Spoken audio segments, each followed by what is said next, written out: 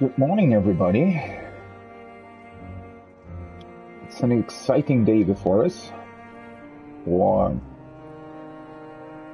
a rather dark one, maybe a better description. A cold one, especially.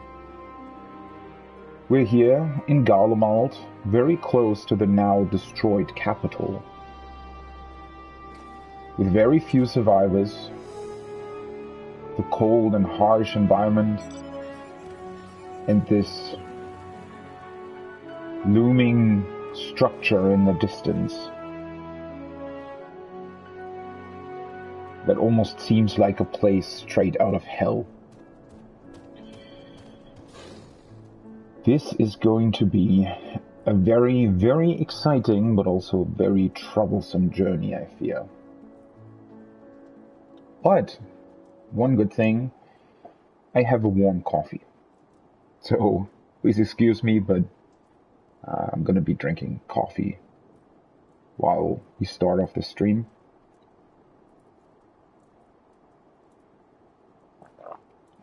It was a pretty long day yesterday. Took us quite a lot longer to finish Thafnir than I had thought, but again, that's good. I want this experience, I want this MSQ to take as long as possible. And the introduction to Garlemald was exceptional. The duty that we did was incredible. Had a lot of new, exciting gameplay features as well.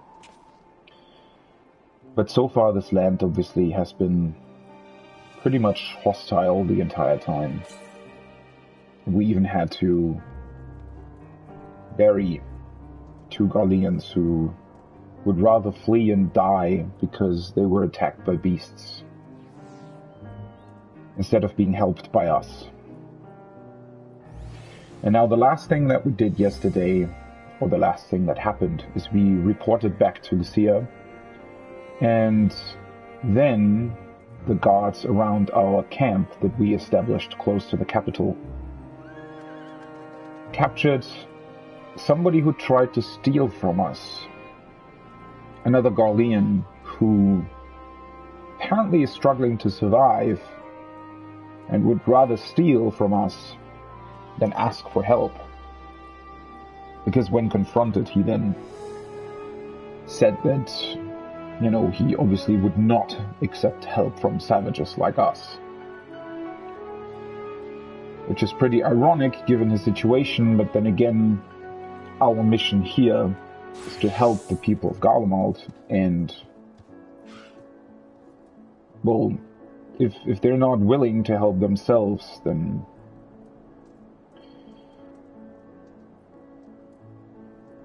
I don't know really what we are gonna do, and if we are able to help them. At least we were able to cure Maximus' friends, the Popularis, who then described what actually happened here, at least to the point where they have no knowledge anymore. So there was apparently a conflict between the 1st and the 3rd Legion after Varus's death about who would succeed the throne, and contrary to what you would think, they apparently attacked each other within the city, destroying a lot of it, which then prompted us to think that they were probably already tempered, at least to an extent, to even conceive of something like that, because they obviously, through that, destroyed the very thing that they are trying to govern, or tried to govern in this case, because it's destroyed now. So, well, wasn't really that good of an idea, obviously, so the conclusion was that they must have already been tempered, to an extent at least. And then the Popularis described that apparently, after a scream from the tower, a very loud scream, they don't remember anything anymore after that. So what we can assume is that that was the moment when they were tempered. Interestingly enough, apparently Garlean radios, with the waves that they are emitting and receiving, work fairly similar to the talismans that were forged for us by Vitra and the alchemists of Ratzatan. So the conclusion is that that's why a couple of people that we found, a couple of survivors, were actually not tempered. Which didn't help us one bit because they didn't want our help. But that might be an avenue to pursue. If we can find somebody who's willing to accept our help and also wasn't tempered because of the radio waves, then maybe that would be a way to find out what actually happened here, and if there is aught else that we would need to know about the happenings in Garlemald. So that's about where we left off. There are a couple of side quests here in camp that I want to take on as well, and then we're going to follow our thief to his friends and see what they are about. And Alfino and Alice wanted to do that, and I'm not quite sure if we're the correct party for this job, because I have a feeling that, much like with the other survivors, this is going to go pretty badly.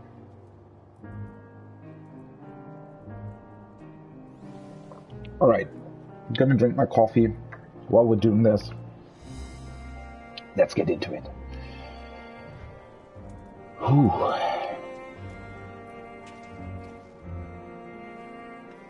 Alright, so this is the main quest that we stopped at, but I saw two side quests here which I want to do first. Or maybe not do first, but at least accept. Under lock and code. I beg your pardon, but I hear you're a man of the world. We've a slight problem and your knowledge might be helped to solve it. Actually, they came to me first, but when it comes to anything other than the martial arts, I'm unable to provide much in the way of assistance. I did, however, offer to find someone who can, so hopefully I may yet make myself useful. The man of the maelstrom is over by the storeroom, no doubt scratching his head as we speak. I'm sure he'd benefit from your wisdom. Yeah, that's what I had hoped, that these quests actually take place in our camp. So this is where we're currently curing some of the tempered Garleans that we captured during the time that we arrived here. Heroes all. Could you spare a few moments to assist me? The situation's rather dire, I'm afraid. Even now, our healers continue to treat the Imperial troops encountered on the Magna Glacius. Glacius. Right, that's what I didn't remember yesterday. It's not Glacius, it's Glacius. Which is a really interesting way to pronounce that. And prolonged use of curative magics has pushed them beyond their limits. To make matters worse, spending so much time around the Tempered, with all their raving and trashing about, takes its toll on their career. Carers. What the hell am I reading? I need more coffee.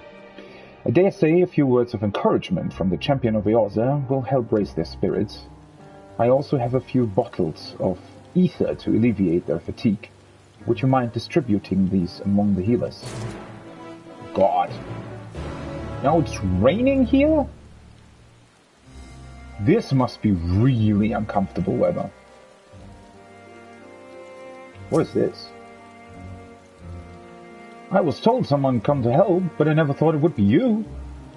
Well, now that you're here, I'd like you to take a look at this container we recovered from the Magna Glacius. It was one of several, in fact, and though we've succeeded in cracking the others open, this stubborn bugger refuses to yield. All I know is a 4-letter password is needed to unlock it. What that might be, I haven't the foggiest idea. There might be someone around here who either knows what it is or can point us in the right direction. Could you try asking around for me? How would anybody know the password to a crate that you found somewhere on the glacier?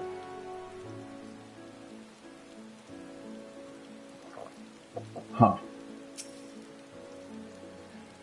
It's only 4 letters. How many possible combinations is that? A lot.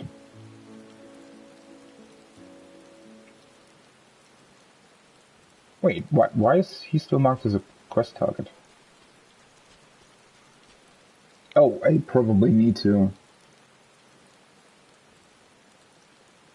No?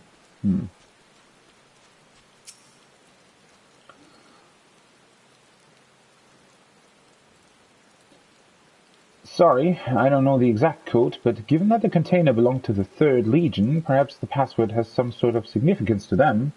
Oh. Yeah, that might be a clue. Do you want to write that down? I don't know.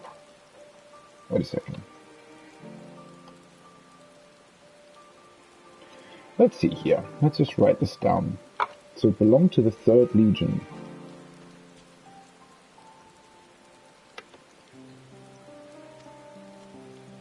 Alright. I don't know if you actually need to remember anything about this. It would be really cool though. Ugh. This place was already pretty depressing all the time yesterday. Now it's raining in this cold environment. Imagine, you know, it being this cold and then it starts to rain.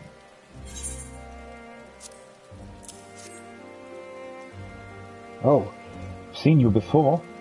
Fought bravely at the Nadam, as I recall. And you come bearing gifts. Yes, treating the tempered is a lot harder than I'd imagined. Before we came here, I'd only heard rumors of the condition, but to see it with my own eyes. No one deserves that. No one. That's why the work we do is so important. Once I have finished resting, as I was ordered, I shall return to the patients. Thank you for your kindness.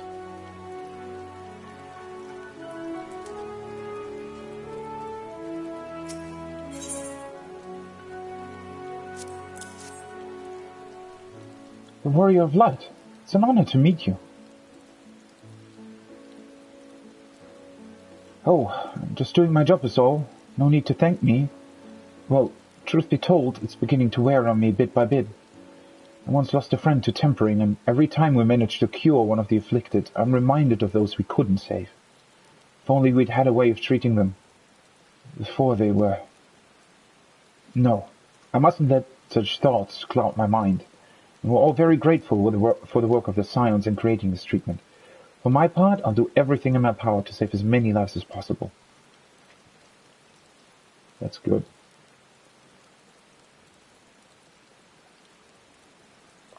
You know, I don't know if this is a coincidence. Maybe to an extent. Although with the current crises and with everything that you hear from like hospitals and, you know, people working in and around COVID patients, you know, this strikes pretty close to home currently, right?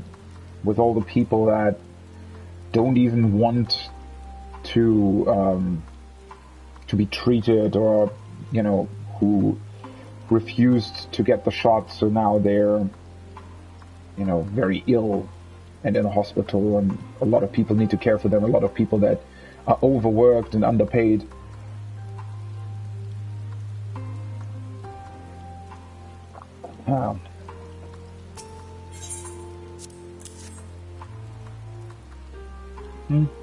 Sorry, I was a bit distracted.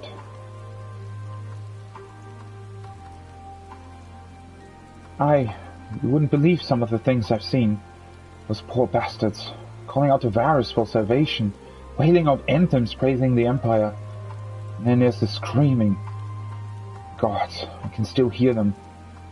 But I mustn't let that stop me from fulfilling my duty. I'll fill my ears with wax if I have to. Once I get this ether down my neck, I'll return to my post. To be honest, that is actually a good idea. I don't know, obviously I've never worked in a hospital or something similar myself, so I don't know, but I'd imagine that I mean, today that might be different, but, you know, if you are in a situation where you'd have people who are, in fact, screaming of pain or because of something else, then, you know, actually just being able to muffle that sound might actually be a good idea.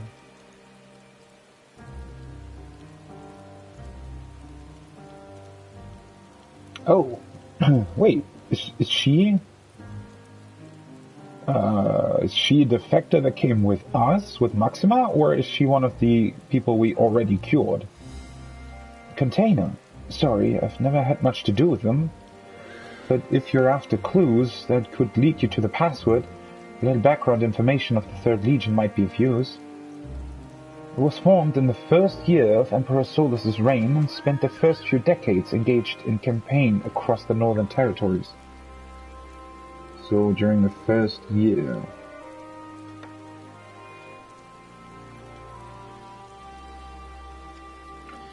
In the 42nd year, for its exemplary service to the Empire, it was assigned a new role, the protection of the capital, a far more prestigious position.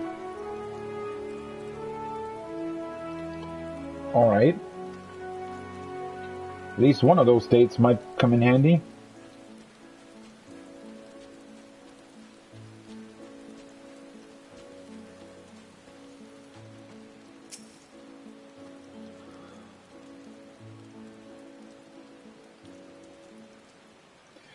I understand it's common for people to choose dates and so forth with special importance as their password.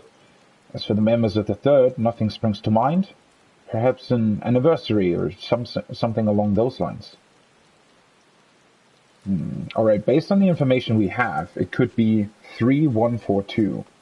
Third Legion that was established in the first year after Solus took over, and then was given the position to defend the capital in the 42nd year after that. Ah, you finished your rounds then. Did the healers have anything to share? It's worse than I thought. Even the Tempered we'd seen in our homelands did little to prepare us for the sheer numbers we've encountered here. Curing them all may appear to be an insurmountable task, but we must try. That's why maintaining morale and the well-being of our healers is so important. You've made a valuable contribution. I'd like you to have this by way of thanks. You know what? If we're going back to talking about storytelling, I really, really like that they're showing you this. Because one thing that I felt was, at first, what I felt was, it felt a bit, I wouldn't necessarily say rushed. I don't think that's quite what I mean, but it was definitely very quick that we discovered the means to cure the tempering.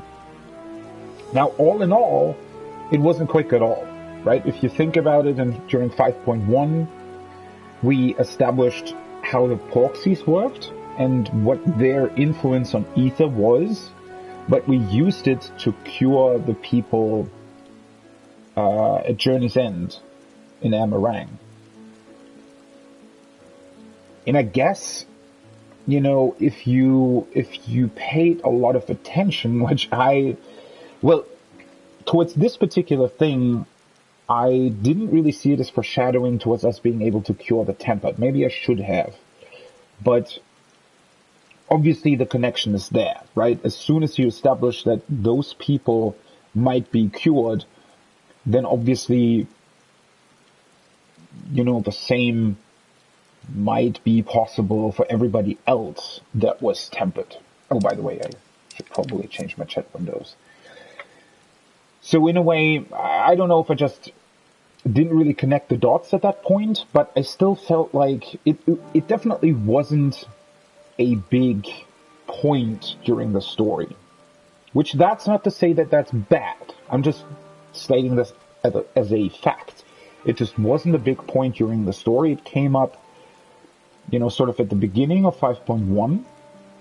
And then it was all more about, obviously, the secret of Bernard and Elidibus, and finding a way to bring the Scions back to the source. And that was always at the forefront. And I think, well, in a way, now that I look back, it is quite good storytelling, because they give you all the clues, all the hints. Hey, we're able to cure tempering here, right? Think about it. This should be possible for other tempered as well. But then they don't really put a focus on that. They direct their focus to the other, obviously more prominent matters and figures and characters. And then, during 5.4, they loop back to it, right? And say, hey, well, we were able to do this on the first, so surely this must also work on the source, right? And we establish how it works.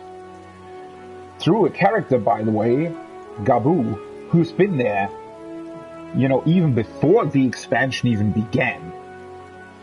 So if you really consider this as sort of a timeline for this particular reason, or this particular chain of events, you can't really say that they rushed it or that it was too quickly. It's just, it felt very convenient, I guess, that we were suddenly able to do it.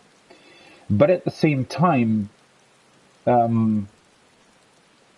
it was established in a perfectly, logical manner. So, especially thinking back on it, it's actually pretty great how they've done that. But I guess it wasn't even the fact that I felt that it was rushed or anything. It was more that,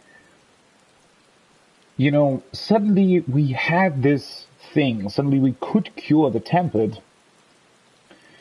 And because of that possibility, and because of how it, sort of ended on a happy note in 5.4, I was a little bit afraid that this threat that we faced for the longest time, basically throughout all of this story, from all of the beginnings of 2.0 onwards, that suddenly this big threat that had always been there, this thing that we just couldn't deal with, was just basically finished in one patch quest. That was sort of my fear, even though the writers actually didn't give me any kind of like the way it was written shouldn't have brought up this fear, right? It shouldn't have I shouldn't have thought that, I think, looking back. But it was a fear of mine that suddenly, this big threat that had been looming all over the place suddenly just wouldn't be a threat anymore and wouldn't play a role. But obviously I should have placed my faith with the writers of 14, because it's still a big threat. And I really like how we're not just all of a sudden able to cure everyone.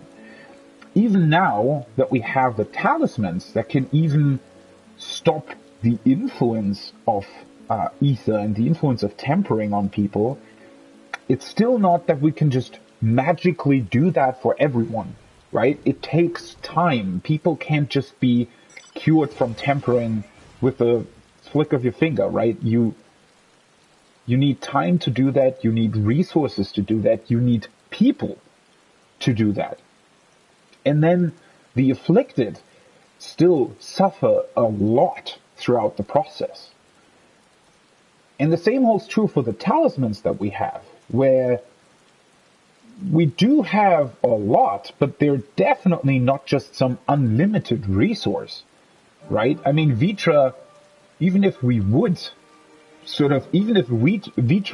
himself would say, all right, I'm going to sacrifice my life to give you more talismans, theoretically we would probably only be able to make 3,000 or something, how many scales he has, right? And then we would be back to square one. We just wouldn't be able to procure more.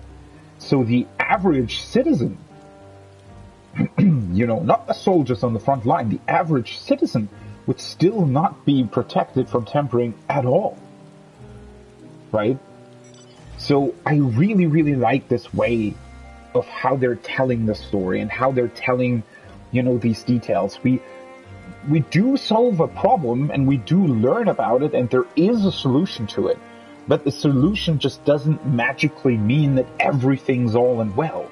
It still takes effort and time to actually put that solution that we have into action. And that's such a cool way. And it's such a cool way to ground these things and to make them seem like they're actual things that are happening through time, which is, by the way, also a thing here in the camp. I really like how they've established this camp, right? It almost feels like you have this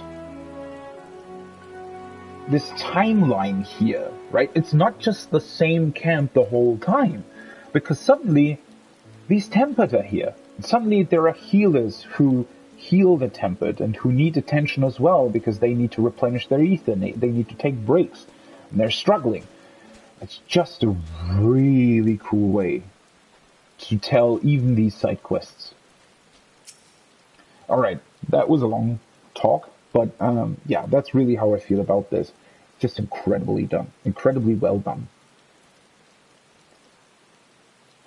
Alright, let's see to the scrape. If this belonged to the 3rd Legion, they'd be the ones to pick the password. Most likely they made it easy to remember. Yeah. By the way, to whoever's watching, don't make your passwords easy to remember. That's a bad password. That information we got about the history of the Legion might be a lead worth following, but we've no way of entering numbers, only letters. Wait, that's it. Garlean numerals. Let's see, if 3 is written as 111 or I, then if I take 4 to 2, hold on, XLII, is that right? With the try, I suppose. Oh, yeah, that makes sense. I forgot that they're in law using Roman numerals.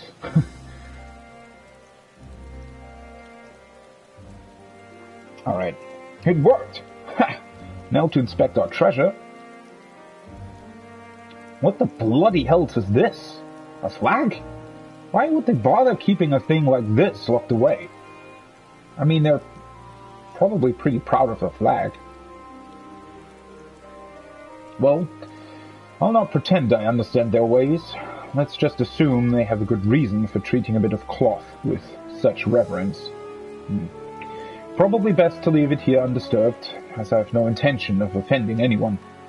Could I ask you to pass on word of what we found? Oh, and thanks for your help. Alright, one thing that I do want to try though, which I completely forgot, was to turn this quest in as a paladin and see if that actually works. If you can still change your job to turn in quests, because that would be pretty cool. Let's see, what are you doing? It's no use taking in all these Garleans if we're going to let them freeze to death. We need heat, for goodness sakes. I knew I should have brought more warming tinctures. I mean, that's just a temporary solution. We need a permanent one. So, first he tries looting from us, and I was inviting you to his headquarters. It's one way of saving the skin. Maybe you should try taking a leaf out of the Admiral's book, like that time she came barging onto the Astalicia, ready for anything we bloody executioners could throw at her. Right, that scene was pretty brilliant. Which patch was that? That's not too long ago, was it? Was that at the end of Stormblood? Wait, what? Was it? When was that? Or was that like a side quest? No, it was voiced, right?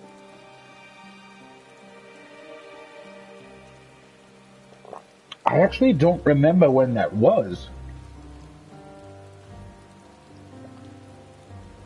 Wait, is that like a job quest or something? Huh. I actually don't remember that. I remember the cutscene when they're like having this duel on the ship in Limsa, and Merlwyb is all badass how she defeats whoever she was fighting against.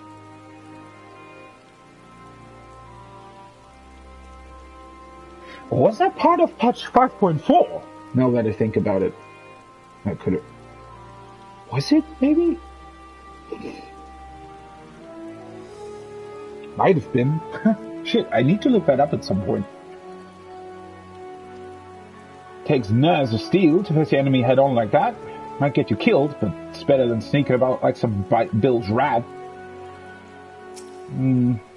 Yeah. Pray give me a moment to finish up designs on the cerulean heater. I shall have it ready before you know it. Truth be told, I've already warmed up after much heated debate with a Luminson engineer. For a mercy, we managed to make an important discovery in the process. I mean, if we get the cerulean working, that might actually be a pretty big breakthrough. Alright, let's see. I'm pretty certain that you can just turn in the quests like this, right? So, has the investigation finally reached its conclusion? A Galdean flag. We'd be wise to treat it with respect. The chain it bears represents the unity between the people of the Empire, a unity that is all but lost. Oh, I did not know that. I was wondering about that. I wonder if there's more information behind that. Because it's 3 chains with the middle part being red, right? I wonder how they chose that. I mean, it makes sense in context, right? It definitely makes sense that it would represent unity, because that's their sort of basic motto. The reason why they were founded by Solus. To think that this banner would be locked away rather than raised proudly, a relic of Garlemald's past. Though they have long been our enemies, to see its people brought so low, forgive me. I've spoken overmuch. Though the search did not uncover any resources to speak of, at least the mystery of the locked container can be laid to rest. You have our thanks. Yeah. Alright, you can turn in quests just by switching jobs shortly before turning them in. It'll stop raining. So I'll do just that.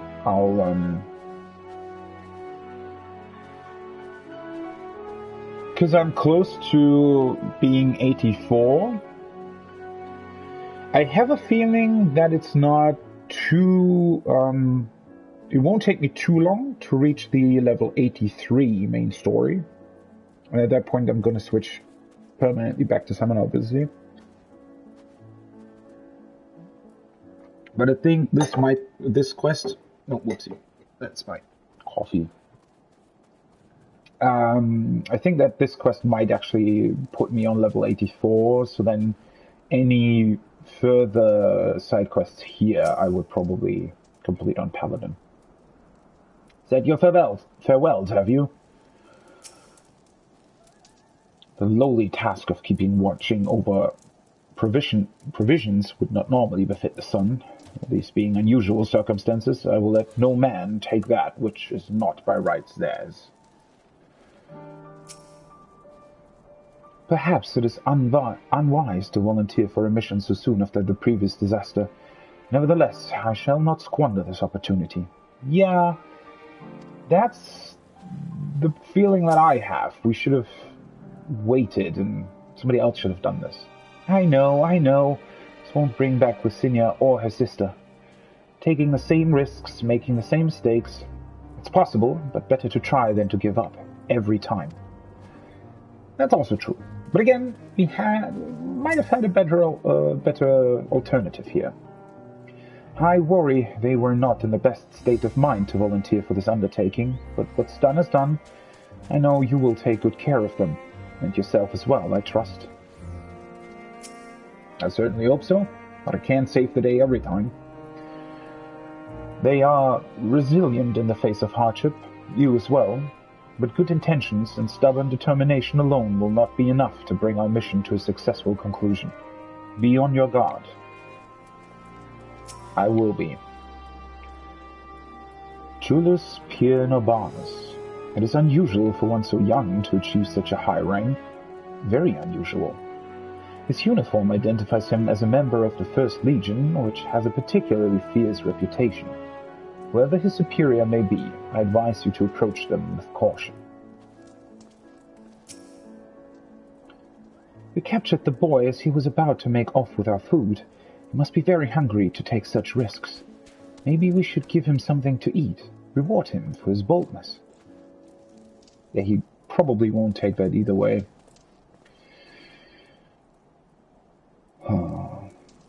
He doesn't even look that young. I mean, maybe he does because of the haircut. I mean, depends on what they mean by young. Could be anything from, I don't know, 20 to 26 or something, maybe, years old. You will be received as invited guests, and so I urge you to observe proper social etiquette and conduct yourselves accordingly. Your safe return takes precedence above all else. Remember this. Thancred, in particular, will be worried sick if you're gone too long. May the Fury watch over and keep you. Yeah, maybe Thancred should actually follow us a safe distance and make sure that nothing's happening. I mean, maybe he will do that either way, but... Are you and the children ready? I'll explain the route once we're outside your camp. If anyone attempts to follow us, we will judge it an act of hostility. We will not hesitate to take appropriate measures. Can you even do that if you already are so desperate as to steal from our camp and don't pay enough attention and get caught? But I can't imagine that they're really in any state to fight against us. I would expect nothing less. You have our full cooperation.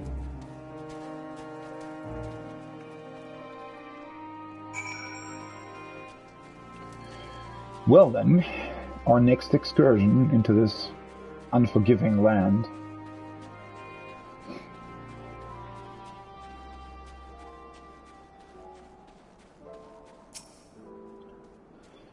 Where do you think the headquarters are? I assume there are a few others beside him and this commander he mentioned. I wonder how many, though. There can't be that many, right? We will do only as instructed. After all, this is what we have been striving for ever since we arrived. Alright, this is far enough. Listen carefully. We head over that hill, then follow the road until we reach Liminal Station 4. Children in the lead, I want you where I can see you. We do have names, you know. I'm Alice, and he is Alphino. And last but not least... me. I hate saying my own name. Where have I heard that before? Yeah, of course they know me. No matter. Alphino and Alice will watch the road ahead while we bring up the rear. I wasn't lying about there being many dangers, so you're to run, not saunter, run towards the station. If you even think about going for your weapon, the deal's off. Should any creatures bar the way, we go around them.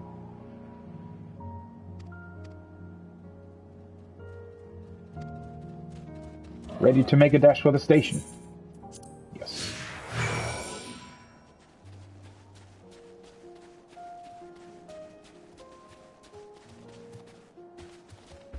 Over the hill. Which hill, by the way? That's the station, right? Or I guess we're going around the hill. What? I would have thought that the bear would actually attack them.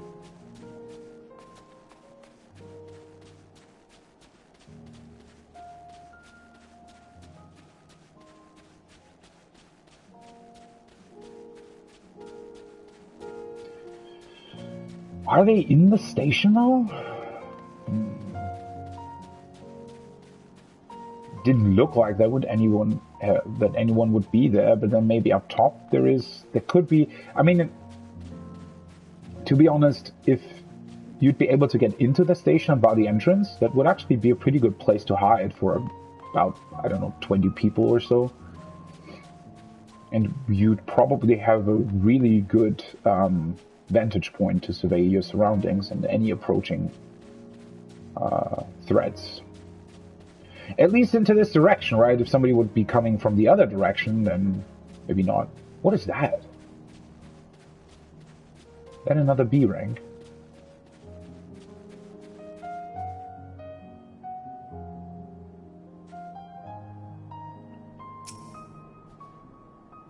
It's nothing like the ones in Danelon. Oh right, Danelon has stations too. Here, I think. Let's see what this is about then.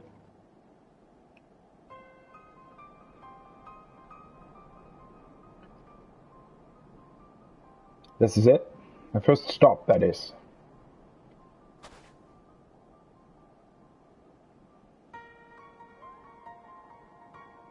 Good. Looks like your friends knew better than to follow us. As if you would be able to spot Thancred. Are these your headquarters? No. We're stopping here so I can check for pursuers. Since it appears you've kept to your side of the bargain, we can carry on.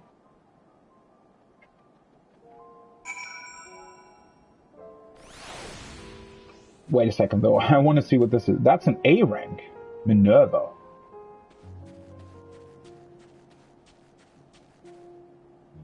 Wow. It looks cool.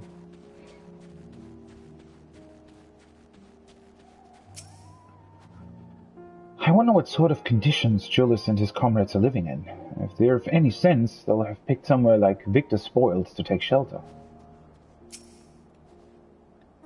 We're getting closer to the Imperial Palace, if one can still call it that. It truly is a terrifying sight to behold.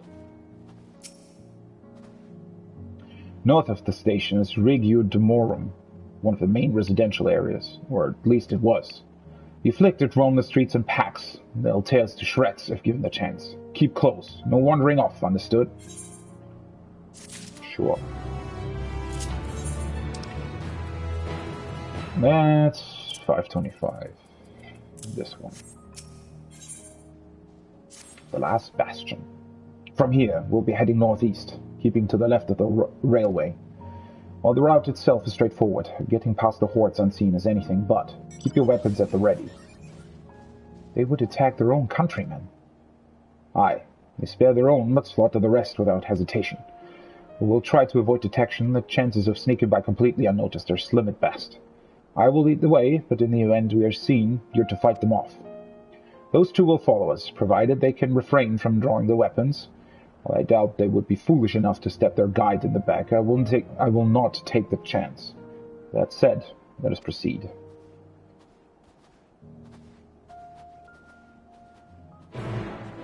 That must have been quite the journey for him to even get to our camp then.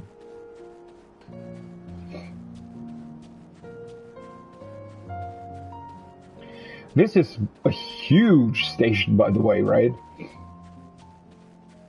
The train doesn't even look that big, considering how, like, the platform is just so high, is what I was wondering about.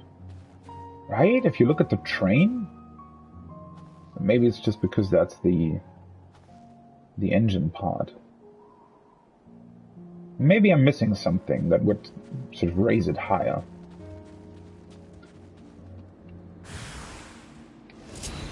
Wait. Forgot to summon my carbuncle.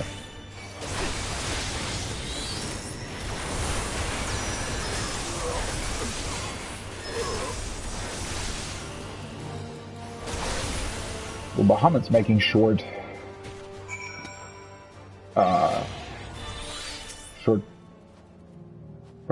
process? How do you say that? God damn it, we're perfectly capable of holding our own. Must stay alert. I see why your comrade chose you. Julius, our contingent has a cure for the afflicted, or tempered as we call them. Your people would need to be taken into custody that we may administer the treatment, but they would eventually regain their sanity. Is that so? For all I know, your treatment would simply force them to forsake one master for another. As far as I and my legion are concerned, they are no longer our people. They're beyond saving. Those who thought differently and tried to reason with them were butchered for their bleeding hearts. Come, we have to keep moving.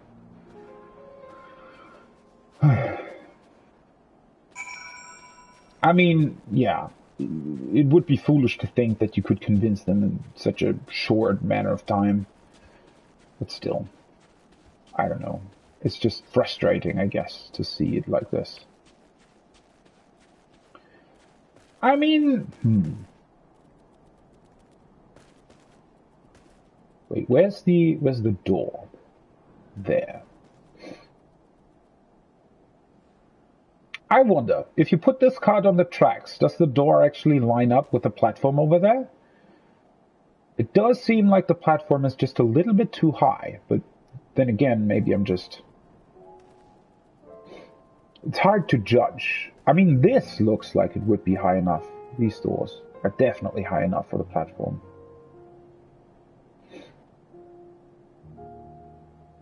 Looks pretty cool. Wait, so this is a steam engine, isn't it? Or something similar to that, I guess. Or it looks like it. It's also got really cool ornaments. I love looking at trains, by the way, if you hadn't noticed.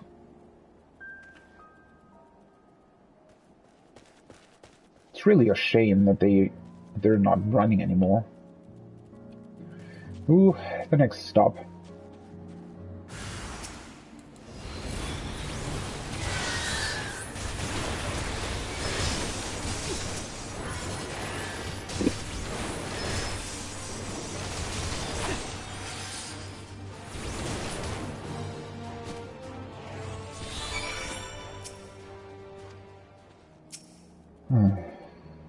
I hate to watch you bear this burden alone.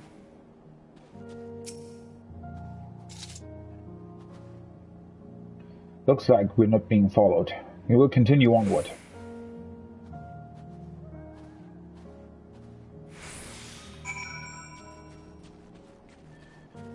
I really don't think that he realizes how strong we are. But then again, how would he?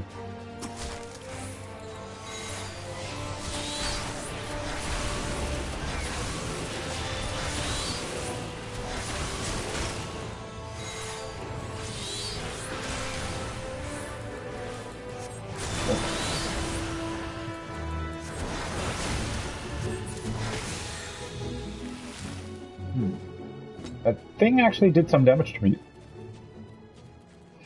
Ah, managed it on your own this time, huh? He truly believes there's nothing that can be done for them.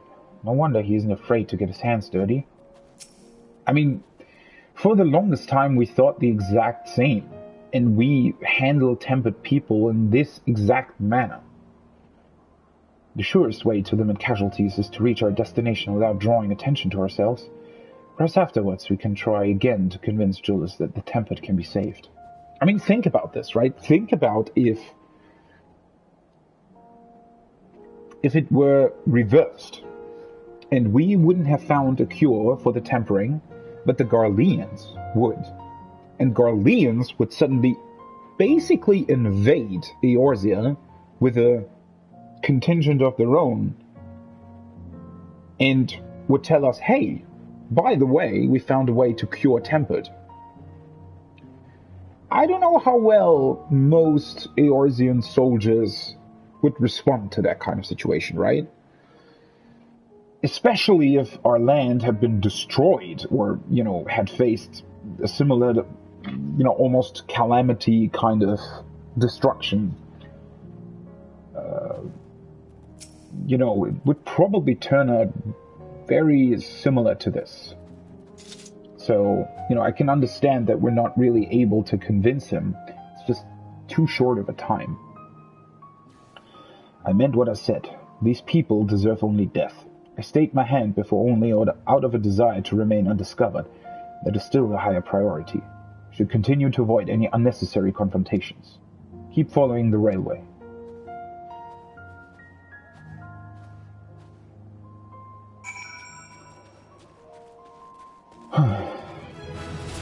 Oh, nice. You discover a new location. Ruin Mastery, huh? You know what? The only problem that I have with a new summoner is that the really cool shit only unlocks on level 86. I mean, it's not a big deal per se. Well, I guess it really isn't, right? I don't think that I'll ever really play Summoner in low-level content. Although, I mean, the only reason why I never played Summoner in low-level content in Shadowbringers, and most of Stormblood for that matter, is because Summoner's AoE was... Well, Stormblood I did.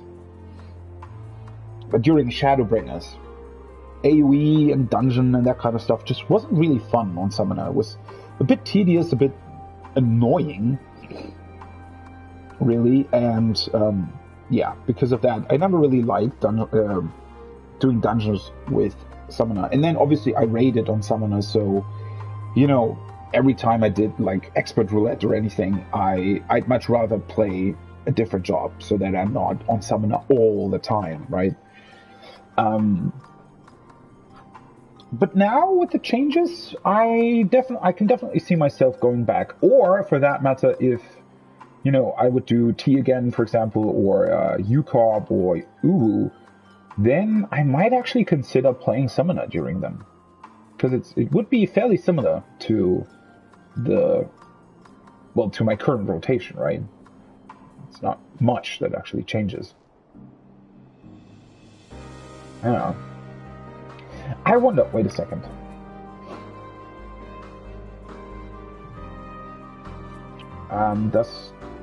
What kind of cooldown does Dreadworm Trance have?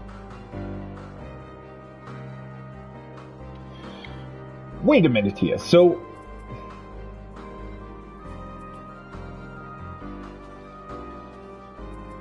Below level 80, you don't have Phoenix, right? Am I missing something here, or... Because you can do Death Flare during Dreadworm Trance, right? But below level 80, don't you enter Dreadworm Trance like every minute? Whereas from level 80 onwards, you alternate between Dreadworm Trance and Phoenix. So isn't below level 80 theoretically a higher potency because you can Death Flare every minute compared to every 2 minutes from level 80 onwards? I mean, I guess it also changes your potencies in another way. I don't... Because Fountain of Fire and Astral Impulse have the exact same potency. And then Bahamut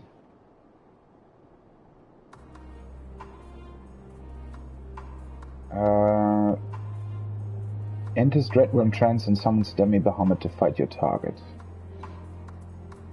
Yeah. You think that's an oversight of some sort? I mean, for level 90, it won't be, I think, because the traits give you more things to play with, essentially.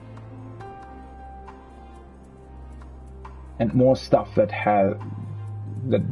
will just straight up have higher potency, I think. Increases the potency of Ruin 3 to 310, Ruby Right to 430, Topaz Right 330, and Emerald Right to 230. Right, so from, like, on level 90, you'll just, across the board, have higher potencies. But what I'm wondering about is level 70. Isn't level 70 Summoner theoretically stronger than the level 80 variant? Or I guess this also increases your potencies, right? So you do get higher base potencies here.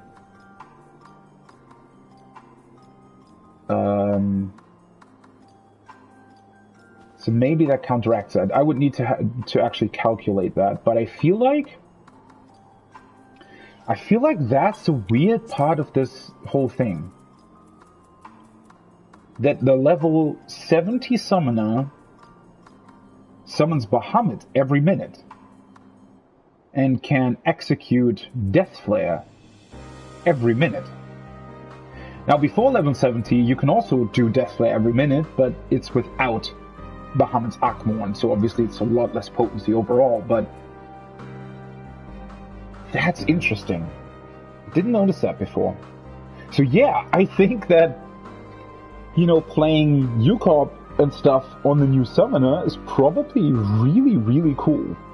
Well, then again, you don't have the, I guess you don't have the double dot thing going on anymore, but I don't know. At least, you know, I'd be a lot more inclined to play Summoner in more low-level content, I guess is what I'm saying, compared to before, because before it was just... It could be very, very annoying to play in lower-level content. Just quickly check who's online. Yeah, a lot of people are online. It's kind of crazy. It's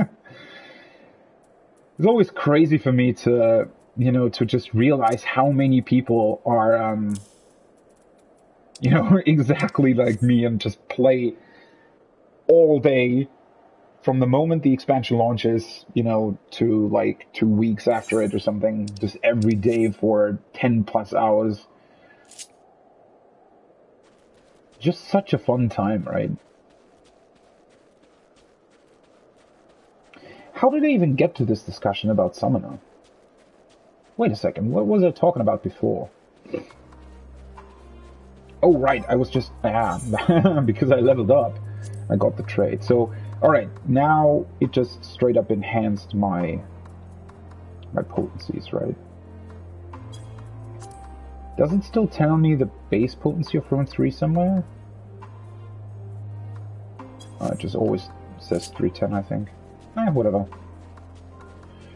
It's also very interesting that they adjust the potencies like this on level 84 for most jobs, apparently. I wonder what that's about. I mean, it's definitely a good way to be able to, I guess, better balance a lot of things, because obviously something like T will require different potency, so I wonder if that's their way of ensuring that the level 80 content still stays on the same level of difficulty as it was before. I mean, doing it this way, what are those things? Holy shit! I saw them. We saw them before in the Tower of Zod, right? They look creepy as fuck. See, this is what I mean. Their ether has been altered to a point where obviously we wouldn't be able to reverse the tempering, right? And I was wondering about that. Like, technically, especially with the really strong inference of this big tower, wouldn't most people here theoretically look like this, rather than being quote-unquote normal tempered? I don't know. But yeah, the whole thing with the potency is, that's, you know, technically if they wanted to, for example, adjust how easy or difficult level 80 content is, they could, for example, make level 80 content, or if for example, there would be a job that is just insanely good on level 80, like Gunbreaker was on 70 back in Shadowbringers, right? A lot of people, or basically every group, took Gunbreaker into the ultimates, into the Stormblood ultimates, because it was just insanely strong compared to the other tanks on level 70.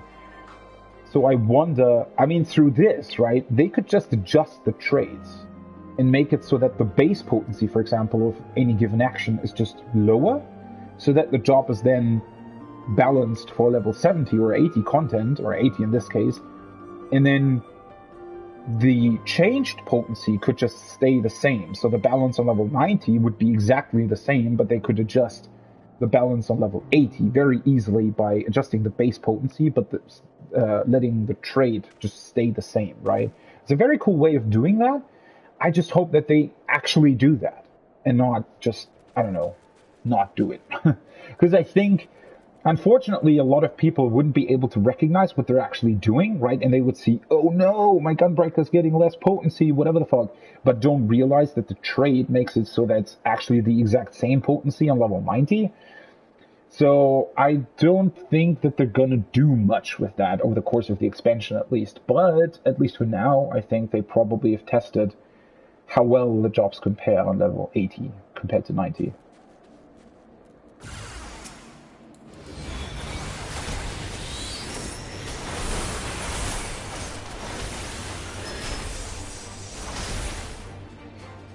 The Arkmon face is just insanely strong. To think they were once ordinary people, and now they're just some weird thing. Such a transformation is likely irreversible. Likely? They didn't have heads anymore. How would you reverse that? Look at what they have become. Just still stand there and claim that they can be cured? Those exposed to a vast quantity of a primal's ether may suffer severe corruption. Even with treatment, such victims are beyond salvation. Then you admit it. Now that you have seen these monstrosities for yourself, perhaps you will think twice before speaking of a cure. Well, there's still a cure for the others, you fucking idiot. Where's that? What? Who is that? Why is there a traitor here?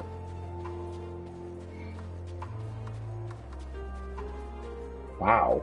I didn't realize we had come so close to the actual city.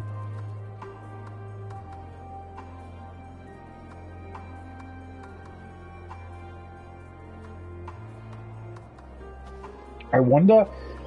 I mean, yeah, I guess that makes sense. I was wondering why there weren't that many buildings out here, even though we were so close to the capital of Garlemald, right?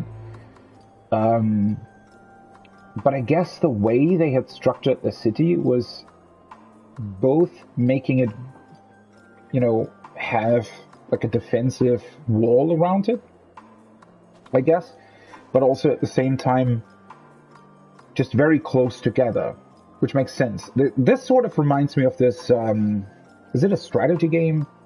A building game, whatever, the Frostpunk game, right? I think it's called Frostpunk? Which is a game where you have to basically build a city and survive in very harsh, cold environments, right?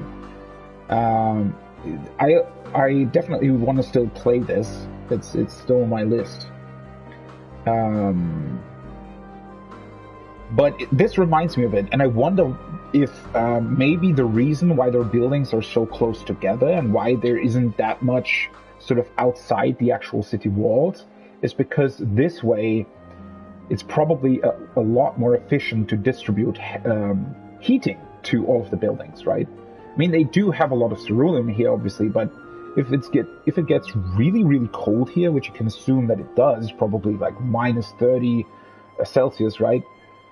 Or even colder than that, then having the buildings really, really close together to make heating as efficient as possible, and just overall needing, you know, less pipes and stuff like that to distribute the heat, probably made sense. It probably made sense to build it like this. And then also, one thing to consider as well is that maybe the actual number of inhabitants in the capital, you know, might not be as big as you would think, considering how many legions and provinces and military presences and outposts the Garleans had, right? So I'd imagine that their capital might have not really even been that big, just simply because of the fact that a lot of their... I mean, think about how big Ilsabard is, right? If you look at the world map. I mean, I know that most of it is still covered in clouds, but just the sheer distance from Alamigo to Garlemald, that's basically all of Eorzea, right? That is the same distance from, I don't know, Thanalan to Ishgard, or even more. Considering that all of that is occupied by the Garleans, and therefore has their people in it, you could, you know, very easily assume that their capital actually didn't have that many inhabitants comparatively, right? It's not like, I don't know, New York or anything. It's more of still a very strong capital, obviously a capital of one of the biggest military presences on the continent, but, you know, it would have made sense not to have, especially in this cold environment, not to have too many, I guess, useless buildings that aren't occupied anyway because the people are, I don't know, somewhere else anyway. Wait a second. What? There is an Etherite on the map here.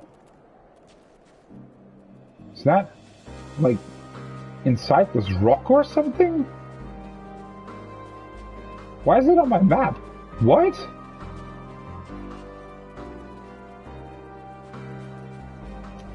Okay. Maybe it's down below. Maybe there's like a cave or something? A cave network?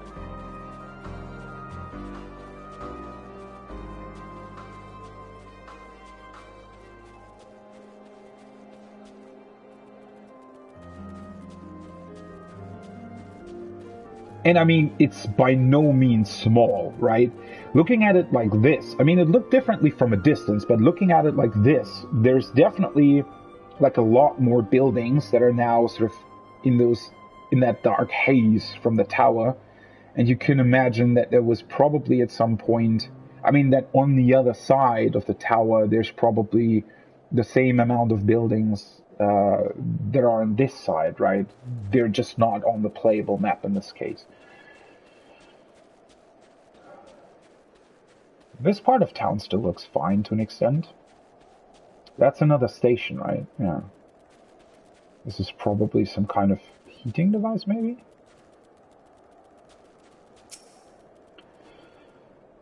Even here in the outskirts, it's plain to see how vastly different Garlemald is compared to other cities. Though I wish there was another way, I thank you for keeping us from harm. We're almost there. You've kept your side of the agreement, so I will keep mine, this way.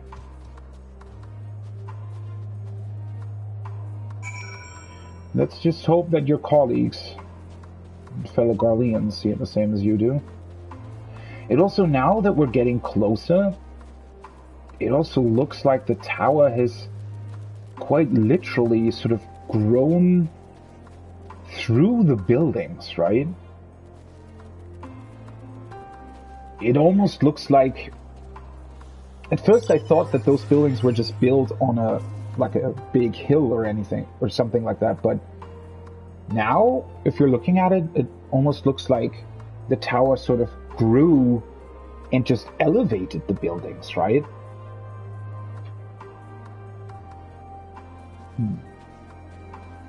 Oh, yeah, this is some kind of underground passage. This is Tertium, one of Garlemald's largest stations. It now serves as our headquarters. I've already sent the twins ahead. I will be with you soon, so wait for me at the bottom of the stairs. It's probably making sure that nobody follows us. Tertium. Wow. Ooh, this is eerie. I mean, I don't know. I guess it's not lit up at this time, right? But this doesn't look very inviting. But then again, real stations like this in the real world also don't really look inviting. What are you doing here? She clearly has no intention of speaking with you. Why aren't you... Shouldn't you all be together? Why are you, like, alone up here?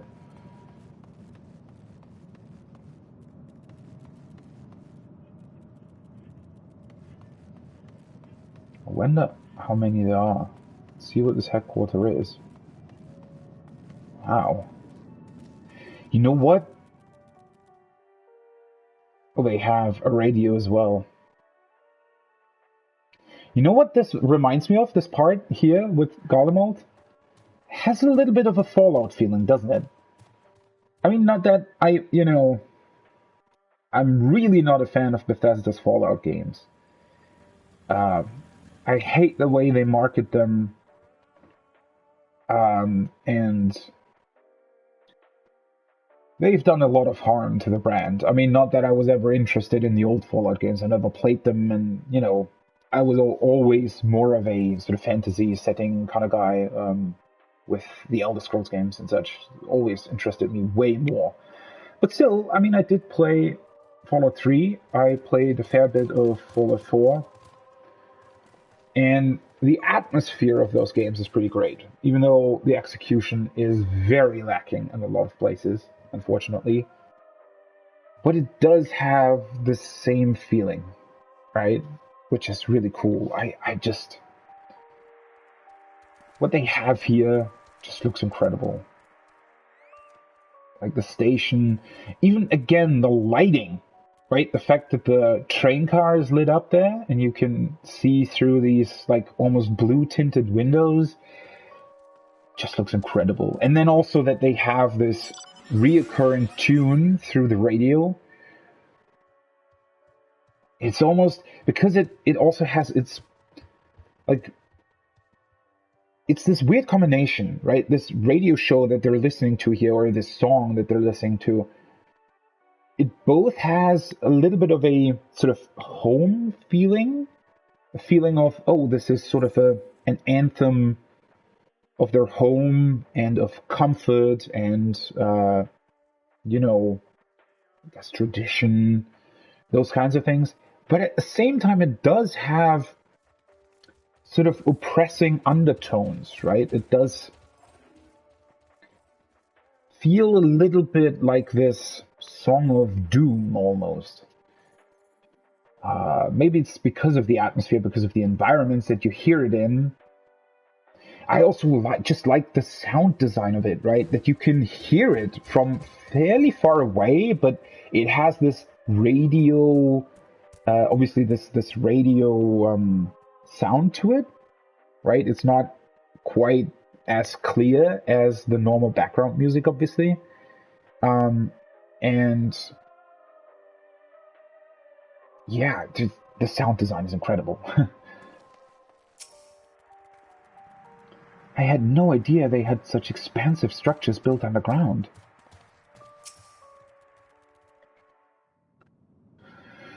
Let's see what this camp is about then. Seeing the Aetheryte here, I have a feeling that we're gonna have quite a lot to do with them. Actually, like, those are real world signs, right? It's plain to see why they chose this as their base of operations. They could have done a lot worse. Even so, I imagine it's not the easiest place to live. It must be fucking cold down here. Well, then again, I mean, with that cold of an environment up top, this might actually be warmer than outside, because it's underground. Indeed, and if Julius was willing to make the perilous journey to Camp Broken Glass in search of food, their own supplies must be all but exhausted. But again, as I said, this camp and these people don't look like they are in any kind of condition to put up a fight against our contingent. They would just be wiped out if they openly attacked us. They may be shielded from the wind and snow, but it's still bitterly cold. Much like Victor's spoils, it must be a constant struggle to keep their people warm. Lower your voices. While you may be here as my guests, the others will not take kindly to your presence. My commander's in the locomotive over there.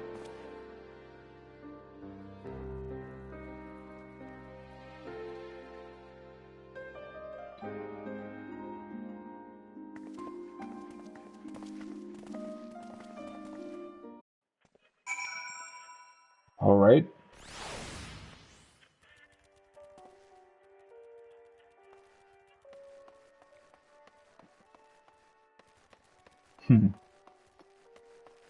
I really like that they actually let us like walk through these carriages and see them from inside. Oh, they have like a wooden.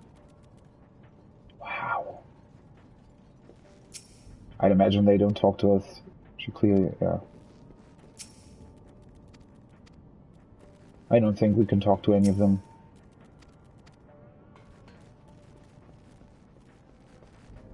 So let us continue with the story first. But I just... I love seeing things like this. Not necessarily because I love trains, but because this just shows you their normal way of living, right? You can stand here and imagine them, during a normal day. These trains running all the time, every 5 minutes there's a new train approaching, and a lot of people bustling through the station, right? Getting to work or coming home from work. These stations and trains probably also connect the cities in Ilsabard, because there are these great distances, right? I'd imagine that they build these trains in order to be quick with their journey to other provinces and such. I do wonder why they have aetherites, though. Oh, you know what? When I saw the first aetherite, I thought that the balance of it was just off. But now that I look at it, I think the aetherites actually work with ceruleum. Or maybe they are crystallized ceruleum or something? Because technically ceruleum probably also is just... It must have some... At least to our knowledge, right? Ether is in everything. So I'd imagine that ceruleum just has an abundance of some form of ether that can be extracted very easily for the means that the Galleons use it for, right? So, yeah, I actually think that these aetherites run with ceruleum, and that's why it's not responding. And that's why it looks like that, with this blue tint. Because it's maybe crystallized ceruleum or something.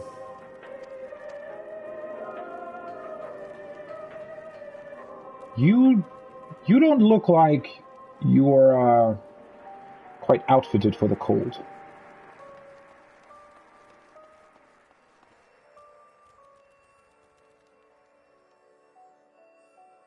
These tracks are also huge. Why did they build so big of a structure? I guess it just means they can transport a lot more, I'd imagine.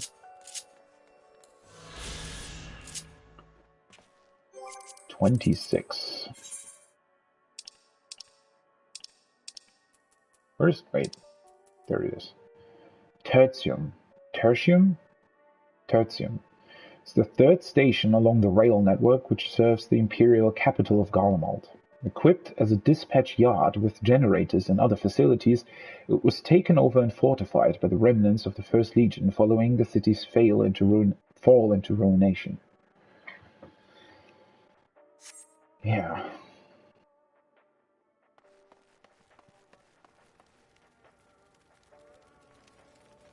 Wait, what is that? Looks like there's steam rising. Oh. Huh, that looks interesting. Yeah, so somehow it looks like they're using... They also have ceruleum crates, apparently, but it does look like they're using the aetherites as some sort of ceruleum storage, maybe? Didn't notice that before.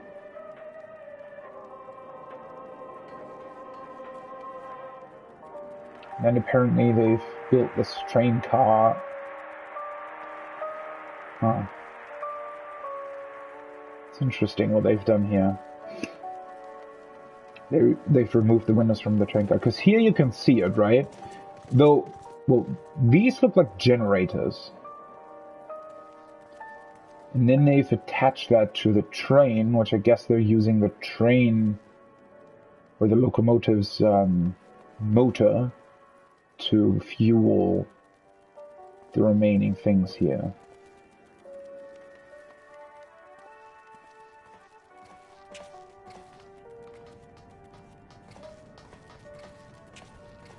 Imposing command. Oh! I recognize this place. This is from the trailer. Yeah, you don't look like you're outfitted for this cold either.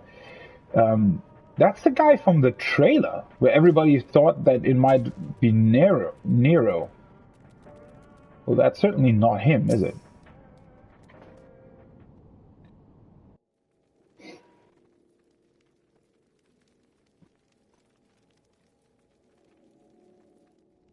These are their chosen representatives. Very well. Let us hear what they have to say. Huh. Yes, sir. So that's a former commander of the First Legion. I present to you our commander,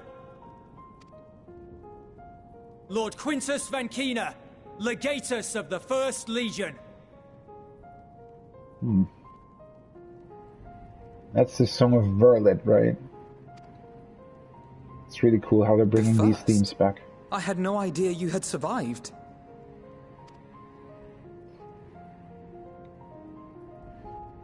We lost our Emperor, our city, more than half our troops. For my wounds, I may never take the field again. But we survived, aye. In a manner much to your liking, I dare say. What do you mean by that? We have no intention of adding to your misfortunes, nor do we bear you any ill will. Spare me. Though you children may speak in earnest, overtures of peace ever ring hollow in my ears. So long as man stands to profit from his neighbor's suffering, war is inevitable. Is it though? I would say that the first part of the sentence is true. That, you know, but usually, at least nowadays, in our world, what usually happens is that if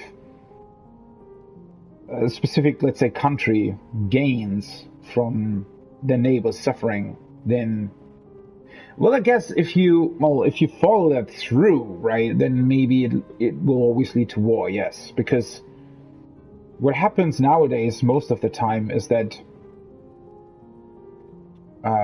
you know, the neighbor suffers because the other country is extracting resources from their neighbor, right? And trading in a way that only benefits them.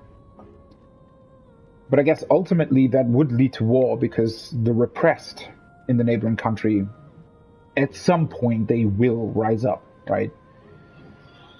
Huh. But that's a discussion for another day. Driven from our ancestral homeland into this blasted waste. Yet still you yearned to rob us of our paltry scraps. Not really. I don't know, I've never heard anyone in Eorzea mention that they want to take over Garlemald. It was only with Magitech that you learned to keep your distance. Though we knew it was only a matter of time before you regrouped and returned. Conquest and Empire were our only defenses.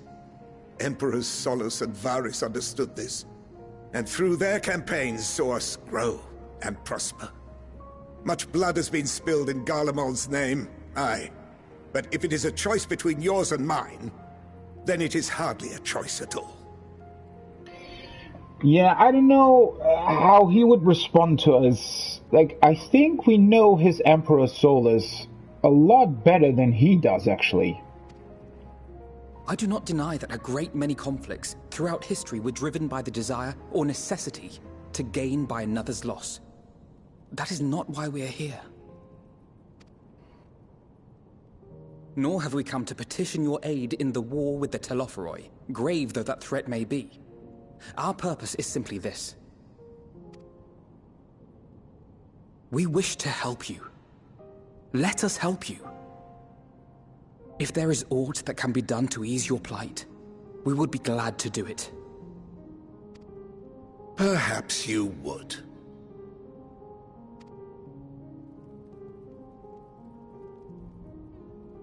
But regardless of the ideals you espouse, your leaders would not send an army into Garlemald if they did not stand to benefit.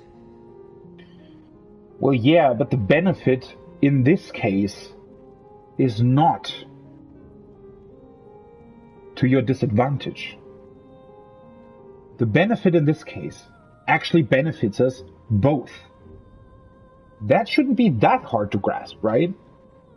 If we accept their aid, they will expect their efforts to be rewarded once the Telophoroi are no longer a threat. Yeah, rewarded by us finally living in peace. I guess, After compensation and concessions, the great empire would be brought to heel. Her enemies rejoice at her downfall.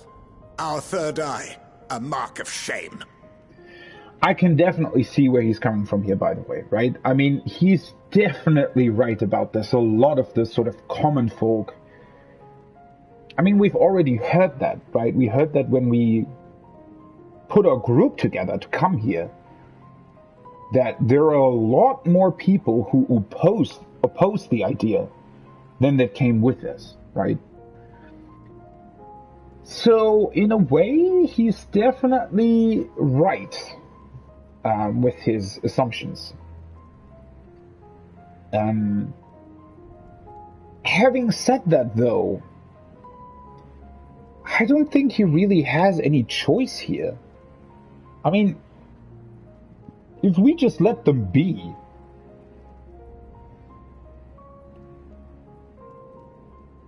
do you really think they would survive? I mean, well, yeah, they probably would. And then maybe in 50, 60, 70 years, the Empire would rise again. We won't stand idly by and let your people be humiliated. And we're not alone in that. We only want to make a difference. To make this world of ours better. Surely you can understand that. What I'm trying to say is, there are so many people who just don't care about making you suffer. And maybe that's almost insulting after all the suffering you feel the world has subjected your people to, but believe it or not, that's the truth. And now we're here, and all we're asking is for you to tell us what you want, what you hope for.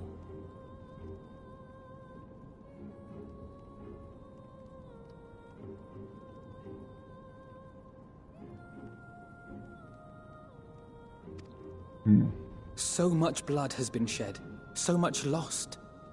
All because of this endless war. Who wouldn't want to end it? Yeah, well, that's a difficult... That's not exactly what he said, though, right? It's not about ending the war. It's what he expects will happen after it ended. Because this situation is... interestingly enough, a parallel to Europe after the First World War. And also, I'd imagine, probably has many other similarities to many other conflicts throughout history. I guess, even more recent conflicts in Ukraine, for example, or in Yugoslavia. The reason why these conflicts erupt most of the time is because there is a lingering resentment towards neighbors because of things that happened before. So even, again, considering the First World War, the second one was essentially a direct result of that, right? Was because after the First World War ended, the way the countries dealt with it, and the victors, so to speak, dealt with Germany in that particular instance, basically already set the stage for the Second World War. And obviously that's not saying that anybody was, had the right or anything to go to war. Nobody.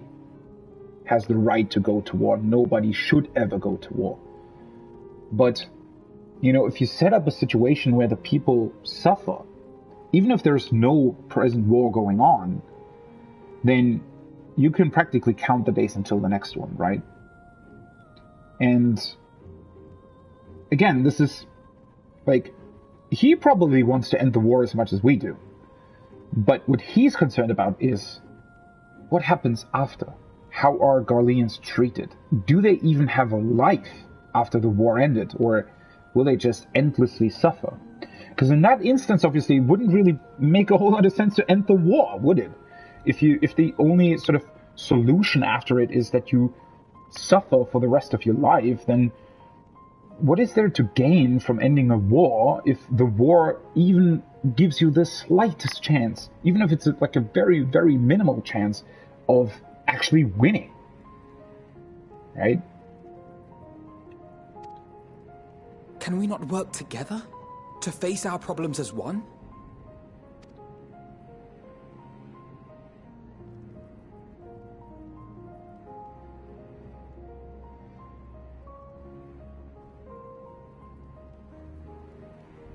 Answer me this, young peacemakers. If a world without conflict is your desire, why reject the unity and prosperity of Garlemald? Because it would bring to us exactly what you just described for you. Is it because we do not share your faith? That we do not share your heritage? That our ideals and virtues differ? That we cherish and hold in the highest that which you do not?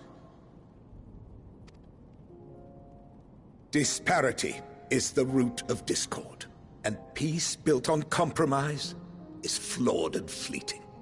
Happiness for one and all is a dream, and the reality is that to the victor go the spoils.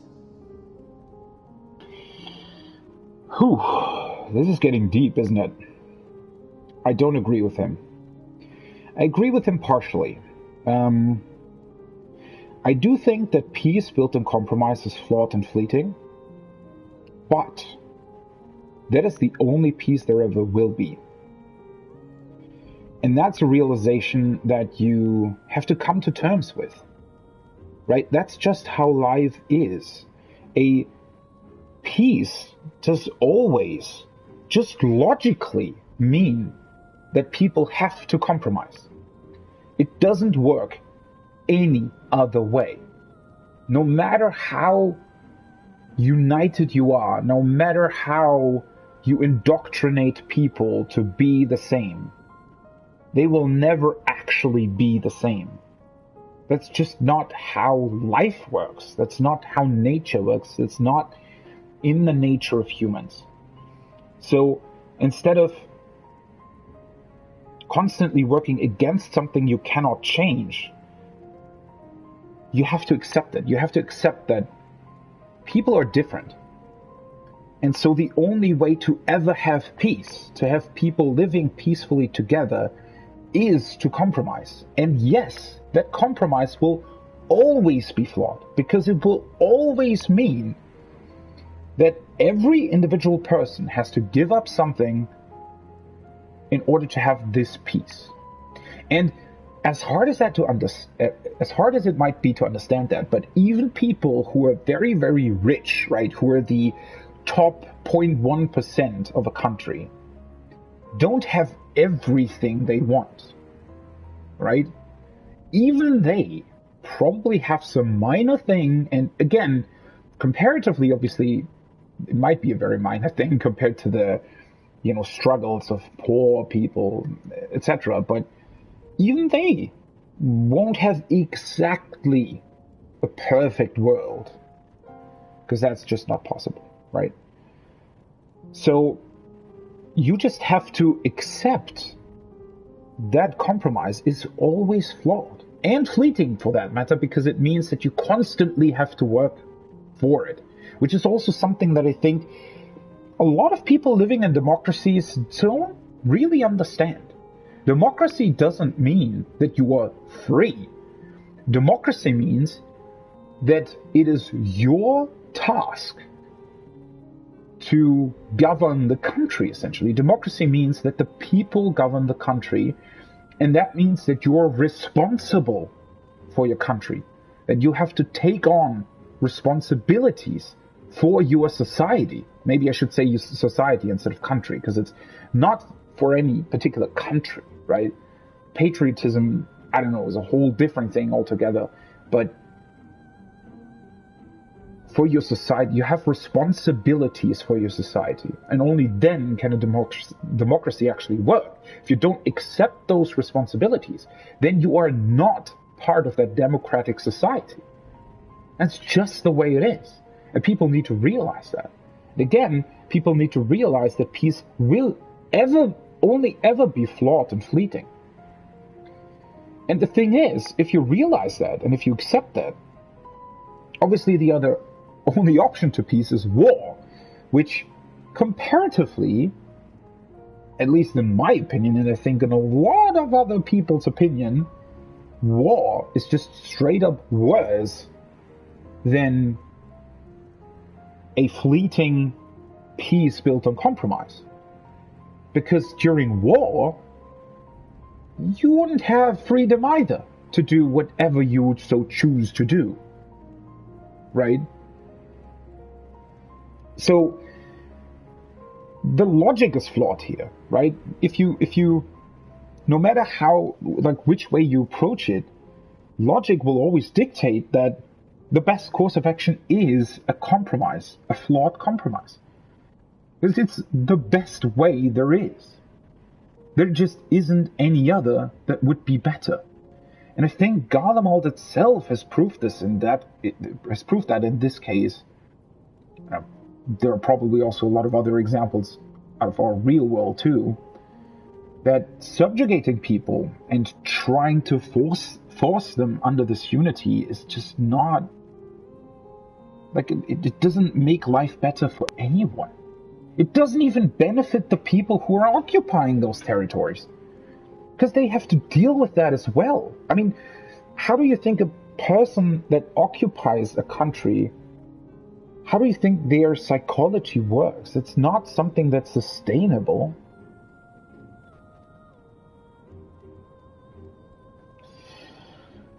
This is... Let's see how this... That is why we Garleans will never submit nor surrender. For freedom and for pride, we will remain true to ourselves until the bitter end. That is my hope. That's a doomed hope.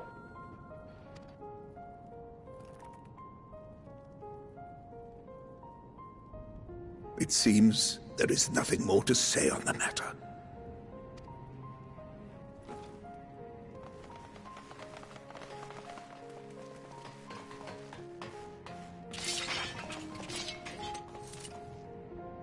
That's not a very bright idea. You will remain here while I decide what is to be done with you. Do not be alarmed. No harm will come to you if you cooperate. Yeah, I can see that.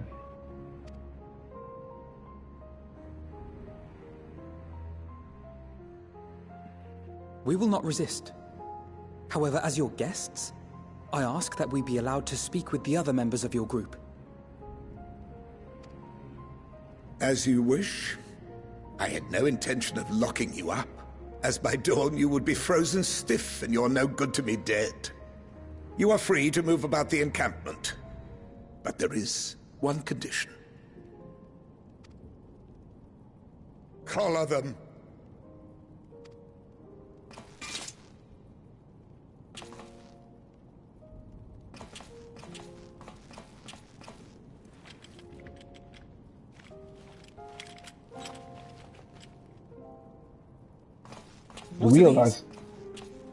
Realize I could just wipe them out in an instant, right? Incentive. You'll be watched at all times. Stray too far or act suspiciously, and we will administer a rather painful shock. Yeah. Great. Stop! Keep away from that one.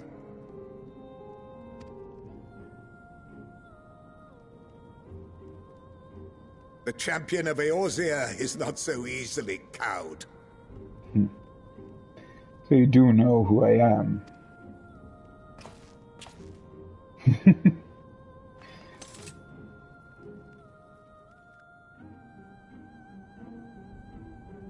Even if he allowed himself to be collared, the shock would be no more than an itch. No. If he refuses to obey, we will activate the twins' restraints instead. Well, at least he's clever.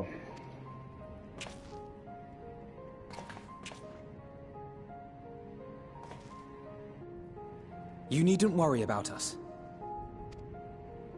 We'll forget we're even wearing them soon enough. Well, I do hope so. Even now, you still... Why go to such lengths? What is it all for? Have you never asked that yourself? Like, why are these people always... They ask the right questions, but they never ask the questions to themselves. They ask these questions to others, but they don't have an answer for them if they would ask them to themselves. And, you know, this is nothing against the game. This is like it is in real life. There is so many times, and especially currently you can see that, where people are, you know, spewing the dumbest shit that they can think up in their dumb brains into the void. And if they would simply ask the same questions that they ask others, or their political representatives, or whoever the fuck, right? If they would just ask those same questions to themselves, and would actually be honest with themselves, and try to honestly answer these questions, they would immediately come to the realization how dumb these questions are. And I honestly don't understand how people, and this is all kinds of people, by the way, even people who are, like, even me, right? I'm not saying that I'm, you know, perfect here either. You know, there are so many people who you look up to who are very bright and intelligent and, you know, respected in their field of science, for example, or whatever, who still sometimes exhibit sort of the same flaw. It's almost as if humans are sort of, if our brains, it's as if our brains, and maybe that is the case, right? We're maybe biologically sort of set up to, I guess, look outwards first and inwards second. In these regards, that is, right? Because there are other things, I think, where people look far too much inside rather than looking for, you know, what's the word? For potentially negative outside influences, right? I mean, that's why so many people have depression, for example, is because they look only to themselves and don't realize that their suffering isn't of their own making and that they are not responsible for it, right? But in this case, for some reason, people look too much to the outside and not enough to the inside. Or maybe it's that, I don't know, maybe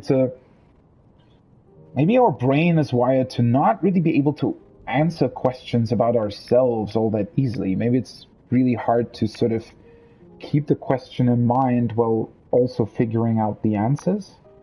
You know, maybe this sort of conflict with yourself is something most people struggle with. I don't know, honestly. I mean, I also don't know that much about neuroscience, for example.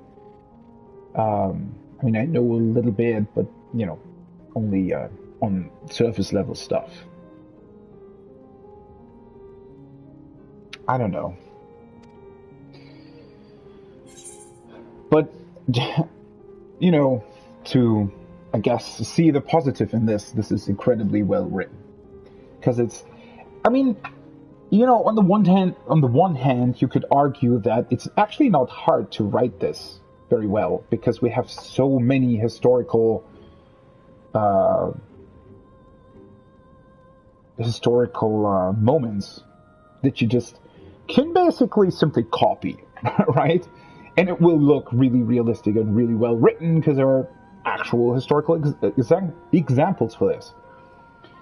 For some reason, though, a lot of stories don't even bother to do that. So it's, you know, it's just really great how much time they commit to telling this story and telling this story in a way we can really see the conflict and the problems that exist.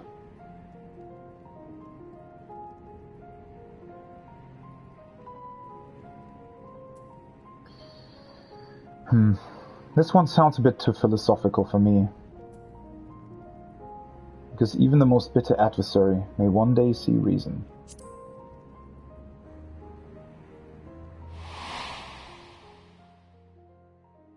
Right? Emmett Selk realized that all too late.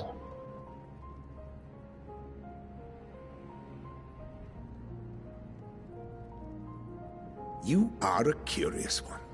A far cry from the merciless barbarian others paint you to be. Well, that shouldn't really come as a surprise to you, should it? If you actually took the time to learn about the enemy that you're constantly facing.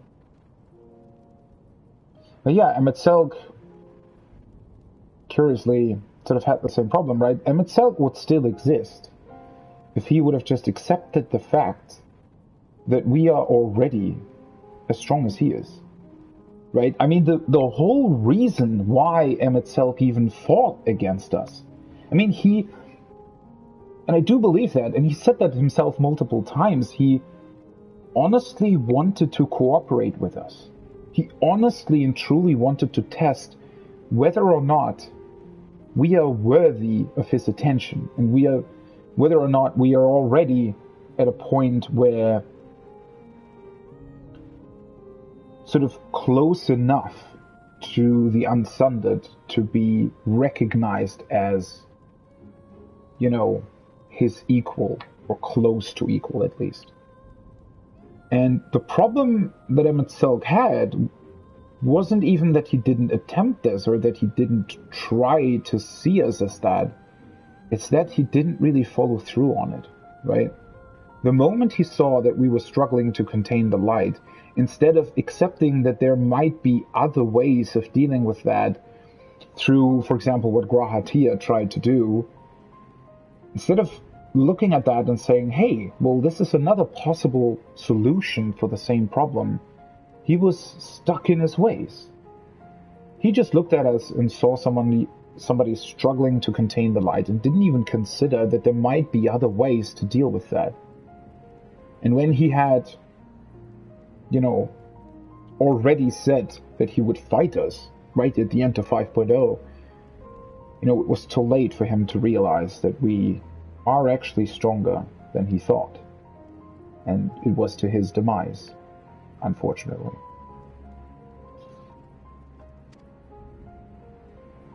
You will be their warden. Take them away. Yes, sir. Poor Julius. I don't think that he really intended that to happen.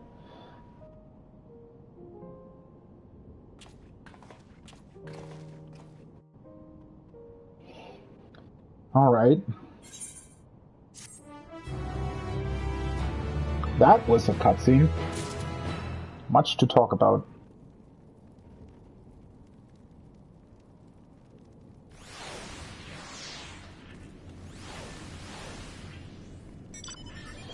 So I guess we're not allowed to leave this place then? It's interesting.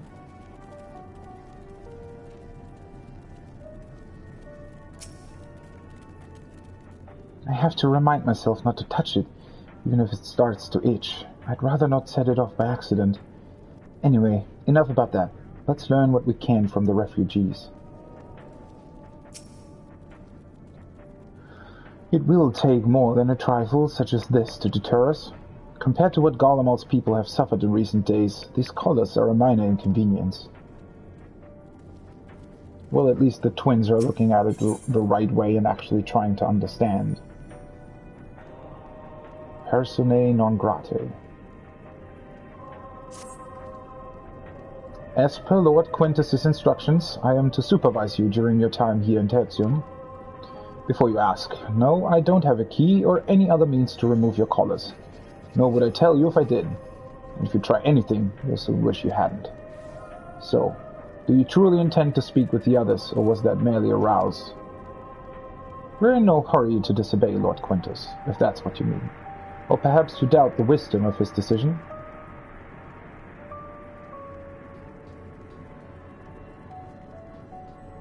Do as you will, but remember, I'll be watching. If I catch wind of you doing anything untoward, trying to trick our people into turning their coats and the like, those shock collars will be the least of your worries. Understood? Though we are somewhat compromised, to put it lightly, let's not waste this opportunity. I suggest splitting up and learning what we can of their situation. Above all else, don't use magics of any sort. Maybe I should... You, on the other hand, may go wherever you wish, even outside the camp. I know full well I couldn't stop you if I tried.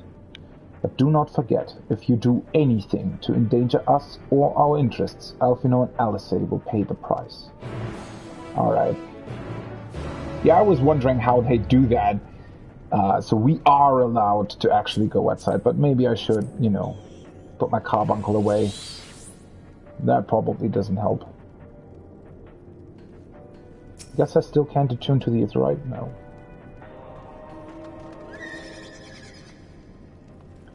So now I can talk to them, I guess?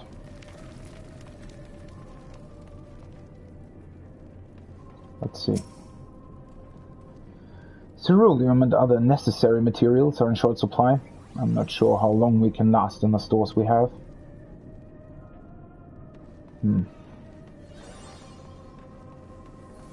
Interesting that he gives away that information very readily. It's you! Octavia? I served under Lord Gaius in the 14th Legion. I was there on the night the Praetorium fell. Oh. You and your adventurers. You killed them. My comrades. My friends. Swept them aside in their dozens, as though they were nothing to you. Maybe I am too. Just another faceless enemy to be cut down. But it won't be long until our countrymen return. Till you get what you deserve. Mark my words.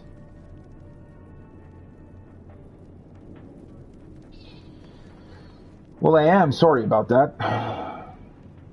Well, I'm actually not. I don't think I am. I don't think I can be, really. I don't know them. So cold. This young soldier is on the verge of losing consciousness. Holy shit, maybe somebody should help him? Go to the frickin' fire!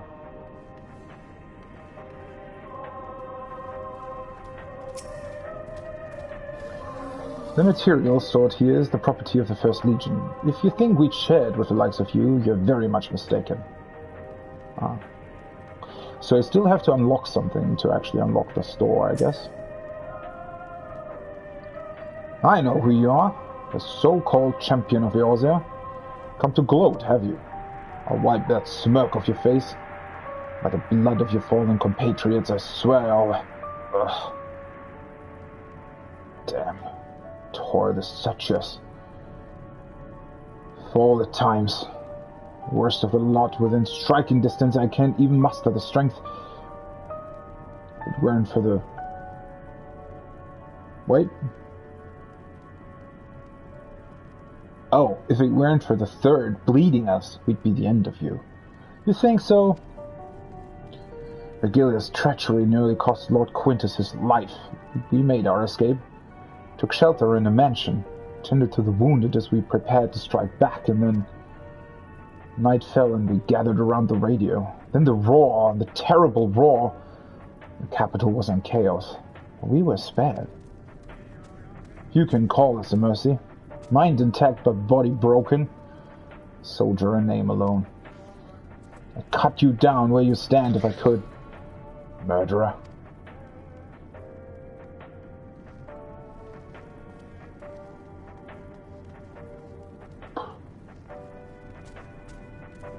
I mean, they're right.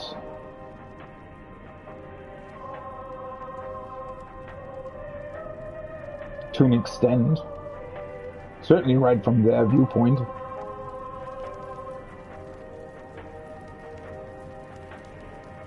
If we had tried to understand the Empire better from the beginning, then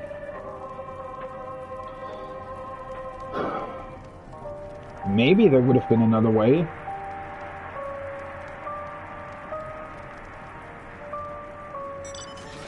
I don't know, I'm trying to think if there would have been a better way to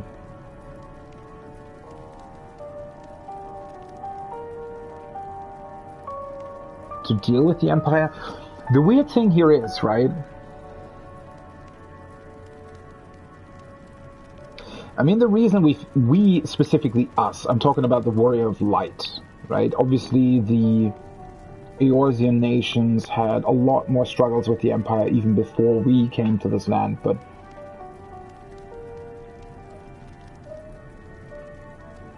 you know, I mean,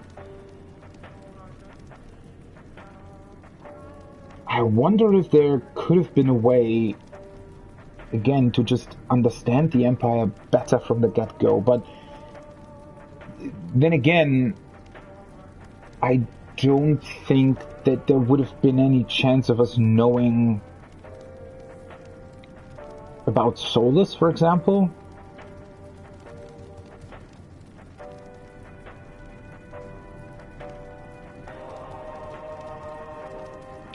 I don't know. This is one of these moments where you kind of wish to be able to go through the whole show, and I wanted to do that for you know, for the longest time, to go back through the story and, you know, uncover all the little details and all the questions and, you know, that we now know with this new perspective on the story while actually replaying it.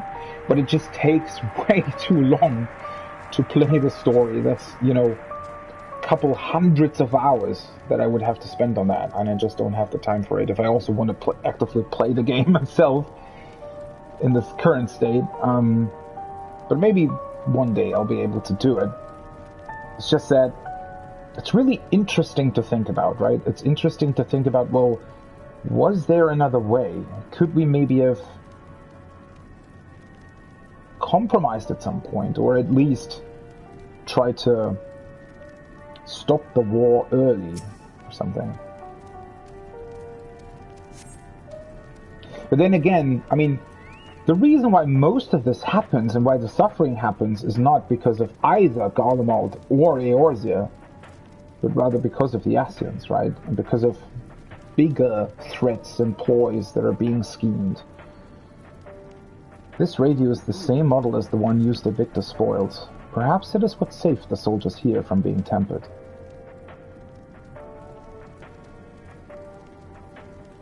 It probably is.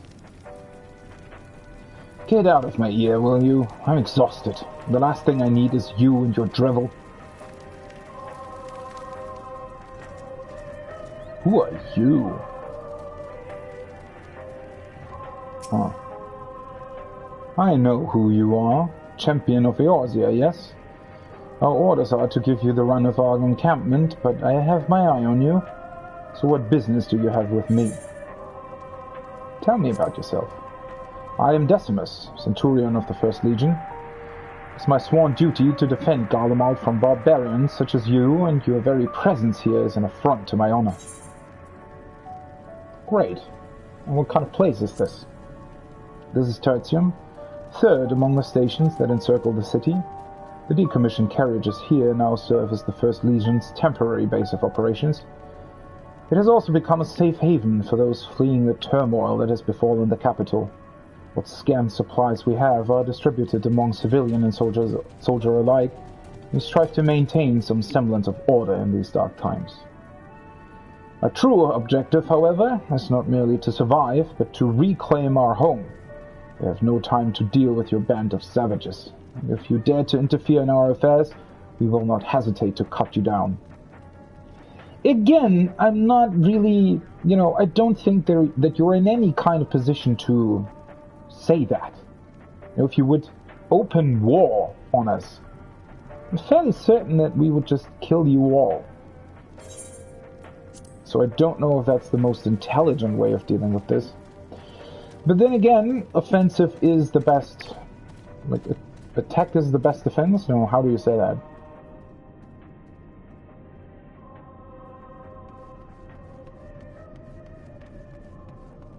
So, them being, I guess, fairly hostile towards us is also a kind of defense for them, because obviously then they hope maybe that we won't attack them.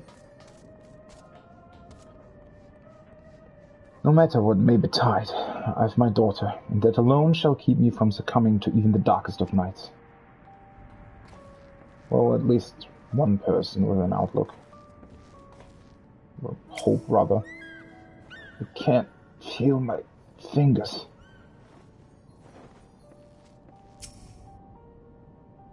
I've never been this cold or this hungry in all my life. Golomalt was built on a frozen waste. The city itself was always warm, inviting place. Now all we once had is in ruins.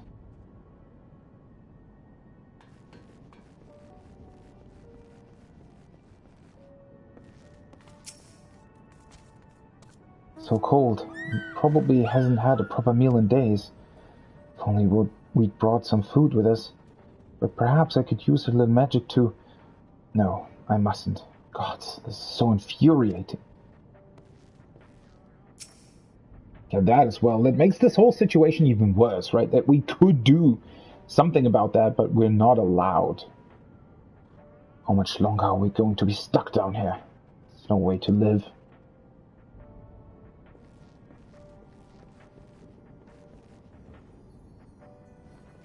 Well, that's a healer, I guess?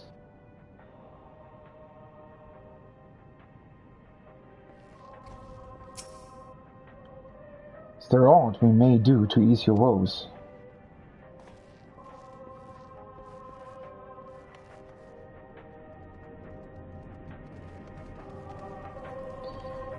I think I've talked to everyone. Except you, of course. You came with Julius, didn't you? Well, whatever business brought you here, you'd best keep your hands off that aetherite. Deactivate it, but I'd rather you didn't mess about with it. There are others throughout the city, built by Garleans for Garleans. They teleport all over in the blink of an eye, provided there was a terminal nearby. These days, however, we use the aetherite's power to keep this place lit, but that comes at the cost of its normal function. Ah! So I was sort of right. They do use the aetherite, which, again, I suspect is running with ceruleum somehow, or storing ceruleum somehow. That's why I can't teleport. So usually they use these, I guess, ceruleum-powered aetherites and can teleport, but only with, additional Magitech devices. Instead of just, channeling ether.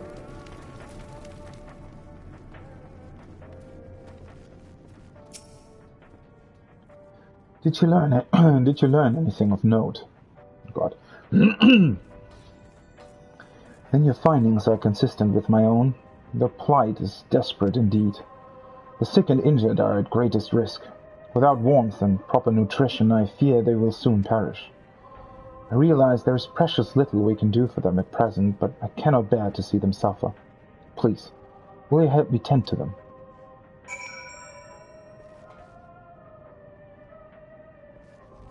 Flavius? Let's see what I can do.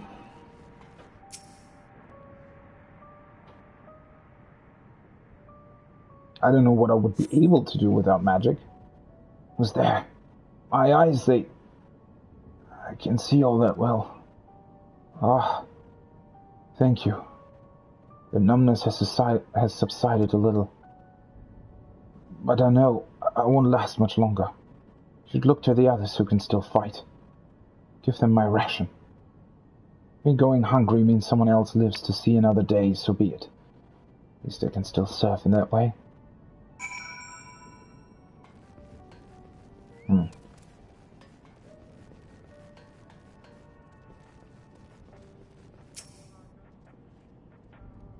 So those you met fare no better. I was afraid you would say that. I know we were warned against meddling in their affairs, but we can't leave them like this. Perhaps we might gain permission to have the contingent deliver supplies? Quintus may have made his feelings on the matter quite clear, but even he must recognize they are not in a position to refuse help. Maybe Julius could persuade him, but we'd need to persuade Julius first. Yeah, I don't know if that's really the best idea.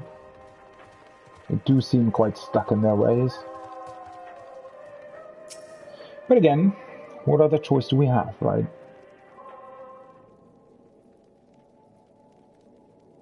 Well, seen enough.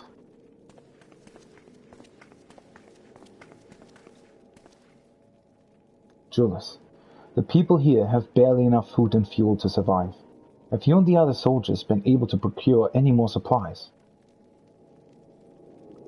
We've been scavenging provisions from the nearby houses, as most families kept some stored away in the event they were snowed in. Still, going out and getting it is dangerous work. We've a lot of mouths to feed. Fuel is the greater concern, though. We had some ceruleum set aside until it was stolen. We haven't identified the culprit. Could have been the other refugees or one of the afflicted for all we know. Either way, we're down to the last dregs. Without the heating they need, those in poor health are going to get worse instead of better. If it's ceruleum you need, our contingent has secured a ready supply. We can have some sent over. We will not accept your charity. If we can hold on a little longer, the situation is sure to change. Everything will change.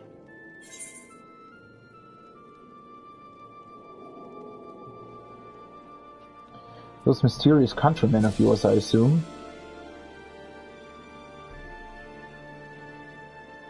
Heard something of it, have you? Well, from what I've seen, there's little you could do to interfere, so there's no harm in telling you.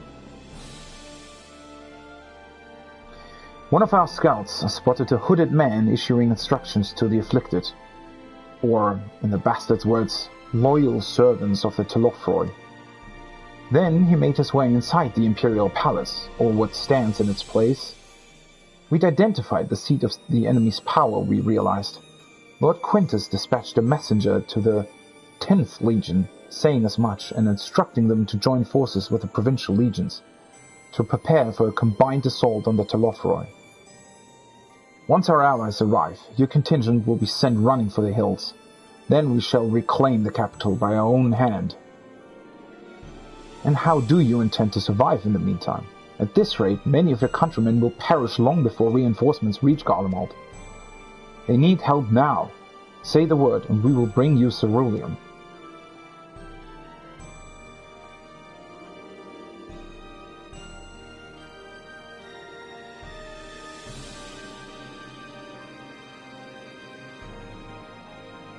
I will speak with Lord Quintus. Finally! At least some kind of reasoning. Alright, so they're waiting for the 10th Legion to arrive and help them fight the Telofroi. Yeah, I don't think Fandaniel really cares about that. And I think that... I mean, they can't really fight them unless they would... Well, I guess technically they could just take 100 radios with them. Maybe they're smart enough to do that. Maybe that would actually help them, though. Huh. So, did he agree to it? Of course not. No. He will not place Garlemald in the debt of her enemies. I have, however, been ordered to search for ceruleum outside. As you are under my watch, you will come with me. Okay, that's fair enough. Very well. After all, many hands make light work. You lot are more trouble than you're worth. Once we are outside, you will follow my instructions to the letter. We depart shortly.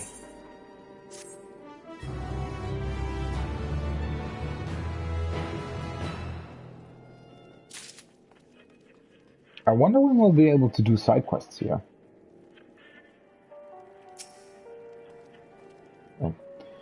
Although this is hardly the solution we had in mind, it will have to suffice for the time being. Without our healing magics, there's little we can do for these people beyond offer words of encouragement. This way, we'll be able to offer them tangible assistance. That's true. His park materials. Julius finds himself in the somewhat bizarre position of leading ambassadors of an enemy contingent on a salvage mission. We will begin our search for ceruleum in Regio Urbanissima. The first location is Forum Soleus, a park to the northwest of this station. You are to remain close at all times and act only as ordered. Follow me.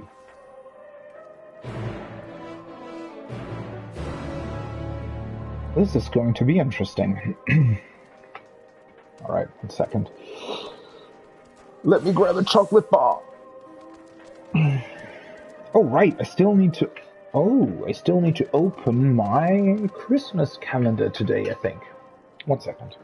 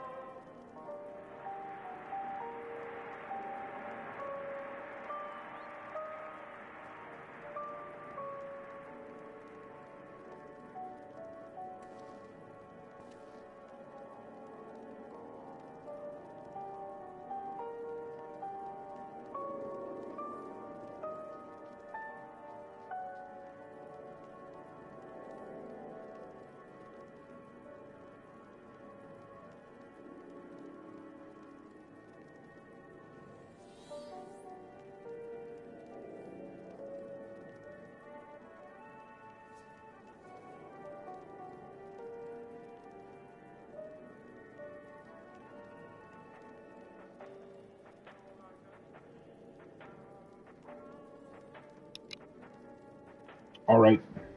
Nothing better than a piece of chocolate in the morning. I mean, I guess that probably is, but just for now.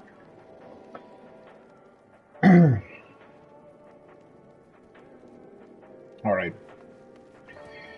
Let's try to get supplies then, shall we?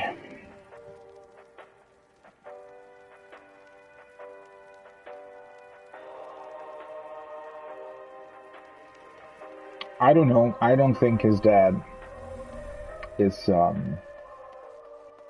quite alright, I fear. Right, I completely forgot to look for...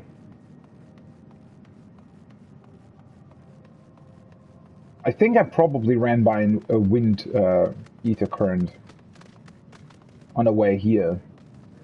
I think there was one that I didn't grab yesterday because it was too far north.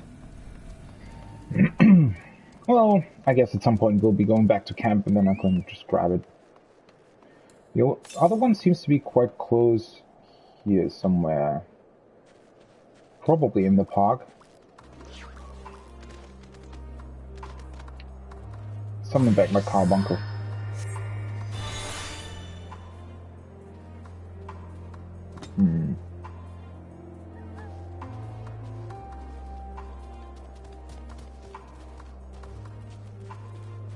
So that's a park then.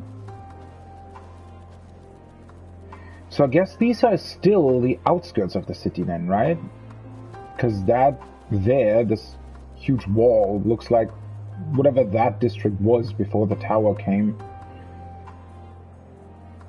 You know, that was the actual inner part of the city then, I'd imagine.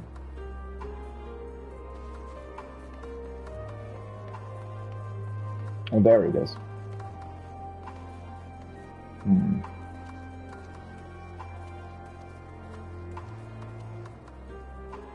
This is crazy, right? This looks... I mean, this destruction looks like much more than what you could do with only ground troops. It almost looks like there has been an aerial strike, right?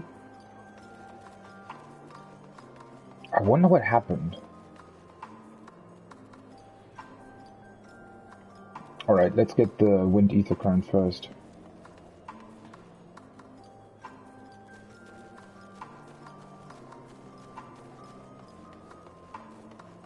It's also probably a great spot to survey the area a little bit. Oh! There's an actual map of the park! That's cool! So it's green in the middle, with these two platforms, I guess? And some other structure, and like a small pool of water, I guess? Oh, that might be a playground. Oh, that's a playground. The thing on the top right on the map here? Looks like a playground from here. Yeah, it's definitely a playground. That's the rest of the park.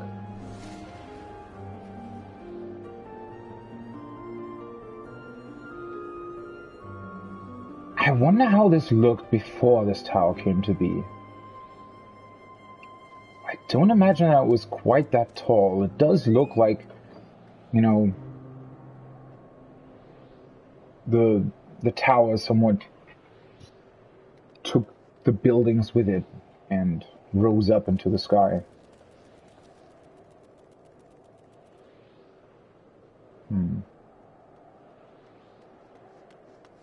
That's a huge building as well. The one that's lying down there? Must have been 20 stories at least, right?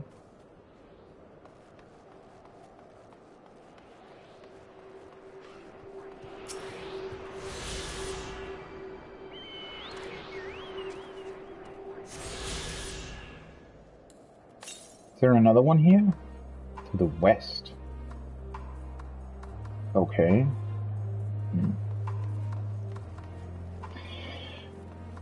I'm quite confident that we're actually able to grab all of them, right, while we're here.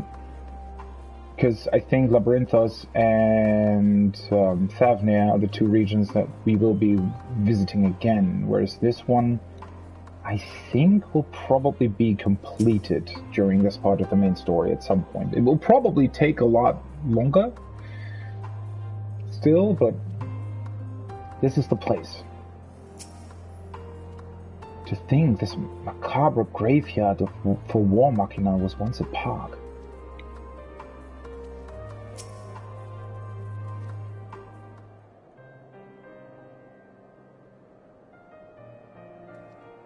There's ceruleum here? So, this is the park. I'm surprised they found space for one amongst all these buildings. Actually, the recreational areas came first. The houses were later built around them. A healthy society requires communal spaces for children to play and adults to socialize. That's very true. This park was named after the founding father of the empire, the great Zolos das Galvas.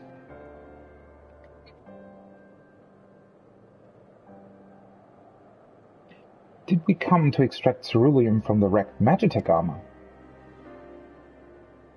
No, we've already drained it dry. Same goes for the rest of the machina in the vicinity.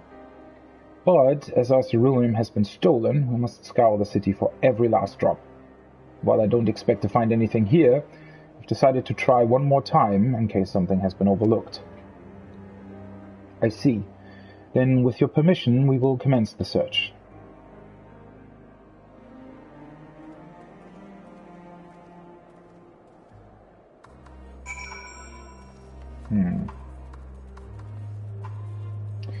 I mean, a park like this probably would have need of ceruleum sort of storage capabilities or anything in and of itself, right? Because I'd imagine in order to even make it like, functional, and even though it's a park, right, it's more nature than anything, I'd imagine they'd still need some sort of heating for the plants, for example. Although maybe they're just plants that are really good at surviving the cold, I don't know. Shop counter. This was a shop at some point? This looks like it's been cleared pretty much of everything that was in it. Though rather small by Garlean standards, the structure is reminiscent of a merchant stall.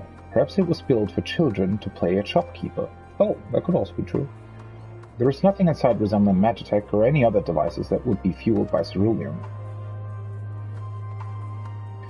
Think they built it for children? I mean, might have. Doesn't really look like a shop that's been picked clean, right?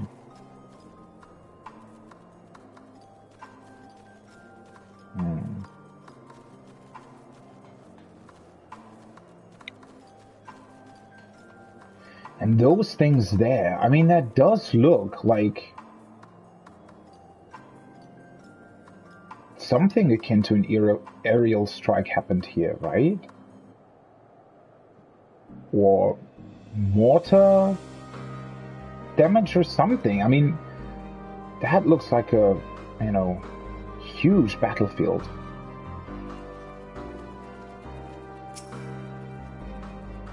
I don't imagine there would be much need for Magitech in a park of all places, but then again, I wasn't raised in Garlemald. They may have uses for ceruleum that I've yet to consider. Yeah, I'd imagine there probably were some, I mean, the lights, at least, but there probably was some heating going on. Maybe they had, like, heaters built into the roof, for example. I mean, it doesn't really look like it, but...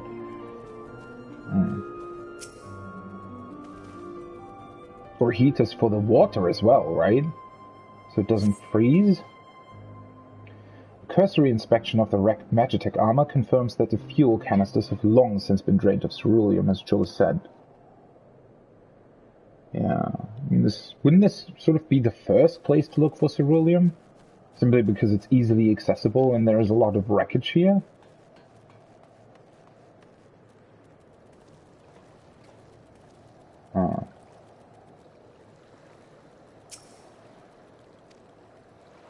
Julius ignores you as he stares at the water in silence, as if searching for something he knows has gone and will never return. Maybe he played here as a kid? I mean, if he's not that old, then, you know...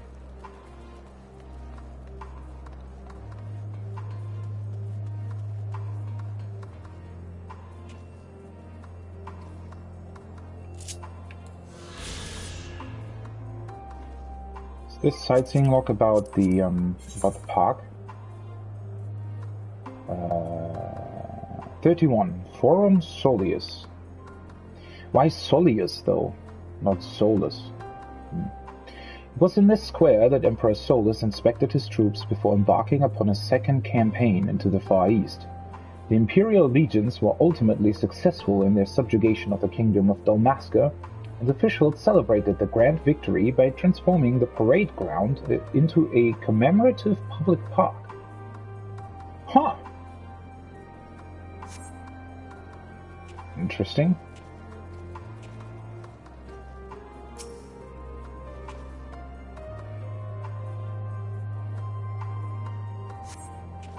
The contraption is built in the style of Imperial war machina, armed with a battery of weapons and capable of transforming into different configurations. But on closer inspection it appears to be no more than a children's slide. What?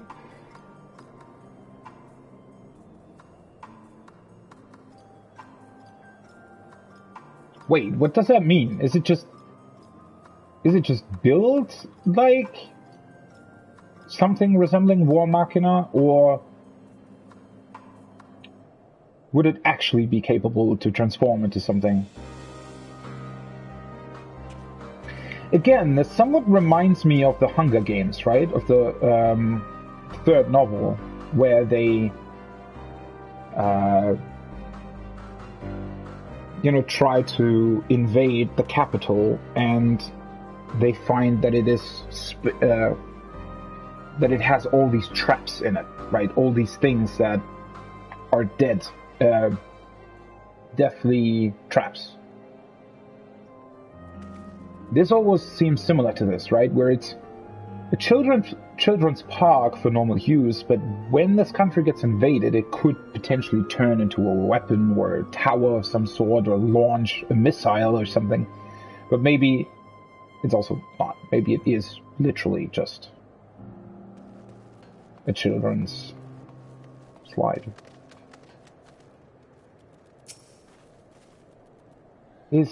Whatever it is appears to have some sort of symbolic meaning relating to this park. Even though the place is named after Solus, it doesn't seem to be a statue of him. Well, at least not anymore. Maybe it was once a fountain, or somewhere the man himself used to sit. Not that it would matter, even if we knew, but I can't help wondering.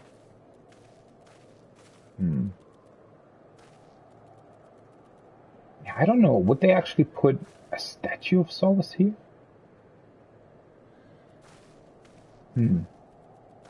Whatever it was, now it's just a pile of dirt, so I don't know, maybe this burned something? How else would it be turned into a literal pile of dirt?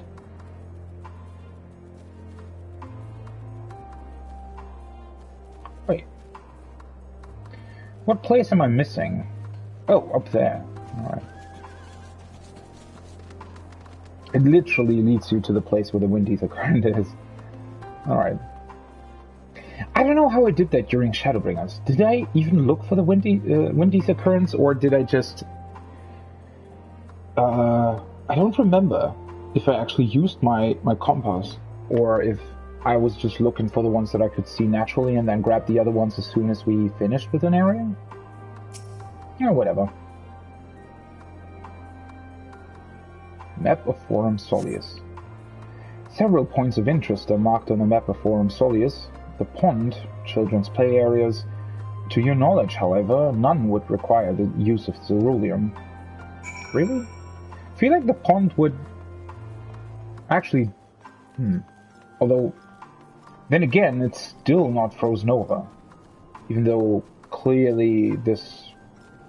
Like, whatever heating this may have had at some point, it wouldn't...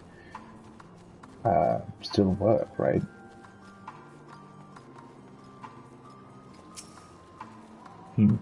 Let's see, maybe we get an explanation for why it's not frozen over.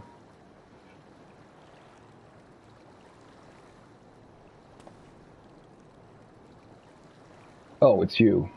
Any luck?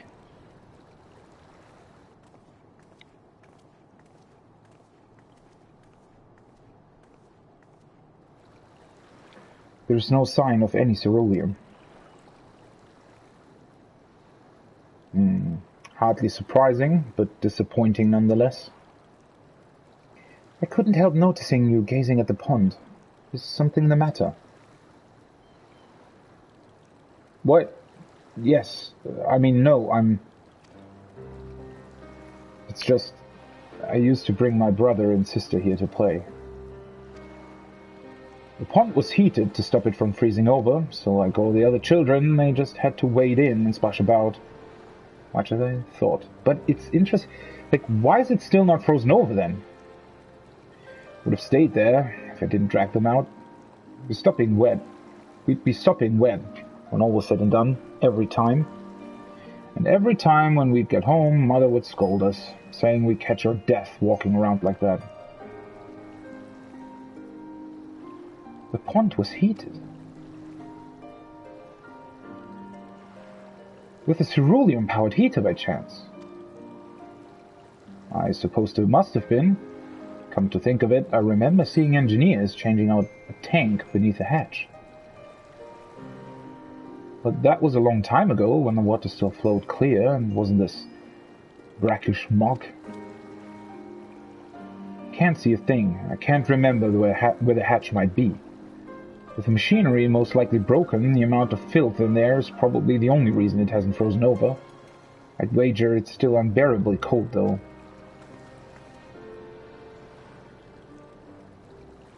Julius, what are your thoughts on magic? The average Gallian would jump out of their skin if they saw it. But the first had a few foreign signiferi and medici? So it doesn't scare me. Then I take it you won't mind if I employ a little now? Alfino, as you have an knack for finding dry wood, why don't you bring me some? Once that's done, a blast of her fire should do the trick. Leave it to me. You're not planning to go in there, are you? Of course I am. That tank is going to fetch itself.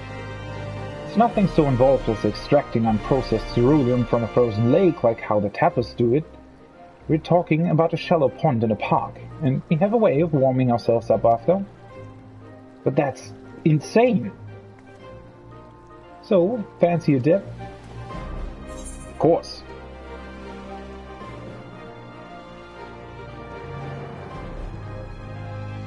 Step aside while I drink the pond dry.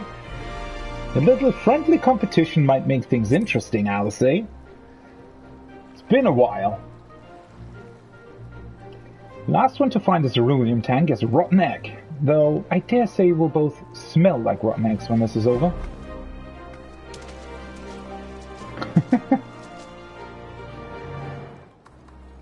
Let's look for it. Oh, this is... Holy hell, this is really shallow. I thought it was at least like a meter or something. You delve into the murky water to come up empty-handed. To add injury to insult, the icy wind on your damp clothing chills you to the bone. Oh. It actually damages us. Gods be good, it's cold. Perhaps we should have listened to Julius after all. Chilled to the bone.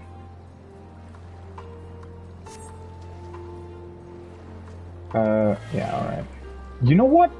This actually would make for interesting raid mechanics. I mean, I know we've had some elemental shenanigans in the past, but, you know, being cold? I don't know. Might add some interesting... some interest to a couple of fights. Still not here, huh?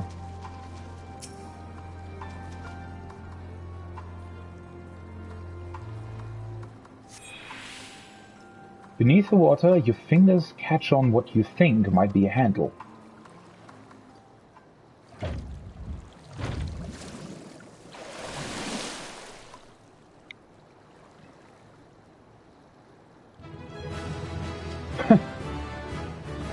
What the hell? You open the hatch and retrieve a ceruleum tank. Where is it, though?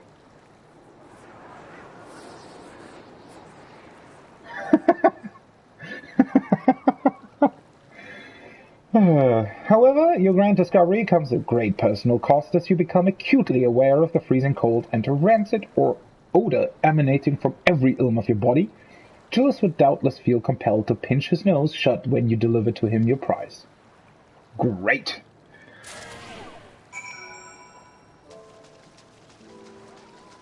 I mean, this can't be like a really big tank, can it?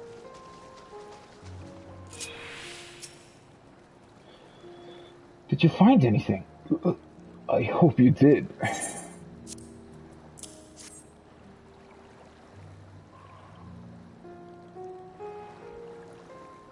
That's it. There's still some ceruleum left. The fire's still not ready. Hold on. I'll give Alphino a hand. Oh. I think that might have impressed him.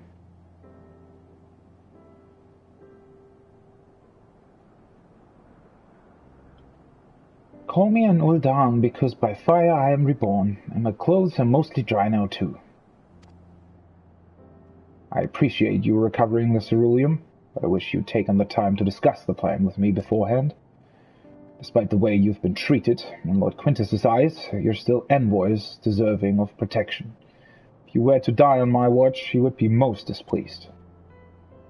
Your concern is duly noted, but all's well that ends well.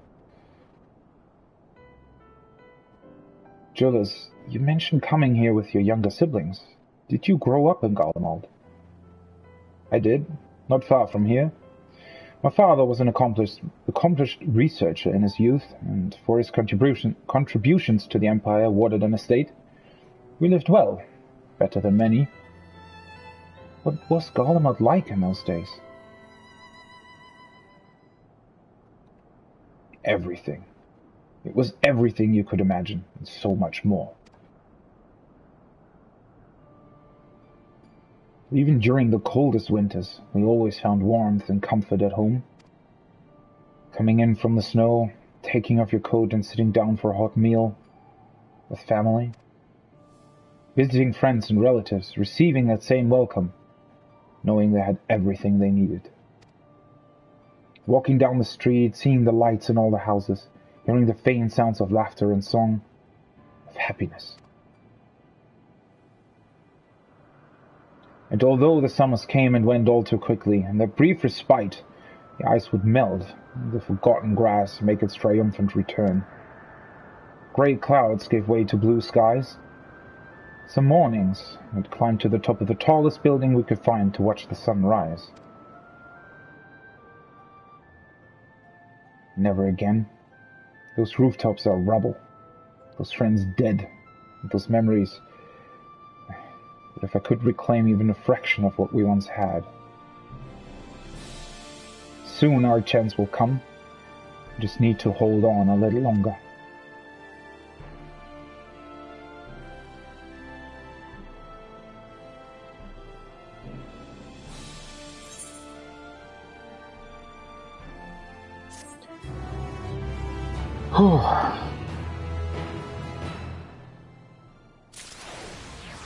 I don't know, he's talking about Garlemald obviously being this very, well, not beautiful place, but a place of happiness, right? Of warmth and a home. But with that many soldiers involved in the war and the constant struggles in the provinces, I don't know. I don't know how much of that happiness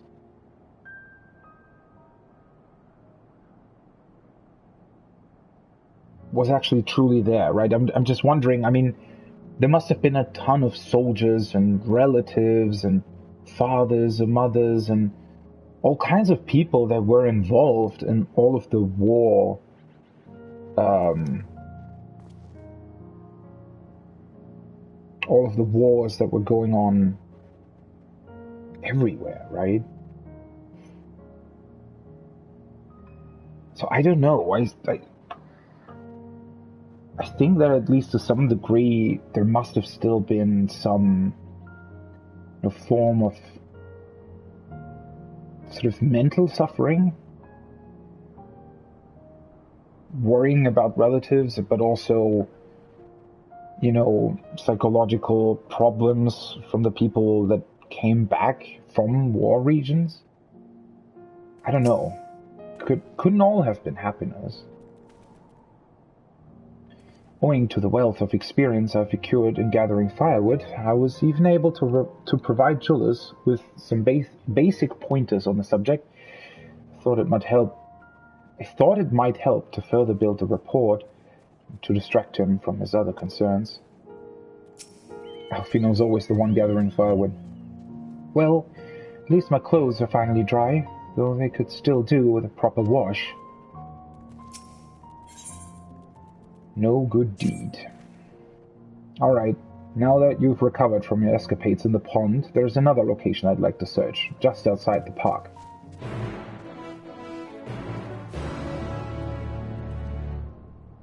Alright.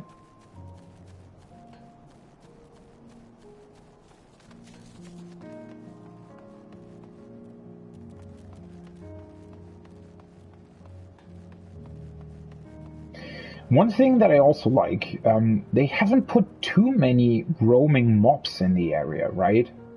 Which makes the place feel even more desolate, and I really like that they didn't, oh, we're in MMO, we need to put mobs everywhere, but rather just thought about, this is an empty place, a wasteland, where most things have been destroyed, so obviously there wouldn't be that many mobs actually roaming about.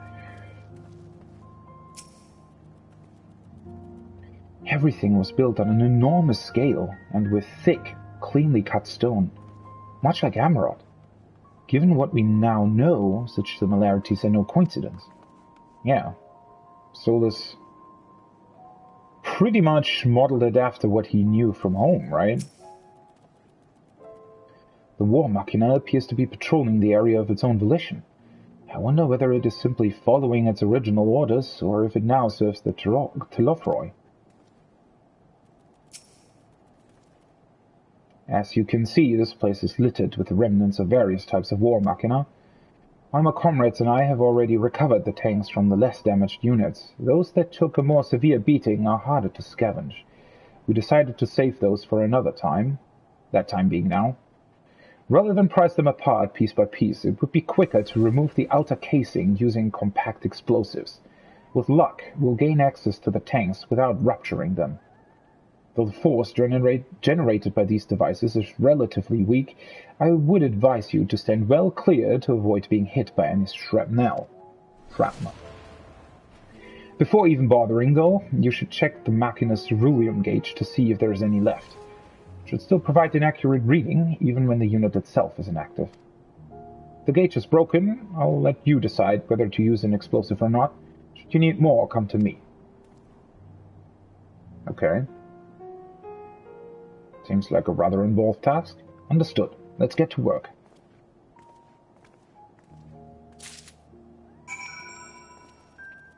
Yeah, I think the wind ether current to the west is either beneath or somewhere inside that huge skyscraper that fell down.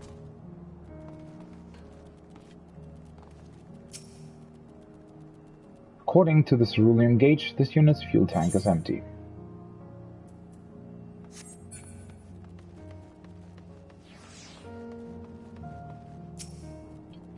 The ceruleum gauge on this unit appears to have been broken, giving you no way to determine how much fuel its tank may hold. Let's see then. After successfully removing the war machina's outer casing and retrieving the ceruleum tank, you find it to be completely empty. Great.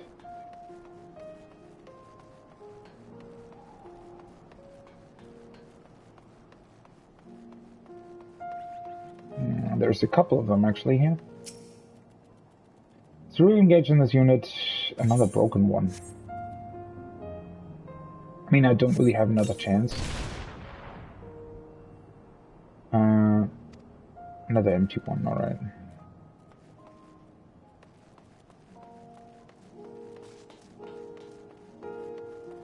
We need more explosives.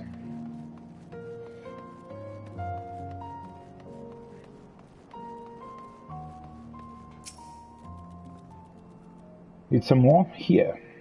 I have a fair amount of explosives to spare today, but tomorrow is another story. We can't afford to waste them on units with nothing to offer, so be sure to check the gauge first. Of course, if the gauge is damaged, it's up to you to make the call. Yeah, I did.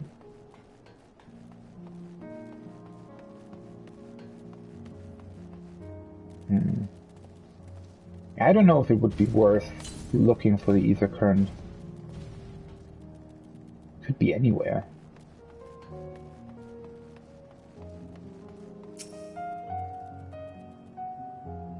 Alright.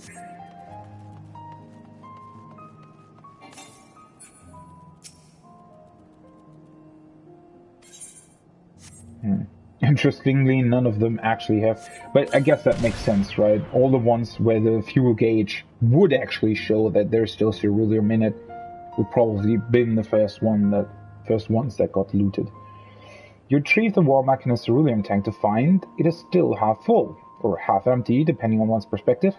Either way, Julius will surely be pleased by your discovery. Nice.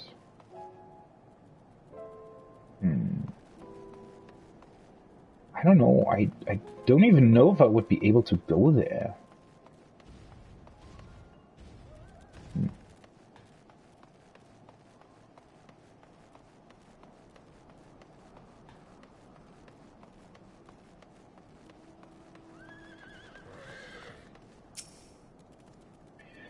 More explosives. Wait, is that what I think it is?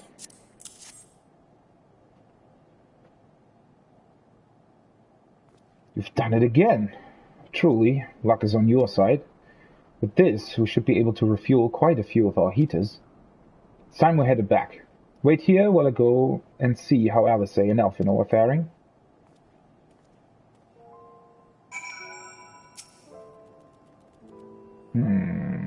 I don't know, waiting is always kind of a bad sign.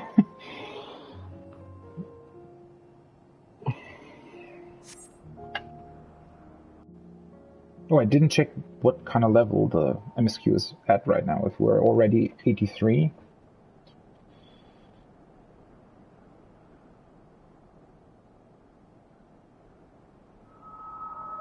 Finally escaped the watchful gaze of your keepers, have we?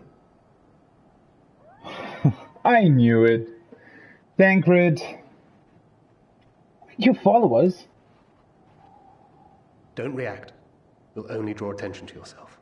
Just carry on as you are and listen. After you left with the Garlean lad, Lucia bade a few of us scouts follow you at a discreet distance. We observed you being led into the station, but decided against venturing inside. Good call. When you emerged sometime later, and we saw that the twins were sporting Magitech collars, it was clear what had taken place. Now, as quietly as you can, tell me everything.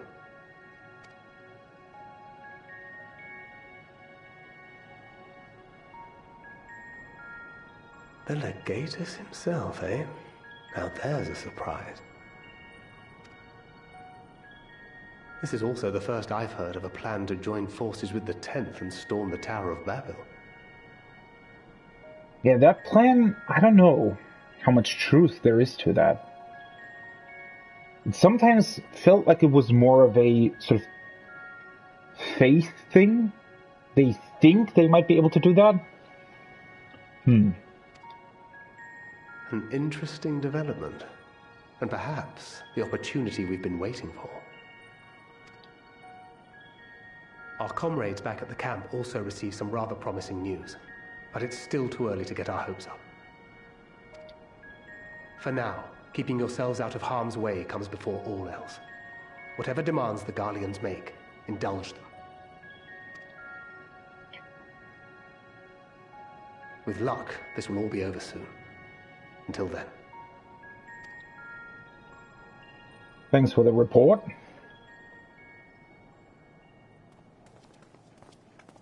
They had not gone far. Yeah, I saw that. We searched high and low, but no luck, I'm afraid. I might have guessed you'd be the only one to find anything.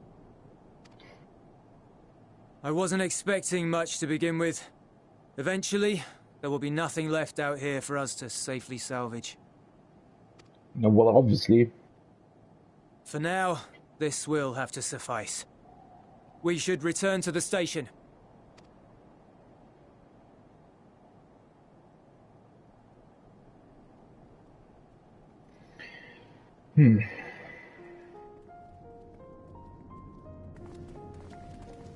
Ah, there you are. Heard you'd gone hunting for ceruleum above ground. Brought back a king's ransom? Hardly. But thanks to these three, we have enough to last a little while longer. Well, well. It's not at all as I was expecting, these ones. For savages, they seem positively docile.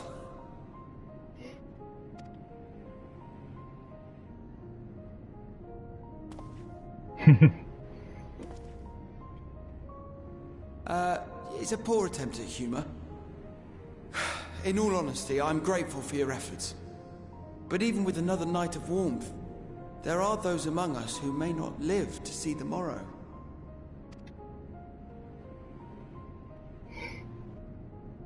I trust your expedition was fruitful. It was indeed.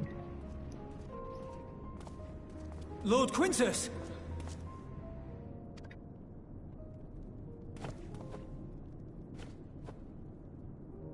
Use what you procured to refuel the armor. The armor? But, sir, what about the heaters for the camp?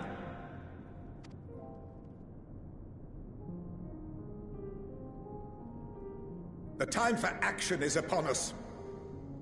What the hell is he up to?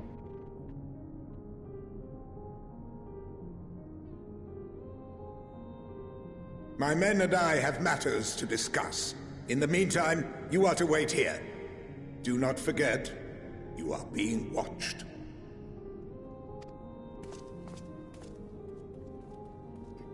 What the hell is he going to do?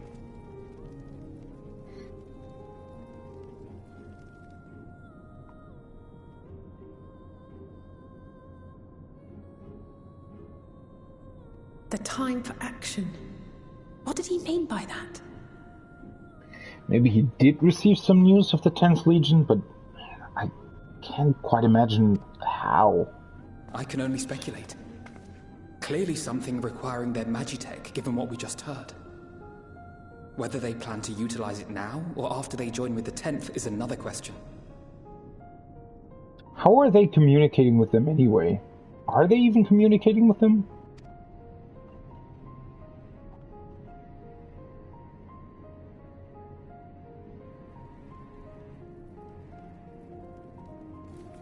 I mean, what point is there if everybody's frozen to death before that happens?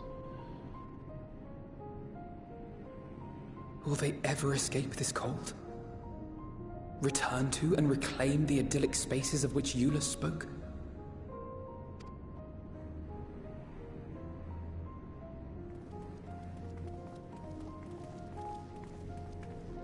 Finished your war, Council?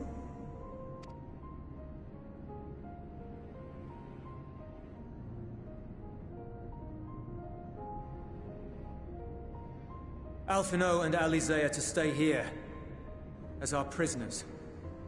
They will be released once your comrades have relinquished their supplies and withdrawn from Garlean soil.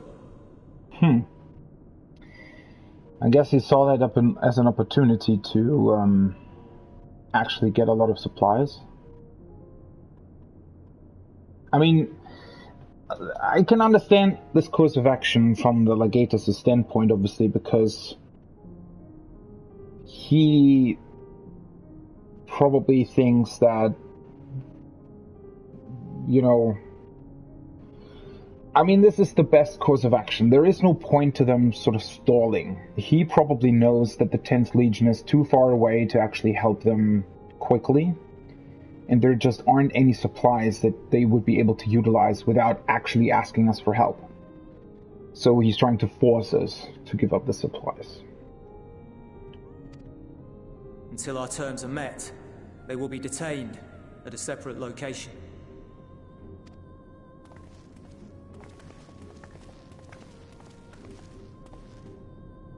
After everything we've said and done, this is how you treat us. I mean, it's just, you know, sort of a logical step that Quintus would take, right? I mean, not exactly an intelligent one, but certainly a logical one. Our allies have but limited supplies. They may stave off cold and starvation for a short while, but what then?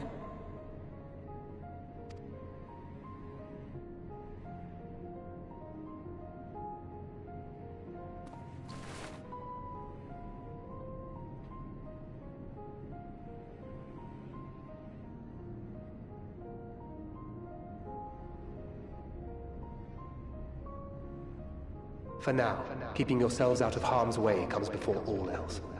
Whatever demands the Garleans make, indulge them. Do as he says.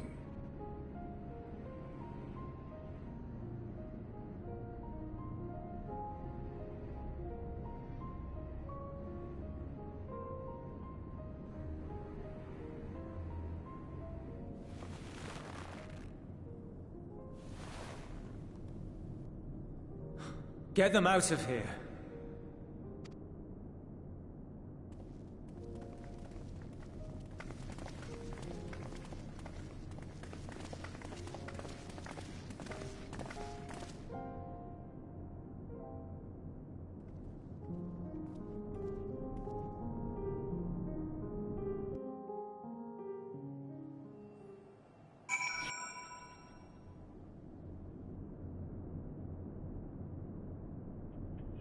One second.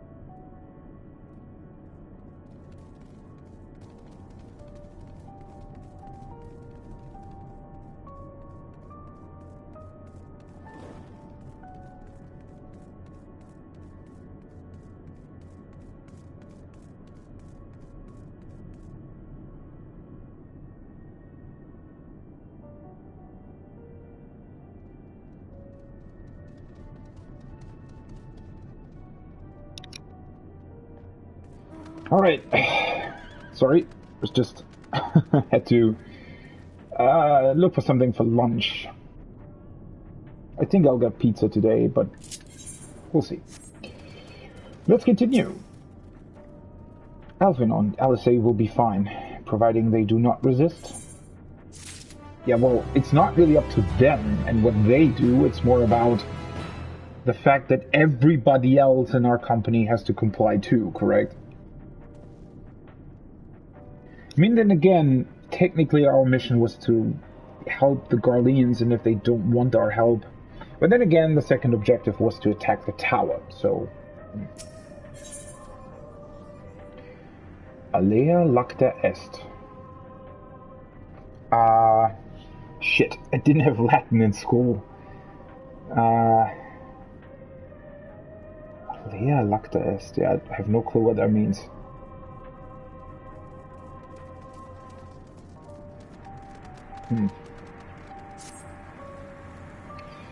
You will accompany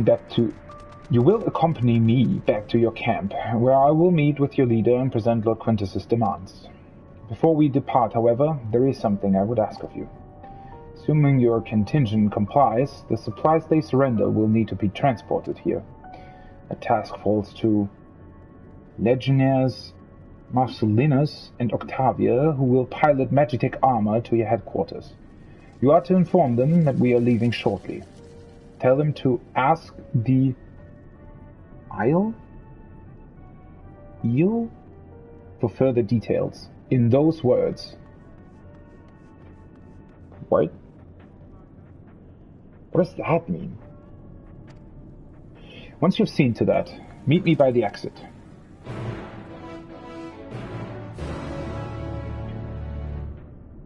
Wait, is that a special code word for we are going to attack, or what does that mean? You again. Ask the Isle, he said.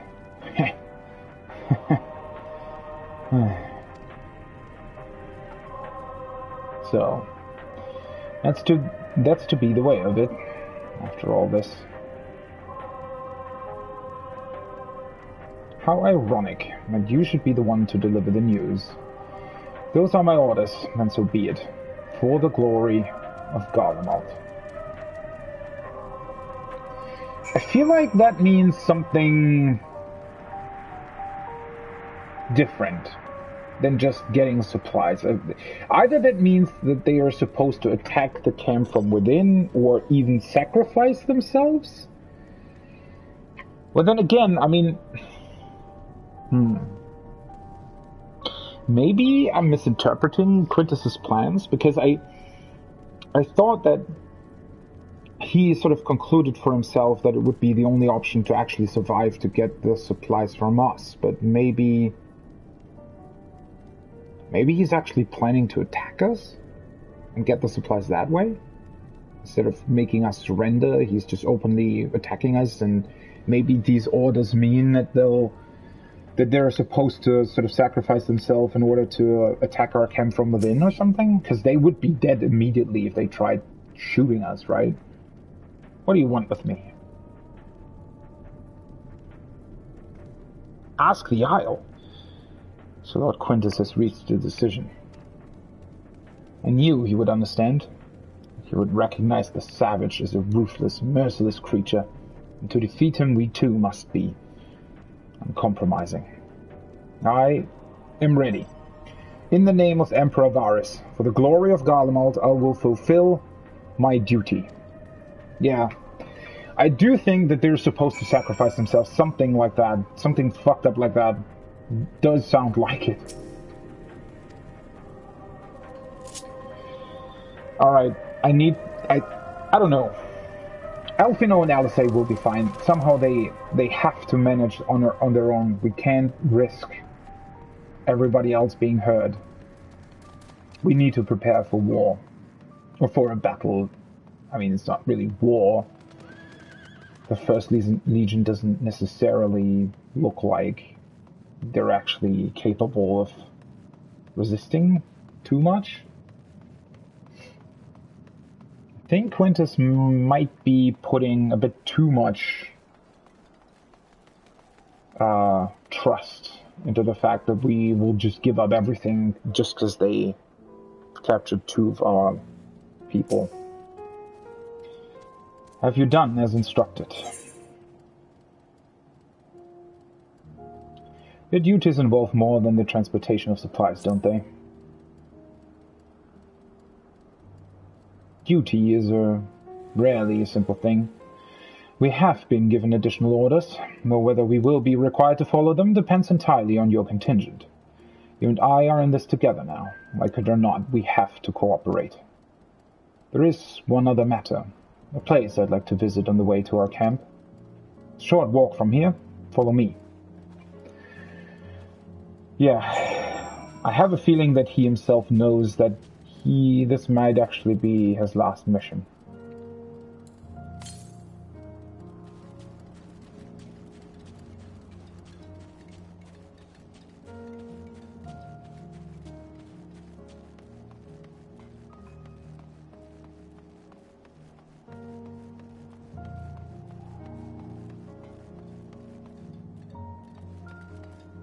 Ow.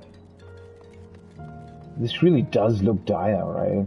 Because this part looks even more like a battlefield. With all these craters. Blackened and destroyed buildings. Oh.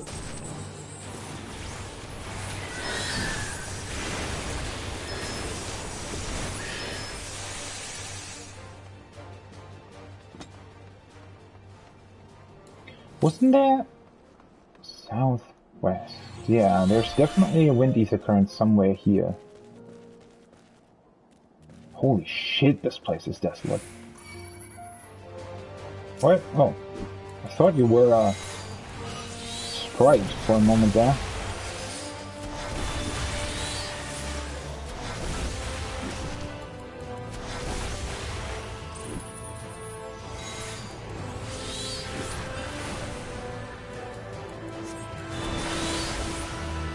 Oh. Huh.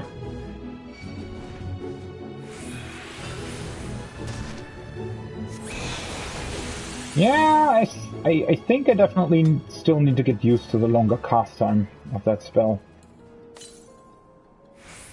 Rounds to the west, alright. Should be pretty close to where the quest is leading me.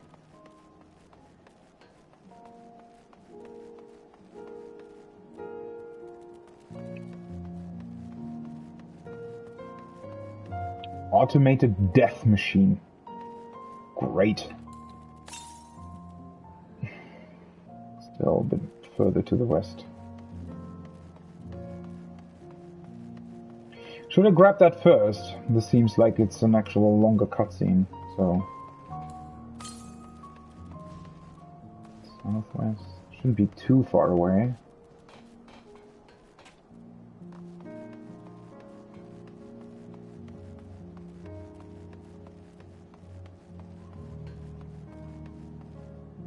Oh, there it is.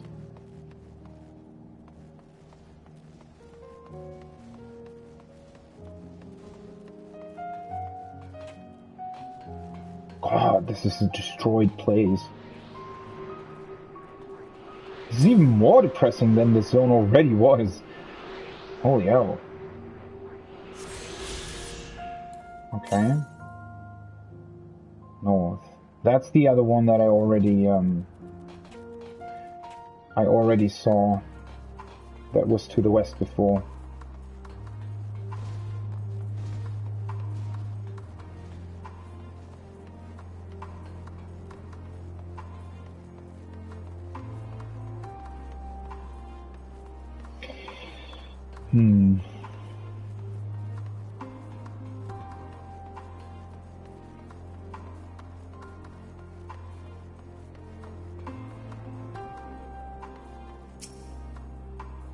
Give me a moment, please. Oh. I think this is his home?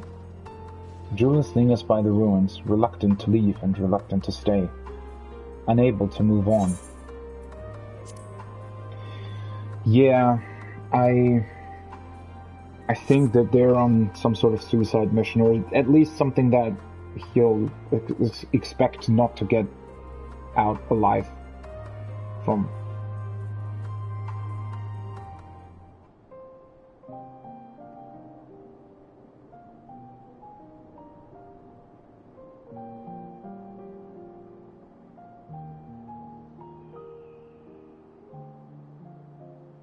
This is my home.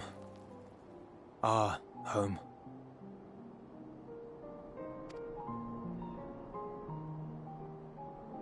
At least it was, until that night. I was with Lord Quintus when the capital fell, and thus spared.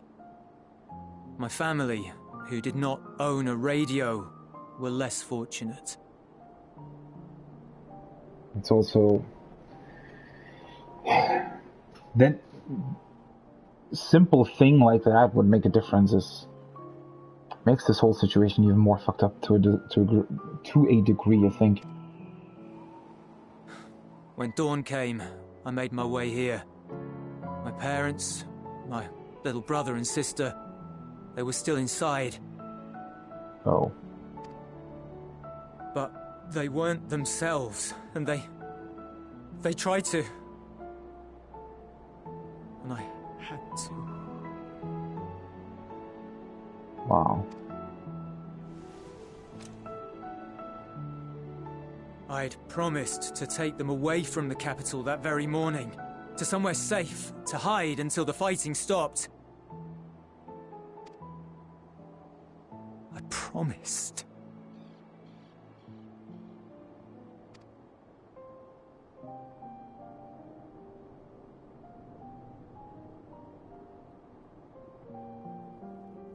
Wow. Garlean flag bears a chain. The bonds between our countrymen. A red link at its center. The blood of the fallen. Uh-huh. Our loved ones who lived and died for Garlemald. So that's what it means.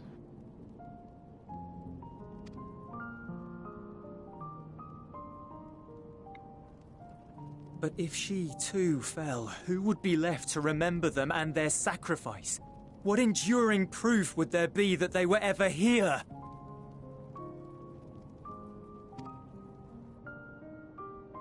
If we had turned to your gods, would they have saved us?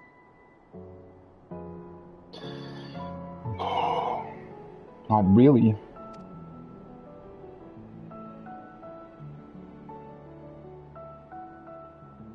Sorry, forget I spoke.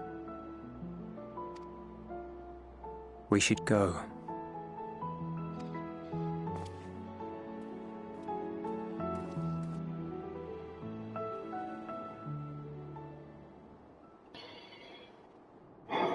Well, nothing could have really saved you, right? I mean... It's no use. Believe me, I do not enjoy being here any more than you. But he wanted us to play along, so that is what we will do. At least they trust me. I hope their trust is well placed. I mean, yeah, there was, for Garlemald itself, there wasn't really any kind of way to get out of the situation. Their fate had long been decided. Long before Julius was even born, their fate had been decided, essentially. And there wasn't really anything anybody could have done against that, unless, I guess, we would have discovered the Ascian plot faster? I don't know.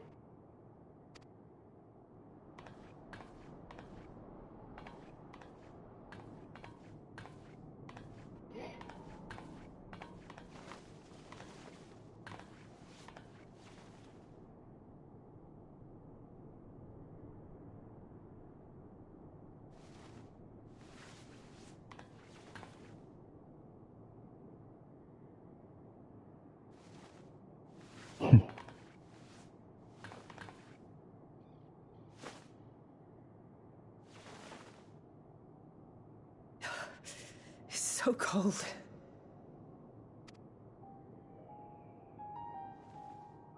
Painfully so. Unbearably.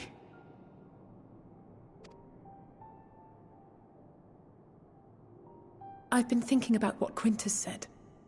About why no one would accept Garlean rule. Irreconcilable differences. When coexistence isn't an option, only conquest remains. Varys at Gimlet said much the same. Only by uniting the world beneath a single standard would we rid ourselves of the Ascians. Well, we managed to do that without that, right? So, doesn't that kind of disprove his theory? United as one people. One race cleansed of imperfections. A cold and unforgiving vision. And when we fail to live up to their standards, what place is there for us in their world?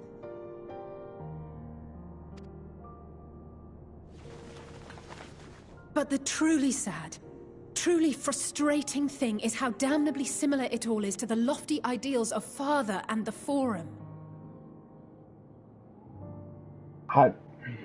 I don't know if we can go this far, to be honest. I mean,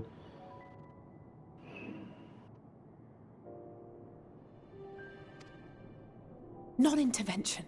Always non-intervention. Protect our knowledge and our people, and to hells with the rest of you.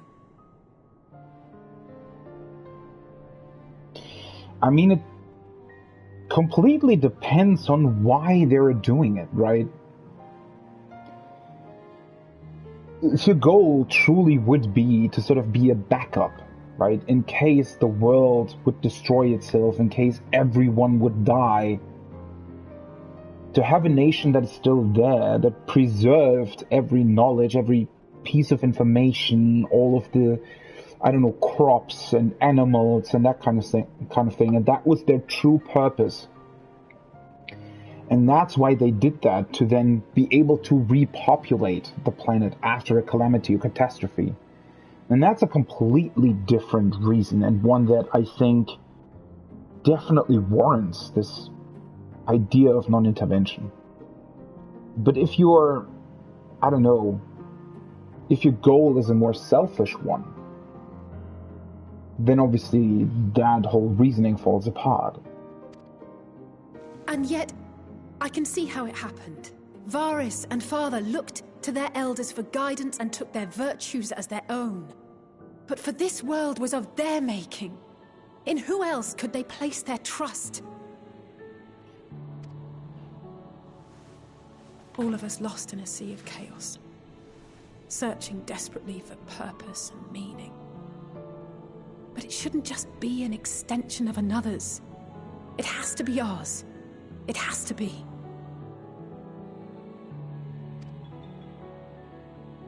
We all have a stake in this world. No one should be silenced. Well, unfortunately for a lot of people, that's a very difficult thing to accept. I won't deny that we lack the experience of people such as Father or Quintus. Perhaps they've come to see the world as a series of problems, and the most efficient way of solving them, to reduce everything to fundamental forms.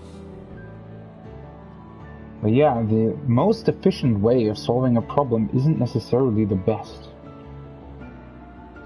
That's what I was saying before, right, when he was talking about a fleeting and only fleeting compromise, right? Obviously, that's one of the hardest options to choose, but it's the only one that actually makes sense in the long run. And it's a hard struggle, but it's the only struggle that actually works. Because all of the other struggles will just lead to nothing in the end. They will lead to the same chaos over and over again. A stone is a stone, a cloud, a flower, no more than that. Simple descriptions that strip the subject of distinguishing characteristics. A man is a man, divided according to race, creed, or allegiance, and to some, defined by such associations. Is that what you think? In my misbegotten youth. But what I believed wisdom was no more than aggressive ignorance. I've since learned to look beyond the banners and the politics, to see people as individuals with their own hopes and dreams. As for my dream of building a better world, well, every day I'm reminded that it is far more complex than I had ever imagined. This really strikes at the heart, doesn't it?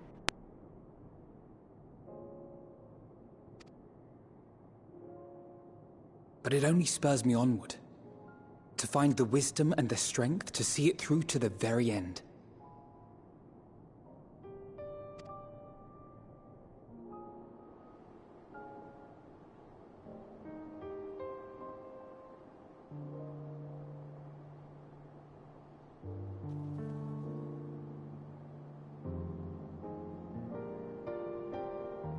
All of our supplies and an immediate withdrawal.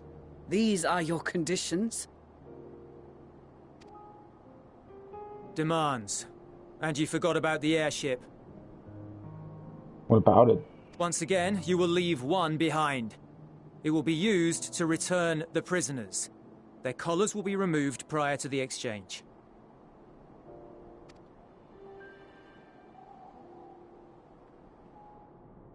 So in the end, not even Father's expertly worded rhetoric could deter you from your chosen course. Huh? Not that I thought for a moment that it would. I've no love for violence, of course, but ours is a cause worth fighting for. I just wish he'd realize it too. I mean, again, it's... You know, we're not fighting each other anymore even, right? We're fighting this looming thread of, at least as far as we know currently, two madmen who just want to see the world burn. I mean, I know that there has to be more behind that, right? There has to be a reason why they're doing that. Obviously. But, yeah. Sometimes the only way to protect the ones you love is to take a stand. To refuse to suffer in silence. I want you to know I share your conviction. Whether it be on the battlefield or in the debating chamber, I won't back down. I guess what I'm saying is...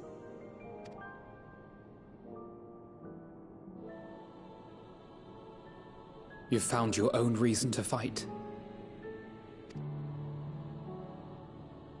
Yes.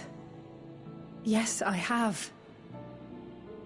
God's willing, there will come a day when we can finally lay down our arms, and there will be peace. I don't know. I do hope. Not just in Eorzea, but in our actual real world. But I don't know. I mean, you shouldn't always look back. Just because history tells you that it's pretty much impossible doesn't mean that it's impossible for all the days to come.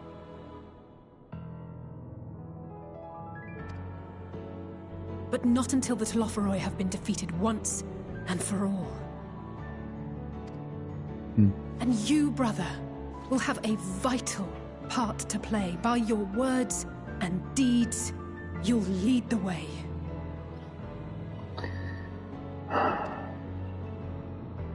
I pray I am up to the task.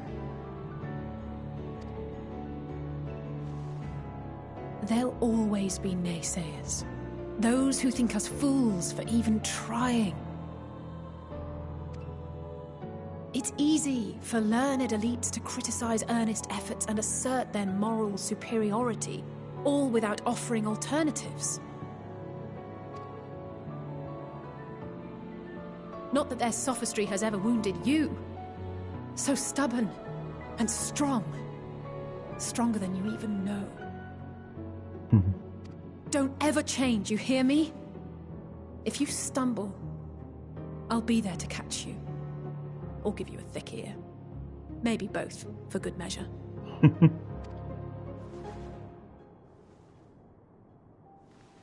Thank you, Alizé.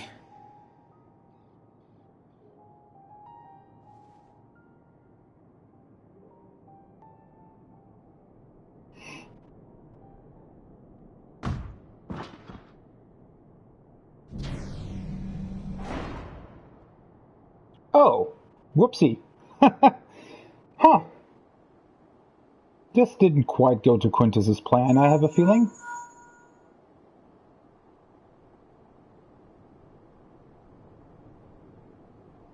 The scouts have secured Alizé and Alphino. Their collars were removed without complication as well. Whoopsie. Maybe he underestimated us. They report no casualties. Not for their party, nor the guards, who will wake from their premature slumber in due course.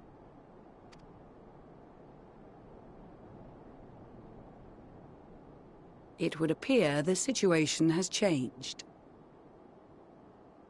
I'm still nervous. I propose new terms. We have information that will be of great interest to Lord Quintus, and I wish to speak with him in person. Oh?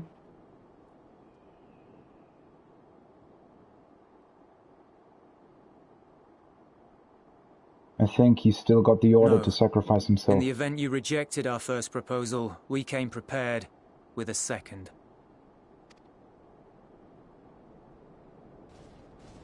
To die.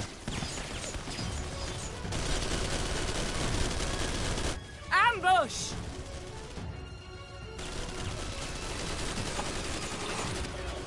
More are coming! Make ready! We, the loyal soldiers of the First Legion, proud servants of Garlemald, of the fallen Emperor Varys, shall safeguard these lands from the barbarian hordes until our countrymen return!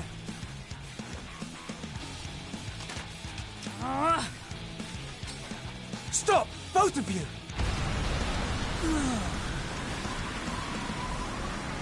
Oh, we have a safeguard for that? This child may be the worst emissary I have ever seen. Wow.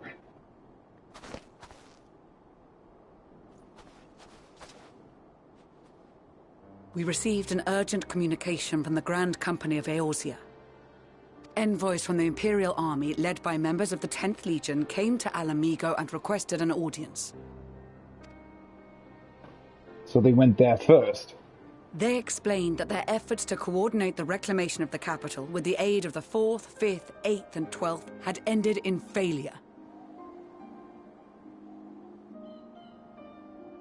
Communication between most legions has broken down entirely. Most of the 10th's conscripts have deserted, leaving their forces severely depleted. That is why, unable to continue the fight on their own, they and their allies turned to the Grand Company of Eorzea for aid.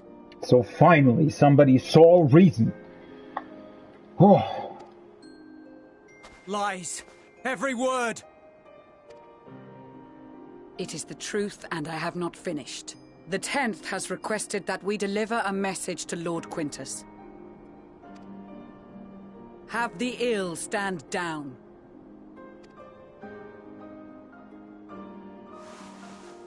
You have been listening, my lord? What are your orders? Oh. I got nervous there for a second. I thought they would actually sacrifice themselves or blow themselves up or something. I mean, it was nearly the same thing, but...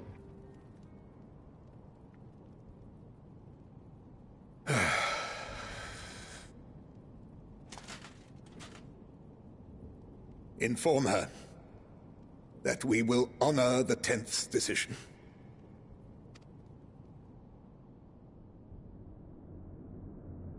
Bereft of hope, and now dignity.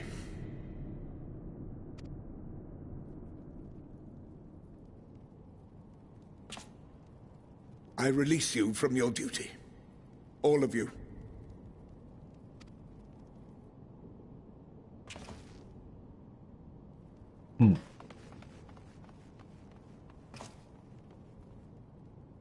I take solace, your radiance, in the knowledge you are not here to witness our debasement.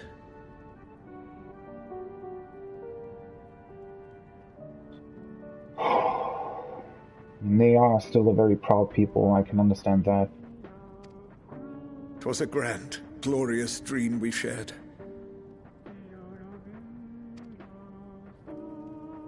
Of a world united, of peace and prosperity.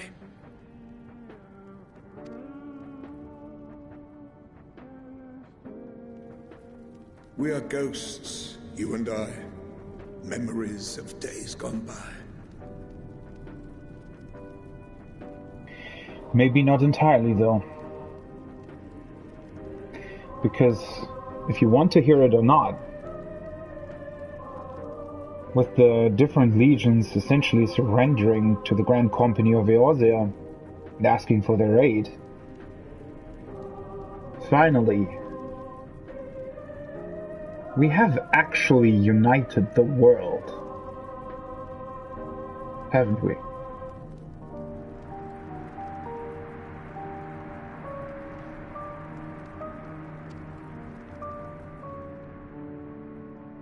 Bonds forged in blood that I will not see tarnished. Uh-oh.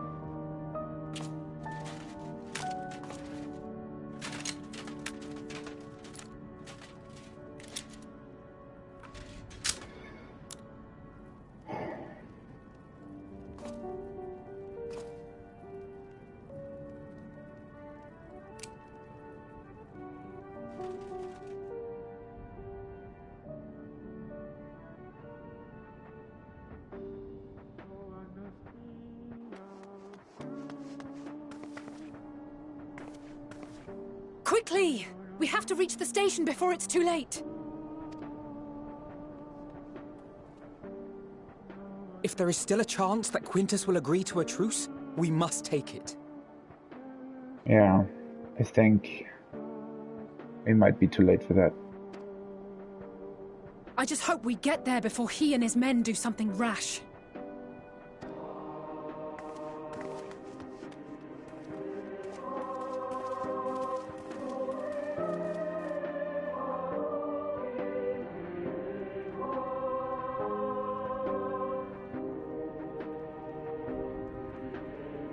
Wow.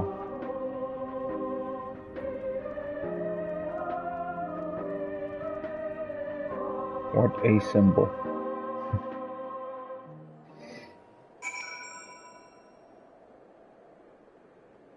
That is just...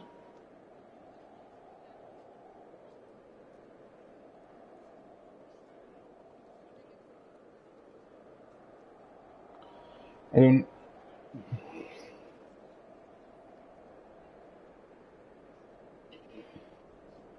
You know...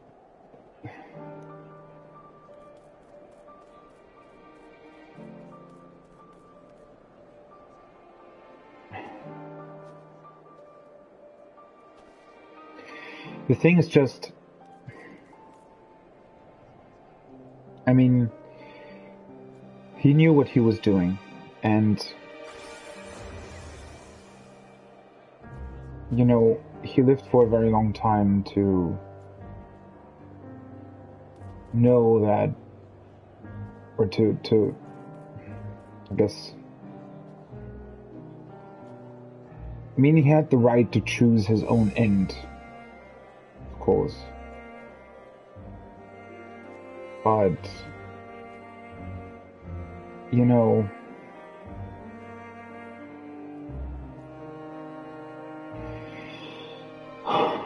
It does...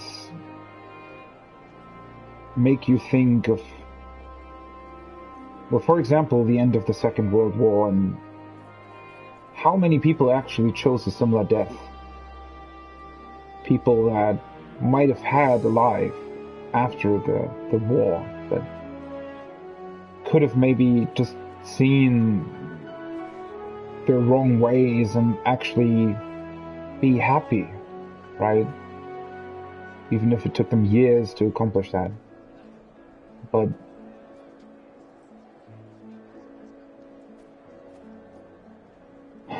so many lives just lost to, I don't know, misplaced stubbornness and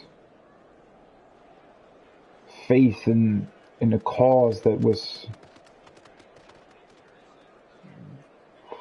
I guess, unjust from the beginning, right?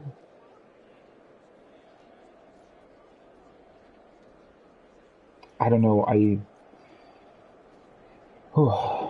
it's just the similarities to real world events here is so striking and so,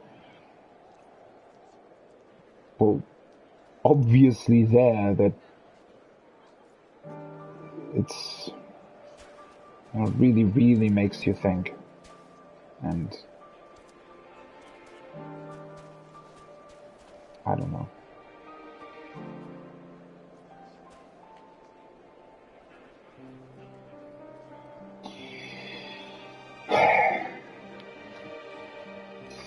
I don't know. Maybe this is a good time to take a small break.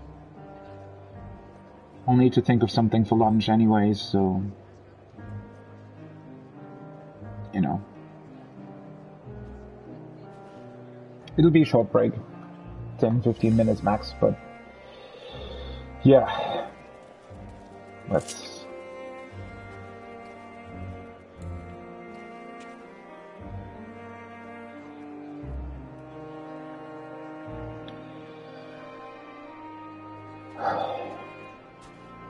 take a break and, you know, calm down after we just witnessed.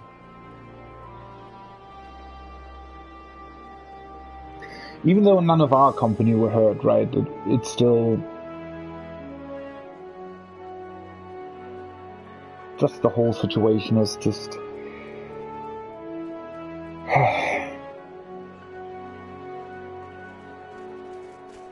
you know, again, just wishing there was something you could do to change a situation like this, knowing how many wars are currently fought in the real world, how many people are suffering, and how many people are suffering because they themselves, you know, believe in something that is just not, that is wrong, that is just something that will eventually lead them to either more suffering or to their own demise. And, you know, knowing that you are almost powerless to change that.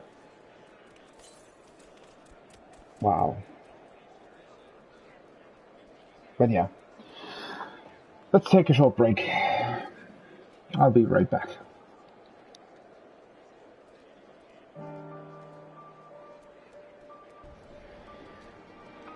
Alright. Ouch. Ow. That was my desk. Alright, let me see here. I hope my browser does this. But let's get pizza. I also need to probably reset my character position so that I won't get locked out, but pizza's gonna probably be here in about 30 minutes, so I probably wait a second. I need to still have, let's see here.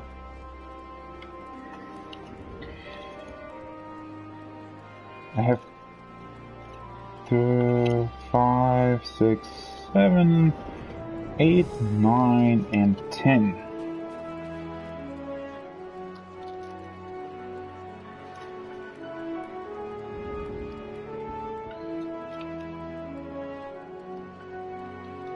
Alright. Let's see. They've restructured their website a little bit, which is always cause for concern, because I hope they haven't also restructured their pricing structure. Let's see.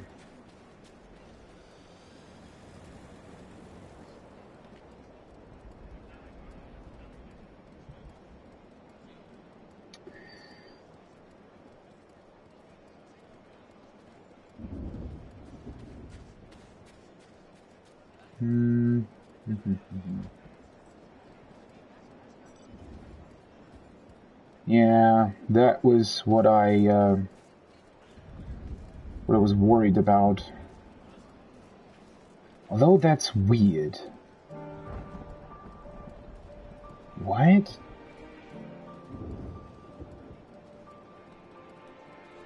So they've reset the prices to what they had before. It was, well, at first it was $13.50, then they increased it to 15, and then for some reason they went back down to 14 for the lunch special that they have.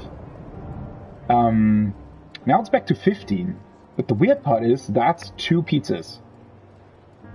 15. But for 1 pizza with a salad,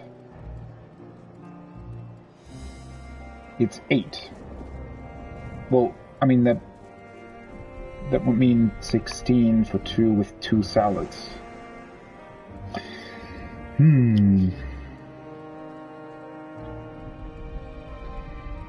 I could... Yeah, you know, fuck it. I want to have a burger as well. I'm really freaking hungry. I haven't eaten at all on Saturday, so we're not really properly, and I worked for 12 hours or something, so need to regain those lost calories, actually. Let's see here.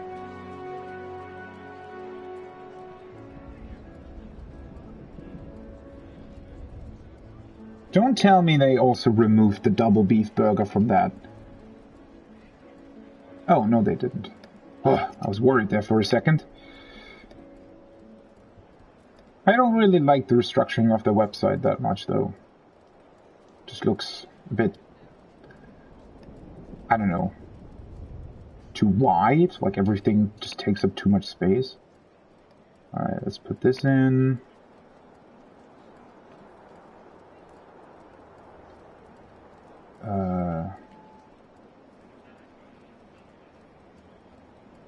Right, that should be fine, and then put in the coupon that I still have as well.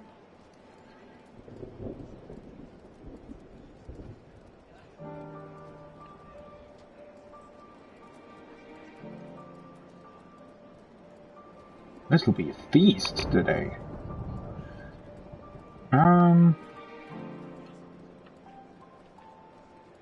Which one do I want, though? It's always so hard to decide which pizza I want.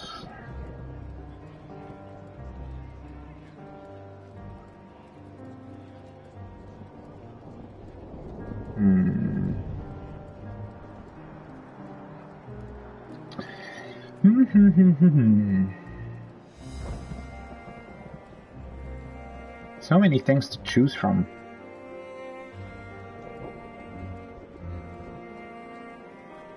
Wait a second though, let me quickly move my character.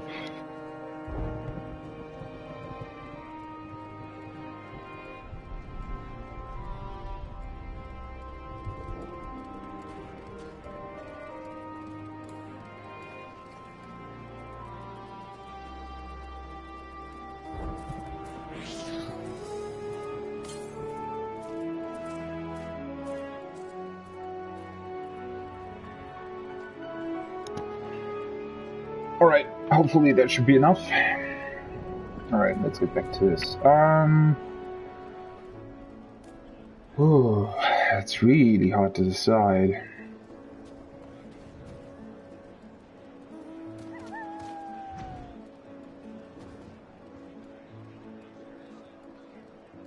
Maybe cheese pizza? I haven't had one of those in a long while.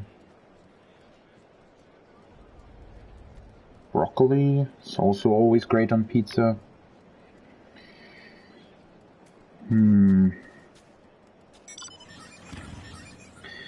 Holy hell, that's hard to decide.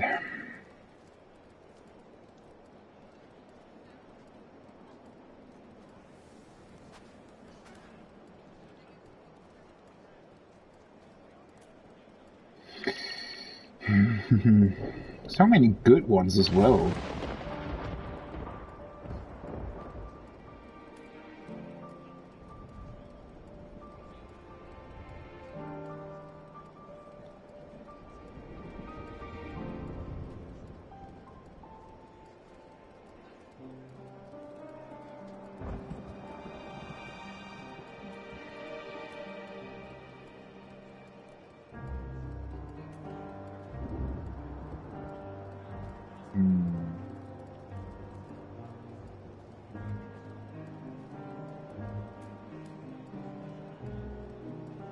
I think I'll go for this one.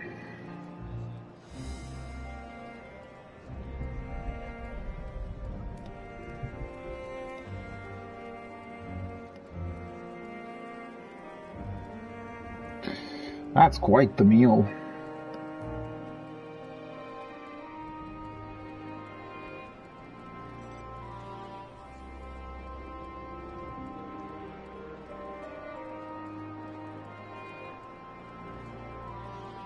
Okay. Should be fine.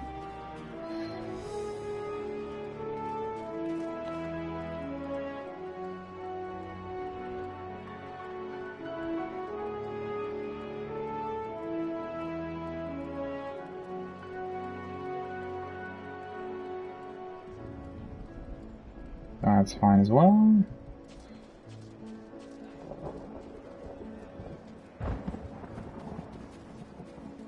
Sorry, this just, you know, always takes a little bit to get pizza delivered and look at everything.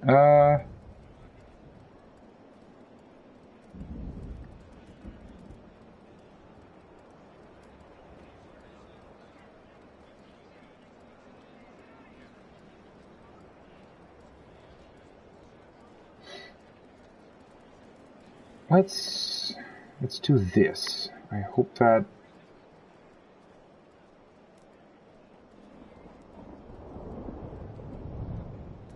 It's so weird to me that you can't, for some reason with this special pizza delivery, I mean, the pizzas are good, but for some reason you can't pay online except with PayPal.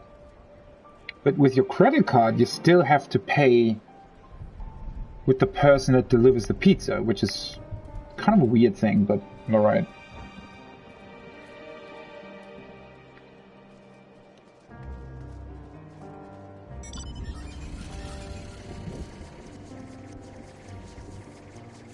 Should be fine, hopefully. See how long they take.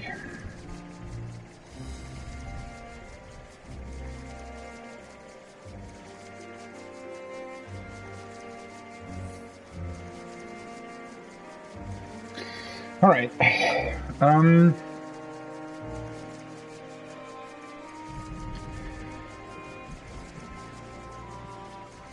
Yeah, I just need to figure out how to do this, because obviously I want to be there when it gets delivered.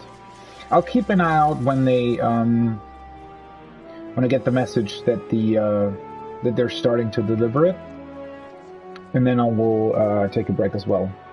So give me 1 second to grab back my controller, and then we'll continue a little bit with the story or side quests, whatever. And then I'll take a short break when the pizza gets delivered, and you know, maybe we can talk about a couple of story bits while I eat or something. Although, you know, let's see. I'll be right back.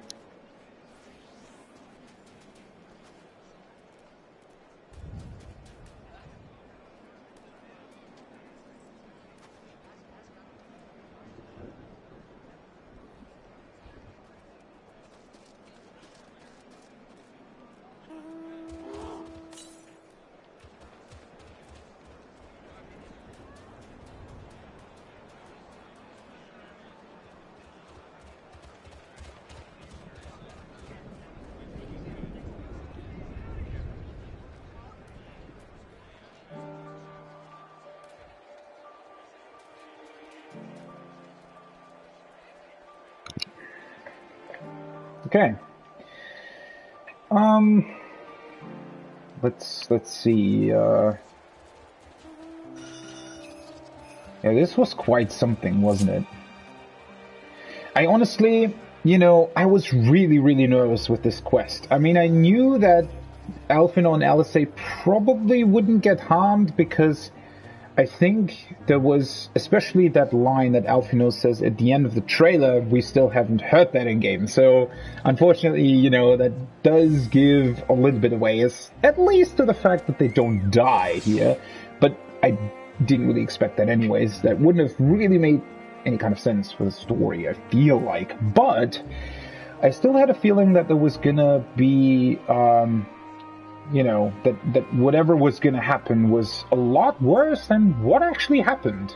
Which is that, for some reason, we were actually able to stop their attack. Nobody sacrificed themselves except for Quintus, which is a shame, but yeah, this is kind of great.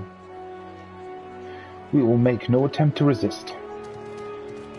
Finally, they see reason. I've just returned from guarding the airships, and now I've got to keep an eye on the captured Imperials.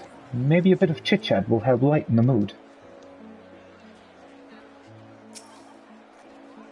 When the Imperials charged upon us, we were able to avoid any serious injuries on either side. In truth, most of the Garleans were in no condition to fight. Sunken eyes, hollow creaks. Must have been a long time since they had a decent meal. Yeah, which is as much as I expected. It's a bit weird that they... That's the only thing that's a bit weird to me, but again, maybe sort of Quintus, I think, thought to himself, well, we're dead anyways, right? I think he pretty much knew that unless the 10th Legion was actually, coming, they were pretty much doomed anyway. So I think he just wanted to go on the offensive and try to somehow get the supplies from us. Because he probably knew that there wasn't really any other way they could go about this other than surrender, which obviously would have been the best choice, but, well, his pride wouldn't allow that, I guess. I am sure they will be much more amenable to conversation with food in their bellies. It was a grave error not to post sentries farther from the camp. Had we seen the Garleans sooner, we could have slain them long before the truce was called. Sadu, we're not here to slay them. We're here to negotiate with them and, help them. They engaged us of their own free will and deserve to die warriors' deaths. Even so, I have not forgotten why we are here, and I will stay my hand for now. Yeah, do that. Even with their empire in ruins, the Garleans have not lost the will to fight. That strength shall serve them in days to come. There is yet life in this cold soil. That's true as well. Thank goodness the 10th Legion decided to sue for peace when they did. We have been spared more senseless bloodshed, which is the last thing anyone, including the First, needs. From their perspective, though, the promise of reinforcements was their last hope. Now they have no choice but to how do you pronounce that? Capitulate? Capitulate? To the invaders. But we will prove to them that all is not lost, and we yet stand a chance of casting out the Telofroi. So that is our true fight here now, right?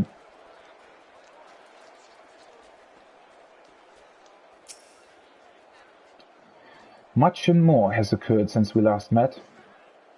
As for determining what comes next, we must speak with Lord Quintus.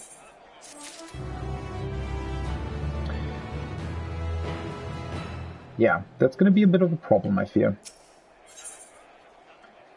Oh yeah, so I'm already at level 83. Well, already after like 20 hours of play, I'm at the level 83 main story, so I will continue as a summoner for now.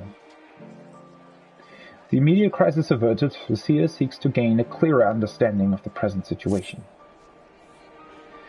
Before we proceed, tell me what you know of the First Legion and the disposition of their forces.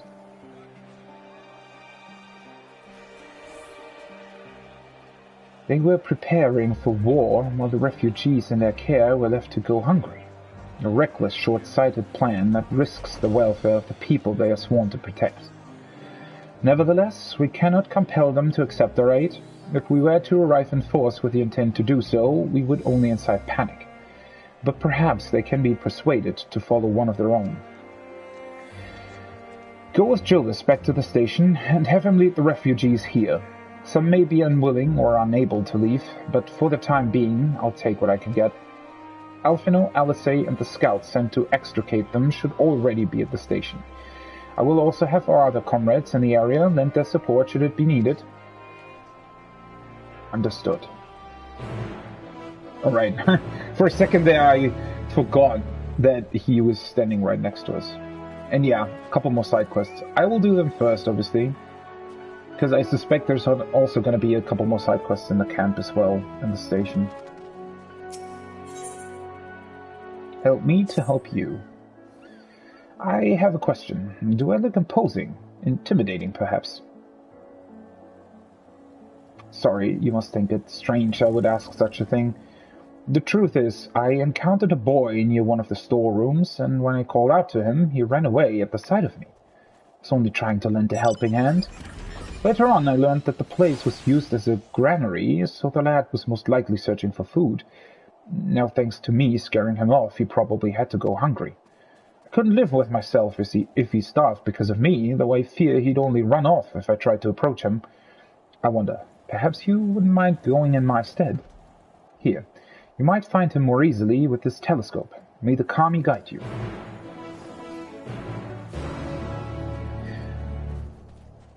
Once again, the way they are distributing these side quests is far better than, during Shadowbringers, and in Thavnir for that matter.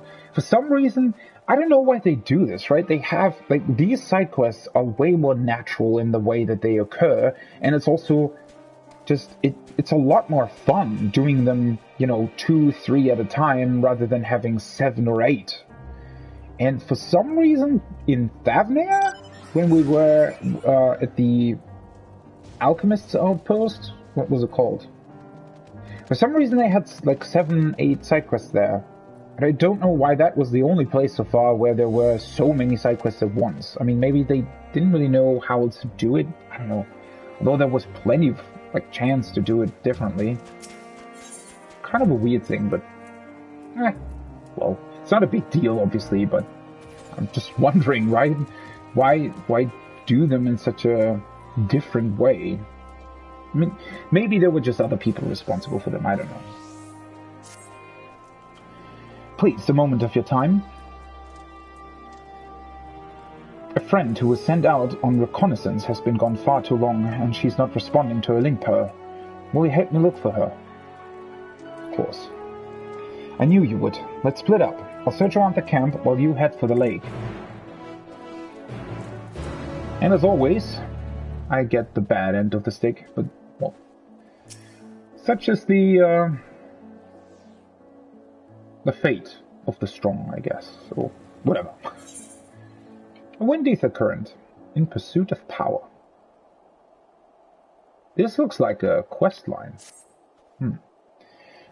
Just who I was looking for. Allow me to introduce myself. I am Rimelno of Ishgard. I've been put in charge of our arrangement with Tapper's Den, you see.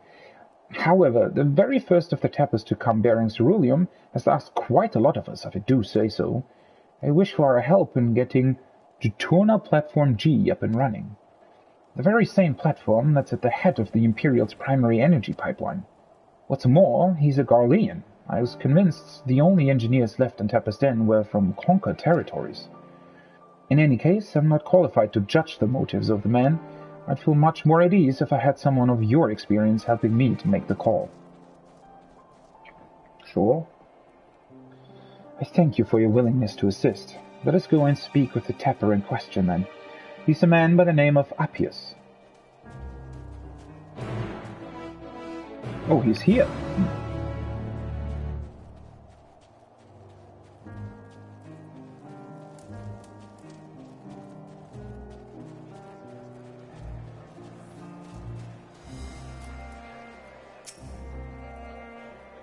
I suppose you must be the friend Rimelno wanted to fetch.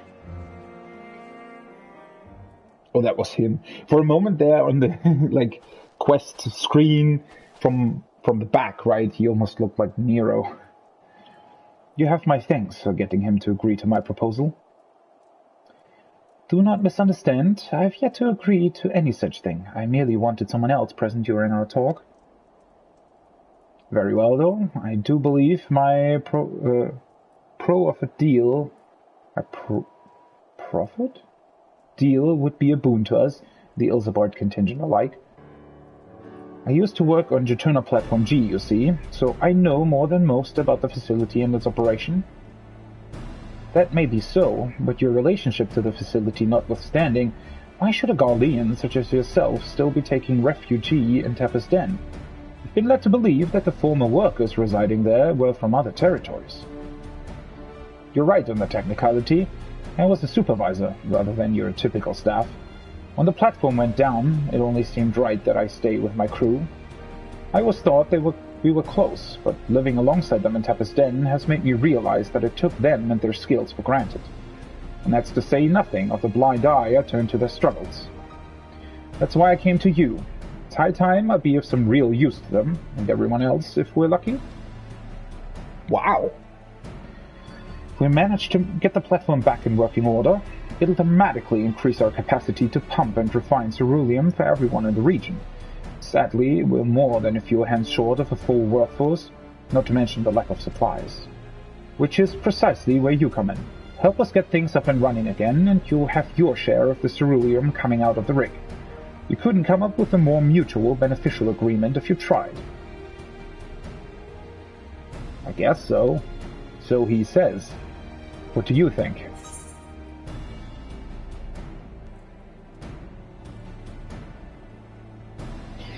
I mean, at this point, there aren't really any Garleans left here. Right? I mean, what else is he supposed to do? It's not like he, I don't know, could attack us or anything if, so many people from the First Legion weren't able to do that. He seems trustworthy. Yes, I'd be leaning the same way myself. Ultimately, what he says about the potential benefits is true. Nevertheless, I doubt the higher-ups would assent to this. I suppose that is how it goes when you're dealing with military types. For what it's worth, I do understand the hesitancy to throw your lot in with someone from a hostile nation. Thus, part 2 of my proposal, I shall do you a service to prove myself worthy of the contingent's trust. I had a look around the fringes of your camp here before you arrived, and I've spotted a few ceruleum engines in need of repair. If I fix them up, your superiors would have no reason to suspect that I want to see you driven out. Less reason in any case. That is actually a very good proposal. Assisting us with the use of local technology would go a long way, I'd imagine. That said, I've not heard anything about the ceruleum engines we've scavenged breaking down. It's not as if they are entirely useless, yet, but I guarantee they're not running as they should. Give me the opportunity, I can have them working more efficiently and safely.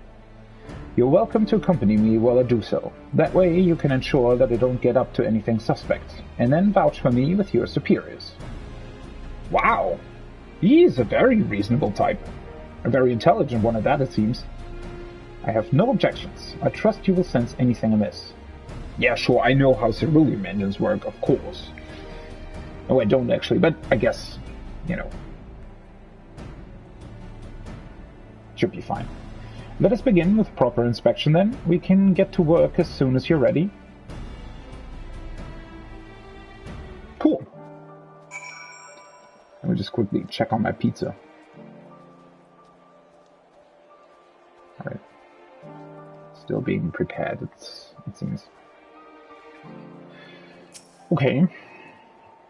Though the ultimate objective is to get the engines running at full capacity, the purpose of this inspection is to work out what parts we'll need. However, I would hate to fumble something and be accused of sabotage, so I'd appreciate it if you could I'd appreciate it if you could be the one to lay hands on the devices. Never fear, I'll be right behind you telling you what to look for. If we inspect, say, 3 of them, we should have a decent idea of what needs repair. Lead the way. Oh, cool. Ah.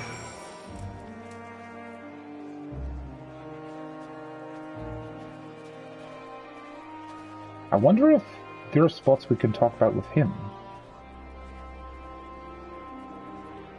What is he saying anyway? Remember, 3 engines in total, you do the touching. Sure.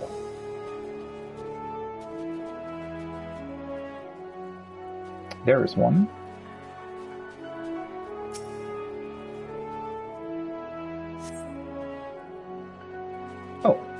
That's it.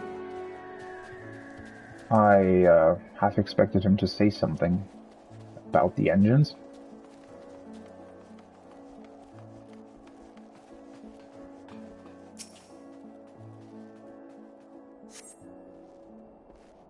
Okay.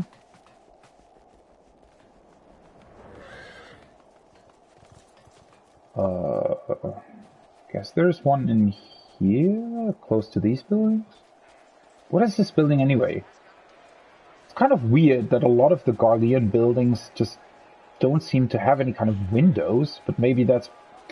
I mean, I guess it makes sense to a degree, right? Now that I think about it, because obviously windows, if not properly shielded, or, you know, whatever that's called, will let in a lot of cold. So I guess using as few windows as possible just makes it more efficient to heat a house, I'd imagine. Praise be to your deft hands. I have an idea of what our next step ought to be, though perhaps it would be best to appraise Rimonord of our progress first.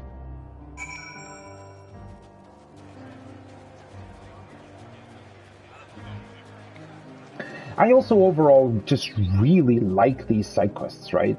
I mean, I expected as much when we arrived here. It's just a prime opportunity to have side quests that are actually, you know, meaningful tasks in a camp like this, but yeah, they are really good. Not just some random fetch quests, but quests that would make sense in this kind of scenario, right? How are our engines?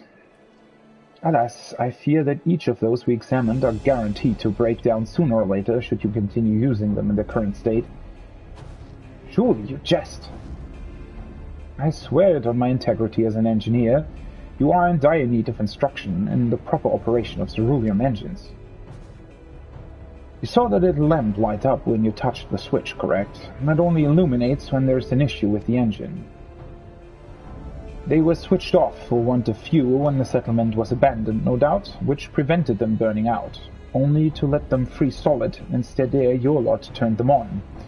From the state they're in, I can only assume it didn't occur to you to warm them up first.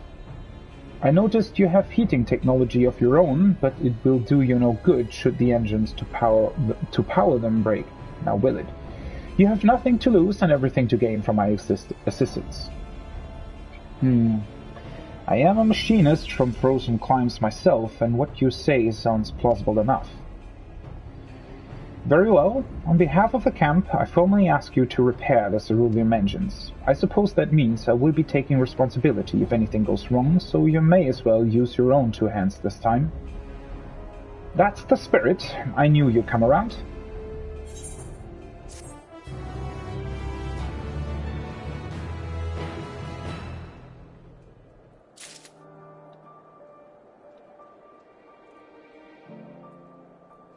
Okay.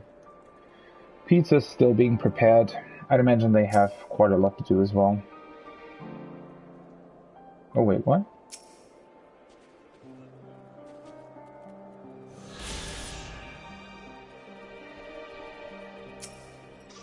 Oh, I think it just took some time to be loaded in. Now that Rimonord knows I'm worthy of his trust, we need only prove it to his superiors.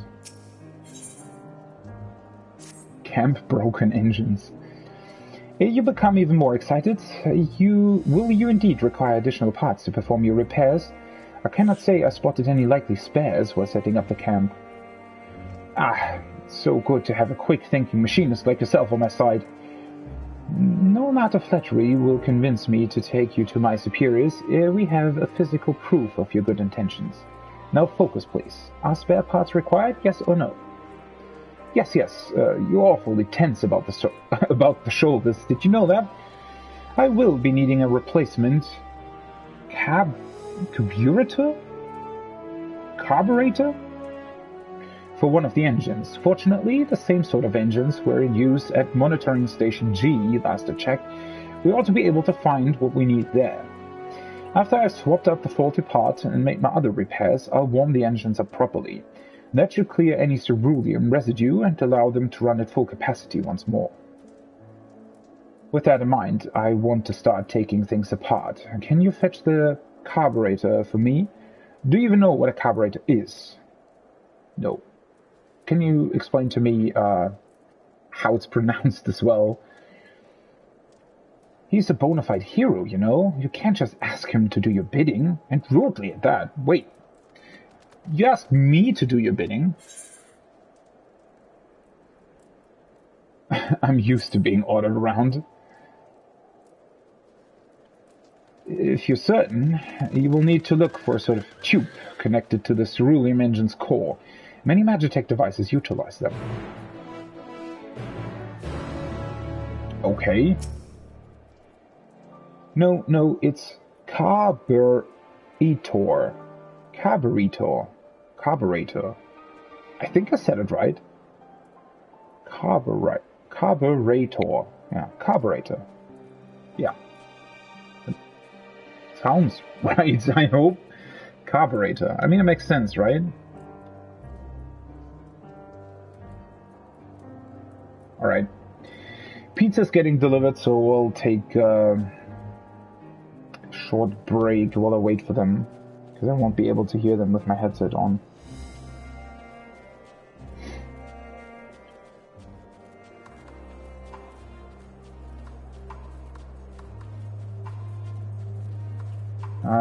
I guess I can take a break at monitoring station G.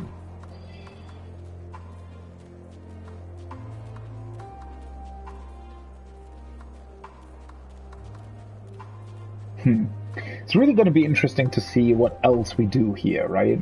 I mean, now that we've more or less dealt with the First Legion,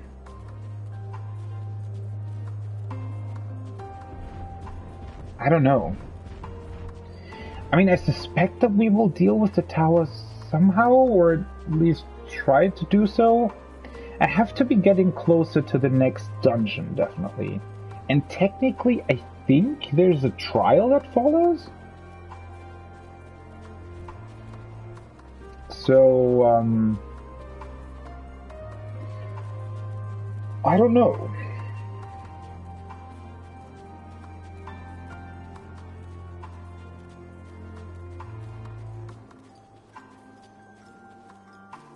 That's the scout.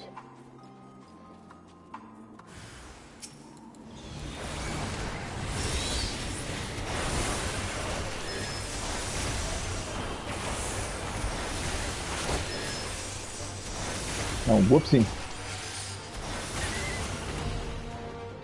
Yeah, you know, paralyzing me doesn't really do that much anymore, since a lot of my stuff is instant now. Then again, the things that are not instant are very long cast time, so... Ugh. Thank goodness you're here. Never mind me, this man is in desperate need of aid.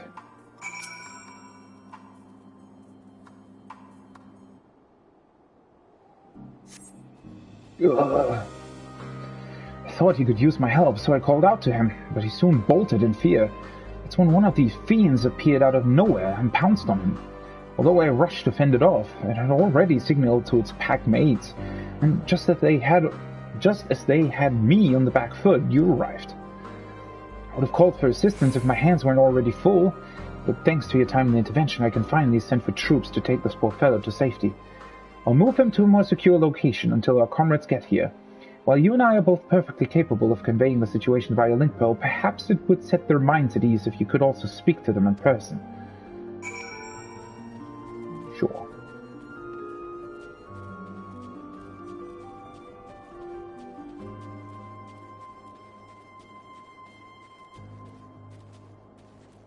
There's an engine. Let's see if it has one of those carburetors.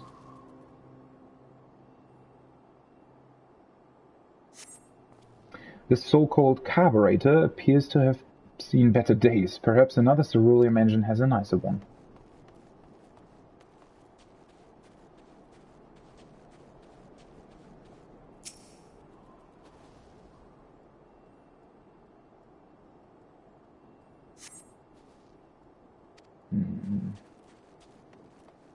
Maybe this one then.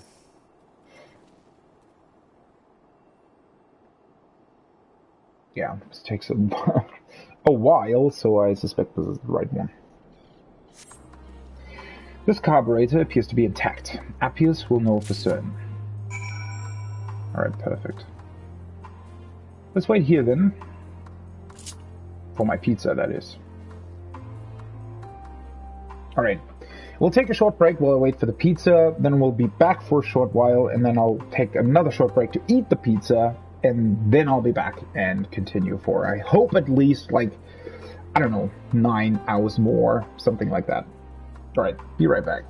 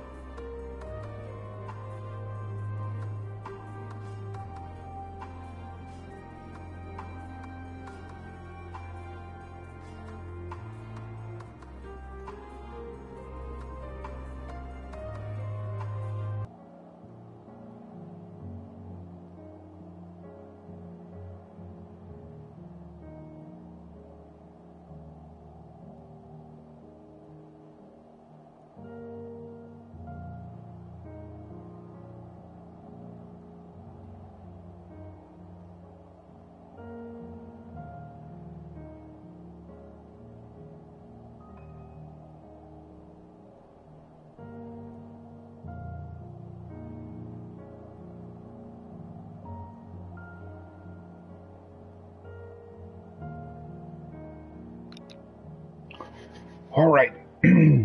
Wow, that was a great meal. There's still some pizza left over. I'm gonna eat that tonight or something. But it was just, it's a really, really good meal. I was almost starving here. No, I wasn't really, but I didn't eat that much over the last 2 days and worked a lot, so well, obviously not yesterday. I streamed for 17 hours yesterday, but still, I didn't eat that much during that time, actually. And on Saturday I worked very long, so, you know, my body sort of demanded to be filled up again. And, yeah, felt really great. Pizza and a burger. There's still some pizza left over. Perfect. Oh, sorry. Alright. Let's get back to this. And all this talk of starving people as well in this land kind of makes you hungry. Yeah. Whew. Nice, nice, nice. Let's get the show back on the road, and again, like I said, I'm really, really excited to see what else there is in store for us in this area in particular. I wonder, yeah, that's... So the other wind... How many wind ether currents am I missing here still? Only 3, that's interesting. Yeah, so that one to the north, that must be somewhere in or around the collapsed skyscraper. And then I'd imagine the other 2 are even closer to the tower, probably.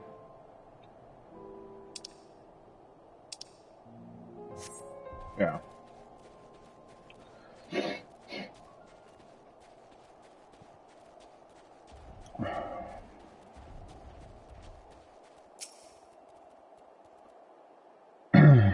What was I supposed to do here again?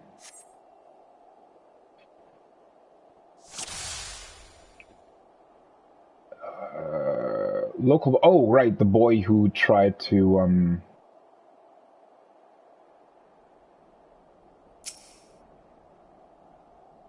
get supplies? Well, that was easy to spot. And he did get supplies, apparently.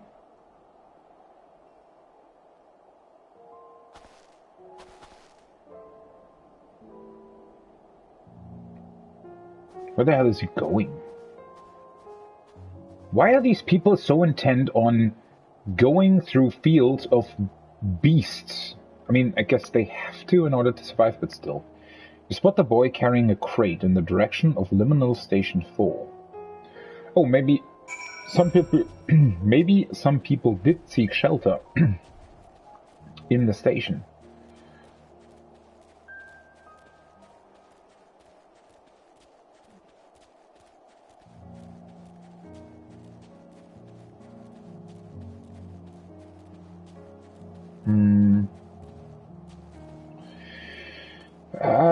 Yeah, that's always the like the biggest struggle with the side quests is when do you turn them in? Because I don't know if I go to go back to the underground station now, if there's going to be more side quests, and maybe I'll maybe I'll be running around with these other side quests finished but not turned in my inventory. That would be a bit annoying. So, you know, do you go back and turn them in, or do you, you know, continue with the main story? The A-Ring's still here, interestingly enough. I mean, I'd imagine there aren't any hunt trains really going on at this time, but then again, maybe.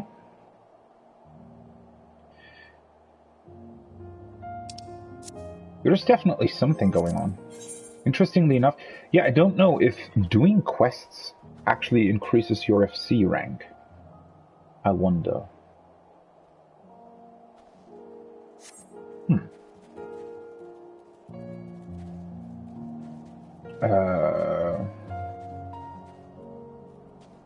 Oh, there he is. What do you want?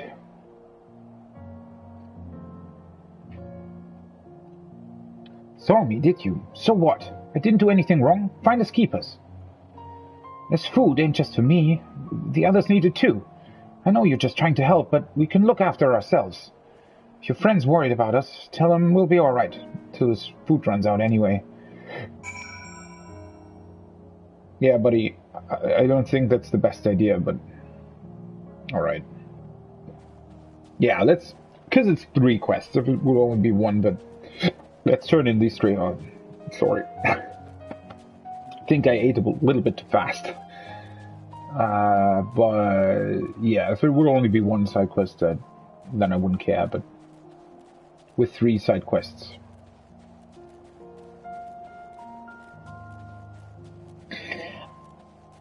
you know, one thing that I'm wondering is when we will actually return to Thavnir and Labyrinthos. Because, well, in Shadowbringers, wait, the first 2 areas you go to are Humor and Armorang, right? And those are sort of, you know, excluding the Tempest, obviously, those 2 areas are sort of the last ones you go back to during the main story.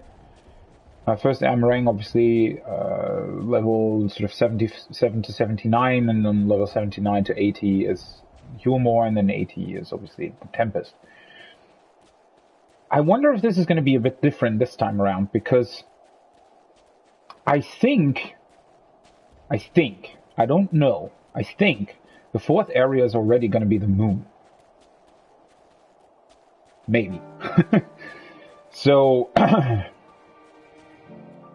If it is indeed, I'd imagine that we probably deal with whatever's happening in the other areas first. Now,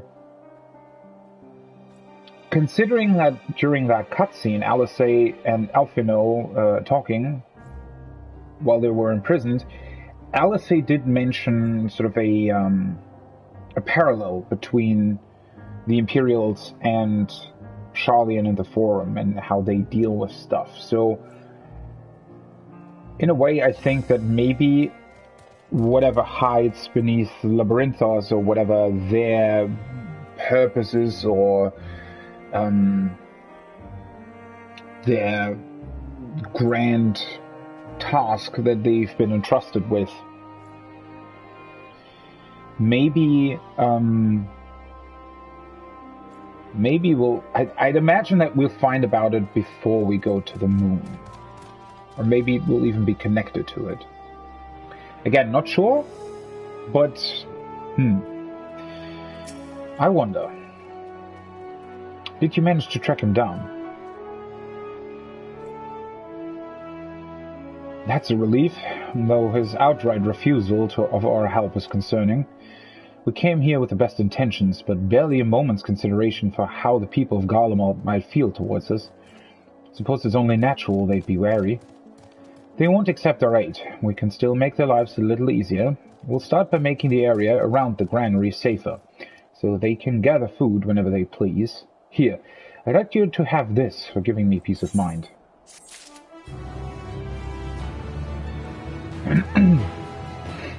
Oh, right, and then the quest with the cerulean engines probably continues as well, so it definitely makes sense to turn them in now so that we can continue that quest line. Oh, I think, you know what it is? I think the reason why in Thavnir it was a little bit different with the side quests is because there actually wasn't a quest line there. It was all just straight up side quests that you could do and then turn in, and that was it.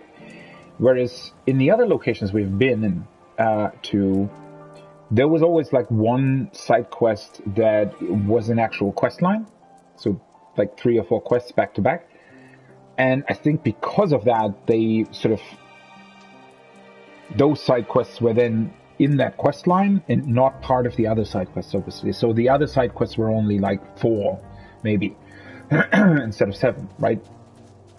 And I think that's a much better way of doing it, but because for whatever reason they didn't decide to do a side quest line in Thavnir, at least not at the alchemist's place, that's probably why there were so many other side quests there.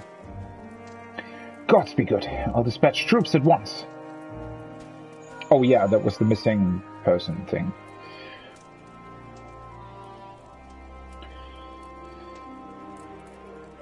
We're lucky you got there when you did, though I wonder what drew that civilian to such a dangerous place to begin with. Perhaps he was in search of supplies. I doubt he'd find much food in that particular area, so it must have been fuel he was after. If I were him, I'd try that enormous extraction facility on the lake, but it sounds like he was hoping to get ceruleum from the water itself. Seems like a tricky task at the best of times, although I expect the folks around those parts have their methods. If so, they could probably stay holed up for months on end, providing there's enough food to go around. Well, the main thing is that he and my friend are no longer in any danger. I see now you're every bit the hero people say you are. Not that I ever doubted it. Cool. Alright. See what happens next here. Never fear, I shall keep an eye on Appius. And not a moment too soon. Were you able to find an intact carburetor? Indeed I did. Although I had lunch in between. This will do it. Now Rimmelno and I can finish fixing up those engines in no time at all.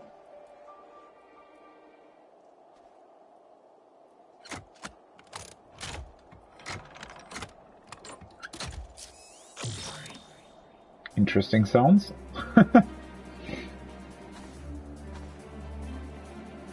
There. Everything's in order. These should be much more efficient, and you'll notice they've stopped making strange and ominous noises. I must say, I'm taken aback by your abundance of skill. Allow me to thank you on behalf of everyone here at Camp Broken Glass.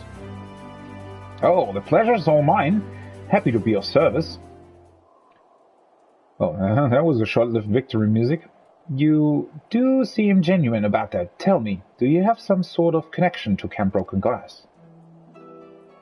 In a way, I hail from Latrum, as it happens. There was a village here, precisely where your camp is now.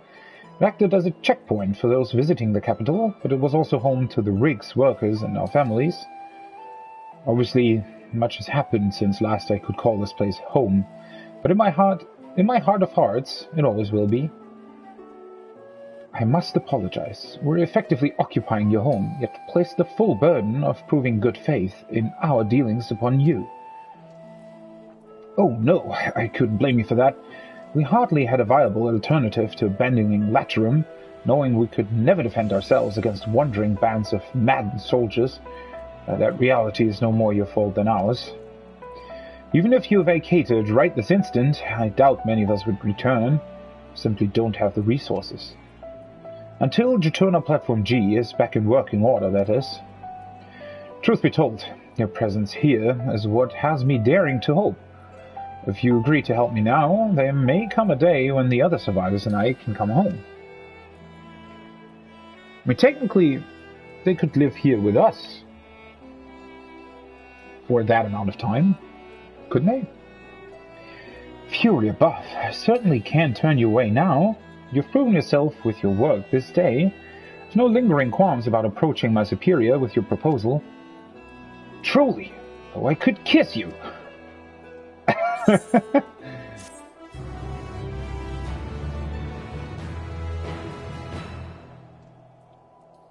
So I guess we'll go to the platform next.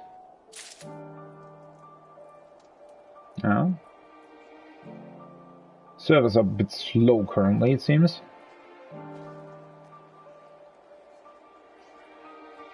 I mean, it's about the time a lot of people probably come back from work and, you know, there's probably some stress right now on the servers. Perhaps I should temper my expectations, or is it better to remain positive? Quick, tell me what phase better endears you to my cause. At least he didn't lose his,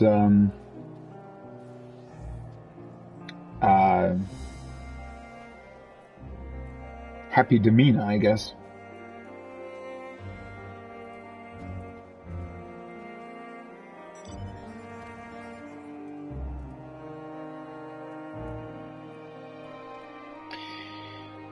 Okay.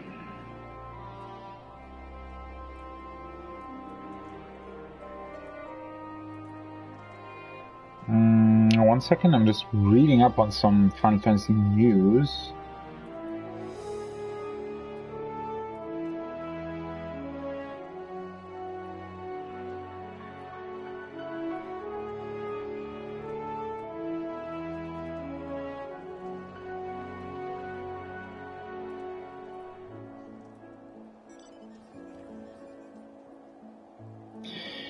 Interesting. So, apparently, the auto-demolition for estates and for houses has been suspended. I mean, yes, it's difficult logging in, but I don't know. I've been sort of... You know, I didn't really like that when they did that in the past. It was suspended for a very, very long time because of some... I think some catastrophe, like a natural catastrophe that happened in the US somewhere.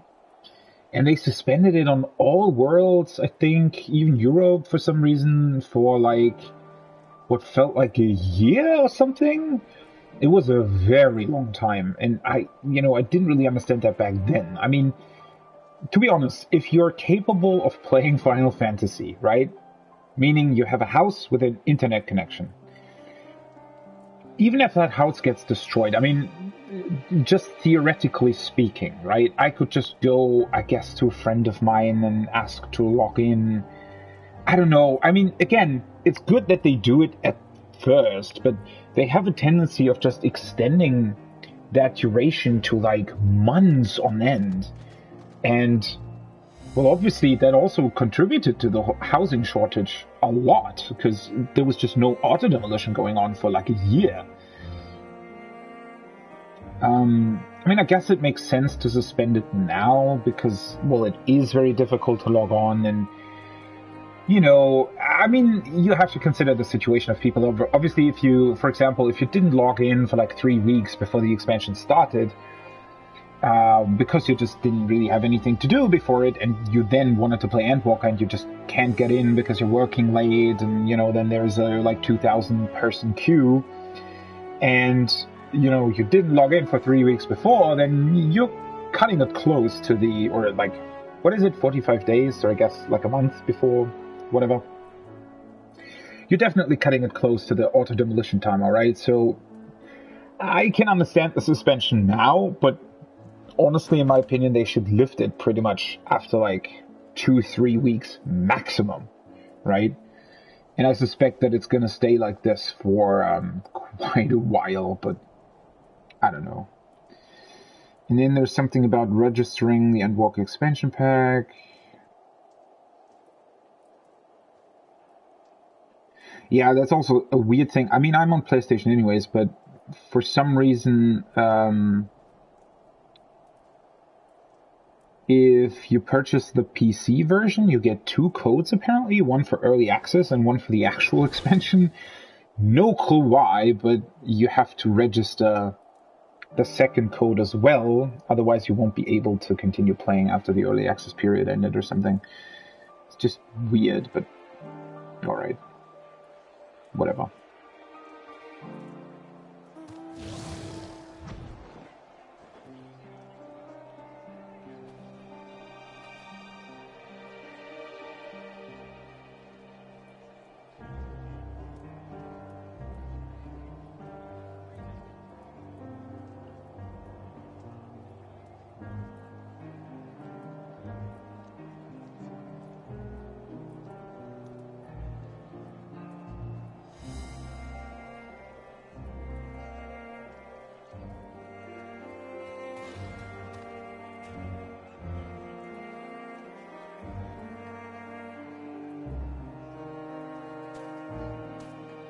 What the fuck is he...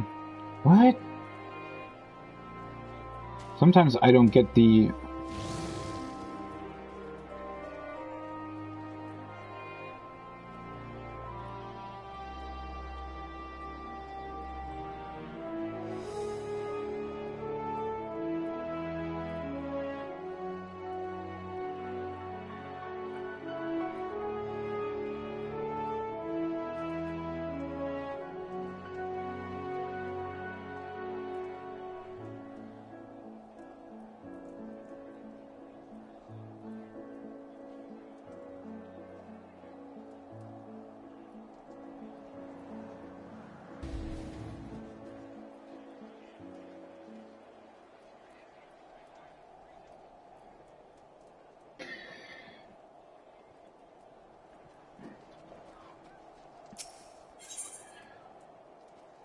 Operation Reactivation. I really like the picture they've put there. If there are no objections, I will speak to the quartermaster about getting the necessary men and supplies for this operation straight away. He's stationed just over there in the pavilion. Could I trouble you to accompany me? It might help if another can testify to Pierce's sincerity and competence. Great idea. What are we waiting for? Let's do it. One would think he didn't have a care in the world. Let us pray that Astrolod is amused rather than irritated.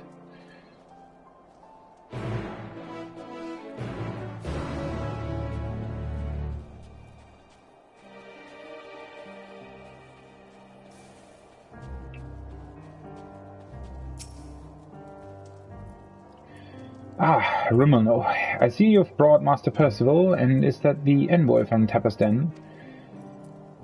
Yes, you see, sir, it all began with Appius here.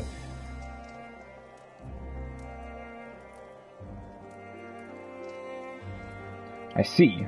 It would certainly be a boon to us if the platform was restored to working order. No doubt, so you agree to help? On one condition. You must first confirm that the platform can be reactivated. We aren't blessed with a surfeit of personnel and resources, you know, thus are reaching out to the Tappers to begin with. We cannot waste time and manpower on operations with little chance of success. Criminal, you are tasked with assessing the current state of Utona Platform G, as well as the precise resources we would need to commit to reactivating it. I shall make my final decision on how to proceed only once I am fully abreast of the situation. Yes, sir. In that case, he and I will accompany you. You really ought to stop making decisions on his behalf, but would be glad for the company. Meet us at Jutona Platform G, if you would. Appius can help me carry the equipment.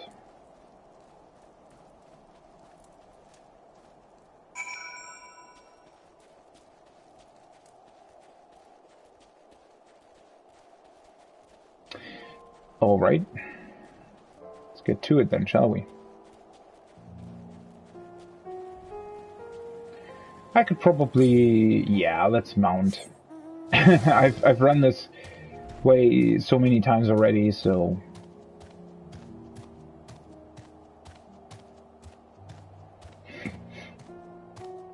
I don't have to go there by foot every single time. Although I do like traveling on foot. I mean, it's not like you can't, you know, look at your surroundings while you're mounted, but I guess, you know, most of the time you spot a lot more details and just little things here and there while you're on foot. I do that in all games, by the way. I pretty much never use mounts in single-player RPGs as well. It's just so much more entertaining to, you know, actually just walk and look at everything yourself. And I don't know. It's also much more immersive. The problem is that a lot of single-player RPGs as well, their sort of mount gameplay isn't all that great. The Witcher 3 being a little bit of an exception, because if you travel on horseback really, really slowly, it's actually really good. Wait. That object is placed wrong. It's floating. I should get to that at some point.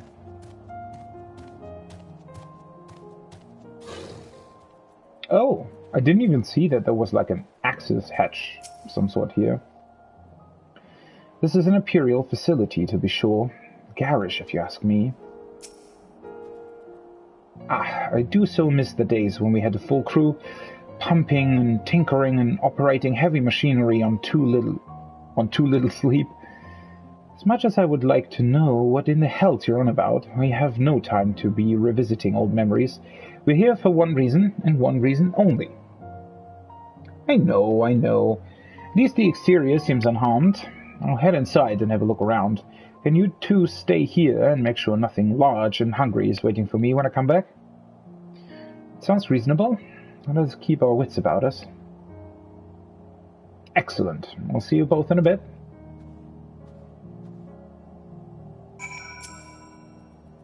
Let's wait for beasts to slay.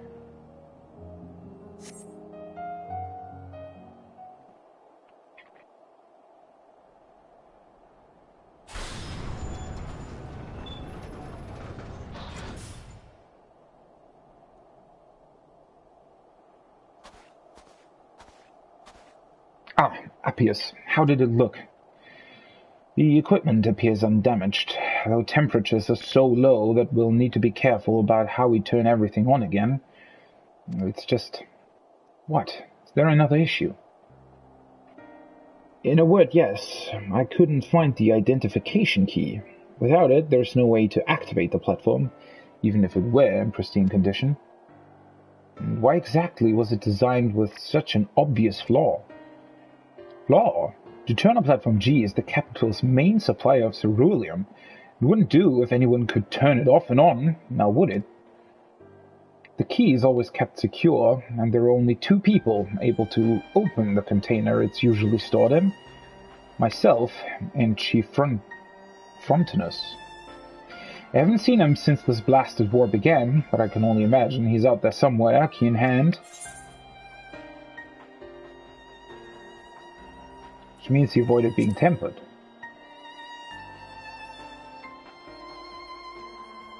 I've never met anyone quite as loyal to the Empire as Chief Frontinus. He probably took the key to stop anyone from misusing the platform. And I'd say he's succeeded in his aim. It stayed dormant this whole time and out of the hands of the warring factions. Indeed, now we just need to find out where he is. I'm sorry for wasting your time. There's no way we can get this place up and running without that key. Don't tell me you're going to give up, just like that. Not after I found a carburetor for you, you don't. Let's find another way to activate it. I suppose you're right. The three of us together, surely we can think of something.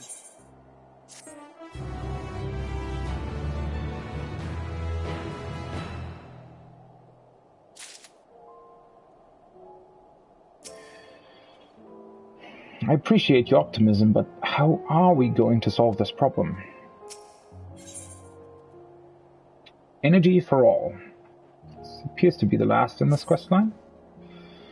Is there really no way to bypass the mechanism that the identification key interacts with? What exactly do you mean?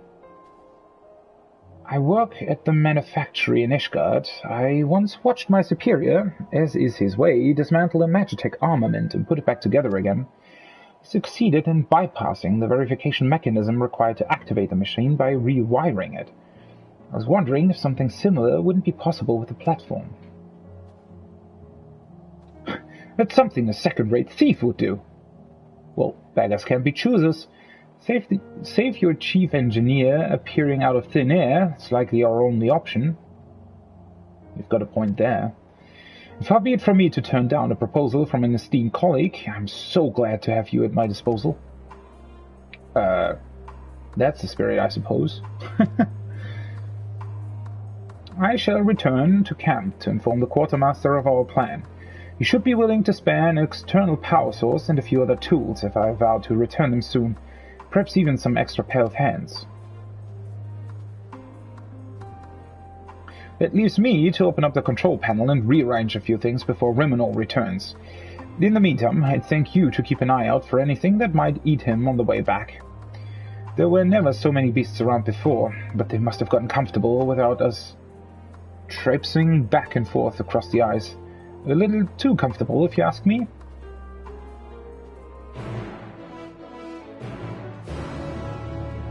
Okay.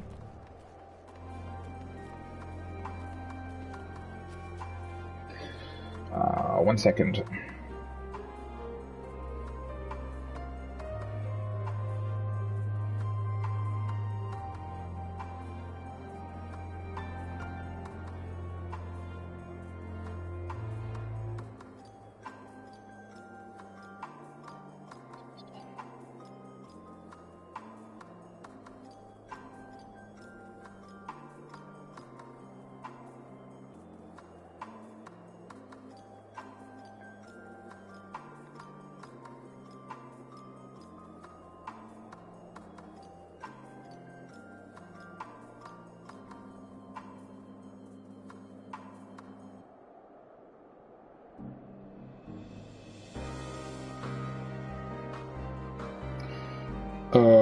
Wait, I was a bit sidetracked there.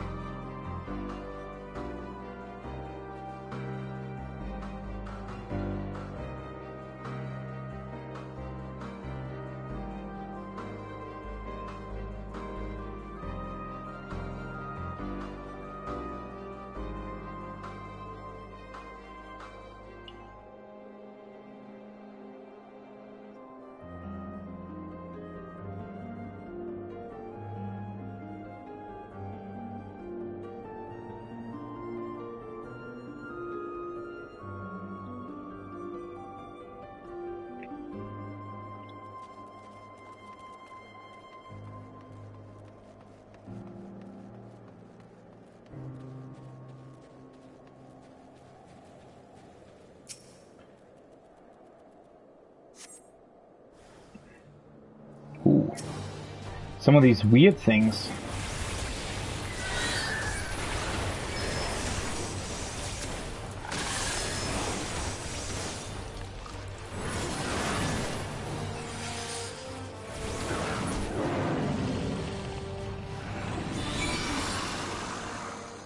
Oh, that was it. I thought I was following Criminal back to camp.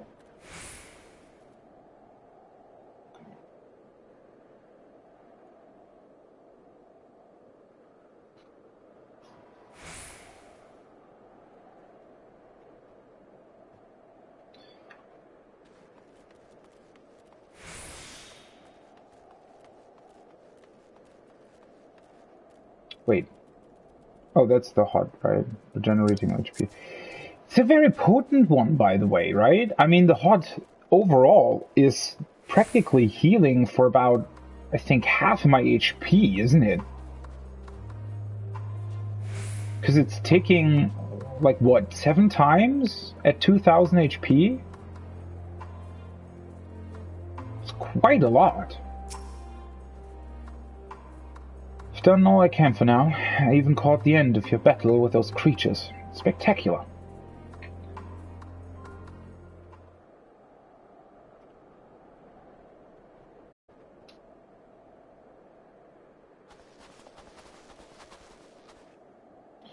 Ready to get to work, I hope.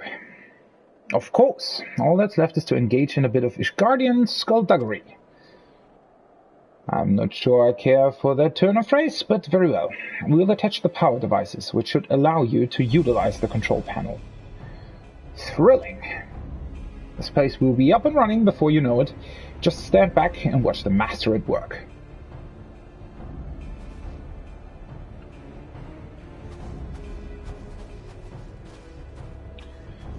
This will be something if we have an actual, like, cerulean platform, no less the one that supplied the capital with energy. Oh, you know what? Maybe, now that I look at the other ice shards, maybe it's not actually floating. Maybe it just looks like that because it's the same model that they used for this one, and it's, you know, rounded off at the bottom.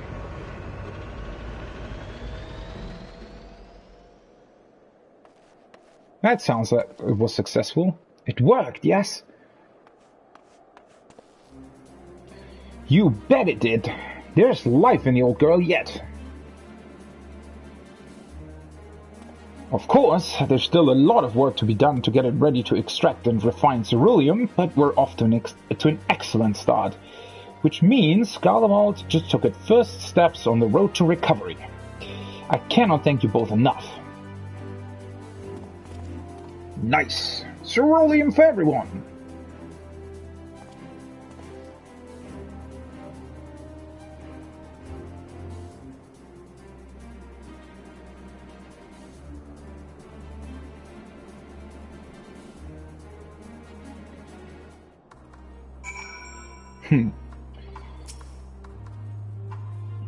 I'll be feeling that thrill for days. Fortunate I am to have such brilliant new friends.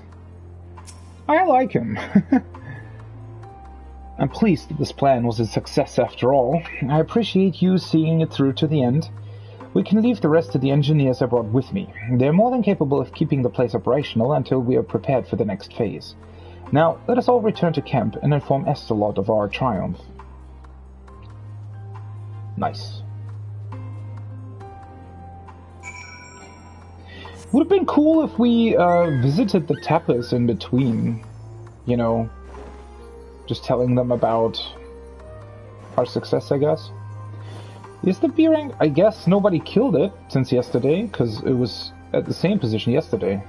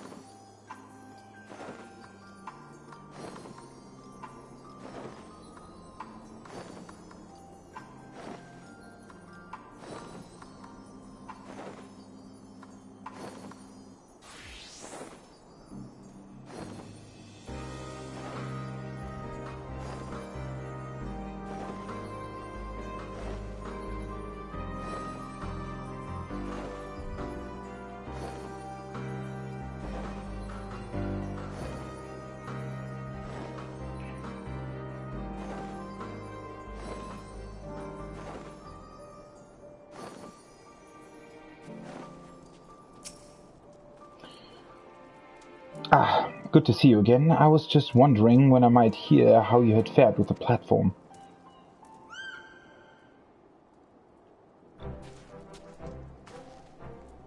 And it seems I won't have any longer to wait. I trust your eagerness is a sign that you had some success. Yes, sir, we were able to access the platform's controls and confirm that it is operational. There are still adjustments to be made, but I imagine it won't be long until it's fully operational. Splendid! The camp can secure a stable supply of energy. We can begin rebuilding throughout the region. We'll doubtless give succor to those in Tepper's Den and the capital proper as well. One of our goals when we first came here was to improve the lives of those that still call this frozen land home, and you have made a great contribution toward realizing that ambition. Thank you, sir. I certainly wouldn't have made it this far without your genius. Days when Garlemald looked toward a bright future seemed so distant now that the snow and frost have reclaimed their dominion. But I, for one, am ready to embark on the same journey that my ancestors once did and build a new home around the warmth of cerulean flame. I'm certain that when the time comes, I shall be proud to know that I worked alongside you. I must thank you as well. You have taught me to listen with sincerity to the words of those who I would otherwise have unjustly scorned.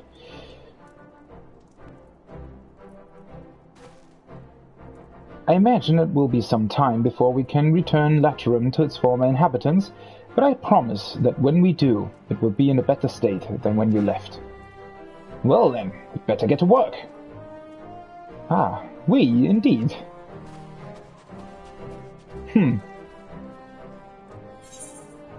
That's actually a really cool questline. Island Mikabob. King Crab Cake, Uka, Borscht. Borscht, what's that? Yeah, I don't need the 500 gil. What is this? Spell speed, vitality, critical hit vitality, direct hit vitality. Let's take the King Crab Cake. Tender swell. Oh, let's just read them. A skewer of Hamza breast and bell peppers grilled to perfection. This recipe was brought to the islands by way of Mikote seafarers. Island Mikabob. Island because it's on Thafnir, right? Or from Thafnir, rather. Alright? King Crab Cake. Tender, spiny king crab meat fills this crispy fried pastry, which is topped with a spoonful of creamy herb-filled sauce. God, they all sound really, really good that I've eaten already. Otherwise, these would surely spark my hunger. Uka. The fish and vegetable stew popular in Garlemald. The perfect meal for snowy nights spent indoors. It even makes sense with the tenacity then. Borscht. A traditional red Garlean soup made of beetroot. Simple to cook, it is a great favorite in both civilian and military kitchens. Let's get the King Crab Cake.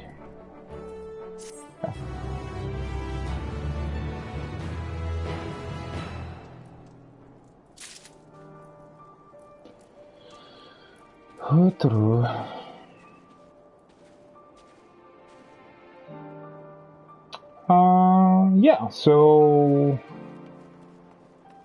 done the side quests for now. Let's return to the main story, shall we? Still have to see how underground train station fares with the alligators gone.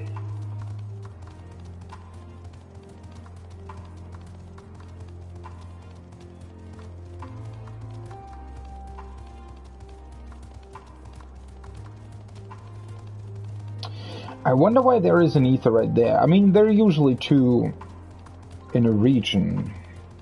And obviously it makes sense that there would have been one there at some point, but, I wonder if there's gonna be more to that camp still. Like, do we establish it as an outpost for something, or, it's gonna be curious to see.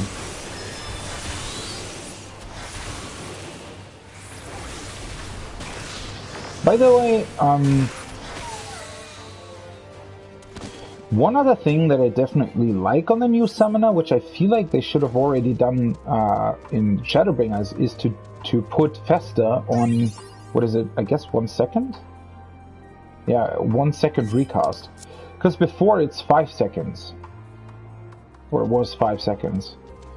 I mean, I know maybe they didn't want you to double weave it or anything, but I don't know, there wasn't really, like, there wasn't really any point in Festa being a 5-second recast, right? It didn't make the job any more difficult or easy. It's just really fun to press it, you know, very closely back to back.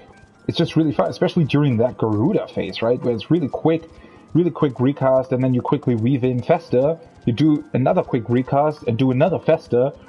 Just really fun pressing the buttons this fast. So, yeah, I mean, obviously, Shadowbringers Summoner was different, and there wasn't actually, you know, a fast phase like that, but at the same time, again, it's just about, now that I think about it, why was Festa ever a 5-second recast? I guess it was because it was at some other point? I don't know. It didn't really, like, why? It doesn't really change anything, really.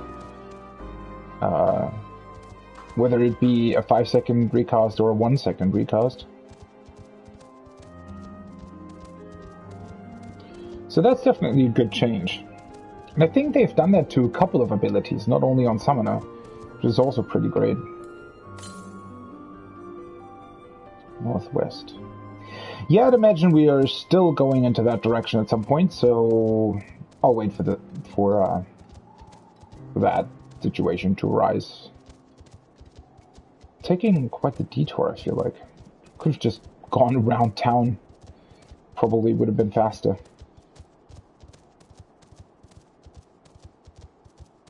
One thing that's a bit curious is that the streets seem a lot smaller compared to the other structures here, right? I think. Which is a bit curious. Everything else seems to be quite big and, you know, have quite big proportions, which I guess again goes back to Emmett Selk and him wanting it to look or at least resemble Amarant. But then the streets are very small, right? And they look like completely normal streets. I guess they didn't really need to be bigger because the cars were that small as well. But then, I don't know, it's just a curious observation. "'Tis a comfort to see thee none the worse for thy recent ordeals." "Oh, I did not expect you to arrive so soon. There's been a development. Perhaps you had best see for yourself."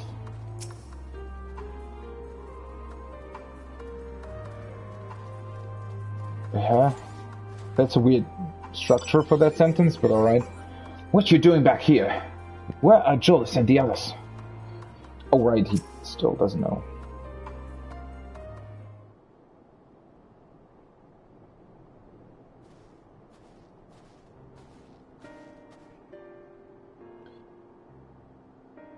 Hugh and Jules. Jules?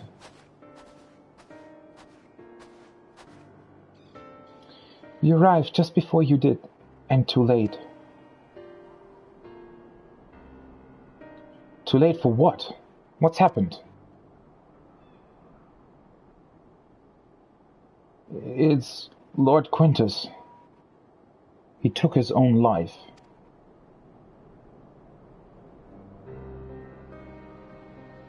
After the news about the 10th, he relieved us of our duties.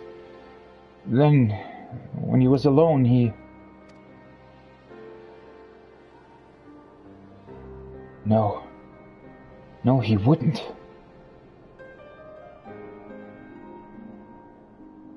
Apparently he would. Thancred and the others, assisted by the soldiers, have seen to the remains. In due course shall the legatus be afforded a proper burial. He releases us from our duty. He wanted us to be free. Free to choose our own fate.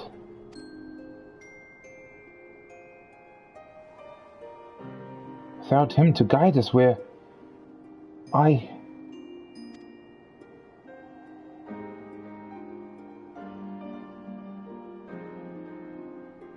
I have just this moment... What is with these weird sentences? I have just this moment spoken with Lucille. We are ready to commence the transfer of the refugees here to Camp Broken Glass, should they be willing to accept our aid. Some would rather die. But most of us just want to live. Songs and standards be damned. We just want to live.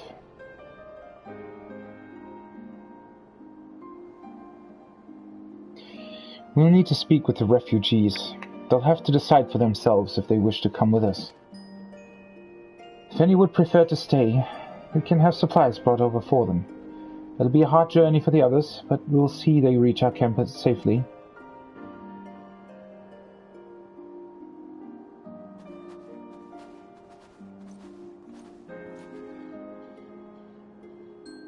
I...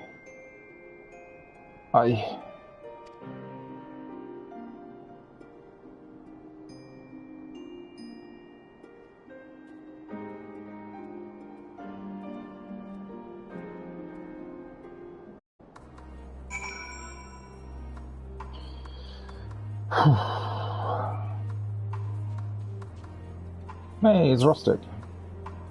To think that we would end up taking the First Legion themselves, or what remains of them, into our care. Not so long ago, such a thing would have been inconceivable. But these are strange times indeed. It's true. That's actually still pretty sort of close.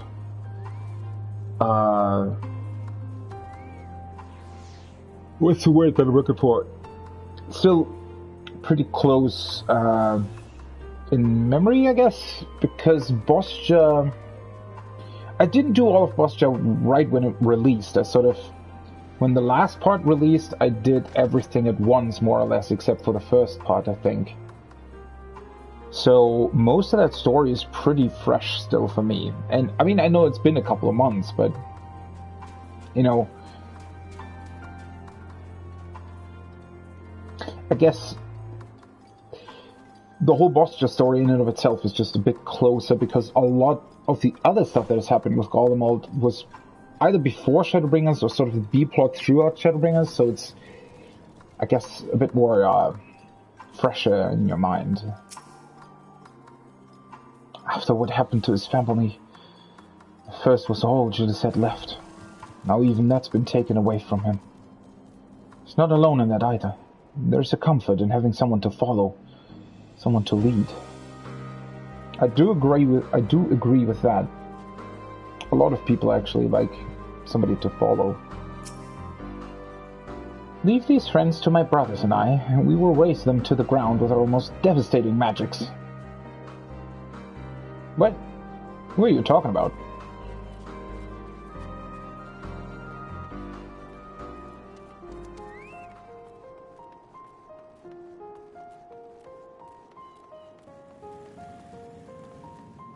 Are you alright?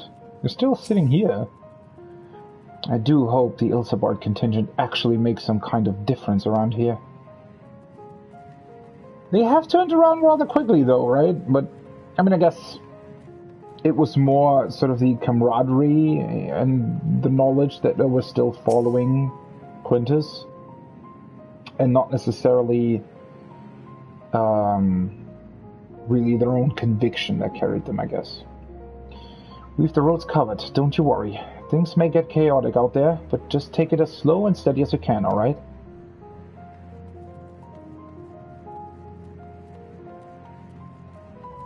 I wonder what we'll do with the Aetheryte.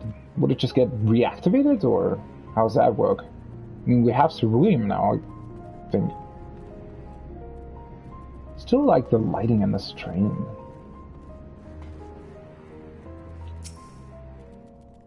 No matter what may betide, I have my daughter, not alone shall keep me from succumbing to even the darkest of nights.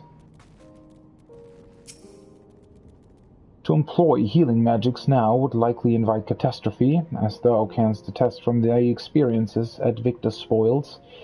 Indeed, the Garleans view our ability to manipulate ether with the same suspicion that many Eorzeans do Magitech. Which is understandable to a degree. Our pride, our culture, our knowledge. All of it's gone. Well, not if you survive. Then at least some part of it will still be alive as well. At least the pain proves I'm not dead yet. Well, he endured. Didn't he give up his ration? It's hearing about Lord Quintus. I confess I've many more thoughts on the subject. Few can deny he was a man of principle, misguided though he may have been.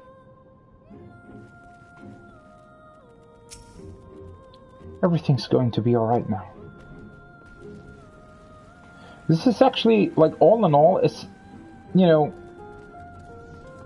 as far as we can see now, this has actually turned out quite a bit better than I was expecting.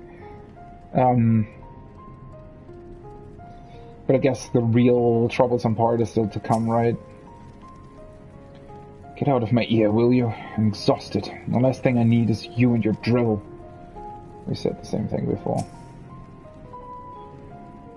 Lord Quintus was our rock in the storm, and now we are without a leader, without direction. Nevertheless, we must live on, even if that means consorting with our former enemies. Well, what do you want? Nothing. I know not how to offer encouragement or solace to these poor souls, but if it's safe passage to our camp they need, I'd gladly oblige.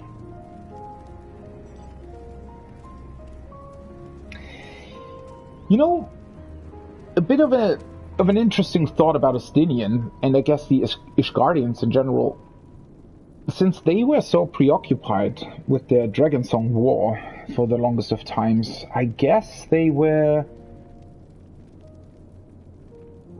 you know, they didn't have all that much to do with the Garlean Empire, right? I mean, it must have been still a threat and a consideration for them, but, I mean, they always refused to help Eorzea, right? Up until, well, we came and solved the conflict, but I wonder if the Ishgardians, because of that, actually feel sort of more indifferent or even friendlier towards the Garleans in general, just because they haven't really suffered from them, right? They've suffered from the dragons, but not really the Garleans, I think.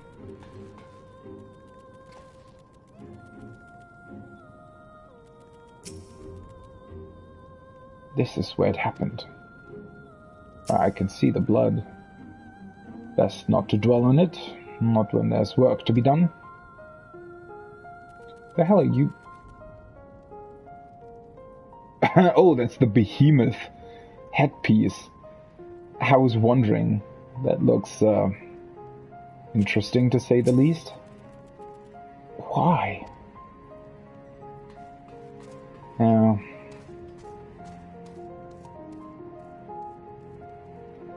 It's probably hard to understand, right?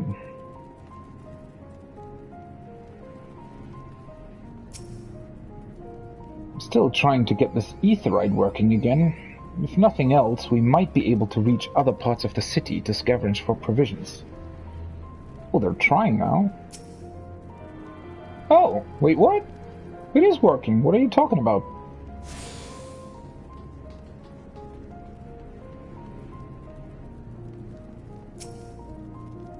Try as we might, any words of comfort we may offer are like to fall on deaf ears. We are but strangers from foreign lands, perhaps in their eyes the very cause of their suffering to begin with. Nevertheless, we mustn't give up.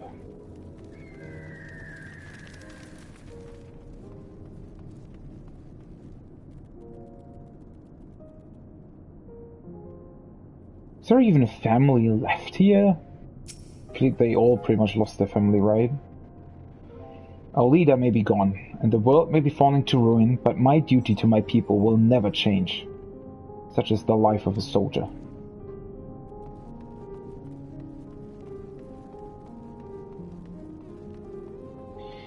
So now I guess we can actually get weapons, or not? Let's see. Yeah, nice. Why did I even buy Gissel Greens, by the way? I've never used my Chocobo up until this point. I don't really need to either, but... whatever. So let's look at these. Oh wait, these are the same ones, right? That were sold in... not in Thafnir. Who else did sell these? Oh, I think we can get them in our camp as well, right? Yeah, in Camp Broken Glass. Yeah, it's the same thing. It's a bit weird, but alright.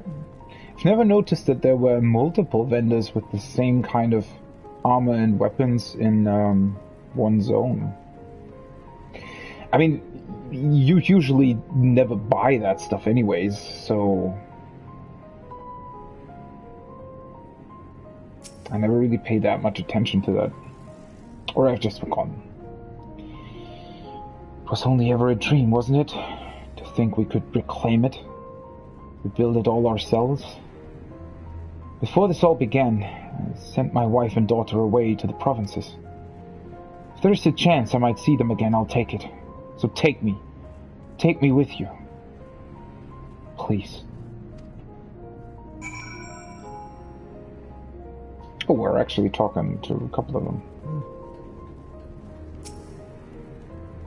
Well, got the aetherite sorted in the end. All it took was a few adjustments, and now it works as well as it ever did. From what I can tell, the one in Laterum is also functioning as normal. That's where you lot are, staying, isn't it? Now that most of us are packing up and leaving this place, I reckon there'll be more use for me and my skills over at your camp. Can they actually teleport to that camp? That would be quite interesting.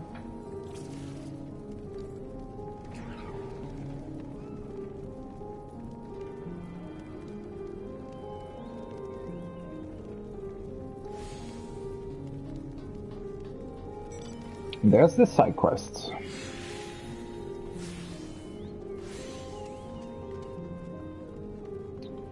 Four of them, I think, which would be quite cool. Brick by brick, tank by tank. What do you want? Hold on. You seem a rather dexterous sword. Perhaps I can persuade you to take on a task for me. Now you want my help, huh? I trust you are aware that ceruleum tanks can be salvaged from downed Magitech weaponry, yes?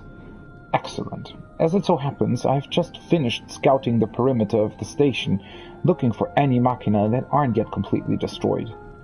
I thought my work done, but word has reached me that some war machina have recently come to a grinding halt nearby. As much as I would like to investigate this report, I worry that things may not be completely out of commission, but they may have life enough left to strike a killing blow. If you're willing, search the area northwest of the station for dormant war machina, and pilfer their tanks of ceruleum for me. See if you can succeed where I've so egregiously failed.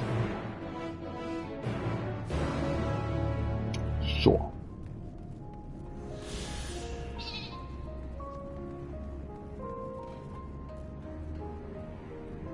What the hell are you doing here? You there. Yes, you. You can't hide those hands from me.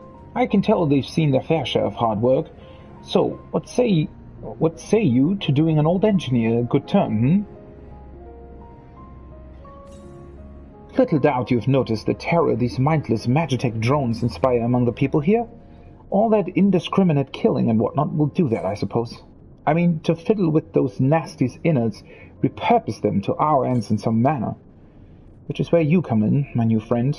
Capture for me an automated Magna Rhoda. A Cernet chain ought to be enough to tame the Machina menace, provided you have brought the murderous thing to heel first.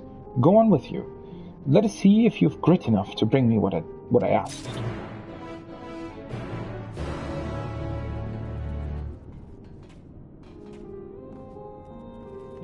Yeah, they actually... This platform is exactly as high as the other ones, right? So...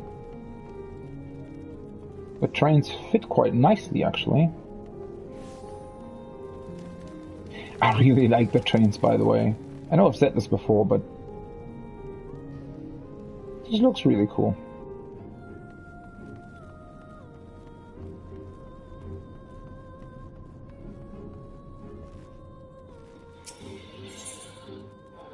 A light that never goes out. There's something about the darkness that just deflates the spirits, wouldn't you say? We have plenty of lights, yes, but they use the same fuel as the heaters, and not freezing to death places somewhat higher on the agenda than making the place look nice. As such, I've taken it upon myself to craft lanterns that use other sorts of fuel. I was once upon a time a technician in the Imperial Army, so provided I have the glassware, I'm more than capable of the task. That's where the trouble lies, though. Such items are in short supply. While I know we're in the city we might scrounge up some, I wouldn't dare march into that sea of Magitech weaponry. Perhaps you could go in my stead. Just northwest of the station you'll find a tavern and a perfumery, or what's left of them anyway. Somewhere among the rooms you should be able to find wares suitable for our lanterns.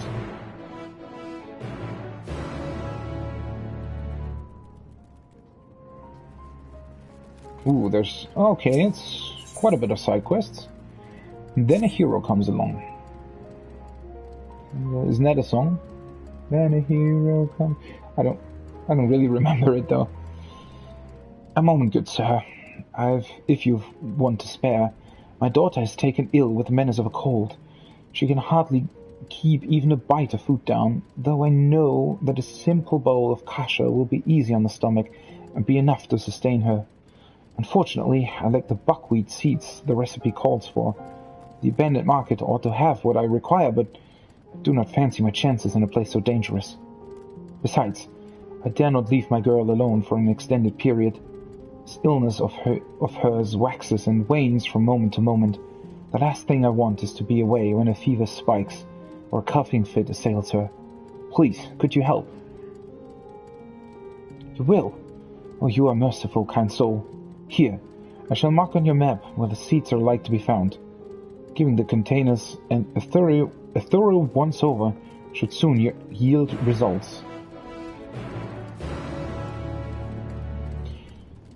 Good sir, you are standing on a person that is hurting. Please vacate the space at once. What the hell is wrong with you? Seriously. Ah, it's you.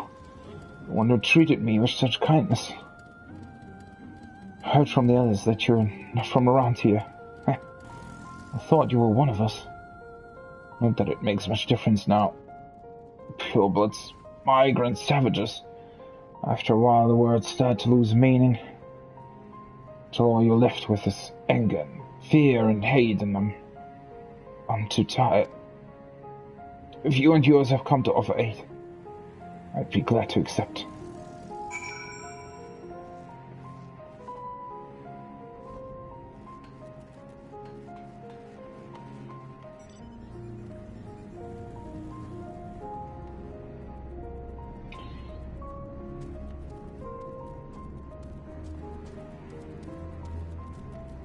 Temple Knight? What are you looking for? Some like it hot.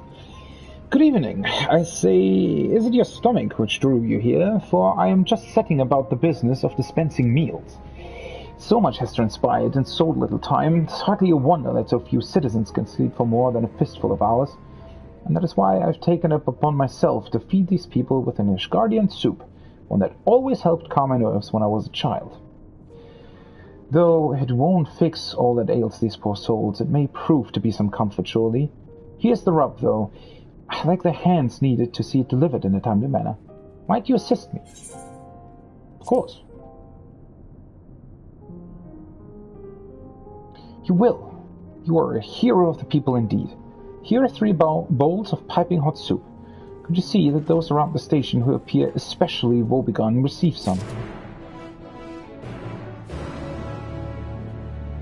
Of course, my dear man.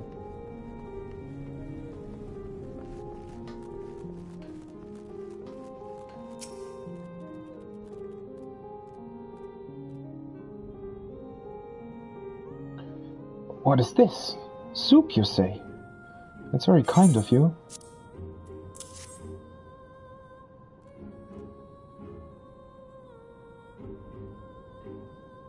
It's been far too long since I had a hot meal. Can't rightly remember the last time. Let me guess, this is an Ishgardian recipe, isn't it? My mother used to make something similar once upon a time. It was a red soup, well known in these parts. Thank you for bringing me this reminder of happier days. Days I hope to see returned in our country.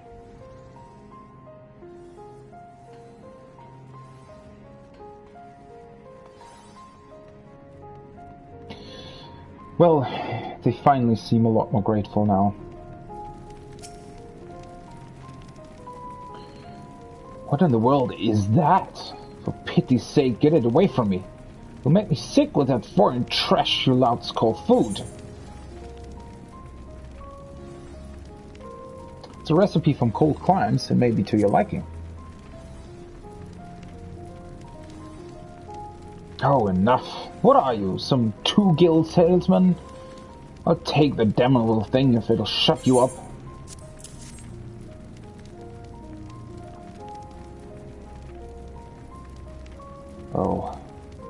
Oh my. That is nice, isn't it? It's so warm. The hell are you looking at then? I got my food, now off with you.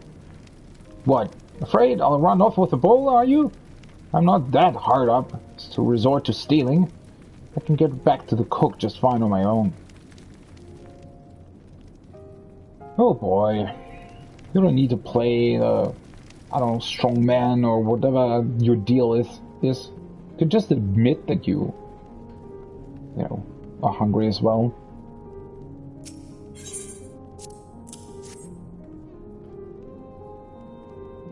So first you march into our homeland, easy as you please, and now you tell us what foods we're to eat. Oh, that's very rich. Very rich indeed. But let me tell you something, you little weasel.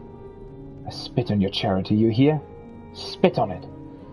So you can take that soup of yours and stuff it where the sun don't shine. Well, we tried, I guess.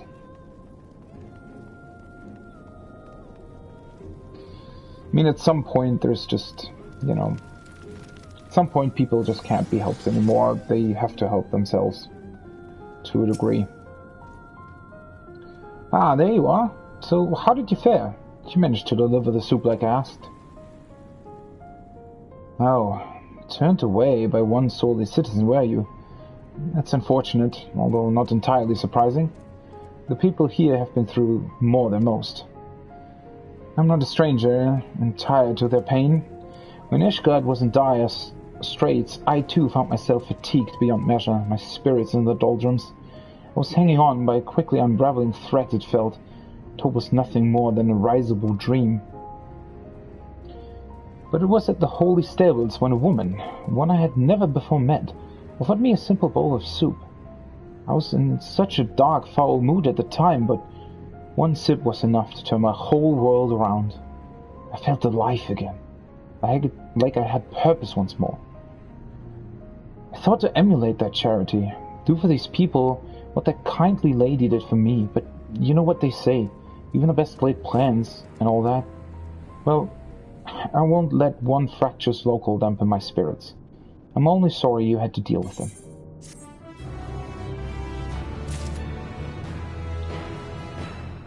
Well, I hope that we can change their outlook on things sooner rather than later, but, you know, not everybody wants to be helped, I guess. We have much to discuss. Our rescue, the attack on Camp Broken Glass, what we'd hoped to talk about with Quintus. But all of that can wait. More urgent matters demand our attention. Are any of the refugees willing to come to our camp? Thank the 12. Thank the 12. You and I should go first and secure the route back to Camp Broken Glass. With all the creatures and tempests skulking about, I expect we'll have our hands full. This should come in handy. Conqueror's Chain, courtesy of our Leminson friends. I'd save it for the tempered, though. I'll mark a few points that need surveying on your map. Once you've taken care of the riffraff, we'll meet back at our camp. Alright, let's do the side quest first, though. Luckily, they all seem to be in the same sort of general direction, which is also where another Wind Ether current seems to be. I wonder, though, we're still missing, I think, 4 Wind Ether current quests, don't we? So, We've orders to assist the refugees, but we've received little more from them than icy glares. That will not deter us, though. They may be our former enemies, but we are here to offer aid, and offer aid we shall. Well, at least they are not deterred. Oh, there's more quests here. That's unfortunate. No, whatever. P.S. I love you. Whoa. Why, if it isn't you, the warrior of light himself, the navigator was good to bring you to us. We've on our hands something of a conundrum, one perhaps you can solve for us. It involves this mysterious letter, you see. Not sure where it came from. Suffice it to say, we found it when we were laying some of the dead to rest. Our thinking is it fell out of one of the deceased's pockets. It's only right the missives delivered to the proper hands. The dead need to say their piece, after all. Only thing is, I've been ordered elsewhere, so I can't look into it myself. Do you think you could take over for me? If you can spare the time, I'd like you to look for this here letter's recipient. Bit of a pain, I grant you, but our best and only bet at this point is to ask the locals around the station, see if they've any clues as to who it might be for.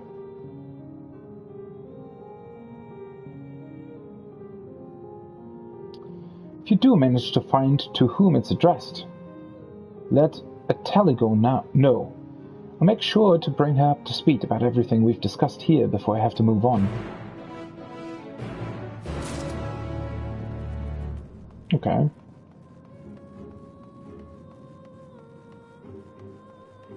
Now there's a chocobo keep here?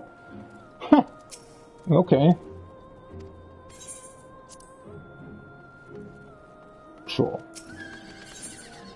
As you haired woman, children are our future.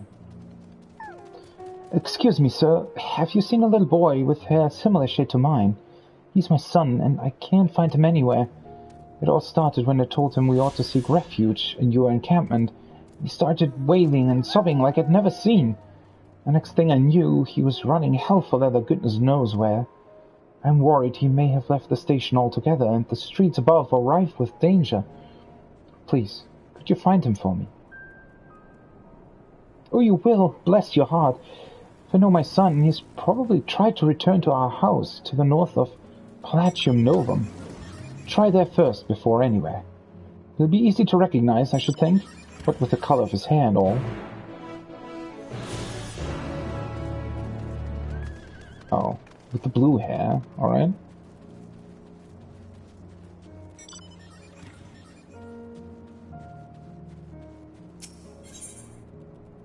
Rest thy warfare o'er.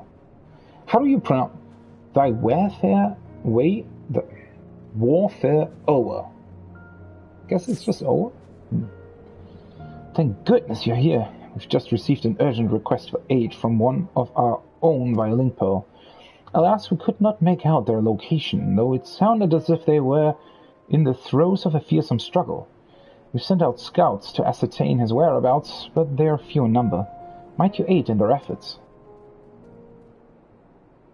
Your cooperation is much appreciated. I bid you begin your search near the Seniculum Imperialis. Our fellows have yet to explore it. Should any tempered Imperial forces attempt to waylay you, I ask that you merely subdue them, not kill them. To that end, I offer you this powder, which shall render any hostile immobile for a time. Sure. Let's see, there's quite a lot of side quests here.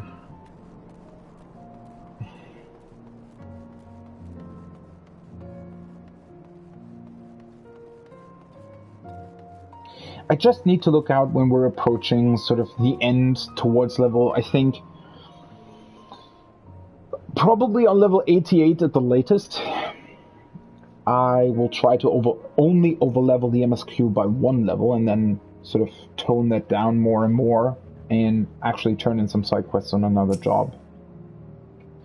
Alright, there appears to be no sign of the seeds, but you did come across a box of medical supplies. Yes.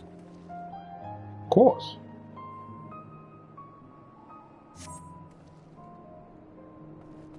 Wait, did that finish the quest? Yeah. No. Do I want to turn these off for the time being? Whatever. If I have to run around a bit, then I'll have to run around a bit. I don't really care. To the west. Let's see if we actually reach that place. Crate with spirit bottles.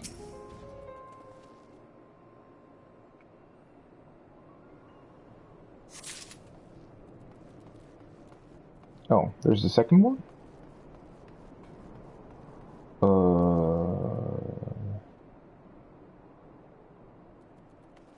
Where might that be? Oh, there it is.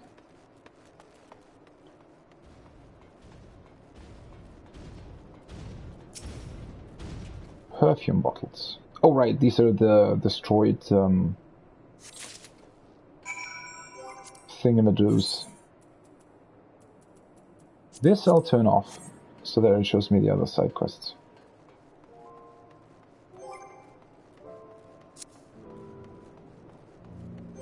Oh, wait a second. Let's... not the duty finder. Can I turn on the... like this? I want to see all the side quests.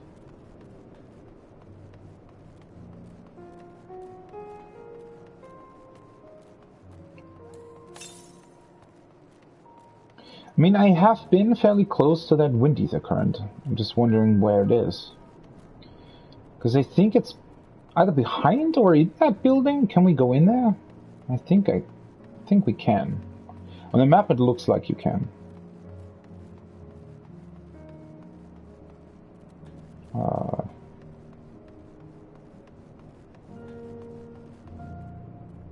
Wait, what is that?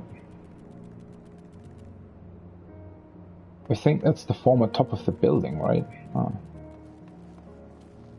Wait. Doesn't look like you'd be able to enter, though. Still fairly far away. Oh, there he is.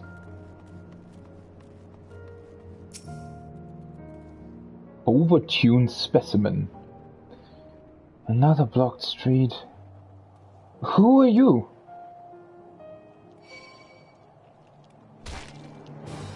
Of course.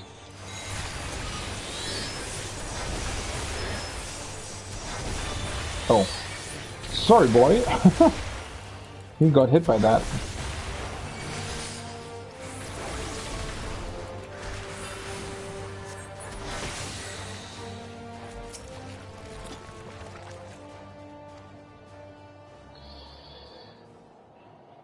Mother sent you. Tell her I won't go to the enemy's camp. I'm going home. You are very stubborn. The boy with the sky blue hair has made good his escape. You had best resume your search for this obstreperous youth. Interesting vocabulary that you're using, right? Quite a lot of words that you don't really hear all that often, I feel like.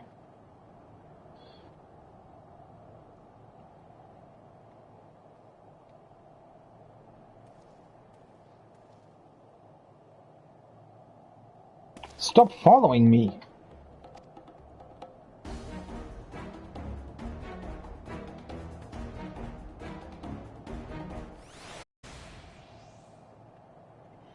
Once again, the boy with the sky blue hair has taken flight and will likely be looking over his shoulder for signs of trouble from now on.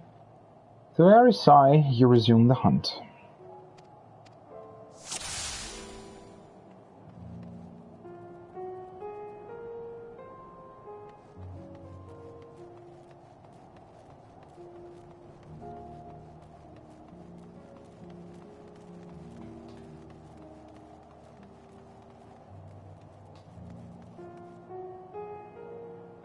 Perhaps I lost him. Yeah, sure, by running 50 meters.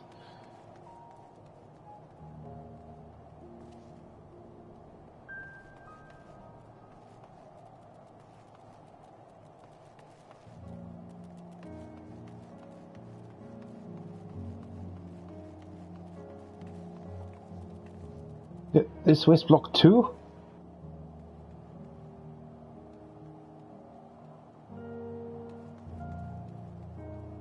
Going home no matter what.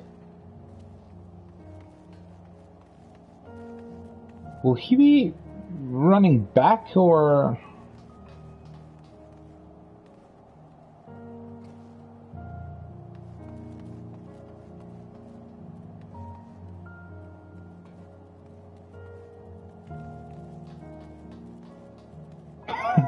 Must have been the wind.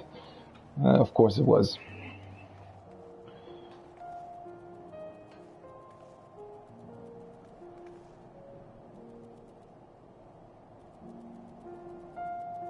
Where the hell are you going?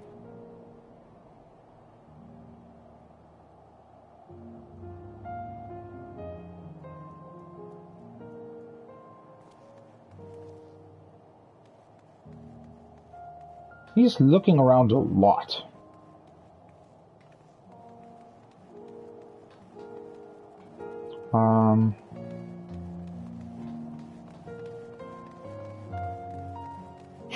So many people doing this quest, and we all have the same code. And we all have Tataru's code.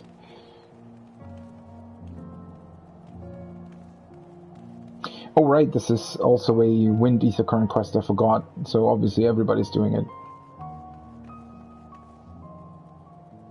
Is someone there?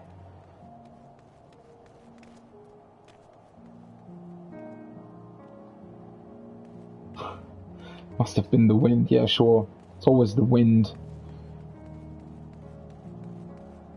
Where the hell is he going?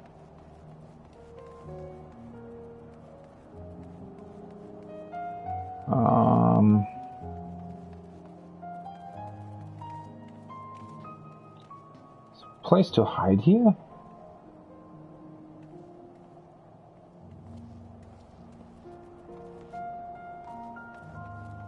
Guess I can hide behind... Of course.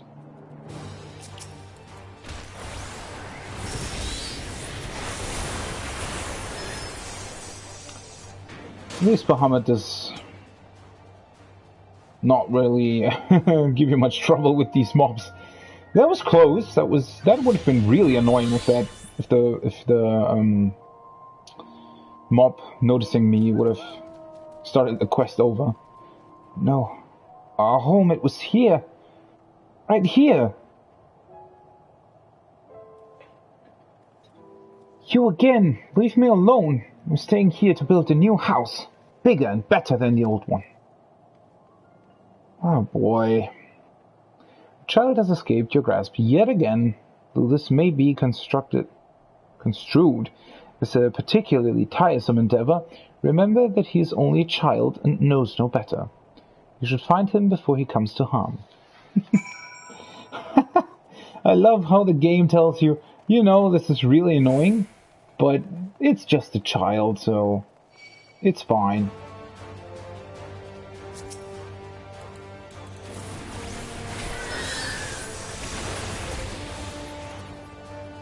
These are dying pretty quickly.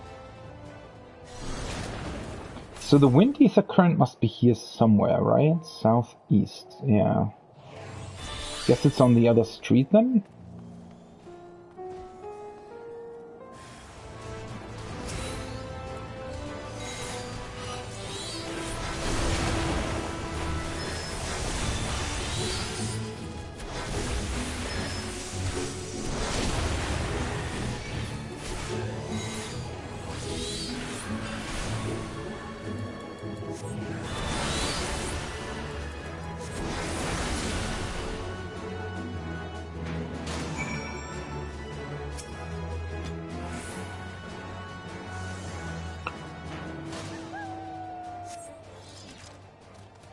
Why do you care so much?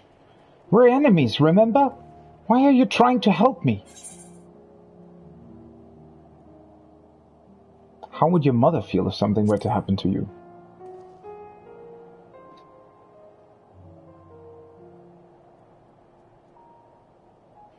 I don't care what you say. You don't need your help. But Mother's worried. I should go back to the station. And he's running off again. Wait, how do you... Oh, I guess you can just go through here? Where is that damn car? Oh. What the hell?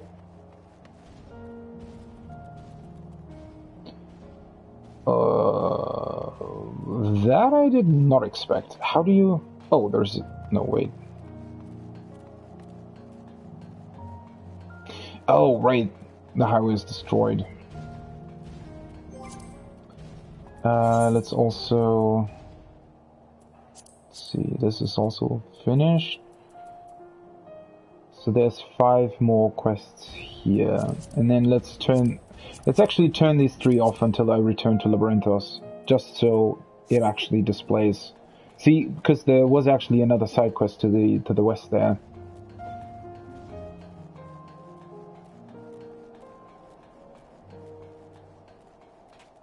Alright, let's see if I can get onto the highway from here.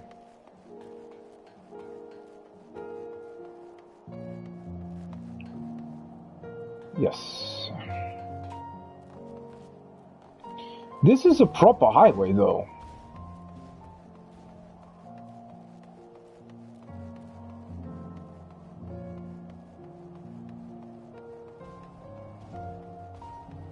It started here, though, right? Looks like it. And then went into the city? It's a bit hard. Yeah, I think so.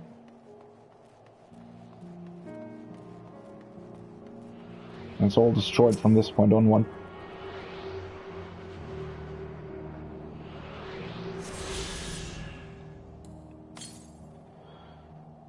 Southwest. Interesting. Do I want to grab that first? I mean, I don't know where the other 2 quests are leading me, but I mean, I guess I have to run back a little way anyways. Also, I feel like we're pretty much, well, not exactly done with this zone, but certainly, you know, these are probably the last side quests that are here, except for maybe a few more back at the camp, and then,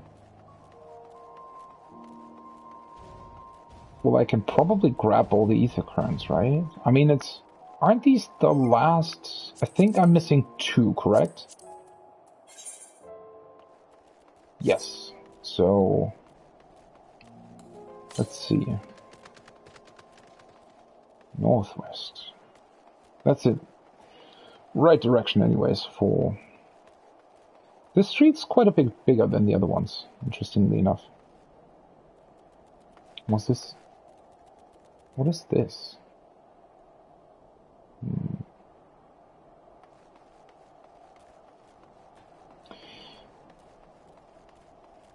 They have like very high walls in a lot of places. To the west, alright. There it is.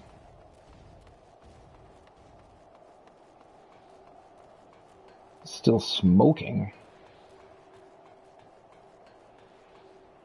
Whoa.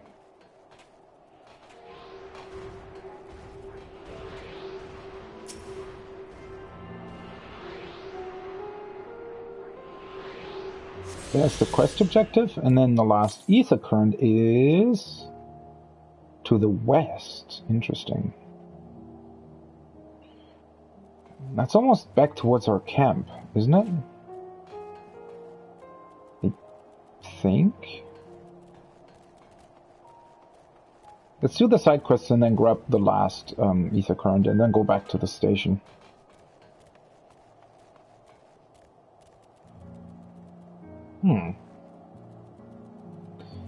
Wonder what this part of the city is.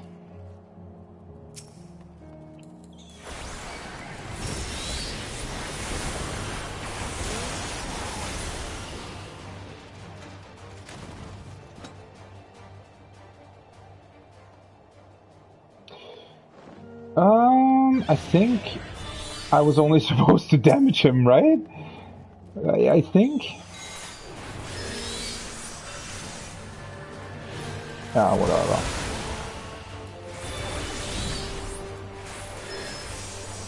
Let's see.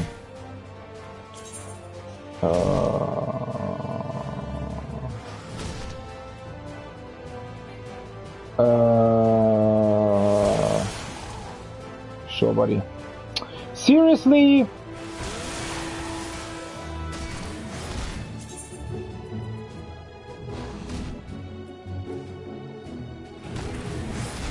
Wait, what am I supposed to use here? Oh, this one. See, oh. Alright. That's...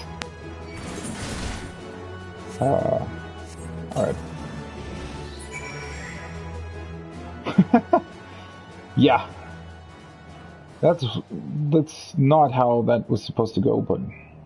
I mean, it worked at the end, I guess. In the end. This looks like... some kind of...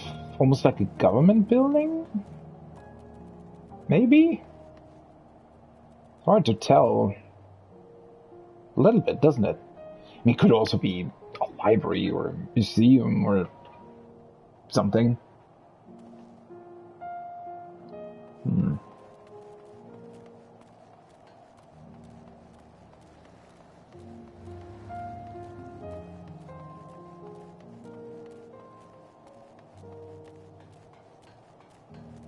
And that over there looks like either a TV station or a radio station or something.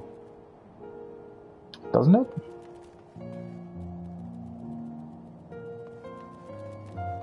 Might actually be where the radio signal is transmitted from. There is another station here as well. What am I looking for?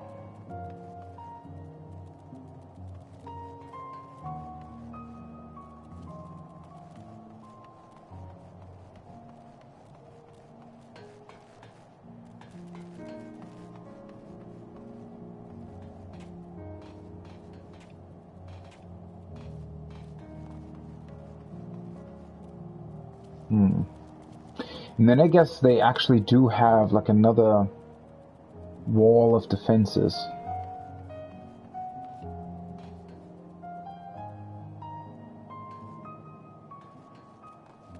Huh.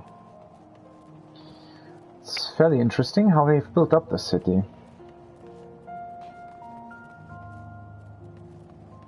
What's going on here?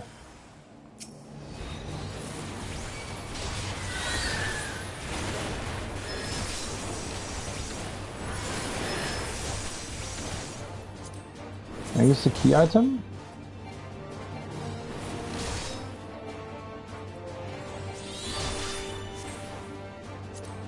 Numbing powder. Seriously? I guess I still have to damage him? Yeah, see, that's weird, that sometimes you have to put them... Like, I know it's different from quest to quest, like when they spawn for you, it works like this, and then if they're just overworld mobs, they just die, and you have to, like, be aware of the fact that you can't bring them down all the way with their HP, but still a bit strange that there are at least, like, two different types of quests in this regard. I certainly did not expect you, of all people, to come to my rescue. You arrived just in the nick of time. If you come any later, I fear you may have been forced to carry a load of dead weight back to camp. I was on my rounds when I heard what I assumed to be a refugee crying for help. I made to aid the poor soul, and some imperial wretch set upon me.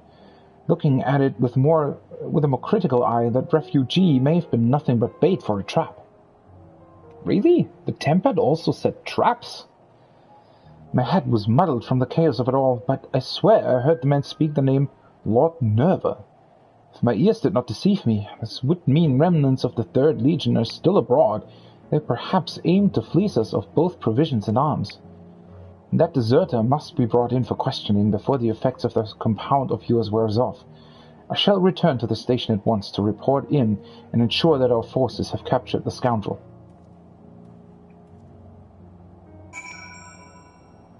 Okay.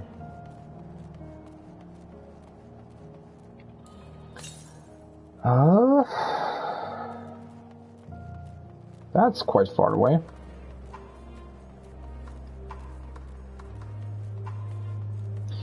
So let's get that last Wind Eater current, and then we'll turn in the quest, and there's 2 more.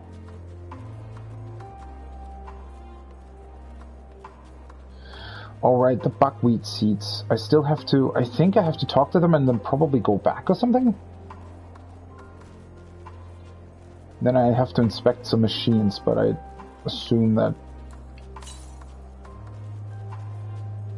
will probably be close to the station. What the hell did they do to this place? Like, what kind of things did they use? Did they actually shoot with, like, missiles or something? Okay, this one's really far away, but at least it's the last one, so it'll be the first. What is that? The first zone where I actually discover all of them. Automated cavalry. That looks like cool enemy design.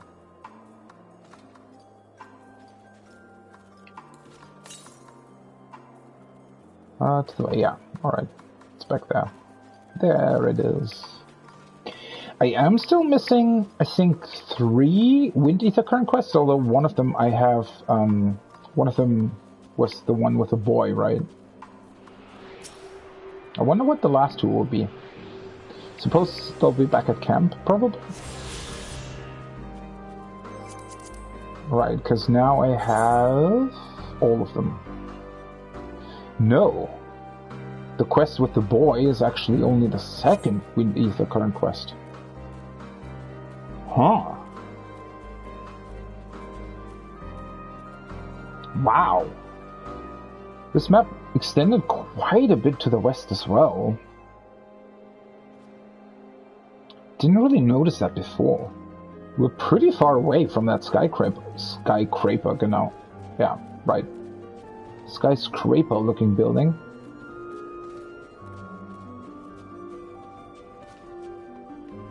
Forum patents. Or patents?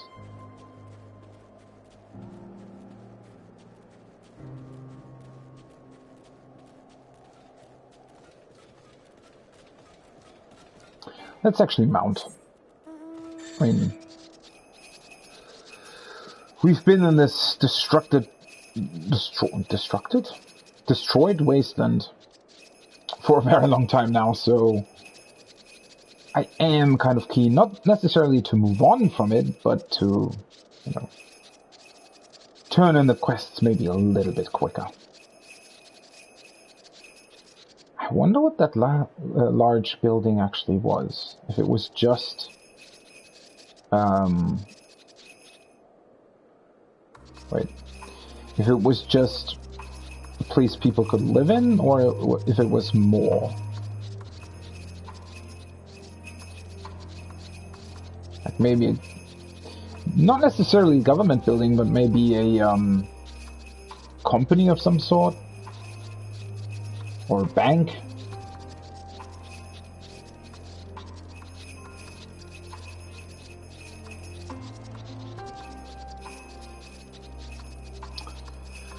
I still need to do that top quest there, I think.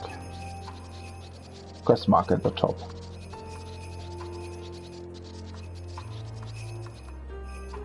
The Namazu steps are actually, you know, they seem quite out of place in this location, but whatever. Wait, is this the main story or is it something else? Something of it is the main story, but I think there's also another quest somewhere. Stuffed bear. There is no sign of any seats in the area. However, during a search, you stumble upon a stuffed toy bear. Sure.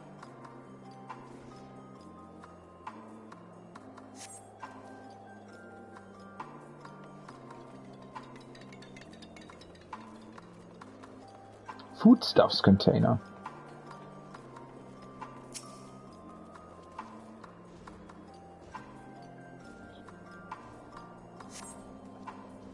You're met with a congeries of seeds. Some are too soft, some too hard. But these seem just right. Great. I've done that as well. Now, whatever this is. Some of it could be the main quest, I don't know. It should still show on the minimap, right? It's just not going to... No, this is the ceruleum thing. Or whatever.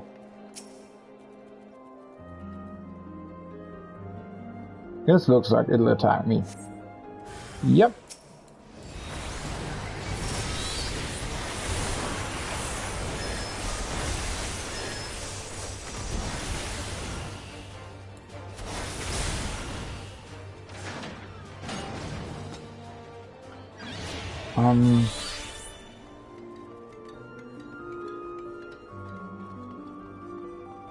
I hope there won't be more quest markers down south.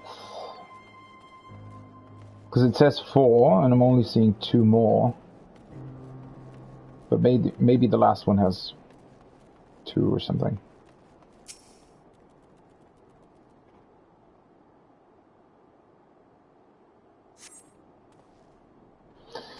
The ceruleum tank is completely empty. Oh yeah, there's 2 here. Alright.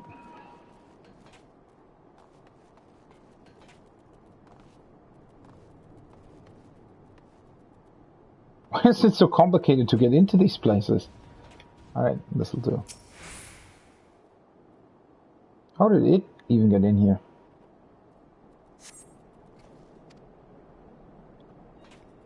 Another empty tank. So then it'll probably be this one.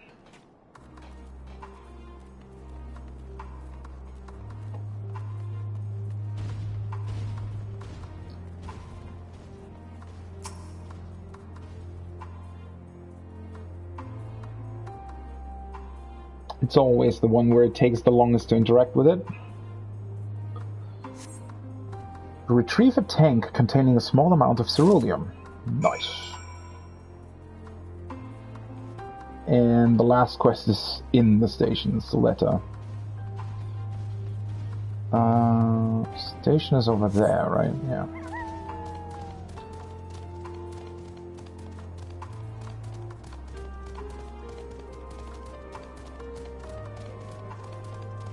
Oh no, tank! Quickly! They're attacking us!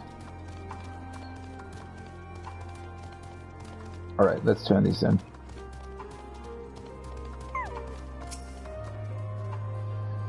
There you are. I have been awaiting your return. Our comrade reported in just moments ago, and I have heard all.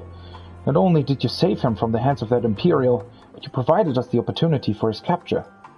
The men I sent out to apprehend that blackguard have sent word that he is not, in fact, tempered as we had assumed. Rather, he is one of many who are determined to fight until the bitter end. As invaders in their lands, we've drawn their ire. I have my fair share of misgivings about any who fight under the Imperial standard, but considering the circumstances, surely it would be in the interest of both sides to lay down our weapons to make at least an attempt at cooperation. But such idle musings can be saved for less troubled times. Troublous? Holy, what? Troublous times? The hell? I suppose. Oh yes, how foolish of me. I nearly forgot. The fellow you served earlier, he asked me to give you this as thanks for your help.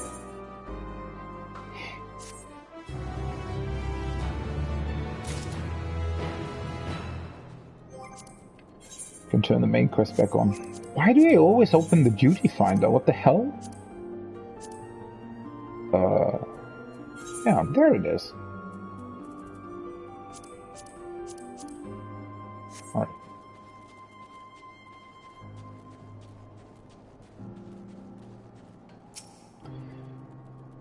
I was wondering when I would see you again. I'm happy to report my son has returned, poor creature. You should have seen him, tears pouring down his little cheeks, crying his apologies to me.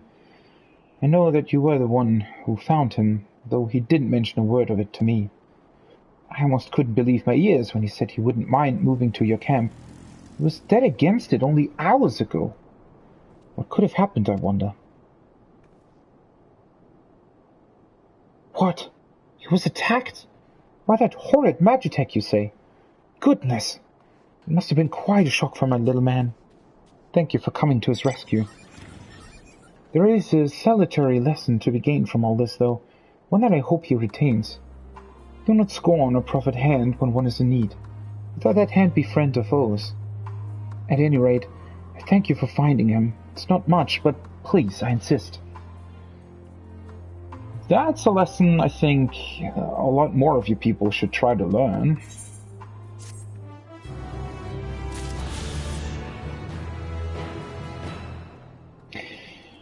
So that was the second Wind Ether Current. Oh, I completely forgot though. The fifth one might actually be the main story. Right? Completely forgot. Usually the main story is also part of the Wind Ether Currents. Yeah. So whatever quest there is with the dungeon or whatever, that's probably the one where you get the last Wind Ether Current. Although I'm still missing 2 other quests then, so I'm wondering when they will appear.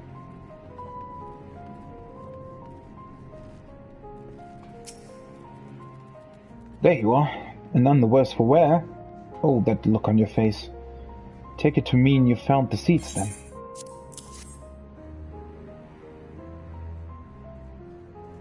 You have, how wonderful! So to brighten my daughter's spirits, and hopefully entice her to put a bit of food in her belly. Why, look at all you have brought. Medicine! A toy bear! But I did not even ask, and yet... Goodness, I'm so touched. You are too kind, truly. My life lately, if one can even call it that, has been consumed by concern. Concern for my daughter's safety, where our next meal will come from. But your good deed today was a bright spot in these bleak times. To tell the truth, you are not the first to show us unexpected compassion. Being from the provinces, I feared the Garleans here would turn us away, but they offered us food and shelter. If it weren't for them, we may not be alive today. Now, we owe a debt of gratitude to you and your contingent. Thanks to you, my daughter will grow strong again. Of this I'm sure. While I can't offer much, I want you to have this. I will not take no for an answer.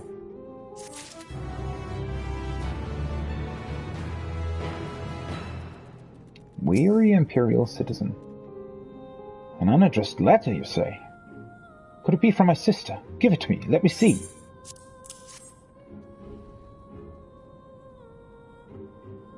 No, this isn't her handwriting. And I had so hoped it would be. It was taken before her time, and I never even had the chance to say goodbye.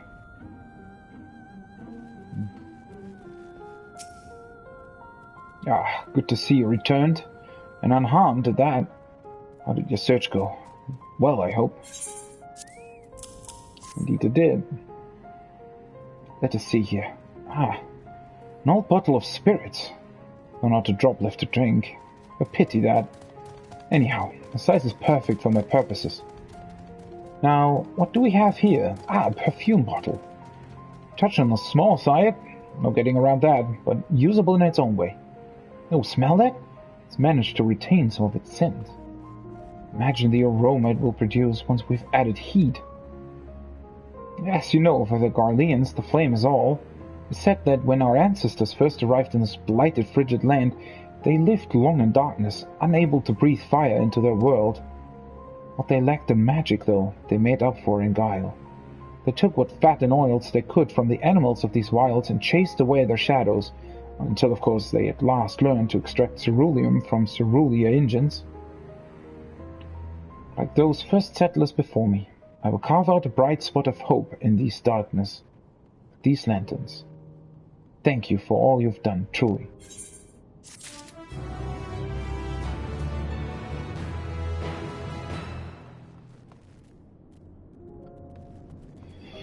Alright, let's see here. Oh no, a Gobway is attacking! Oh, never mind. Oh, right. I have a quest for him too.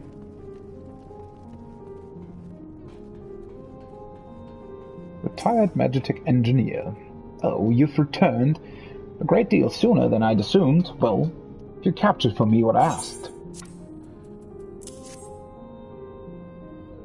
Yes, this is it. It is a most impressive specimen, would you not agree? Crafted in Girabania, it moves as if wrought from flesh and bone, not of metal and screws. It is a monument to Garlean ingenuity and innovation. And I should know, I had a hand in its inception. Alas, it was to be my swan song. Once Alamigo fell, I returned to Galmalt to languish in retirement until the end of my days. I thought it would be the end of my story. But my life has been granted a new chapter in the form of an acquaintance newly made. A flaxen-haired man taught me all manner of ancient, elegant technologies. Oh, okay. And it is through this newfound wisdom I shall craft Magitech capable of independent thought, equipped with cognition to rival mankind's. Though the Empire is in ruins, I shall not go quietly into that dying light. I have the luxury of time, no ticking clock to war against. I will take all the hours afforded to me to craft a machine of such magnificence a genius cannot be gainsaid. Machines with thoughts and emotions to call their own. I am beside myself with excitement. What a brave new world we're soon to set foot into, my friend. How lucky you are to know you aided in its nativity? I was right to turn to you. You've my most sincere gratitude. To be honest, I'm not entirely convinced of that. First of all, I'm not convinced that he'll manage to do it, and even if he is capable of it, then that's probably not the best idea. Why, just look at you. Not so much as a scratch. Now then, have you the tanks I requested? I knew you'd come through. Without this ceruleum, we might well have frozen to death. There may not be much, but we're grateful for it, believe me. Still, what we have here is but a small bandage atop a very large wound. While this amount of fuel is only a stopgap measure, its discovery means that more can likely be found farther afield. If I am to be honest, I often find myself wishing for a savior, one who will lead us into more promising times, as Emperor Solus once did. Someone who might pluck us from the sad lot. But no man or woman as great as he will ever appear again, at least not in our lifetimes. No, we've only to rely on ourselves now, to rebuild our fallen cities brick by brick, stone by stone. Oh, if only you knew. It will prove a grueling task, one that will take us years. Just thinking about it makes my head spin. But you've shown me that if we all pull our weight, it's not so unrealistic a goal. From the bottom of my heart, thank you for giving me the courage to go on.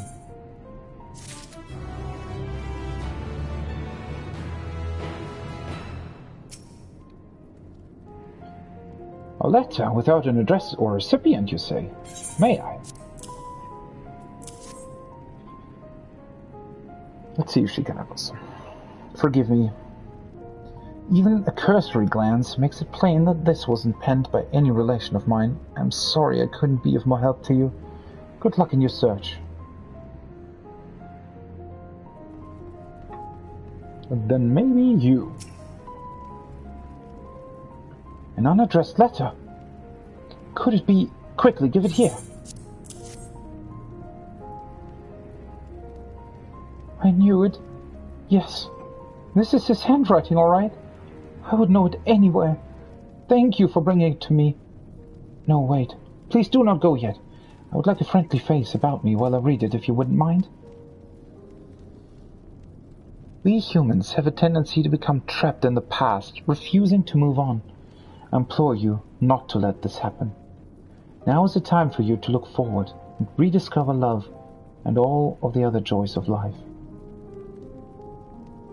I can practically hear his voice in my ears as I read this.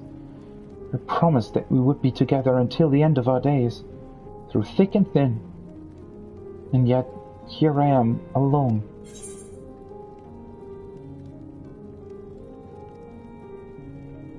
We must live for tomorrow. Look to the future and trust that there is always more light ahead. Yes, how right you are. Thank you. I will take those words to heart.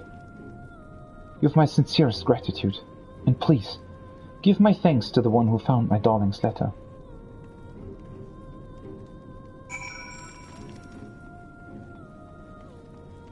Well then,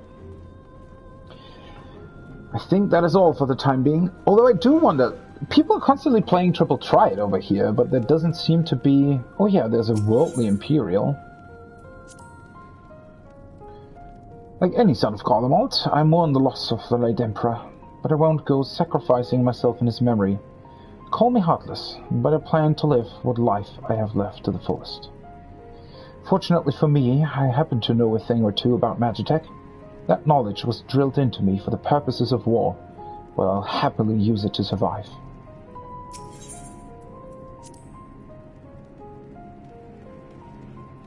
Wait, what?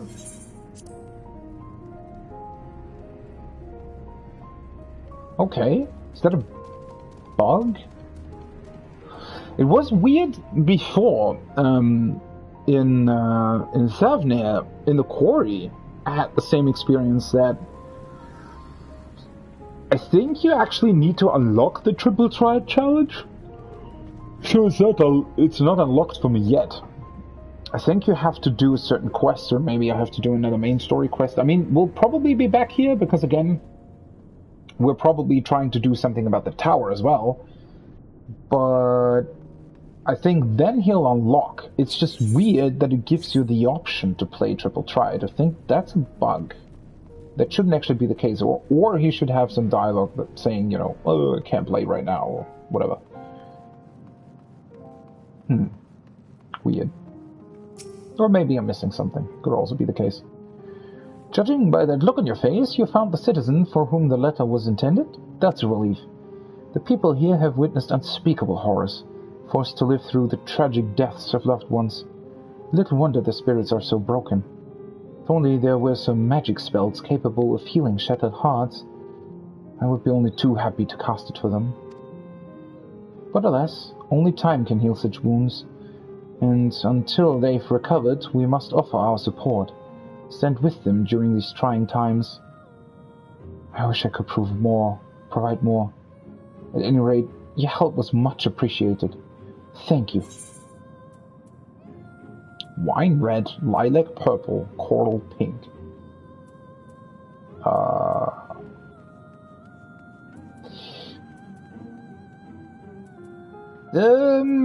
I personally probably would choose the wine red, but I think the coral pink sells pretty well. So I'll take this. Whew, alright. That was quite a bit of side quests here. I mean, they were cool side quests, don't get me wrong.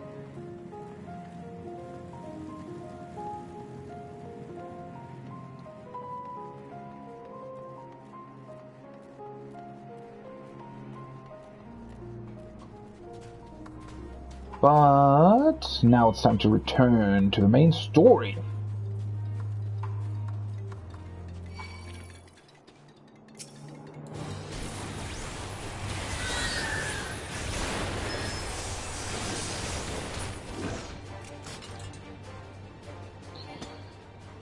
Probably want to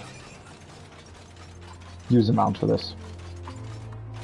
Because now I think we've actually been to most places on the map, I feel like.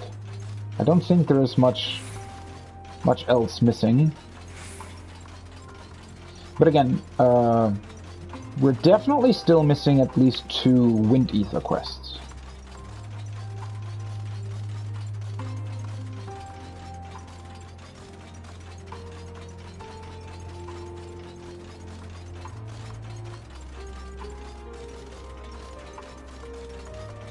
These locations are quite far apart. It's interesting. I mean, this isn't even... I thought we were supposed to patrol the way back to the camp. That isn't really on the way, is it? Oh, whatever.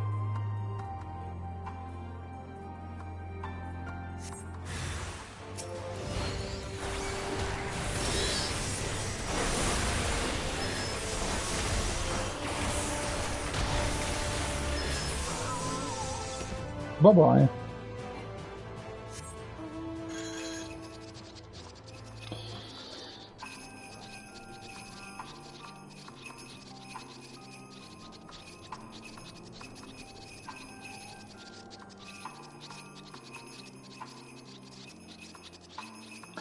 But I feel like we definitely have done most of what there is to do here. What's up with that Imperial? Interesting.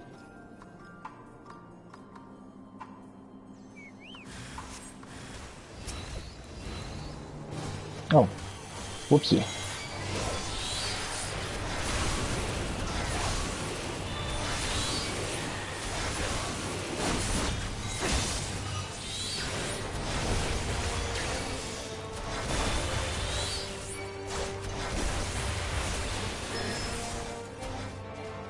What? Oh, I need to use an item, right? Yeah.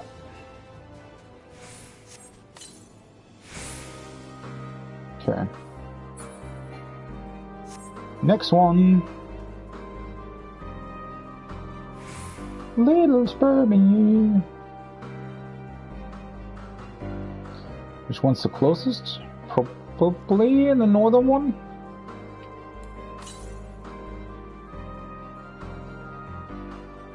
Let's do this first. He's still waiting for his train since yesterday. Buddy, your train is lying there, broken. It won't, won't be here anytime soon.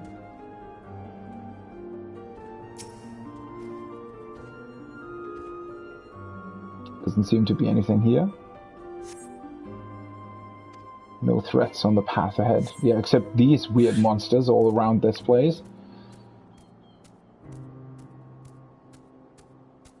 Bum, bum, bum, bum, bum, bum. Really hope that the mounts don't get cold feet here. God, what sounds these things make?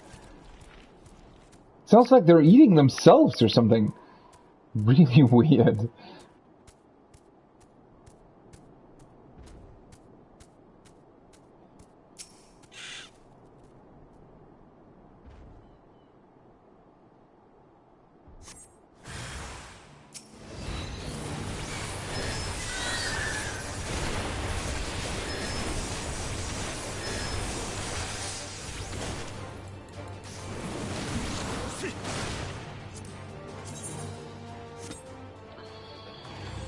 Lucky that we had two with us, right? Perfect. Let me quickly read up on one thing actually, because I think summon Phoenix, enters Firebird trance and summons Demi Phoenix to fight by your side, which executes everlasting flight as it manifests. Will execute Scarlet Flame automatically on the target's attack roll after summoning, increasing everlasting flight gradually restores right, but then Bahamut. Oh, so only Phoenix has that initial everlasting flight thing that he does. Interesting. I thought I read something with Bahamut as well, but maybe I just misremembered that.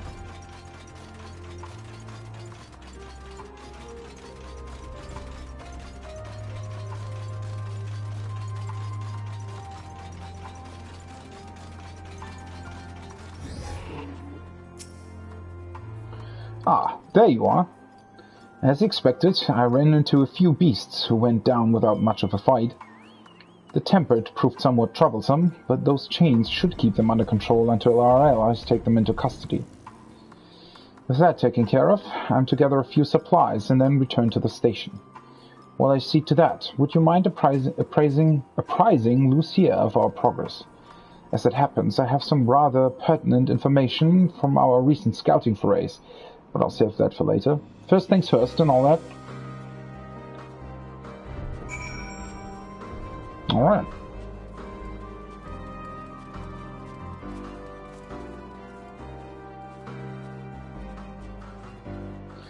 You know, actually coming in from this side with the trees and all that, and the fires burning, this place already looks a lot more comforting, right? Coming back to this camp. It's really cool how that sort of, I guess, feeling of a place changes, just because, you know, in the beginning it's this really hostile land, and you don't know what to expect, or if there are enemies, or you know, what the threat even is, or if there's even a threat for that matter. And now, you know, that we've firmly established this as a base of operations and gotten rid of at least one of the threats, it already feels like a much more welcoming place, I guess. I was informed of Quintus's suicide. It must have come as a great shock to his men.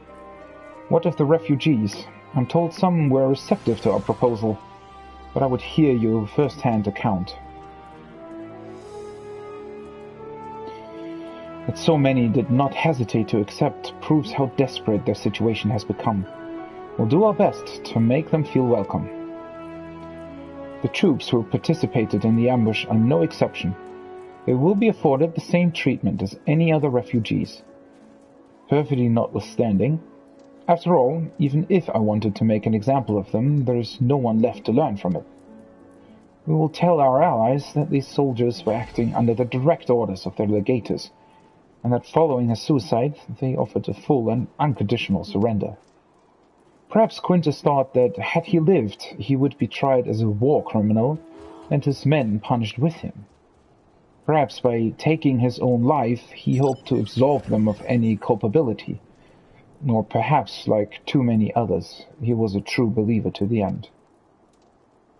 Who can say? I didn't know the man, or his heart. His reasons, noble or otherwise, died with him, and it falls to us to clean up the mess. Yeah. Whoa! Alright, I did not expect there to be another... How many? 8 side quests here? Whew. Well. 525 headpiece, and these are 525 arms.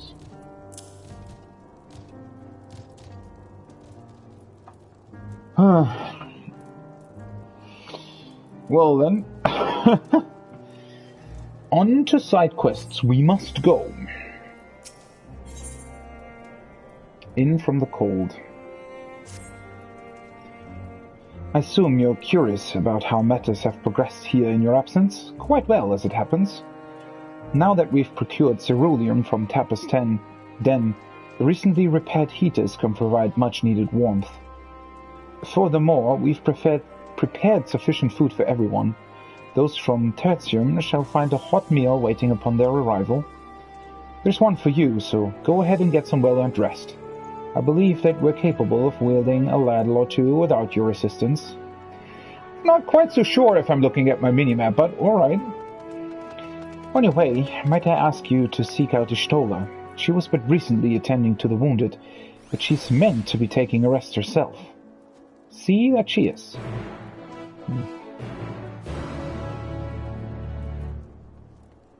Everyone working too much again, I see. So, I suppose those are the last 2 Wind Ether current quests, and then the last quest, Wind Ether current, will probably come through the main story, as always.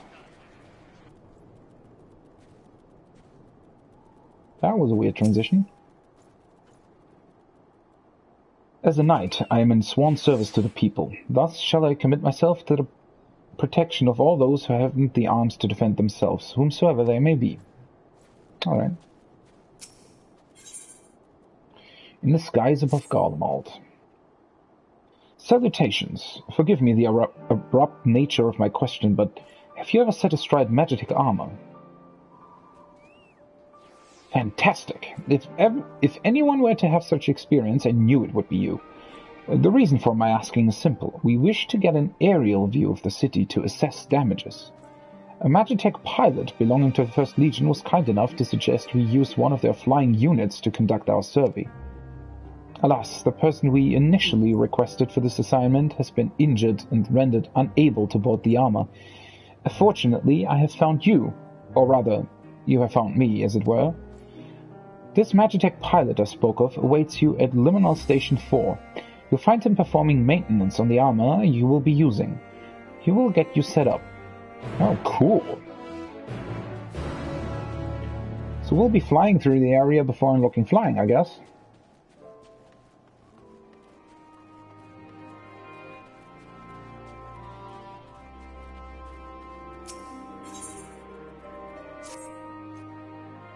Aha! You do have a way of appearing at the most opportune times, don't you? I wonder why that is. I don't know. There's something to do with exclamation marks, but I can't quite put my finger on it. I was only just thinking to myself, if only he were here. So, to business. In light of our work to aid the people of Garlemald, the 1st Legion put to us an offer.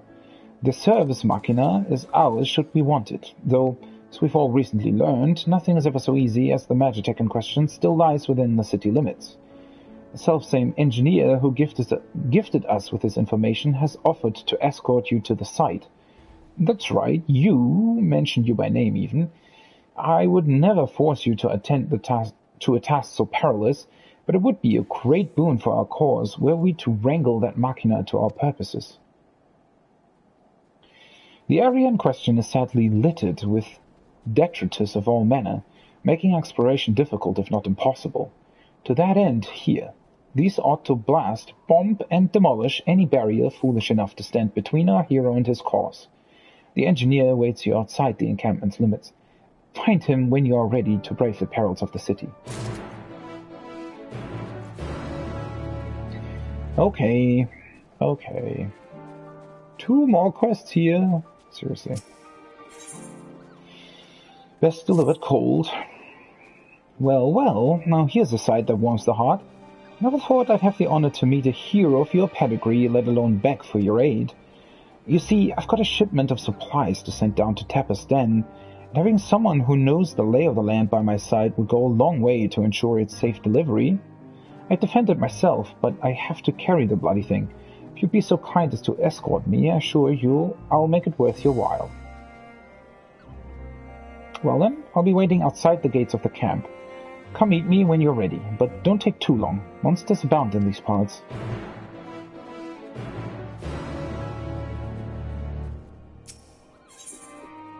Beasts of the Imperial Wild. Blast it all. Overgrown bastard got away again. If only there were someone we could turn to, but who? Oh, excuse me. Didn't see you there. Pardon my mumbling. Hold on a moment. Let me have a look at you. Those eyes. That steady set jaw. Yes, you're a doughty sword, aren't you? Perfect. You are just the man I was in the market for.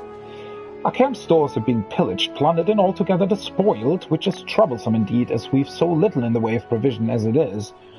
Fortunately, the thieves left tracks, which the Garlean hunters of the area tell us belong to a variety of yeti, known as almasty. The wretches are so wily that once they've found the source of food, they come in droves, telling all their other accursed friends. So that leaves us with only one recourse, swift and bloody retribution. I was told to find the assistance of a master huntsman, but you certainly can find one of those just lying about. I was fretting over whom to ask when you fell straight into my lap. And you seem as good a hunter as any, right? If you're willing to cooperate, and I'm sure that you are,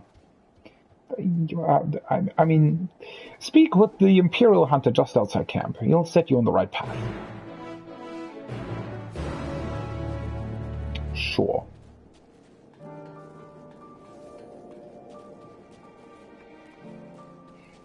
That's a Stoller. Do I want to do the quests first? The side quests, I mean? I think I am, yeah. Wait, is that quest inside?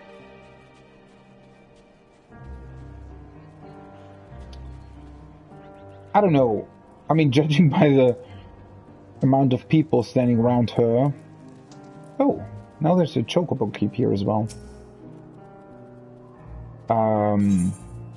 I think it starts a cutscene, so I'll do the side quests first, I think. Wait, oh, there she is. Or he. Stranded at the station. I've seen you before. In Tertium, yes. I was part of the first group transferred here. But there's someone I'm trying to find. A small boy, red hair. Have you seen him? He's probably still refusing to budge. Wait, is that the same boy we were looking for before? Oh, my apologies. Allow me to introduce myself. I'm Gala, 1st Legion. I've been doing what I can for the refugees, though I suppose I'm one myself. You see, I've always tried to help those in need. Some call me a busybody, in fact. Before joining the military, I was a member of the Vigilus Urbani, and was our duty to keep the citizenry safe. Old habits die hard, though, which is why I'm determined to look after that lad. He's been separated from his parents in the chaos, but he won't leave the station without them. Thing is, that's no place for a child his age to be fending for himself. You've seen the conditions here. He needs food and warmth, which you and yours have been kind enough to offer. I should go back to the station to try persuading him to join your camp. Could it trouble you to accompany me? It'll do him good to see you are not the monsters he probably thinks you are. Thank you. Well then, no time like the present. Are you Futaba?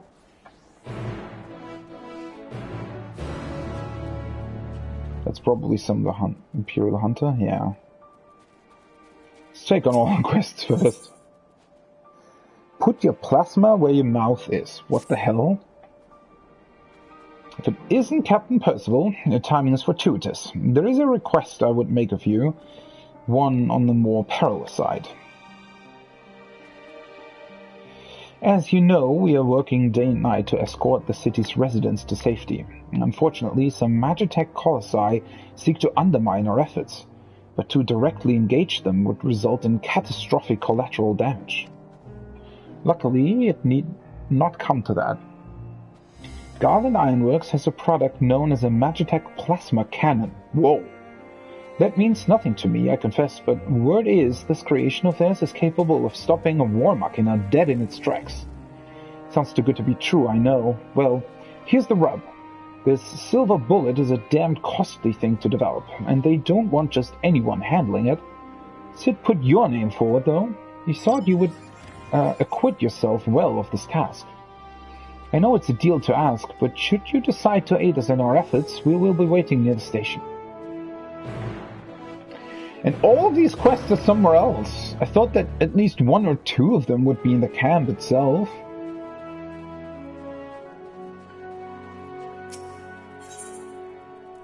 Place of greatest safety. Captain Percival, we've received a rather urgent call for assistance only moments ago. One of our finest located a civilian and meant to lead them to safety, but was waylaid. Magitech ordnance set upon them, and our comrade was wounded in the barrage. We shouldn't prattle on any longer. This is their most desperate hour and are in need of urgent help. The city streets can be treacherous to the inexperienced, which is why I would ask that you undertake this task. Can they count on your assistance? Of course. Excellent. Seek out a man and Regio Urbanissima. These names. And provide him with this tincture. That ought to set him on his feet again, and with any luck, grant him strength enough to get both himself and the civilian back here. A couple of these quests even take you back to the city. Holy hell. Ordnance Cleanup Committee.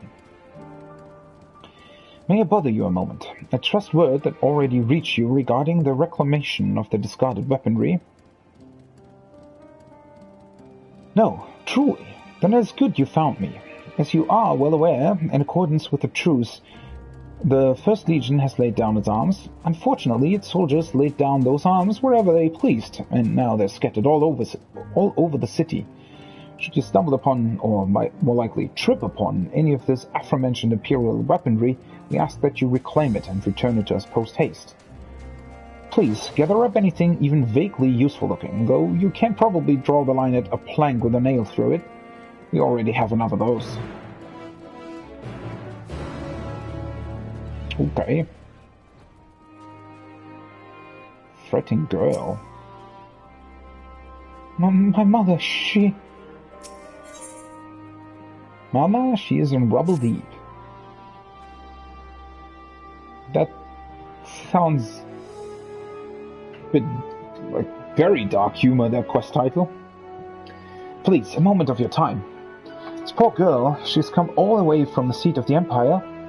Alone, it would seem. I meant to ask what troubled her, but she can't catch her breath for all her tears, let alone speak. I'm not accustomed to children and their handling. I can never say the right thing. Perhaps you will have more success in calming her than I. Could you try to soothe whatever sorrow plagues her? Sure thing, buddy. I can soothe. Oh, now. There. Thank you. I feel a bit better now. I like how we kneel down for children. What am I doing here? Well, Mom said we might find some food at your camp. But on our way here, one of the buildings started to crumble and a big bit of the wall hit my mom. She's still trapped under it. I tried to pull her out, but Please, she needs help. My word, you needn't worry, little one. Help is on the way. You, follow her to her mother. See if there is aught to be done. I will round up a few soldiers to assist you, just in case.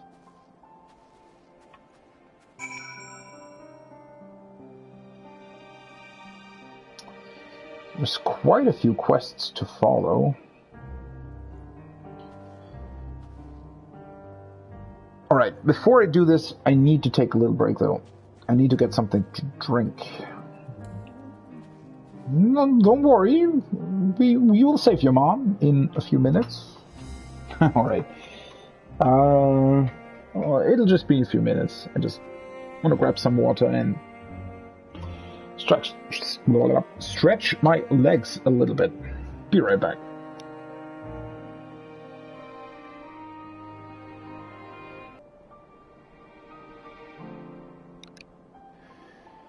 Alright. I think it took a bit longer than I wanted it to, but just wanted to grab a chocolate bar. Alright. Let's actually help the girl first. I think I should have accepted all of the side quests. Yeah, we'll be fine. You mean it? You're really going to help me? She's just over this way, quickly.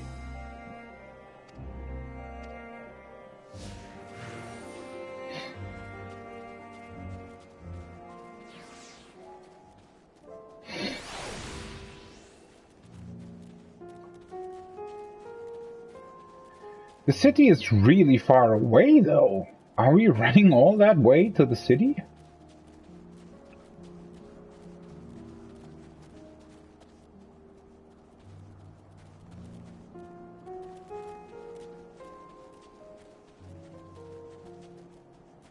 I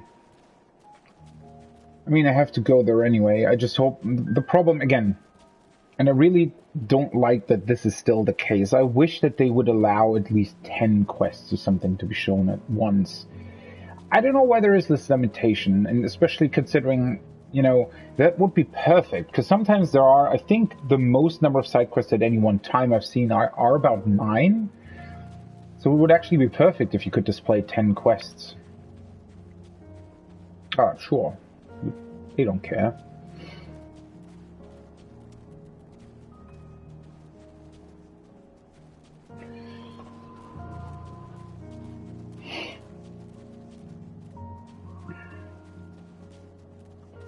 And we can always do the last quests once I unlock flying.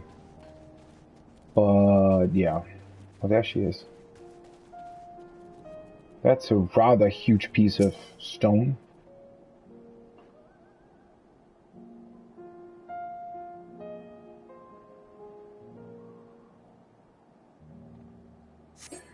Well, at least we've secured all the wind currents, except for the ones with the quests, obviously. Such strength. Was that some sort of magic? Forgive me. I had begun to panic, thinking I'd be trapped forever. Thanks to you, I can walk away with my life intact. I'm so proud of you, my little soldier. How brave you were to seek help as you did. You must have been so scared. I was, but that's when I met this real little soldier. Littler than me, even. And he asked this nice man to help us. So that's what happened. We were at the station when they announced the truce, so I know that we're no longer at odds, but even so, I imagine it's difficult for some of you to see us as anything more than the enemy. Your contingent is kind indeed to take us in as you have. It is more than I expected, to be sure. I was prepared for something of a fight, in fact. But so long as my sweet one depends on me, nothing shall stop me from making sure she is safe. We are survivors, come what may. Let's head out for your camp once more. Farewell, sir. You've my most heartfelt gratitude, and before I go, do give my thanks to that warrior my daughter spoke of, should you see him again. We'll do that. Alright. Let's do the same thing as before. Let's deactivate the main story for now and deactivate the quest that we finished, so that we can see everything on the minimap.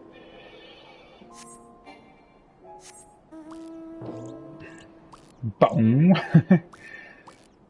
Nothing like a mount to brighten the mood in these dark times.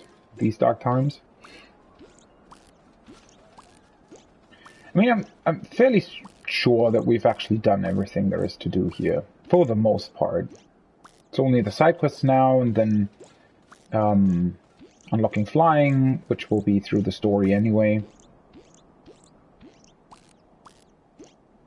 And then I can finally look at the map. I mean, I do think that I have a fair good grasp of the layout now, but still. Oh, of course. Come here. You big doofus!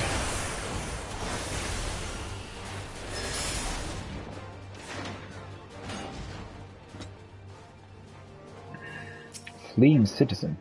Forgive me. This is all my fault. If only I had noticed them sooner. Was I supposed to give him something? The tincture, probably.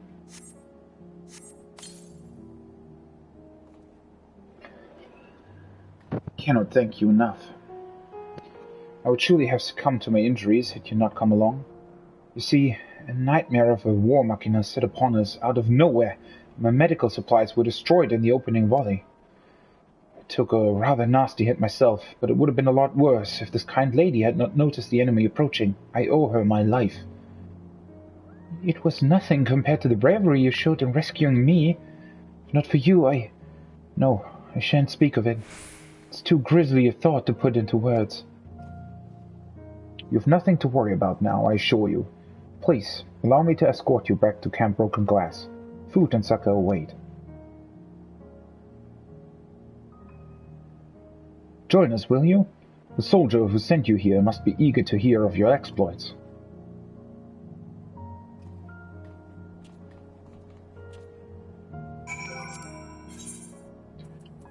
At least these are fairly quick quests. Interestingly enough, though, it will always show you the quests that you have finished. They will always be in your minimap, no matter how many quests you've taken on.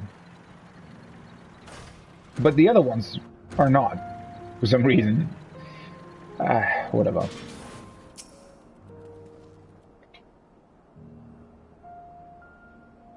You think there is a mod on PC that is actually a mod that I would install if it would show you all the quests you've taken on at once.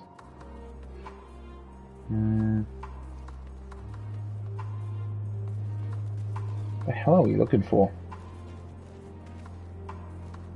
Huh.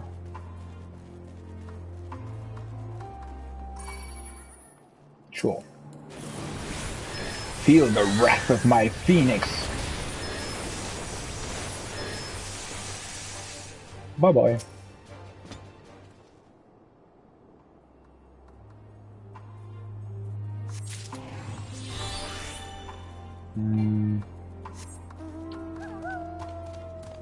Is everything here? Seems to be another quest here.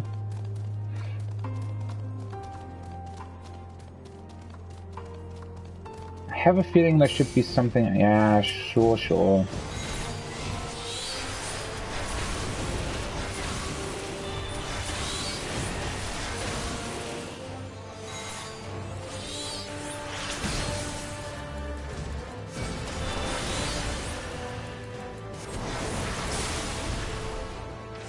Bye-bye.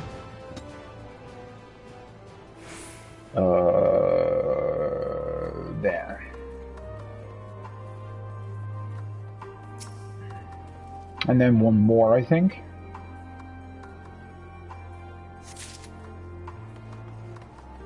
Which...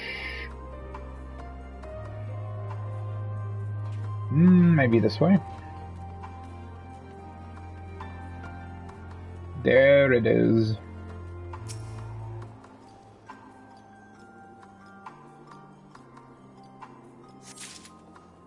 Okay. Let's see. Finish this one as well. Apparently there aren't even that many quests. I belong to you. I'm not an intruder. Not at all. Maybe there weren't actually that many quests in the city. Oh yeah, there were at least, I think, 2 more back at the camp with people that we were meant to follow or something. Yeah, whatever.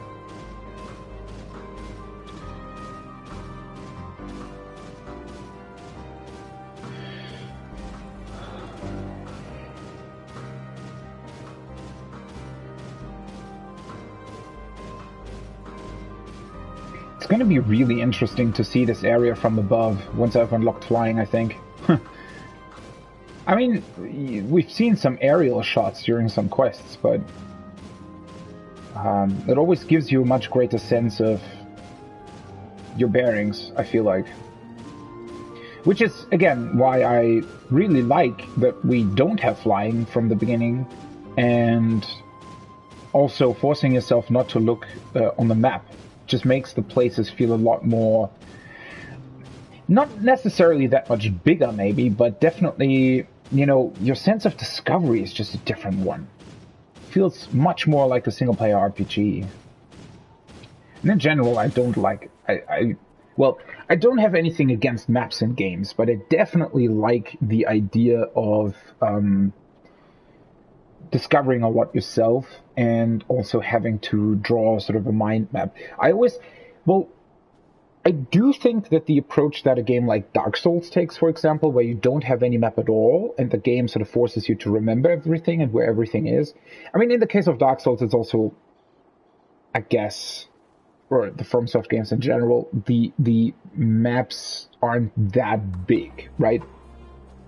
If you had to remember everything in, say, The Witcher 3, that wouldn't be fun. And it's also not very logical, right? Because obviously you would probably have a map, especially if you are some kind of traveler or adventurer, witcher, whatever, right? It would make sense to have a map so that you know where you are and where you have to go. If people tell you, oh yeah, you know, whatever. But you know what's sorely lacking in a lot of games is sort of input from the user, input from the player, which is one thing that Breath of the Wild, I felt, did brilliantly. Because you had a map in Breath of the Wild, but the map in and of itself didn't tell you all that much.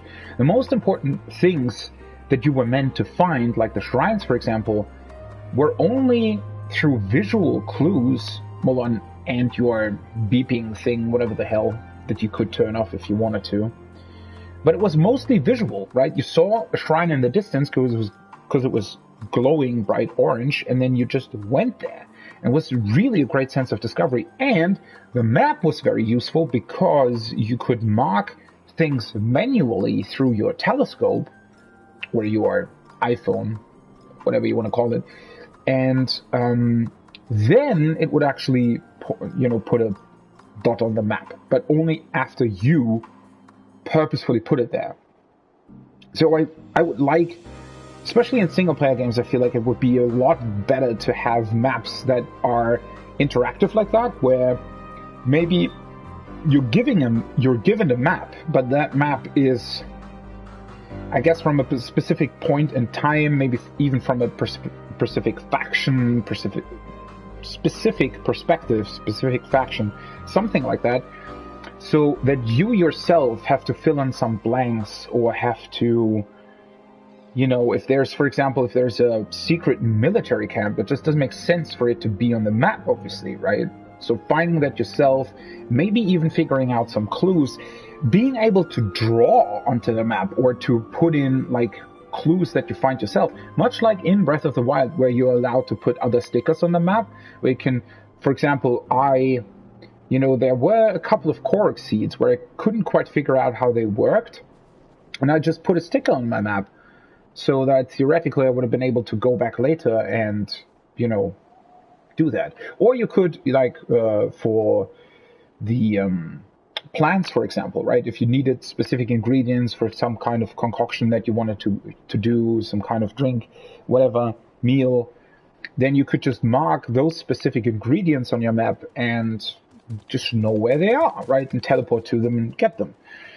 So I would love for games in general to have more interactivity like that, where maybe you get a map, but at the same time the map is fairly incomplete and you yourself are responsible for not only filling it out, but also giving you the freedom to even go beyond that and sort of put in your own, farming routes or notices, or the same goes for notebooks or archives that are within a game, right? I would really love to be able to go in and mark stuff for yourself, right?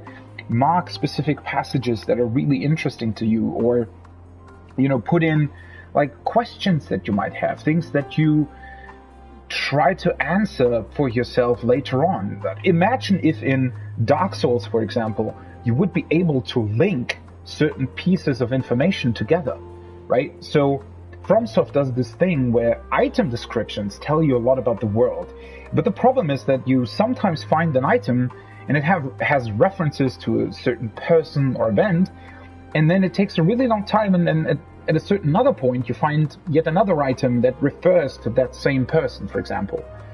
But sometimes, especially if you maybe took a break in between, right, you don't immediately remember that was the case. So imagine if you would be able to go back and sort of, look at an archive that is sorted by what you yourself put in, right? So you yourself would sort of put in the, table of contents, for example, and then sort sort of item descriptions in your own way, instead of the game sorting it for you.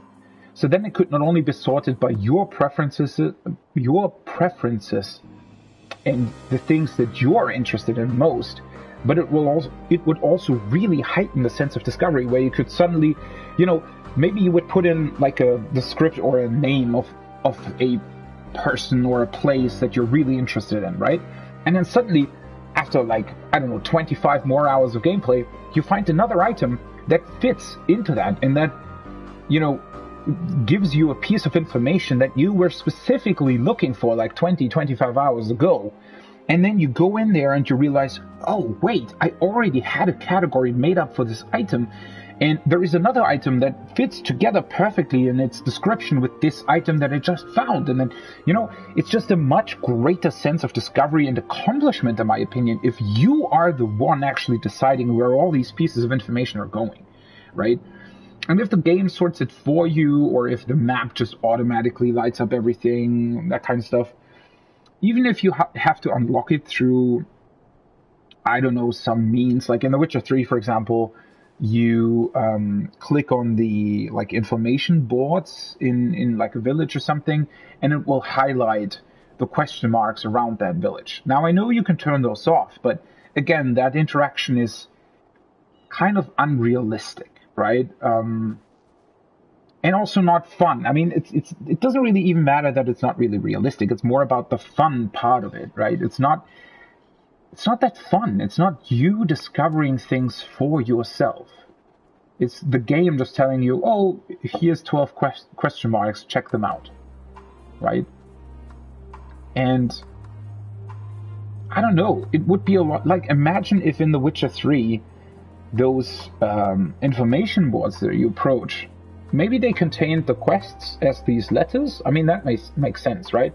But maybe there would also be a map, right? And people would have just wildly drawn on it, and it might not even be the most accurate information, right? Some of the citizens might have marked the wrong spot, or, right? But just through discovery and through bits and pieces of information and talking to the villagers, you might then find out, oh, wait, this one thing that was marked here is not like, I don't know, 100 meters to the east, but rather it's 150 meters northeast or something, because for whatever reason somebody, misremembered the position or whatever, right? I mean, there's so much more that could be done with that, and especially, again, giving the player this freedom to do it for themselves and to manipulate information and pieces that the game offers you for yourself is a really, really great tool that a lot more games should utilize. Now, obviously, looking at an MMO, that's a bit of a different story because,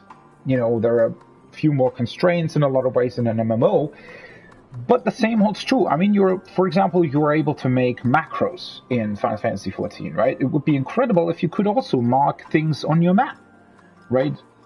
Or, I don't know, just put pieces of information that you yourself discovered or things that you think are very, very important, put them somewhere, right? Give me the option to put that stuff somewhere. I don't know. I really like functions like that in games, and it's so rarely done. Alright, let's continue. Your assistance is greatly appreciated, sir. I will distract the Colossi, allowing you ample time to take aim with your newly appointed weapon. If the engineers are to be believed, scoring a direct hit will send a powerful current through the giant systems and ultimately disable it.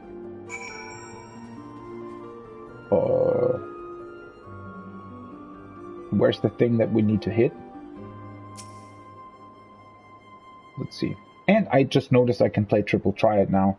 I wonder why it wasn't unlocked before. I think either that was a bug or I don't know. I can definitely do it now. Search your surroundings for the Magitech Colossi. You may move around. Do we need to hit them in the eye or something? The Colossi approach. Be warned that should the Immortal Flame Delegate retreat, your mission will be judged a failure. Strike 3 Magitech Colossi with a new weapon to silence them for good. So I guess I need to hit them at a specific point or what?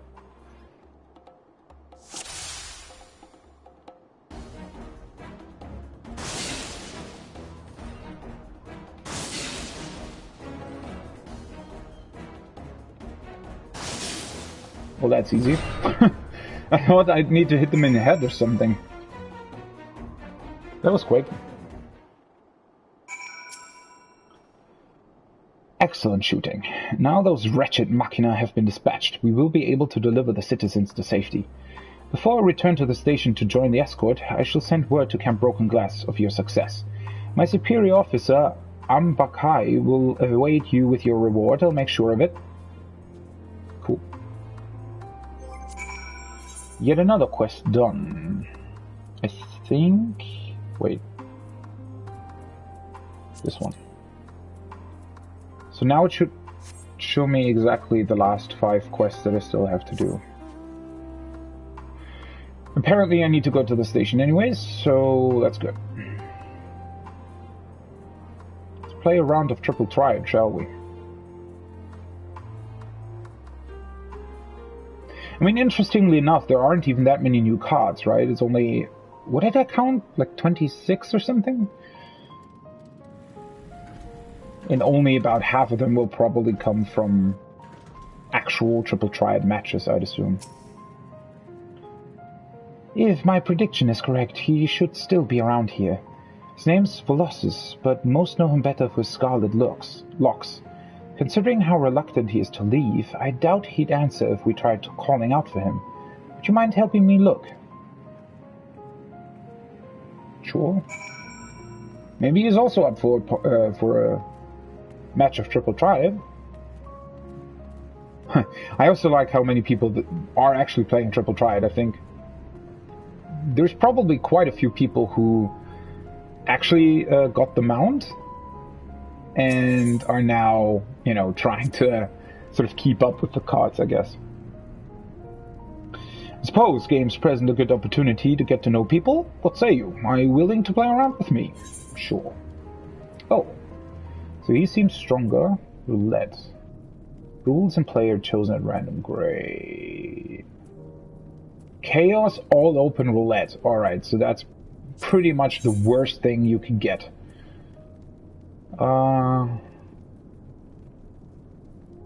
Did I ever change my main deck? I actually don't remember.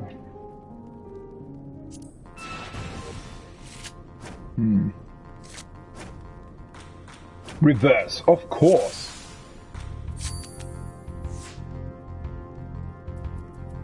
Reverse and Chaos. Oh, he has Quintus Van Sinner. That's probably the card he has, right? Magitech Sky, Prometheus. These are all old ones, I think.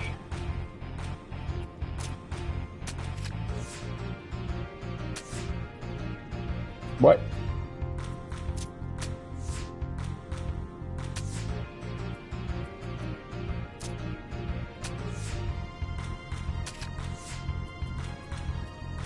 Well, I was lucky.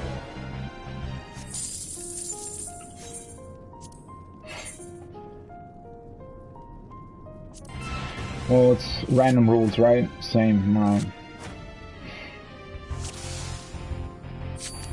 Maybe I should actually use the same deck? It's Chaos anyway. I don't know. Most of the time it's just really annoying.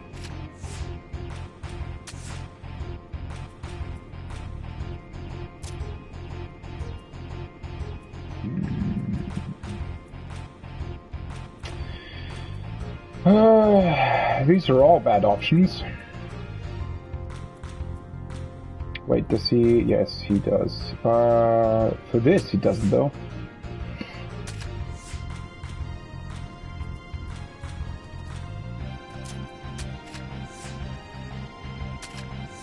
Of course.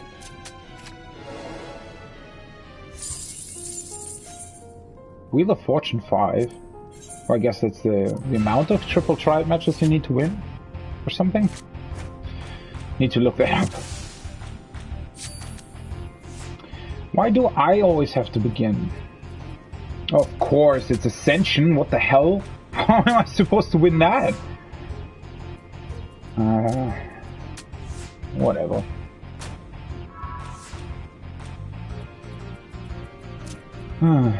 I hate something like random rules.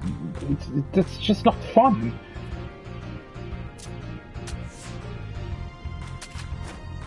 Of course.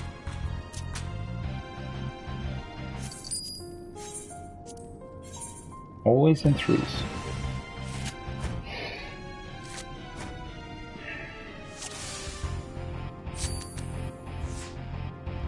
Oh right, tomorrow's reset.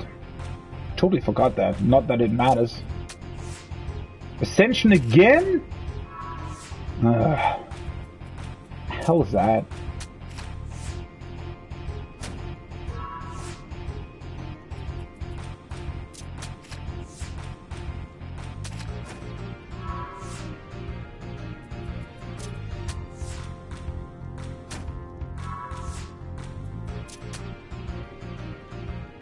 Cool.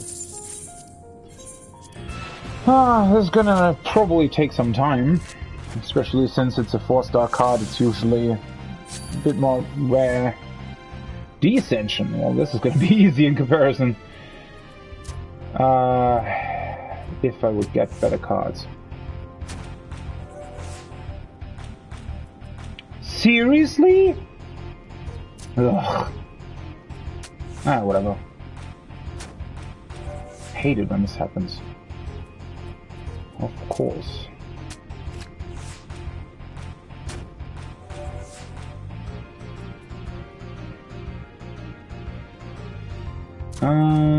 Yeah. Oh, whoops.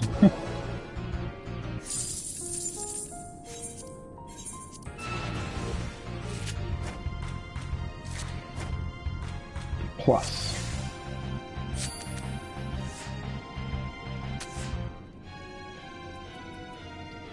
Why does it have to be chaos at the same time, though? It makes it even more annoying. I hate chaos. It just takes all of the skill out of the game.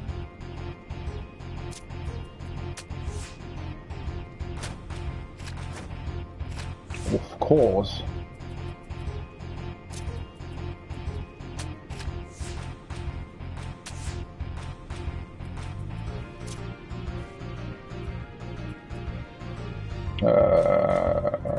It doesn't really make a difference, does it?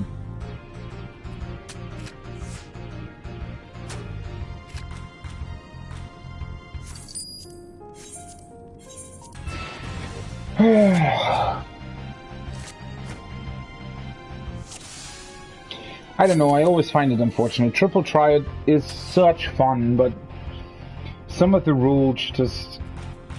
I don't know what they were thinking with these. Like, why are there rules that are just straight up not fun? I don't get it. Why would you do that?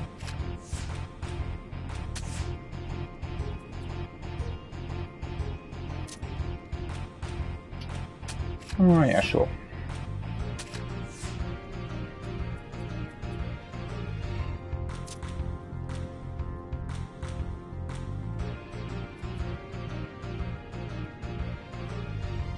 Oh, that's annoying. Of course, I get the bad card.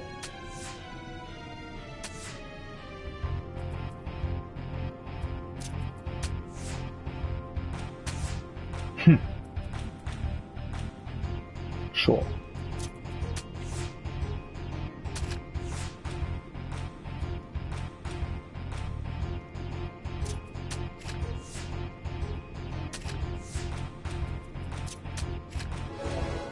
Well. Ah, nice. There it is. Congratulations, you beat me fair and square. Or did you? I got your card, didn't I?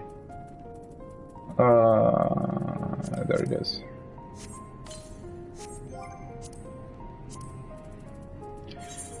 Let's see if it's actually the next one on the list. No, it's not. That's interesting. These are all question marks, though. Tower of Zod. Oh! Yeah, right, so the dungeons obviously have cards as well. Interesting. Quintus Van Sinner. Disparity is the root of discord, and peace built on compromise is flawed and fleeting. Happiness for one and all is a dream, and the reality is that to the victor go the spoils. Again, not really disagreeing with him, just with the, I guess, weight of his words and the what follows out of them, I guess. Did I talk to Gra last time I was here?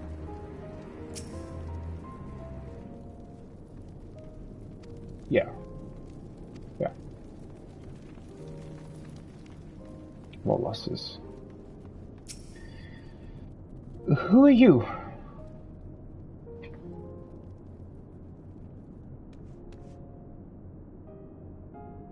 Losses. We've been looking everywhere for you, still refusing to join everyone at the other camp, I see. I'm not going anywhere, not without Mom and Dad. Don't you see? It's for your own good.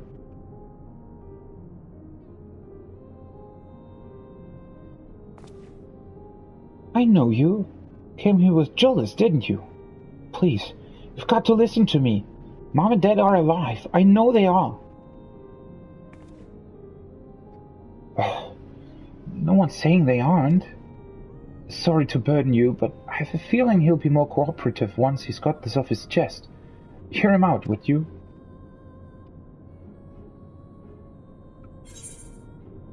Oh, this is a quest chain as well.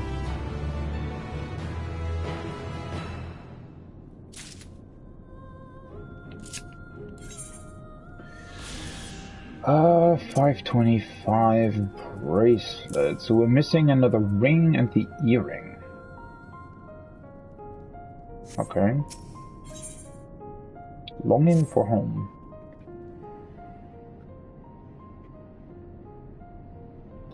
Please, help me find my parents. My mom's got red hair, just like me, and my dad... Colossus, you have to understand that there's little chance we'd find your parents even if we went looking for them. I do understand. That's why I'm waiting here. They promised to meet me at the station.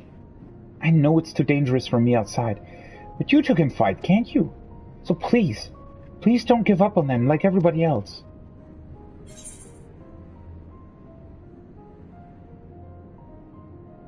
Want her to look, well then.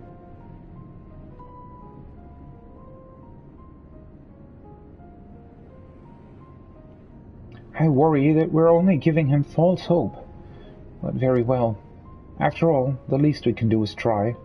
Well, I mean, if we find them dead or tempered, then at least we know what happened to them. Thanks to my time in the Vigilis Urbani, I know the capital like the back of my hand. Between the two of us, we should be able to conduct a reasonably thorough search. Thank you so much. I can't wait to see them again. Let's not get ahead of ourselves. This is exactly what I was afraid of. To the task at hand, then. Given the present state of the capital, tracing his parents' steps will be no easy feat. We'll manage. Bosses, do you know anything that might help us in our search? Well, I was thinking about going back to my house, if it's still there. Where is that? Are there any landmarks nearby? It's on the outskirts of town, to the south, between the tavern and the bookshop. Oh, and Dad always used to fly a huge imperial flag in front of our house. We were the only family that had one in our neighborhood. That should be enough to go on. Alright, let's get going.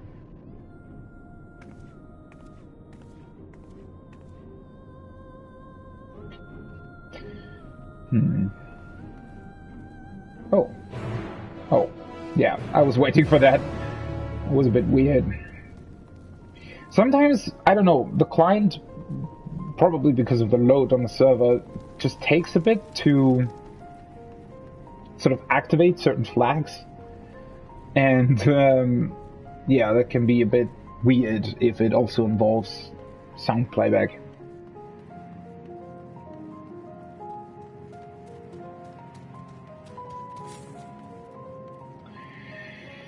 Alright, let's see here. To the south, eh?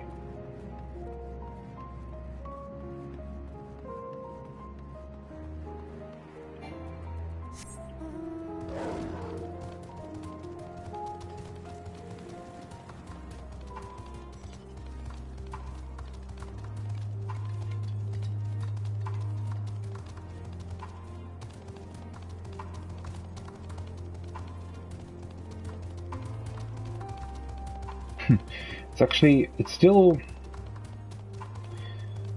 well, not confusing, but definitely strange that we are able to do all of this with the tower looming in the back. I mean, I know that, and you know, that was said multiple times as well. I know that, you know, we are, that the Tulofroy or Fandaniel, whatever, they're sort of biding their time because the tower, I think, is not ready yet. But it's still... Is this it?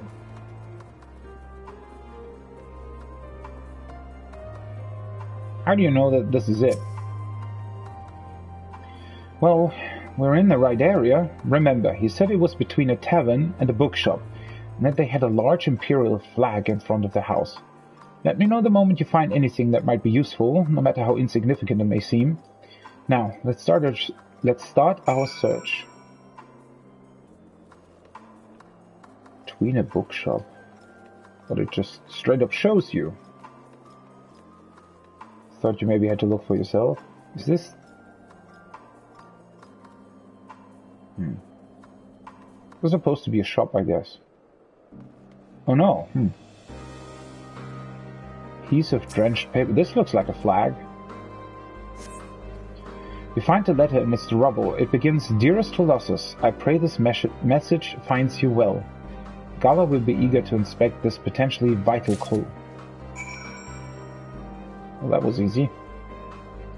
I guess... this was the shop then? Huh. The hint with the shop is a bit weird because, like... don't the buildings all look the same? Weird. I found something, have you? Let's have a look.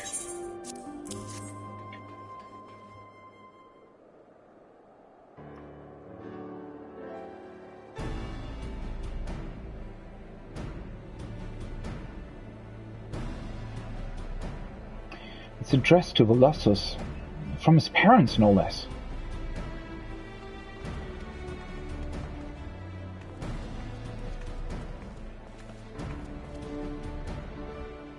You said you found it nearby. Looks like someone's tried to clear away the rubble, but then thought better of it. The place is far too exposed. His parents must have come back to see if their boy had returned home, and then left him this letter. Judging by the condition of the paper, it's safe to assume some time has passed since their visit. We're unlikely to bump into them simply waiting here. I'll write a reply just in case they return, but for now, let's head back to Colossus. Excellent work finding this. Well, sorry. Maybe you should have brought back, like, a bottle of water or something. At this point in time, the reading does strain your throat a little bit, I think. Oh, it's not a big deal. Not... what the hell am I saying? It's not a big deal, was what I was trying to say.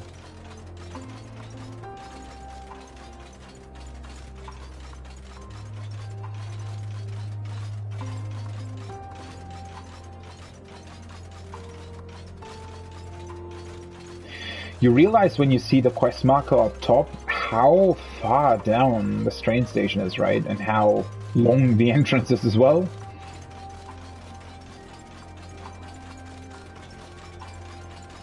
Still the ever-looming presence of the tower in the distance.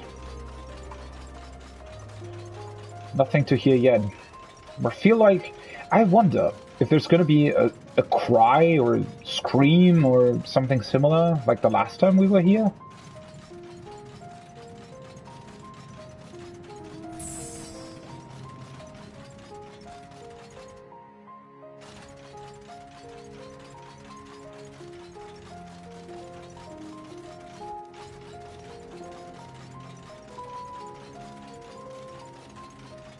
What? Did you find anything? It's probably going to be one more quest in this questline, I guess. Why, yes, we did. A letter addressed to you from your parents, in fact. This is sure to help in our search, I know it. Can I see it?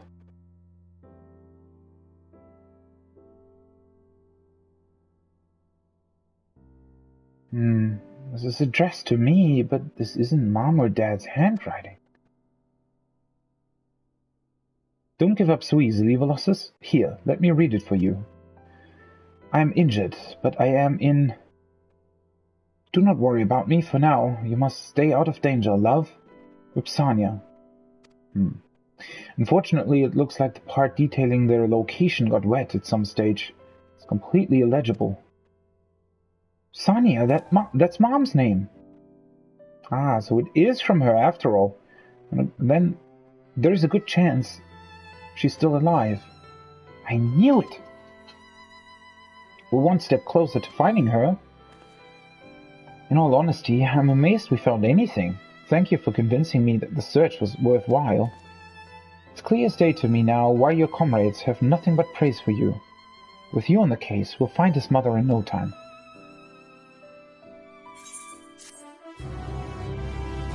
Well, I hope so.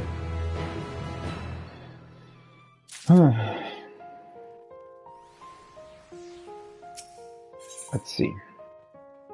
Palatial possibilities. Until now, I thought that the best thing we could do for Colossus is to take him straight to Camp Broken Glass. But with the new information that has come to light, perhaps it is better for him to wait here a little longer, at least while we search for his parents. I appreciate you looking for them, I really do. If you're going to thank anyone, thank him for changing my mind. Right, let's go over what we learned from the letter. Upsania is injured, but in a safe location.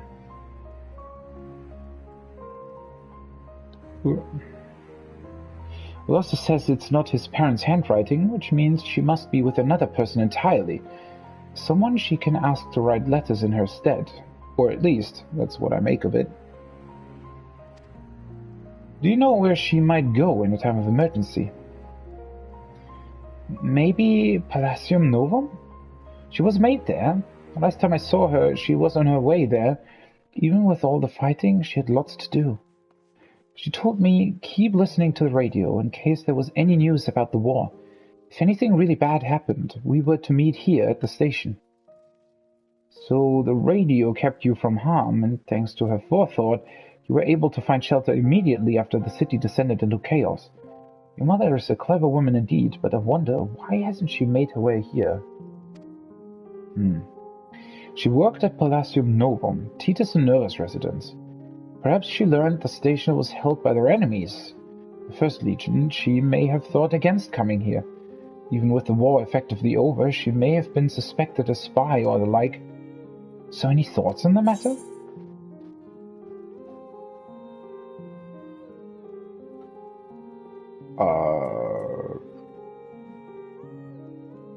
I don't know. You think she's still there? Really? Must be with associates of the royal family? Indeed, that explains why she told Colossus not to worry about her and think only of his own safety. At any rate, let's make our way to Palatium Novum and see what we can find.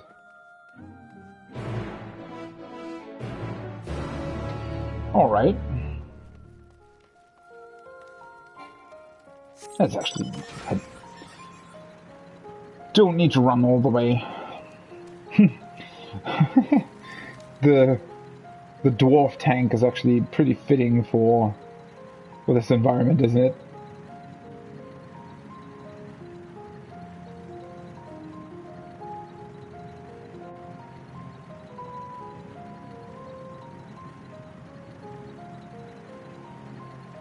I wonder how far away that is, although it doesn't look too far away. Ooh, you think it's a big building that I saw with, where I was speculating if it's a government building? Although, no, doesn't look like it though. I think the quest mark is somewhere else.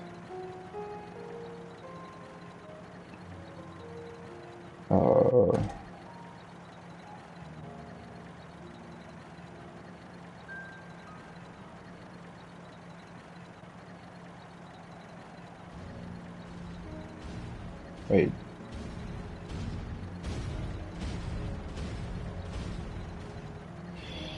I think I took the wrong turn, or maybe not?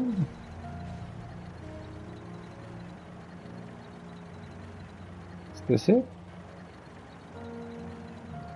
Haven't been here before, I think, right? Yeah. Oh. Palatium Novum. This looks like quite the impressive building. At least it once was. Well, this is it, Palatium Novum. A far cry from its former glory, but relatively untouched compared to some parts of the capital. It was built to last, so the lower floors ought to provide adequate refuge. However, there are countless Magitech drones patrolling the perimeter, attacking any who approach. That would explain why those inside have been unable to seek shelter elsewhere. How ironic that the very machina that once protected Garlemald are now one of the greatest threats to her people. But now is not the time for such musings. I know the interior well enough that I should be able to locate any survivors fairly quickly. Could you keep the Magitech drones away while I'm inside? Sure thing. I'll be back as soon as I've finished my search. In the meantime, take care.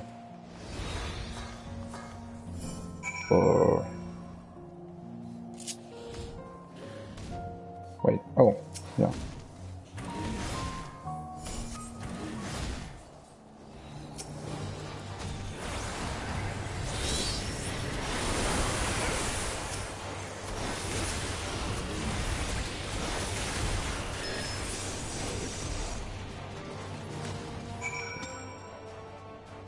I don't know why, but I feel that I'm defeating things much quicker than other people. Maybe Summoner just has higher burst than some other jobs?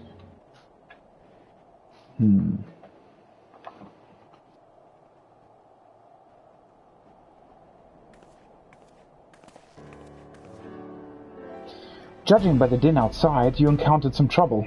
You have my thanks. Unfortunately, I saw no sign of the royal family or Visania in there, or anyone at all for that matter. That said, it wasn't a complete waste of time. It looked like people had been living in there until fairly recently. There was a radio in there too, one of the newer models, so I imagine they avoided being tempered. It appears they've taken all the provisions and warm clothing with them, which indicates they had plenty of time to plan their exit. I did, however, spot a map of the capital on which they'd marked a route from here to the Cenaculum Imperialis. You see where this is leading, yes? Survivors have headed to the Cenaculum Imperialis. Precisely.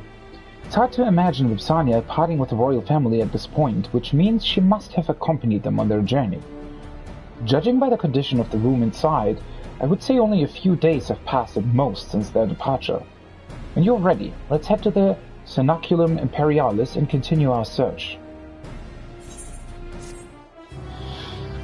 Maybe that's the building that I found earlier then.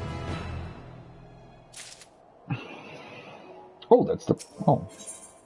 These are quite a lot of side quests. Mom is the word. Or mum is the word? Ready, I take it? Then let's resume our search. We'll be heading to the Cenaculum Imperialis, that enormous stone building to the northwest. Hopefully that's where we'll find Vipsania.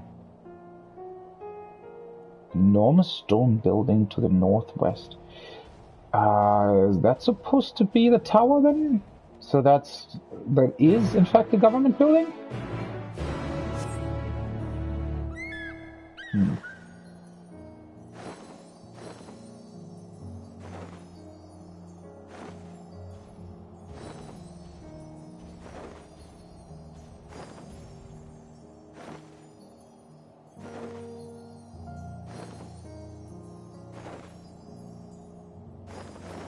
Oh, I was stuck on the staircase, or the pillar in front of it, rather. Can we go through here? Sometimes with a mount it's really hard to see on which ground you're actually standing. Wait, no, it's not. I thought she meant this thing. Huge skyscraper building, but apparently it is, in fact, this. I think. Wait. Or not? Where is she? There she is. I mean, this might be it. What's the fate called? Rocker Roller Out of Controller. Squadrons of Magitech monstrosities once patrolled the streets of Garlemald to scare the citizenry into driving safely. Oh, really? Now, with no one to oversee them, these rovers now charge about the city, attempting to mow down anyone foolish enough to cross their path. Well, that's ironic, isn't it? That the very same things that were put in for road safety are now threatening to drive over you, essentially.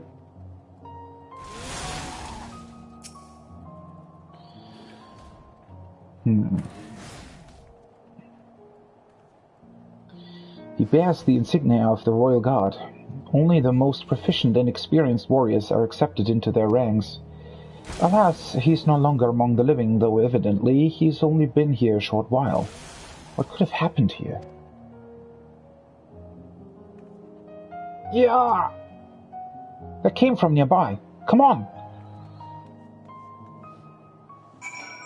Was I right about this building or not? I'm confused. Came from nearby is good. It's not exactly nearby. Royal Bodyguard. I have no idea who you are, but I owe you a great debt. There's a wounded woman over there by the name of Lasania. Please, tend to her as well.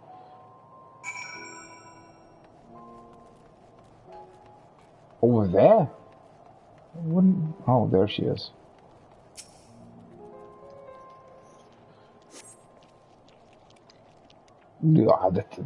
These sounds of the slime creatures are weird. I see you're not one of them, but who are you?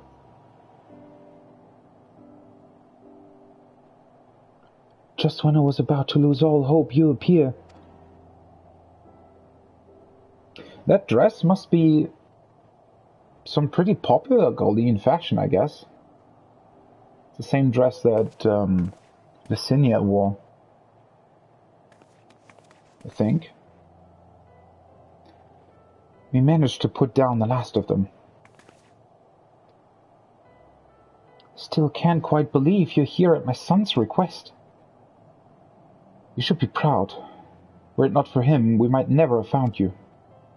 I'm sure he'll be eager to express his gratitude to this gentleman here. Yes, he and I both served the royal family, at least until the city was plunged into chaos. I was badly injured, and he's been by my side ever since. While I was still recovering, he even penned letters for me and placed them in the ruins of my home for my loved ones to find. Your praise is wasted on me, truly. After all, I and my comrade stopped you from going to meet your family at the First Legion's encampment, for our own selfish reasons. Then, even the Cenaculum Imperialis, our supposed safe haven, was attacked by rampaging Magitech. I shall never live down the shame of failing to protect the members of the royal household in my care. But thanks to you both, I have been spared an untimely end. Pray, accept my deepest gratitude. We're glad to help, and for what it's worth, I'm sure my comrades in the First would rather let bygones be bygones than perpetuate old grudges.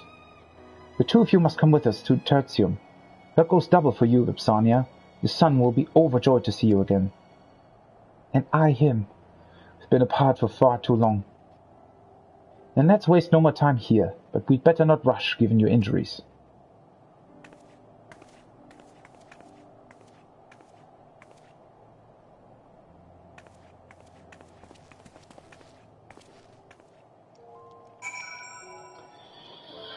Okay.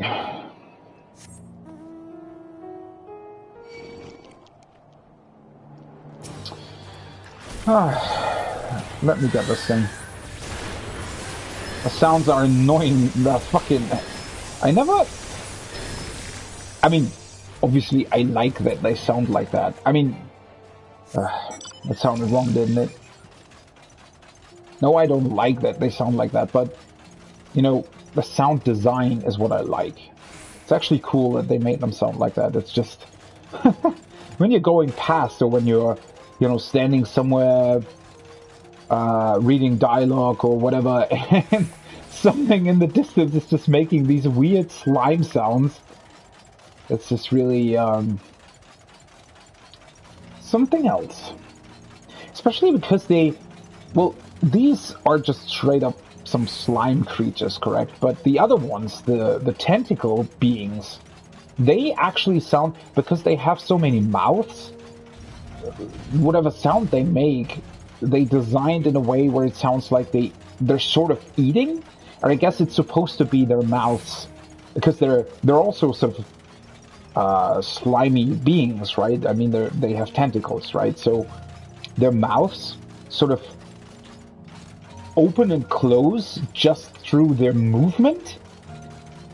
And they actually represented that in their sound design somehow. And it sounds really weird when they move. It just sounds like some slimy thing is almost eating itself. It's just it's great sound design, but it sounds weird as hell when you're just going past.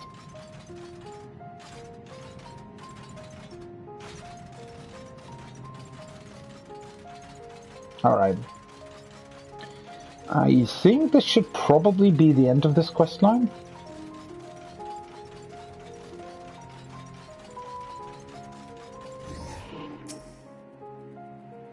Did you find her?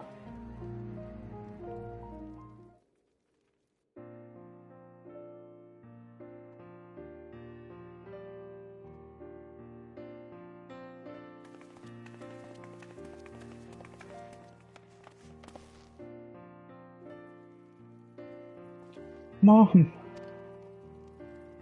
I'm sorry, my love.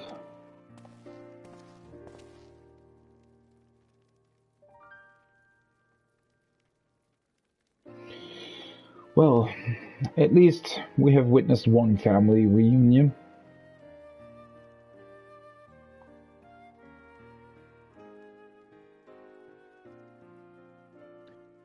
I simply have to know, why did you leave Platinum Novum?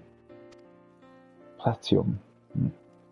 We both served the kin of Lord Nerva, so it was decided we would join the 3rd Legion in the Cenaculum Imperialis. But as soon as we set foot outside, the streets were overrun by soldiers in the throes of madness and Magitech drones attacking anyone who dared cross their path. It's a miracle we even managed to escape. We eventually made it to the Cenaculum Imperialis and hid inside, though it didn't take long for the Machina to find us. You stepped in just when we had begun to abandon hope. Looks like we arrived in the nick of time. To be separated from my dear boy was more than I could bear, but I knew that even without my injuries I wouldn't stand a chance out there on my own. But we're together now, aren't we? That's all that matters. It's all thanks to you.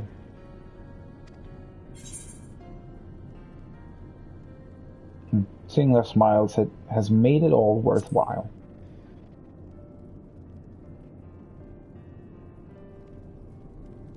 She's right. We'll never forget what you've done for us. You truly are a hero.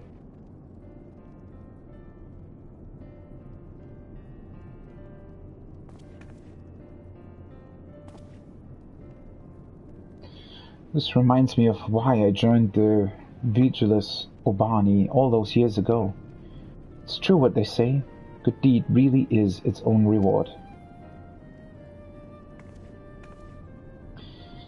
Any road, we'd best stay here for a while to allow Vipsania time to recuperate. She's still injured after all. Then we can head to Camp Broken Glass. But the father's still missing, isn't he? Or I guess... That's not really something we can do anything about.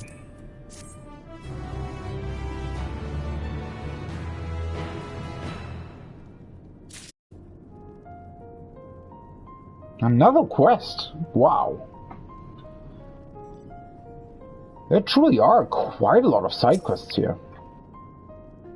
Do you think your comrades will have work for me to do? It's not in my nature to sit back and let people look after me. Who's your... Oh...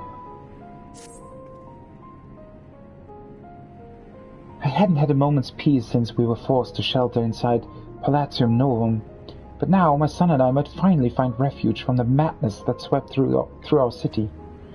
For better or worse, we have no possessions to speak of, so we're ready to leave whenever you are. And rest assured, more than enough to make the journey. I swear I won't slow you down. But what about Dad? He wanted us all to meet here if anything happened. Your father's a resourceful man. I'm sure wherever he is, he's found a way to get by. And if he does make his way here, the others will tell him where we've gone. Oh, what was I thinking? I was so glad to have found you that I completely forgot about your husband. It's fine, really. He's the chief of Jutorna Platform G, and the last I saw of him, he was on his way to work. I expect he's still there now, and if not, he may have found somewhere safer. Well, we know where he is. Something on your mind?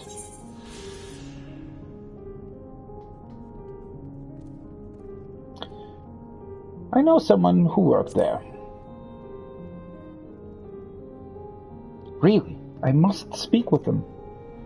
What a fortunate coincidence. But first things first. Let's get you to Camp Broken Glass before we start making further inquiries. So then apparently that's the father. For a second there, I was a bit confused why they didn't mention the father at all anymore suddenly, but, well, now it makes sense.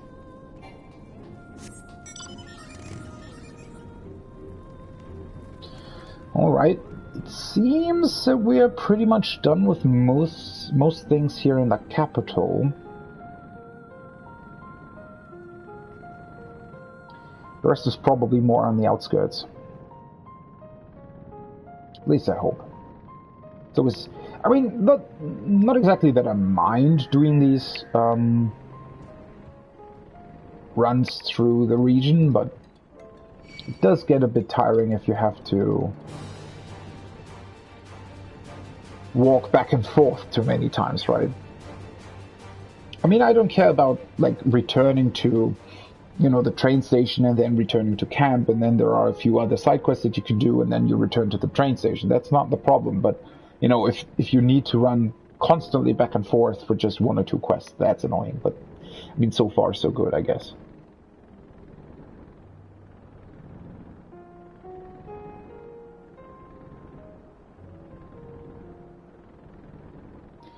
I think there were 2 more quests at the train station as well.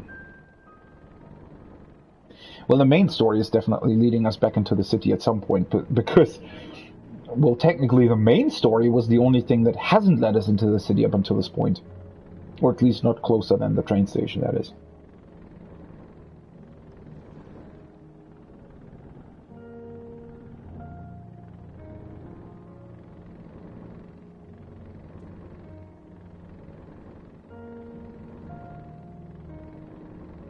Liminal Station 4. Oh, by the way, do you think it's called Station 4 because the first 3 stations are within the capital? Could be, right? Well. Eorze's very own hero himself is to be our pilot. Then again, accomplished aviators such as yourself are thin on the ground these days. I suppose they had to turn to you. I've heard some fascinating stories about you, you know. Is it true you rode an ancient Allegan war machina into battle against the 7th Legion? Wait, did I? Ancient Allegan war machina? Seemed far-fetched, but now that that I've gotten a good look at you, I can see there may be some truth to the tale. Oh wait, is he talking about the Warrior G or whatever it's called? The Gundam thingy during the World questline? Is that what he's referencing? That was against the 7th, right? I think so.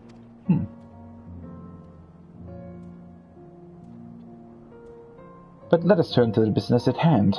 The Ilsabard contingent has requested that we ascertain the level of damage the city has sustained, and the only real way to get a proper handle on the situation is from above. However, there are still hosts of autonomous machines lurking the streets, and they won't hesitate to shoot down an unidentified craft, which is where the 1st Legion's Magitech comes in. So long as we remain inside this armor, we needn't fear attack from the ground.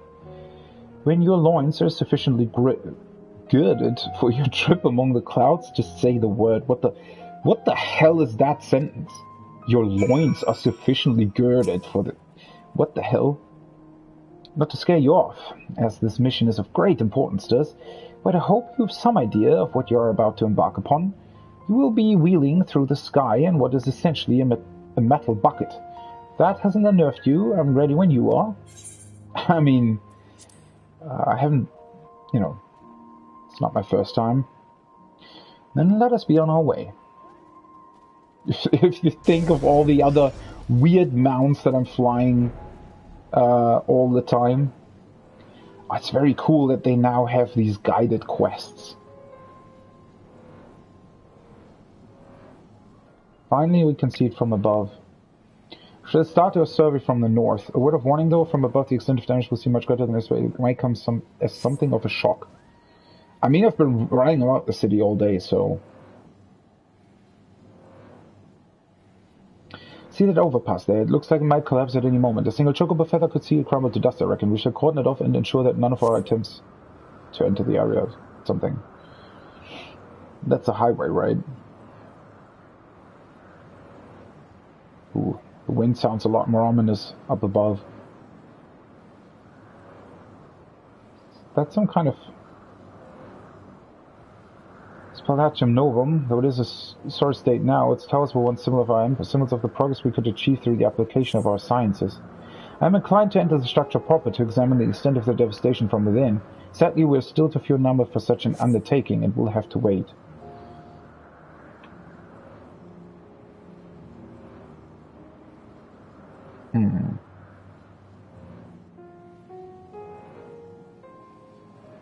Look there, this looks largely intact, which is a little wonder. The building, which dates back to the era of the Republic, is said to be constructed from materials meant to ward off against all. Clearly not all buildings were erected with such a design for that. Foolish and assume they're working with different. So you can see what cutting corners cost us. Okay. With that, I would say we had all the key areas of the city for the most part. Let's return to Camp Broken Glass, shall we?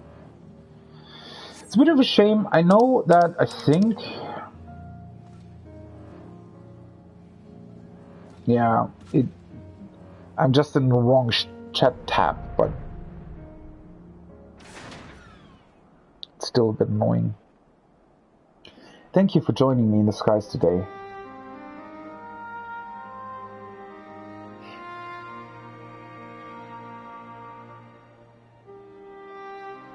I confess I have been on my guard around you Eorzean lot. It has been beaten into my skull that you are, and will always be, my enemy. Spending time with you today, however, has made me realize that you truly are here to help us, not harm us.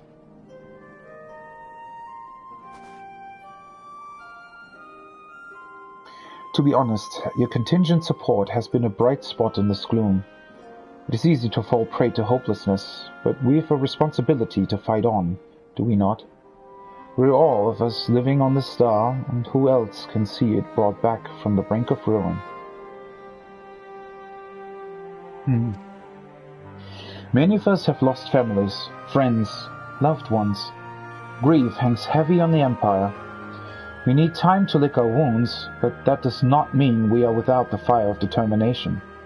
We wish to see our home restored to its former glory. That is part of the reason why I decided to undertake this task, actually. I wanted to better understand not only the road ahead for the Empire, but to see for myself the stuff you Eorzeans are made of. Enough sentimentality, though. There's still much to be done here, and this armor won't repair itself. Would you mind reporting back to the reconnaissance officer who signed you to this task, and tell him of our findings? I shall do just that.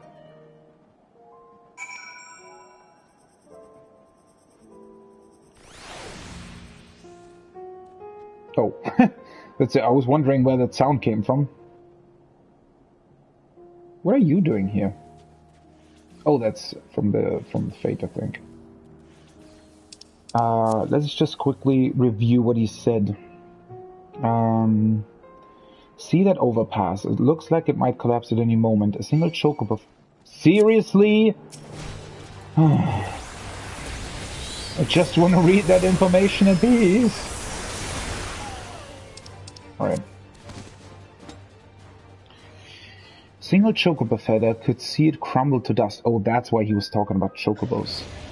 Shall cordon it off and ensure that none of ours attempt to enter the area. Palatium Novum. So, yeah, the skyscraper is part of that building, I guess. Though it is in a sorry state now, its towers were once symbols of our empire, symbols of the progress we could achieve through the application of our sciences. I am inclined to enter the structure proper to examine the extent of the devastation from within. Sadly, we are still too few in number for such an undertaking. We'll have to wait. Look there, this looks largely intact, which is little wonder. That was the government building I was wondering about. The building, which dates back to the era of the Republic, is said to be constructed from materials meant to ward against all manner of offensive magics. Clearly, not all our buildings were erected with such a design philosophy. We had foolishly assumed that the war machina defending us would make up for less than ideal structural integrity. You can see what cutting corners cost us. Interesting. I wonder why it doesn't...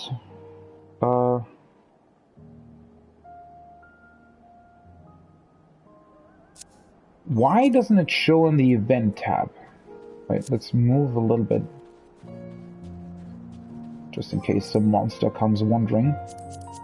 Well, first of all, let's do this. Yeah, 4 quests left. Alright, and then... it should be here somewhere. Lock filters. So it appears in general, but it doesn't appear here. Let's see.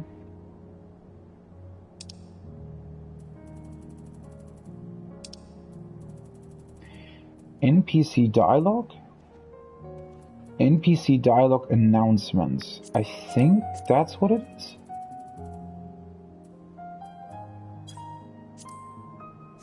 Let's see. If I go in here, it has these. I think these are the only ones that are green, correct? Yeah. So now, technically, it should show all NPC dialogue. The quest dialogue as well as the ones within...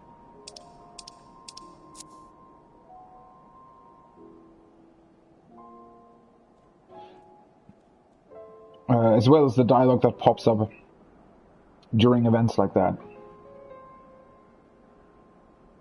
Yeah, should be fine.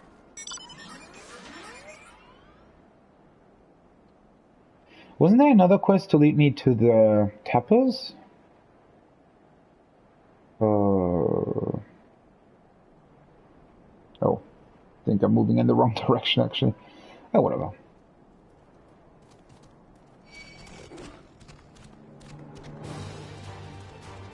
We can also turn the main quest back on, I think. Like this. I mean, if we're back at camp, I probably want to turn in the quests first, I think.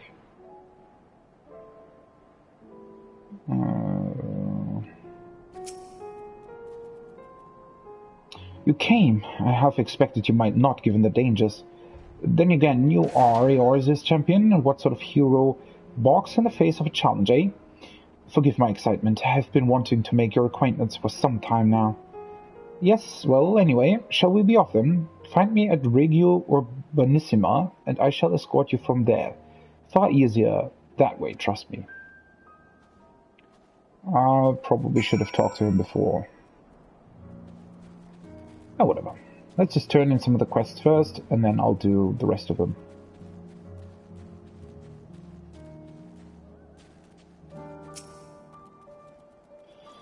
You've flown through the skies above Garlemald and lived to tell the tale. How was the Imperial pilot? I can't imagine how difficult it must be to look down on such wreckage and know that it was once your home, but I'm sure your presence was a comfort to him. It will take a great deal of hard work and elbow grease to see the city restored, but I have all the faith in the world that we can see it done. I only hope that our efforts here can bring about an alliance between our realms.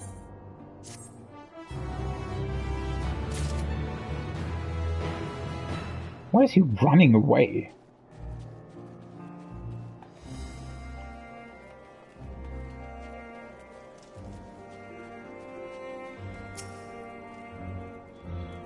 It is good to see you among us again. Though I admit you're a little banged up from the escapade. You seem in better health than I had expected. When I first heard of your distress call, I feared we had lost you. And you would have, if it weren't for this woman's bravery and keen eyes. She warned me of the coming attack, granted me the wherewithal to avoid any fatal injuries. I hardly did anything. I merely noticed something large moving about in the shadows of some debris. Must have been because of this third eye of mine. So it's true what they say. The Garleans really do have heightened awareness. But where are my manners? You've had quite the trying day. Let's find you some food and a place where you might be able to relax.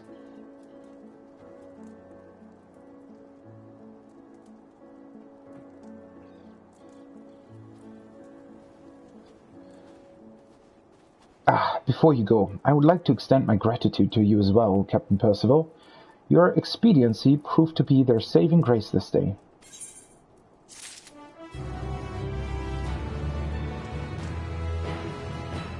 Nice. Good to have you among us again. I've heard of your triumph in taking down those behemoth war machina, and have prepared you a reward commensurate with your efforts. That piece of artillery proved as effective as Garland Ironworks intimated, but such is to be expected. The craftsmanship is well renowned, and their latest efforts redound to their credit. Alas, we were told not to expect more of its type, at least anytime soon. According to a letter we received, its crafting was only made possible through the work of a rather ambitious employee, the Mountain of Gil. Production of it on a large scale would prove impossible. Expenses notwithstanding, you were able to wield this foreign ordnance with great aplomb. Though it is but a trifle compared to the valor shown, I offer you this as a show of gratitude.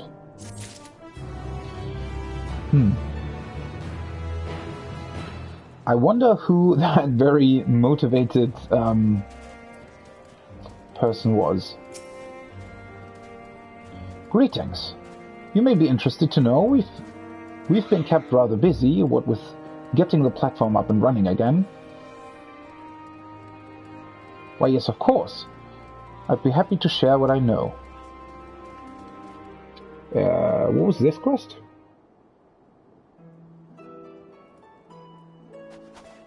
Oh, it's this one, alright. Is it true you used to work on your Turner Platform G?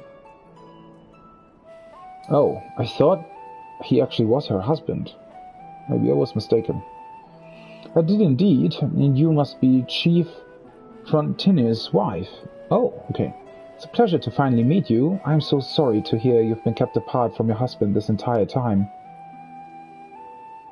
Sadly, I have no clue where he is either, but I'll tell you what I know. Oh, are we maybe looking for the chief then after all? Maybe this is the quest that I was, talking about, I think yesterday or something. A quest that is similar to the Scree minion, where there's two quest lines that then intersect with a final quest. He disappeared with the identification key? It doesn't sound like him at all. Useful information to be sure, but we'll need more than that before we can go looking for him. Colossus, could you tell us anything else about your father? He's ever so kind, and he never breaks a promise. Good at making plans, too. It was his idea for us to meet at the station. That sounds like the chief. All his ideas are firmly founded on logic. Tertium would act as an ideal underground shelter, and if the trains were still running, they would provide the perfect escape route. My husband is also a dyed-in-the-wool patriot. He made a point of hanging the Imperial flag in front of our house for all the neighborhood to see, and often spoke of his devotion to the Empire. We have a lot in common, the Chief and I. I'm certain he only took the key to stop others from misusing the platform. Speaking of the key, could you tell us a bit more about it? It grants access to the entire fuel supply network, the pipeline that connects countless facilities, including the platforms and the Enceladium. I think we have all the pieces of the puzzle, but how do they fit together? I must have gone to the Enceladium. Yes, if the cerulean pipeline is at the root of this, that's a distinct possibility.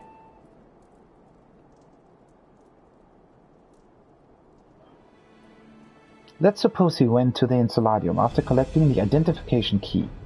What next? That's it. He could use the key to halt the supply of ceruleum to the Magitech drones. Deprived of fuel, most of them would be rendered entirely inoperable. If he succeeded, and that's a big if, there's no telling what kind of danger he could be in now. Quite. Rimino, there's no time to waste. To the Enceladium.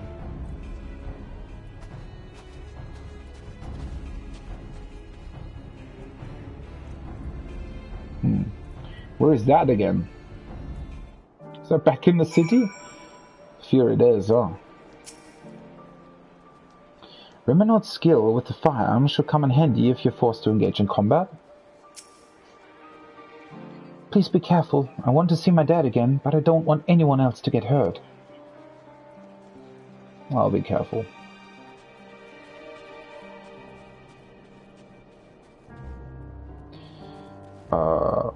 Let's turn in the other two quests first.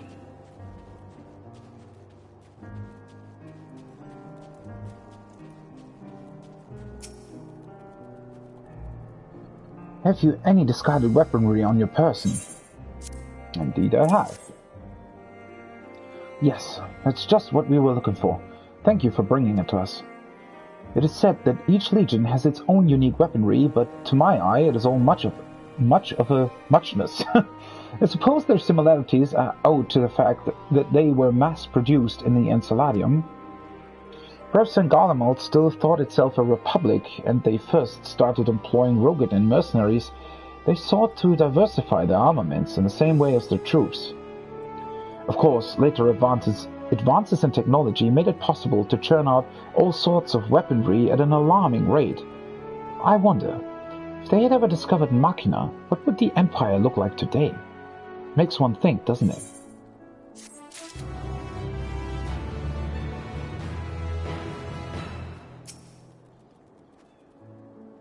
My men report that they found both the mother and the child making their way here and have provided them the shelter and aid they require. I confess I was more than a bit surprised when the woman told me of your success in lifting the rubble. It sounded too tall a tale to be real even, but then I remembered who we are dealing with and felt foolish for doubting her. At any rate, they are safe and in our care now, all thanks to you. Great.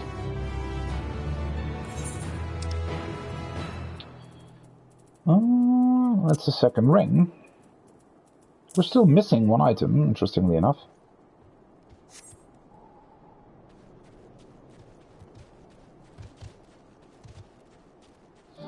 Alright, I haven't... No, I've not unchecked anything, so these are the last quests then. Sorry I've kept you waiting. Hold a moment, I know you. Yes, you're one of the Eorzeans who was brought to the station, aren't you? I was told that I would receive assistance from one involved in the contingent's decision-making processes, but I must say, seeing you here comes as a shock. You seem the sort of person as to be above the sniping of vermin. Sure you have the time to spend on such menial tasks? Apparently I do. Very well, I won't press the subject any longer. Your assistance will prove invaluable, I'm certain. Now then, time is wasting. Let's reconvene in the Ebla Rhyme, the Almastis territory, where we'll set the trap. Oh, right, this is about the Yetis.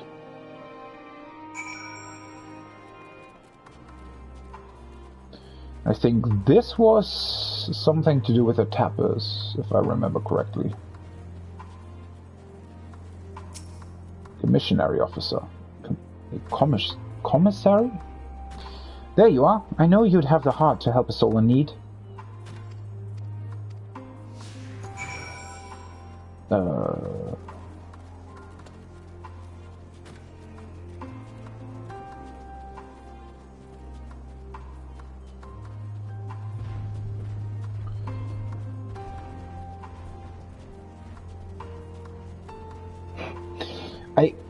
Why is the quest where we're looking for the father of that boy called "Who's Your Daddy"?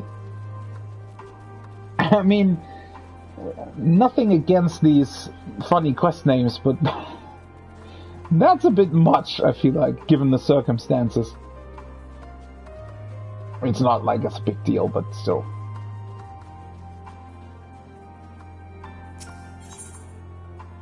Magna Glacius.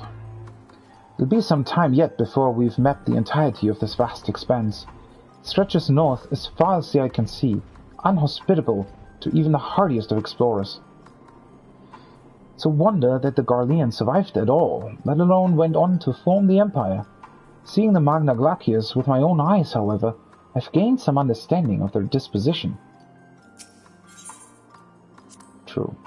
Oh, my friends aren't going to believe who's protecting me. I'll be telling this story when I'm in my cups for moons to come. Oh god. It's a fan. It was this way, wasn't it? I hope. That's cool that even side quests that, you know, are,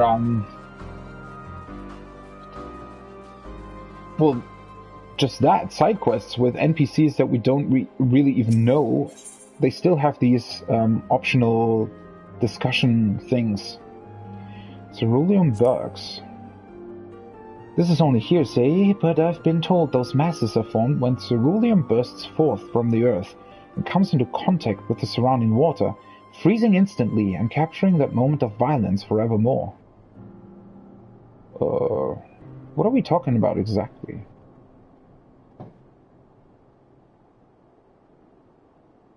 The mountain range itself, or what are we talking about?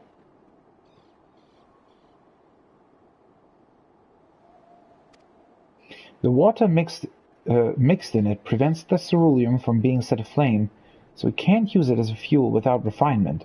The amount of ceruleum you get after all that work is barely worth the trouble.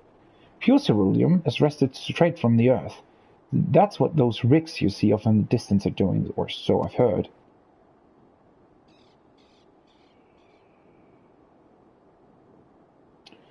Wait, what? It's a she, right? Yeah. What was she referencing in terms of where ceruleum bursts forth?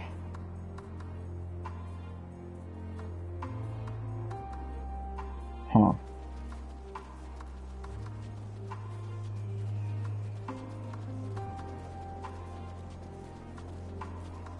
Maybe they're talking about, these are just normal ice shelves, aren't they? Maybe they aren't. I mean, these are normal mountains, right? They have little to do with ceruleum other than it's maybe stored beneath or something. Not really stored, but, you know, found beneath. Here we are, safe and sound. I couldn't have done it without you, friend. Now, all that's left is to deliver the goods. Let's enter those caves and get some shelter from these freezing winds, eh? Let's do that. It's been a while since we've been to the cave. I actually thought that this was going to play a role during some quest sooner rather than later, but apparently it took a while. Well, the goods have been safely delivered, but I'm afraid I have one more task to beg of you. Of course, I'll do it myself if I could, but I'm afraid this calls for someone with skills that I lack. You're not obligated to help me again, but seeing as how you're already here, maybe you won't mind hearing me out. Another quest line.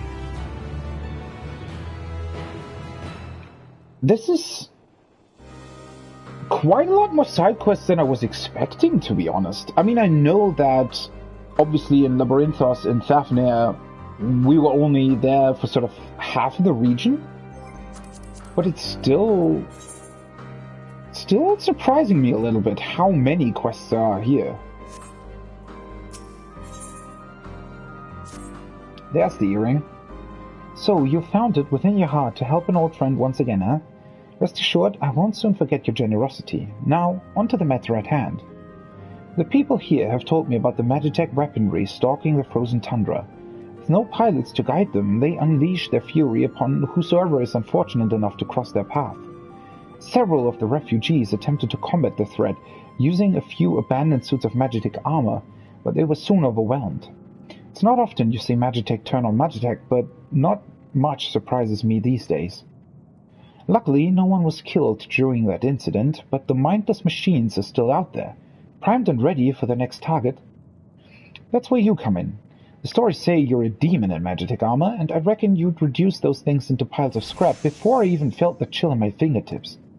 Like I said before, I'd do it myself, but seeing as how I've never even ridden in a suit of armor, I'd just be buying myself a ticket to an early grave.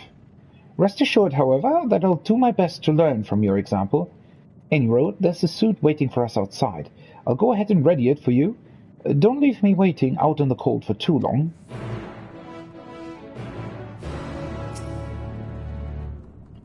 I'd help you if I could, but I'd just get in the way. For what it's worth, I'll be praying for your victory. Sure. Magitech armor, you say?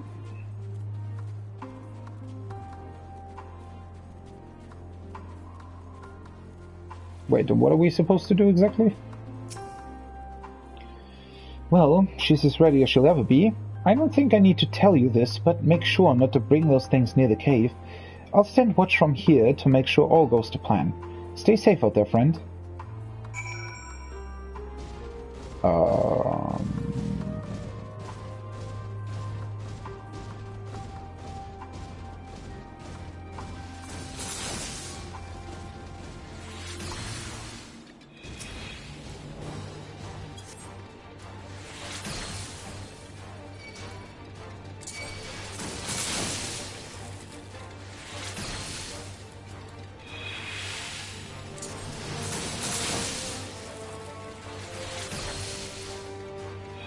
A bit weird.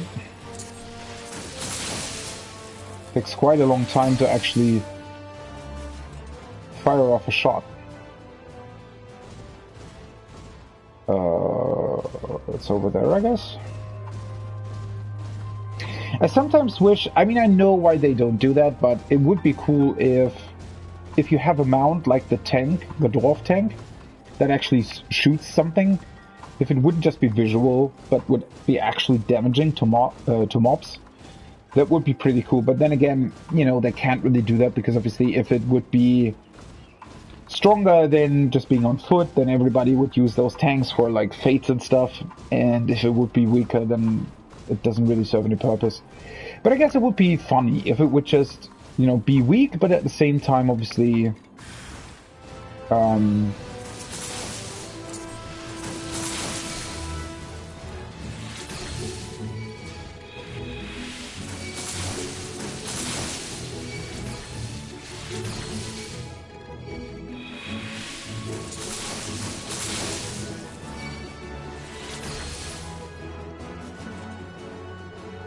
Alright.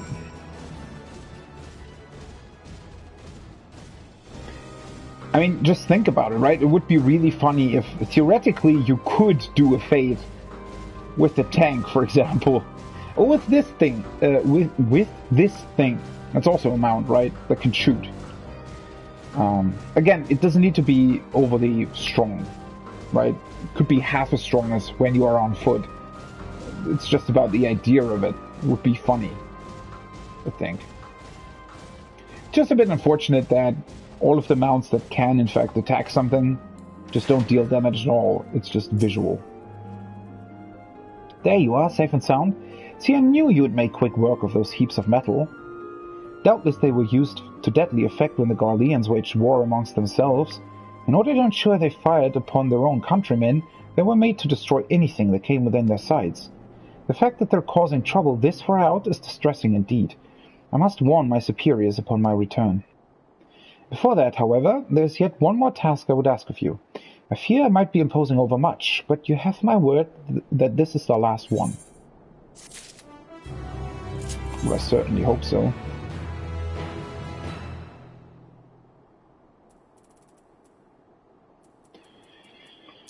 Oh, let's put the earring here.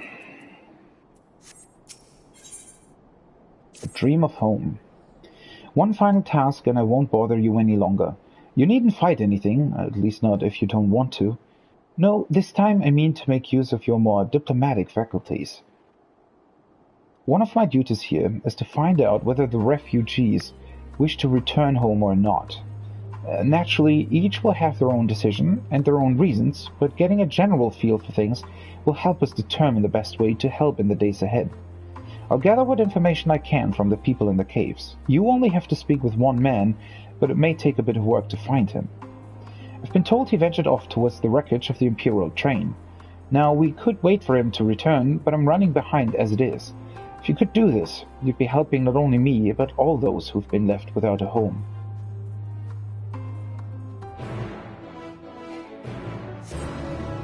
Alright.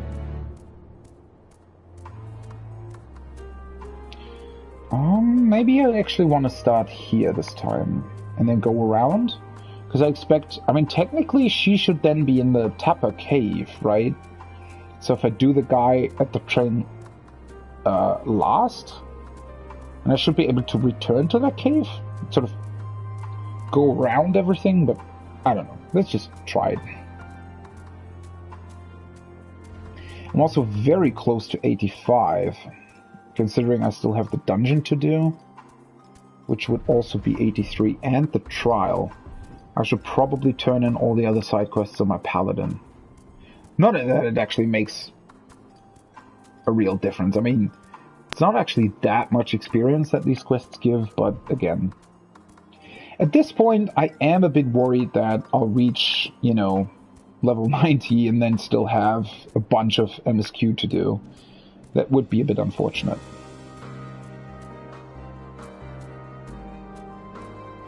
Although, obviously, it's almost impossible to find out what the level 90 MSQ sort of section will be, so I'd imagine there's probably going to be some experience wasted, but I mean, I don't care.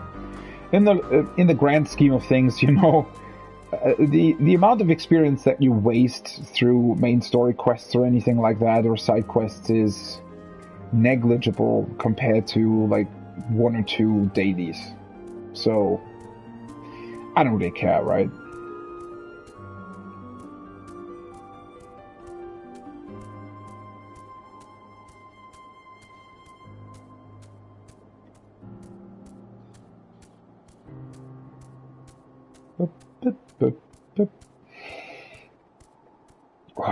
This is quite the long way. I mean, of course, if you do the main quest first and unlock flying, all of the side quests are a lot easier to deal with. But I don't care about that. I mean, I like running around here. It's just quests like this, right, where you're practically moving across the whole map, can be a bit tedious.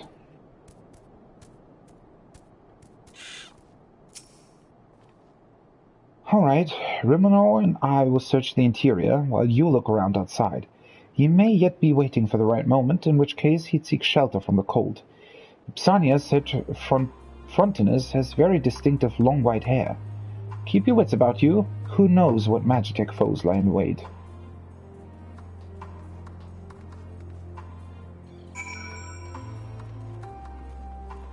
Oh, the station is actually closed. I didn't see that before. This is where he is, huh?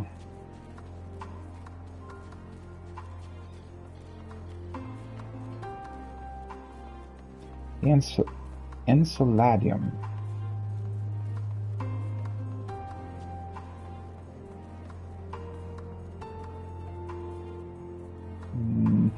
Can we actually go in there?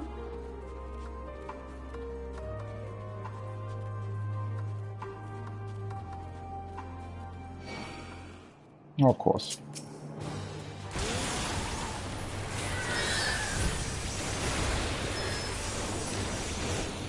Bye-bye.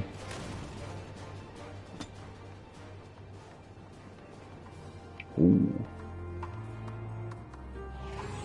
It's a very interesting design, isn't it?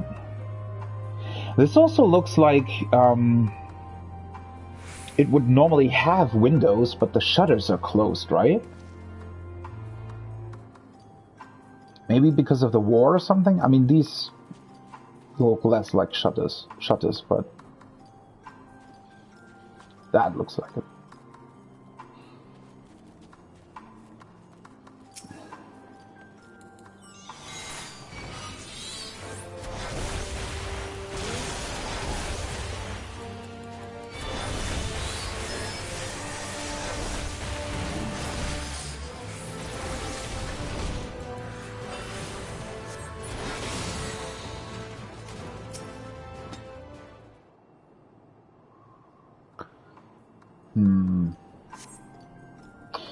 Frontinus does not seem to be there.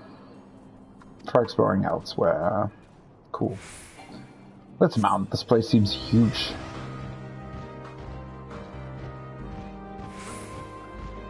Also getting very close to the tower.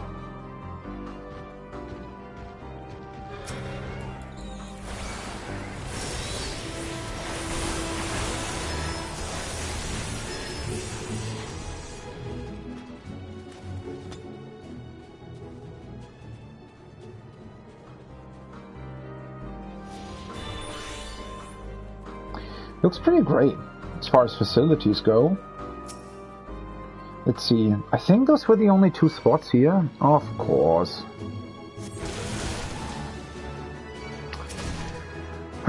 Sometimes that is quite annoying.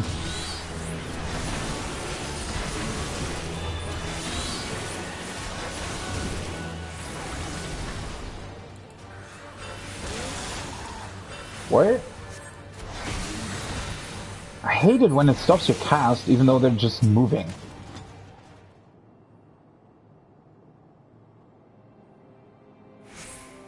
Ah! You hear someone scream in the distance. Head in the direction of the noise to see if you can locate its source.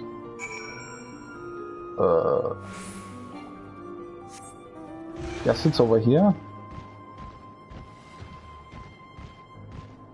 I like the revving that they do. You know, imagining these Magitech things like moving about and I guess being bored. Wait, am I running in the right direction?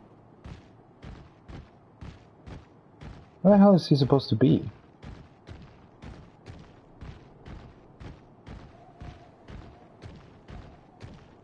Why did we think he was in here and now he's outside?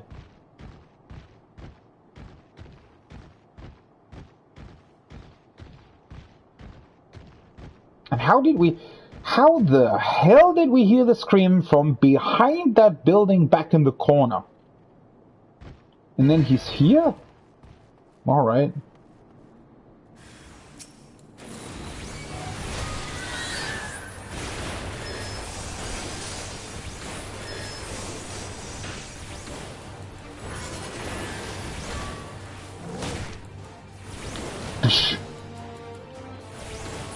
Alright.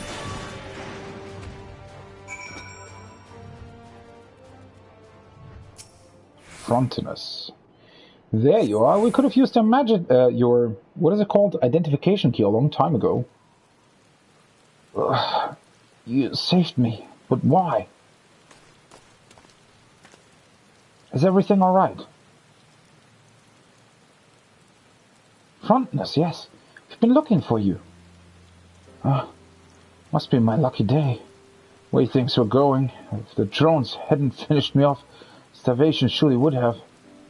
So much for my brilliant plan. As I barely escaped with my life, I holed up within the perimeter walls. My supplies ran out. I decided to take one last crack at it. And look where that got me. Save your strength. We'll get you out of here. Wait, you're not one of us. Correct. My comrades and I have come to Garlemald to lend what help we can. We've made camp in Latrum, and your family is there waiting for you. They're alive! Thank the heavens! We'll take care of Frontinus. Hurry back to camp and give his loved ones the good news.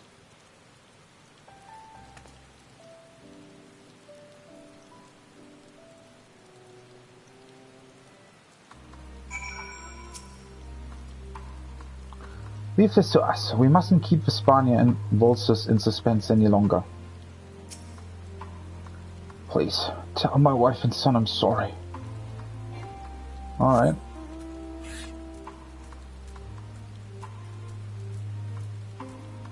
Three more quests, and then we'll finally return back to main story. The weird thing is, you know, these side quests, doing them takes quite a long time. But it doesn't seem as long while you're doing them, which is interesting to me. I mean, you know, somehow in the back of your mind you realize, oh yeah, this takes quite some time, but I don't know when I actually did the last, like, big story scene. But that must have been at least 2.5 hours ago or something, which it doesn't seem like that long ago.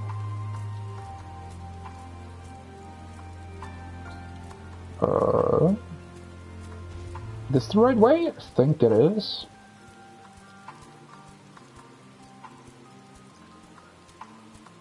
They've really put these last quests in, you know, I mean, well, I guess I probably should have talked to the guys outside of the camp earlier, because I was missing like 2 conversations there or something where they then continued onwards to here. Oh, whatever. Where is this taking me? Oh, here it is. Oh, we're back at the... Oh, is that the park? Oh, it's something else. What are you doing? Well, this is a bother. The Magitech I've my eye on doesn't seem to be quite as accessible as I hoped. There's just so much accursed wreckage in the way, we won't be able to drag the thing out. A pickle indeed. Hate to ask, but have you any brilliant ideas up that sleeve of yours? You've some explosives on you. That will do the trick, certainly. Alas, I'm not at all skilled in Eorzean technologies, which means there's a distinct possibility I'll blow my hands clean off if I try to tinker with such a device. Perhaps I could leave the blasting of objects to you? What exactly are we trying to do here? We're trying to free that machina thing? Is it really stuck? It almost doesn't look like it, but alright.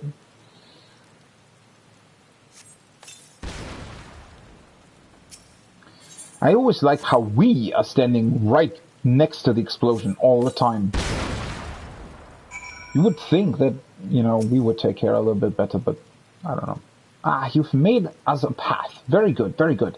Now my machina can finally get its day in the sun. The poor boy was originally meant to be used against the 3rd Legion to rain death and destruction upon them.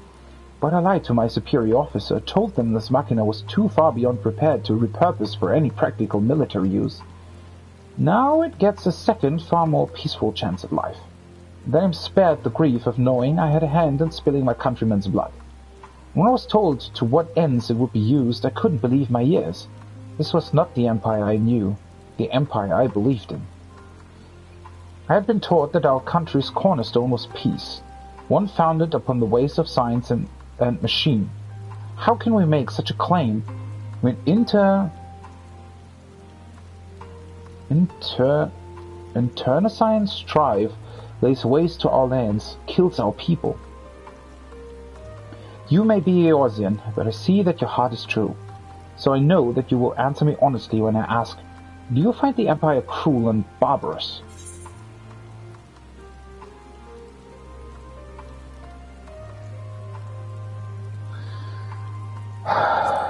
That's a tough question.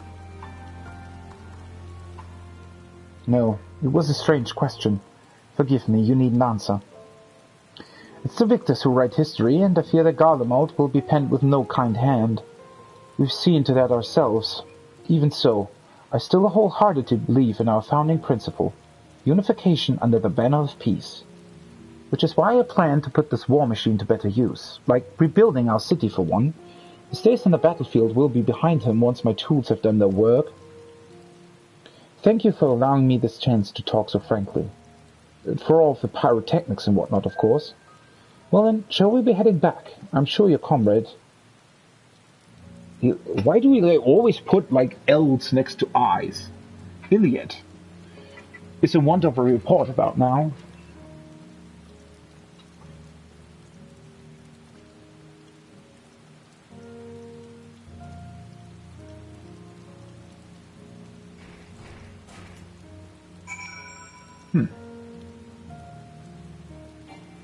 I mean, I don't really look at the Empire as, barbarians or anything, but that's because I know what's behind it, right? I know the reason why it exists. I know the reason why it does the things that it does.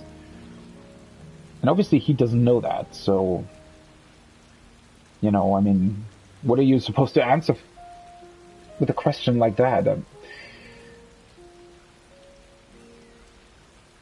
I mean, I know that the Empire obviously aren't barbarians because, well, they're just pawns in a much larger game, aren't they? Or have been for the longest time, which now that's over, it seems.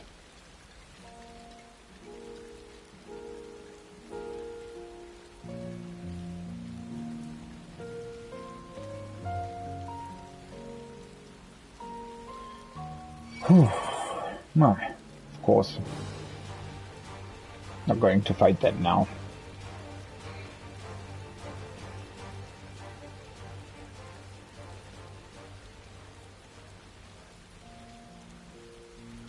What is that?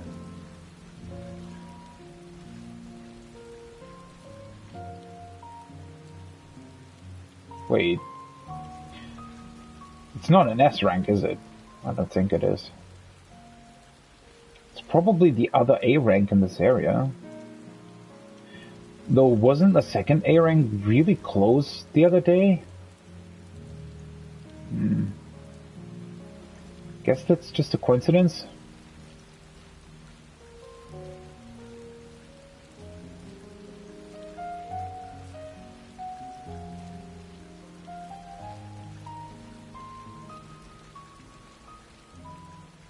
Probably just spawned on its most southern point or something. Guess... yeah, there he is. Oh, it's not often I encounter someone else out here. If you've come here for ceruleum, then I'm afraid this area has already been picked clean. I'm here to ask if you want to return to your homeland.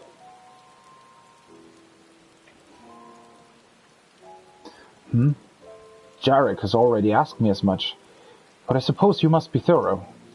Could you give me a moment? I would first like to offer a prayer to the departed. This wreckage was left in the wake of one particularly fierce battle. A dear friend of mine journeyed here to search it for abandoned supplies, but a sudden explosion cut his life short. Although I had meant to offer him a lone prayer, why don't you join me? He always was one to enjoy the company of others, even though he scarcely knew. I've placed these stones to mark the spot of his passing. Pray to his memory, if you will. Of course.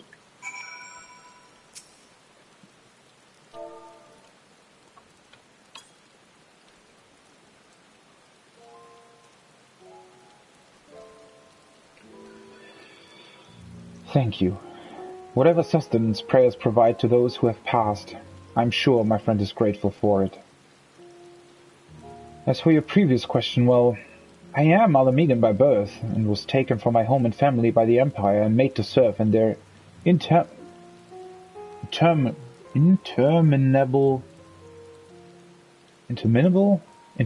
wars. After 10 years, my hands were so stained with blood I no longer recognized them as my own. Days, weeks, years blended into one another, until finally I was released from service. For the first time in a long time, I thought for myself. Did my wife and child still live? Would they allow one so steeped in sin back into their home? Even now I cannot bring myself to consider the answers to those questions. So in short, I cannot say. Please leave me with my thoughts. I won't be far behind, I promise.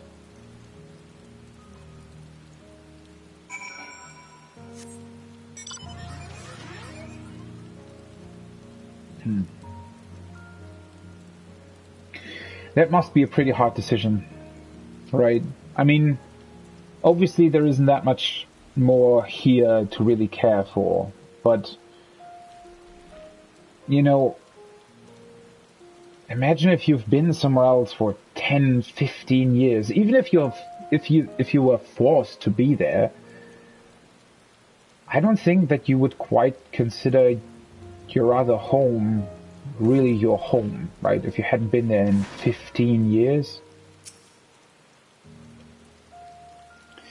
This here is the Almasty's land, and considering how prolific the things are, we shouldn't have to wait long before one comes lumbering by. Ah, but I forget myself. Before we go a-hunting, here, specialty spirits. Not for you, of course, for them, the Almasties. Drown them in the stuff, and there'll be 3 sheets to the wind before you know it. There's no easier quarry to catch than a drunk fool, am I right? Also, once you've felt one, don't forget to collect a bloody chunk from it.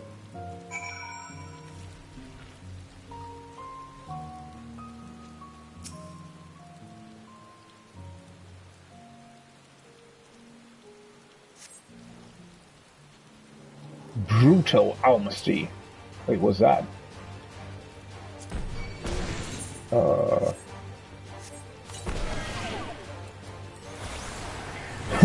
I always like these quests where they give you these things that you can use. Oh, I accidentally triple weaved. Because you can always also, like, it's not very hard to defeat them without the thing that they give you. Where's this?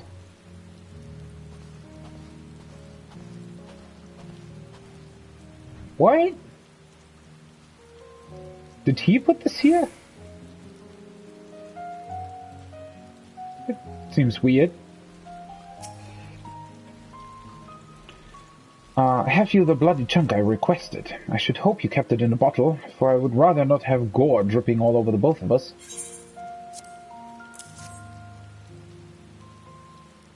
Good work, I must say. You've quite the mettle to face such beasts without so much as batting an eyelid, though it was silly of me to expect aught else from the selfsame man who set foot into Tertium, knowing full well it was a trap. You must be wondering why the blood. Well, the Almasties are clever creatures. They won't willingly wander into dangerous lands, especially ones that smell of death. So sprinkling a copious amount of their fellows' gore about the encampment ought to ensure they give us a wide berth. Let's head back to Camp Broken Glass. There you can tell the soldier who sent you to me that he was right to put you on the job.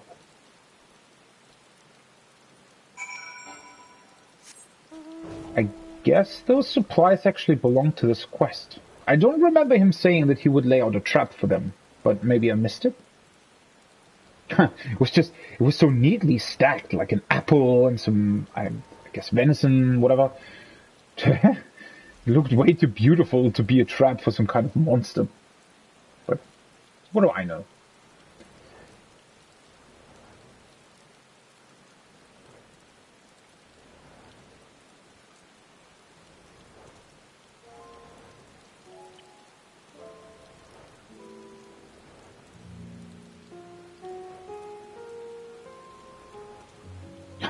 It's really funny, I just remembered. You know, I think about, what was it? Must have been about 6 or 7 hours ago. I wrote my static, hey, I'm close to the level 83 dungeon. Well, that was slightly wrong.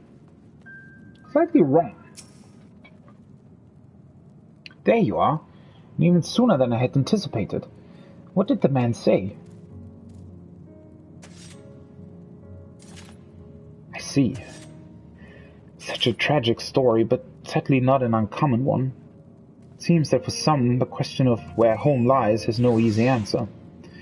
In any case, we've done all that we can at present. Let's return to the camp and report our findings to the contingent, eh? Indeed, they don't have an easy answer. How the bloody hells did you find us here? And who are you? Oh, guess their dialogues didn't really change all that much.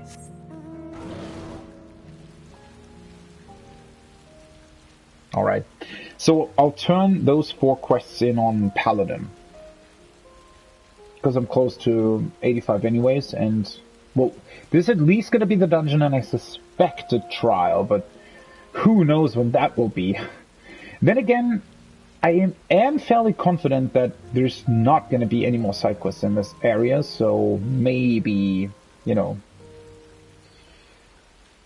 I mean, if you can do, like, story back-to-back, it actually doesn't take that long, right? Obviously, there is a lot of story in Endwalker, and I really like it, but if I would be purely doing the story, then obviously, you know, what I've done in about, what is it, 35 hours so far, I'd say, would probably have been achievable, at least in, you know, with my pace in, I don't know, 15 or something.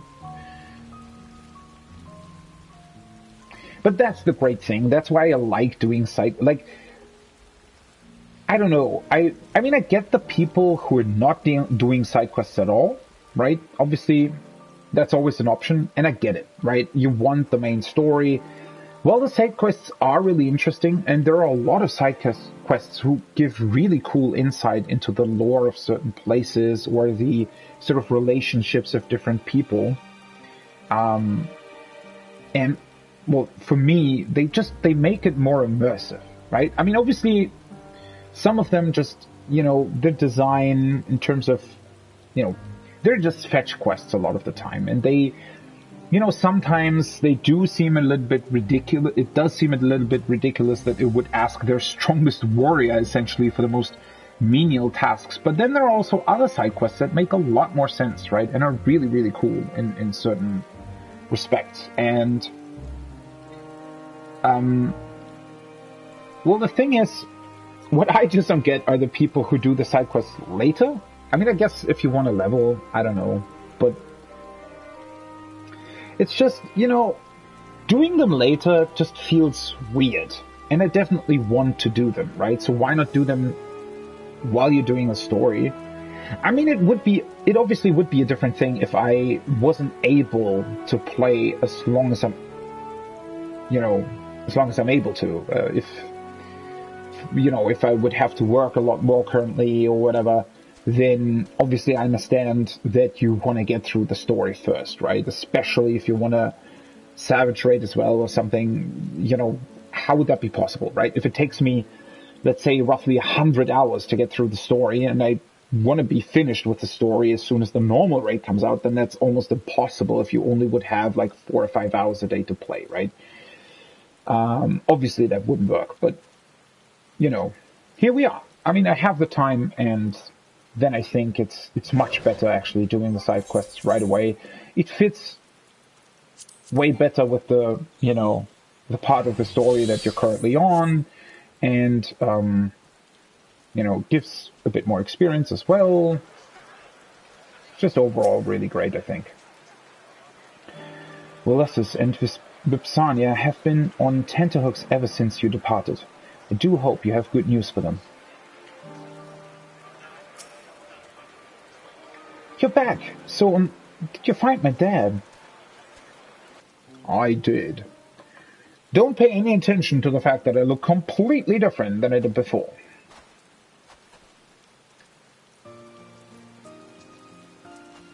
Dad!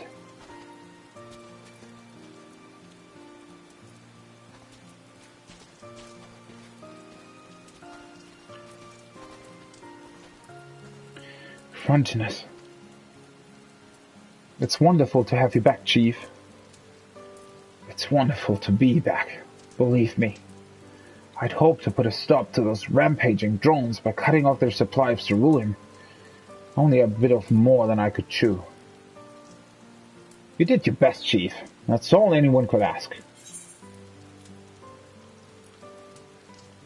At least you're back with your family.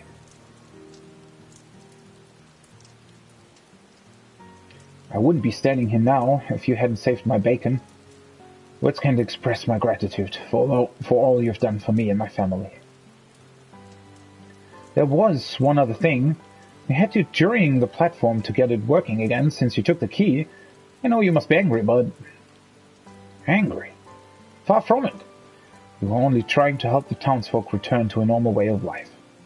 At any rate, I lost the identification key when I was set upon by the drones. Well, they won't be around for much longer if the contingent's got anything to do with it. You're going to love this camp too. It's full of gifted engineers. I'm sure there'll be all kinds of projects for you to busy yourself with once you're feeling better.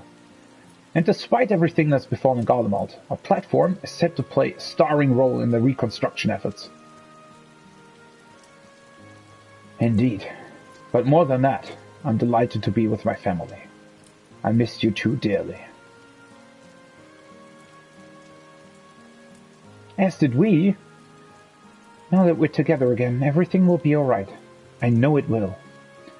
Thanks to our newfound friends, we've been given another chance at happiness.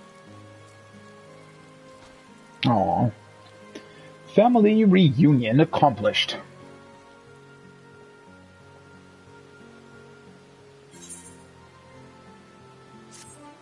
Weird quest name aside, I guess.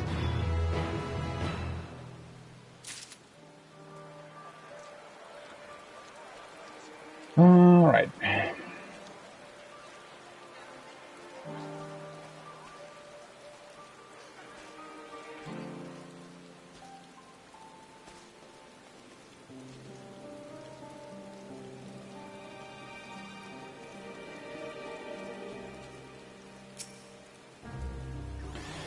I've gone to the trouble of submitting my report already, so you needn't worry about that. And as I promised, it brings an end to my endless requests. Truth be told, my motivations for being here aren't entirely out of a sense of duty. My father was conscripted into the Guardian forces long ago, so when I heard that refugees had been found here, I had to meet them for myself. I volunteered for this duty, but unfortunately none of the refugees stirred my memories of him. Still, I won't give up the search. No matter what misdeeds he was forced to commit, all I want is to see him again. To share a meal under the same roof. Some, like Jared, seem resigned to accept this place as their home. But there are others, like my father, with people waiting for them, searching for them. If I can see even one family reunited, then all of this would have been worth it. You should have come with me for the other quest. Although the road ahead is a long one, it's time I stopped forcing you to walk it with me. Thanks for all you've done, friend. Please take this. You've earned it 1,000 times over.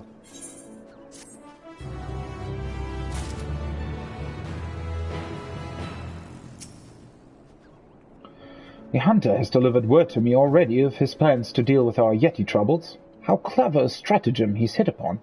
If only the method weren't quite so macabre, shall we say. Almost surreal to consider that our villain foes now aid us in our survival. Today has proven to me that we really can bridge the divide that once separated us from them. And all it takes for us is to simply reach out and offer a hand in friendship. I should like very much for this newfound partnership to continue. Yeah, me too, buddy.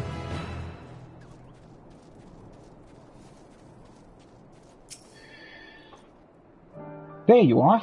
I've already received word from our friend the engineer. He was rather fulsome in his praise of you, I must say. You are a credit to the cause. There was a lightness about him one I hadn't seen when first he spoke to me.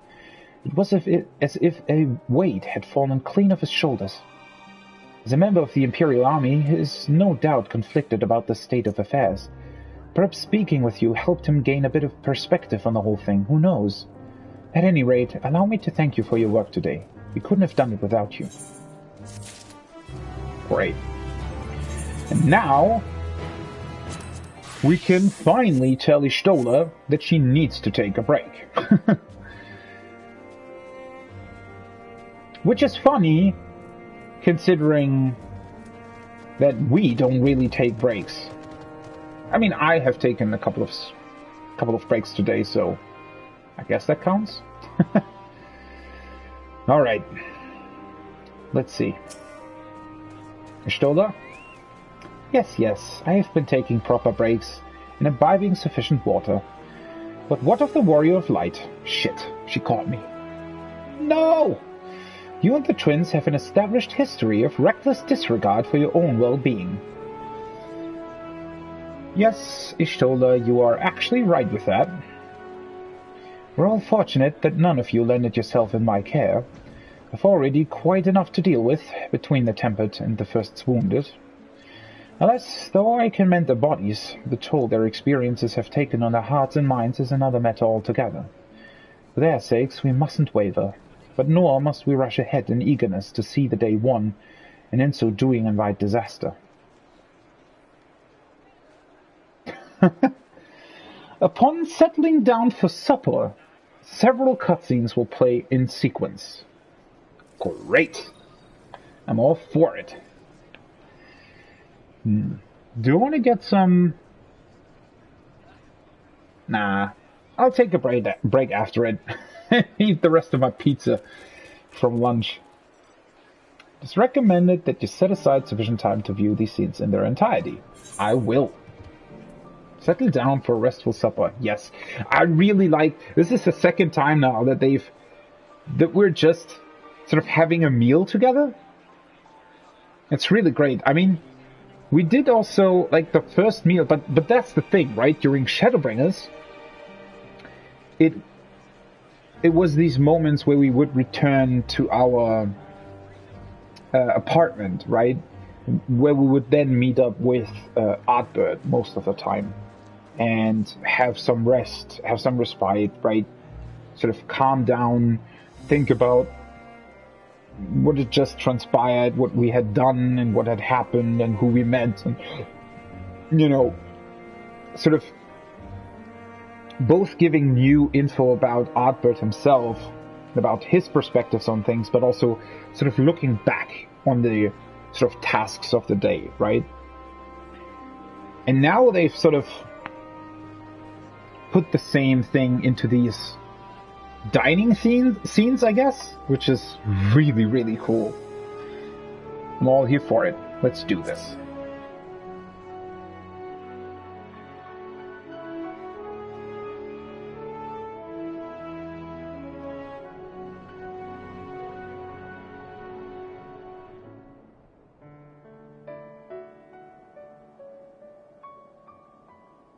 Oh, this music has always been great as well.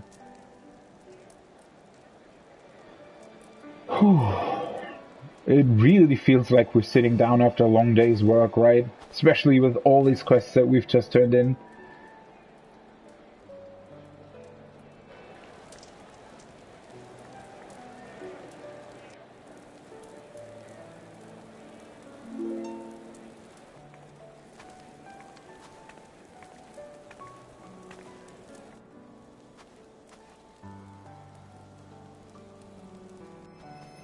Such a peaceful atmosphere.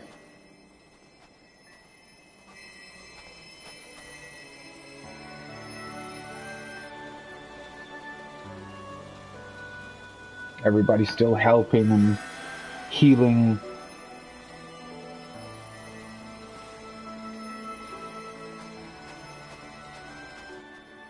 Is that all of them? The last of those who agreed to join us, yes. We left heaters and provisions for those who wish to stay behind. They won't last forever, but hopefully they'll last long enough. Oh, that's the guy from, like, the first quest that we did. For now, I think everyone's earned a rest. We'll see to those in need of medical attention, so take the others with you and get yourselves some hot soup.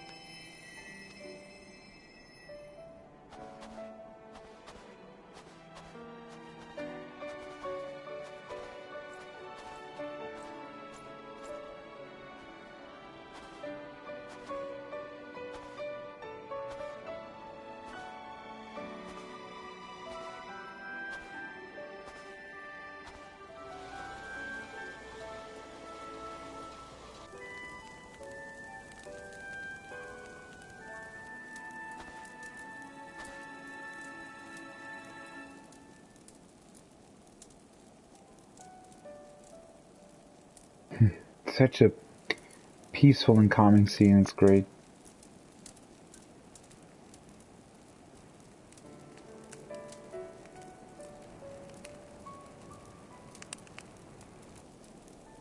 Warmth.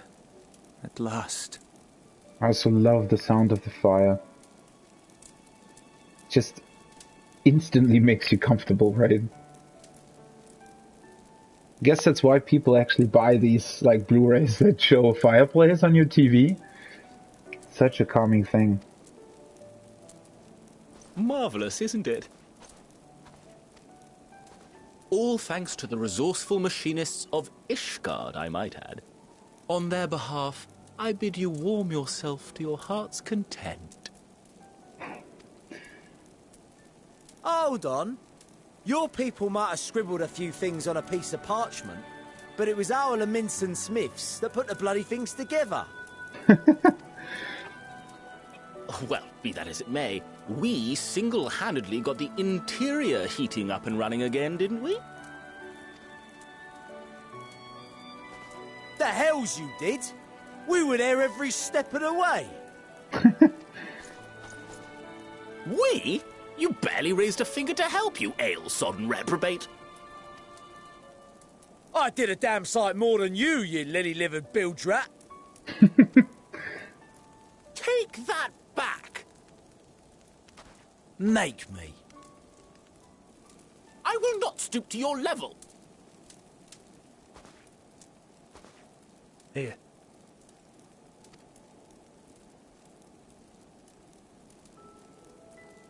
Oh, hi.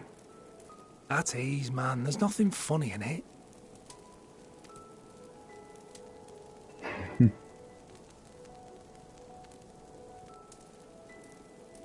I'm from Alamigo, but was a conscript until recently. Used to eat this with the officers. Apparently, it's adapted from a steppe recipe. This is my first time trying it, and I have to say, it's not half bad. It's a bit too flavorful for my liking. Yeah, she'll complain. Perhaps compared to what you're used to.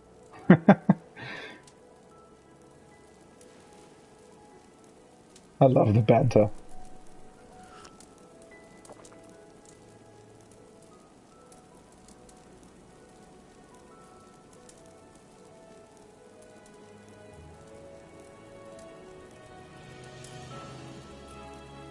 It's the little things that make life worth living, don't you think? It is. It really is.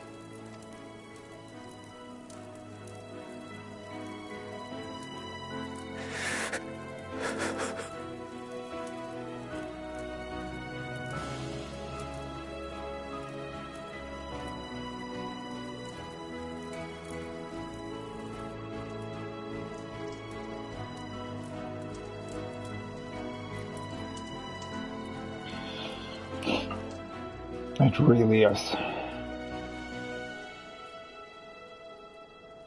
I know this is not a dream, and yet... It almost seems like one, doesn't it?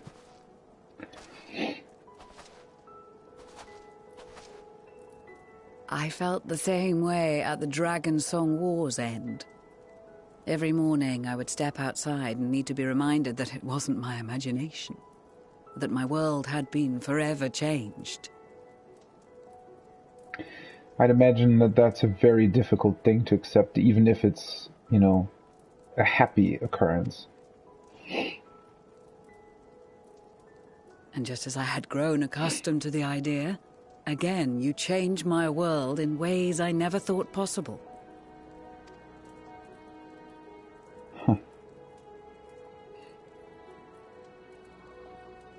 Were it not for you and your fellow scions, the rift between man and dragon and myriad tribes might never have been bridged. The Grand Company of Eorzea, the Ilsabard contingent, we owe it all to you. Let's hope that it actually permanently changes something, right? We've shed many tears in recent days, of pain and sorrow, triumph and joy. I much prefer the latter. Most do, I think. As do I.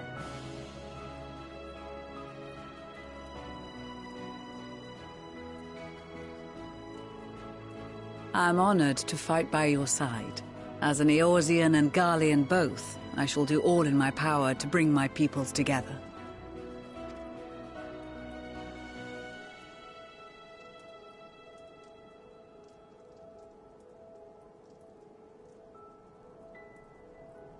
It is a remarkable achievement.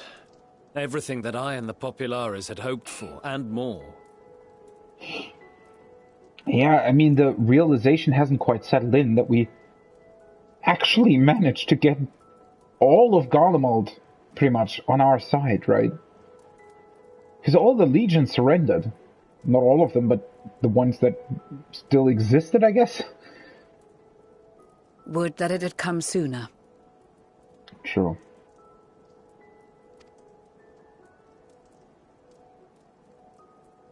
Indeed. Too many are not here to see it. And yet, there is a warmth in my breast, as if they still share in this moment. Yes, I know what you mean. I'm sure most of them are happy to see it, or would be happy to see it On a night either like way. tonight, the wind and cold seem to pass me by.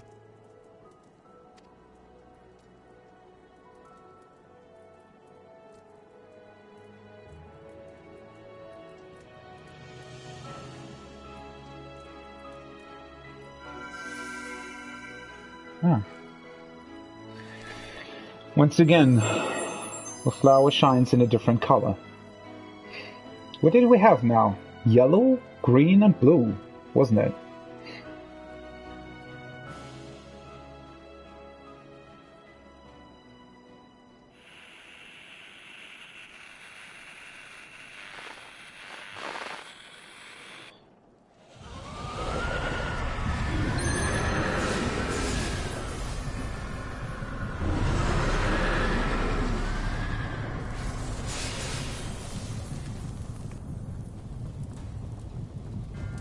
Good that we have the talismans, huh?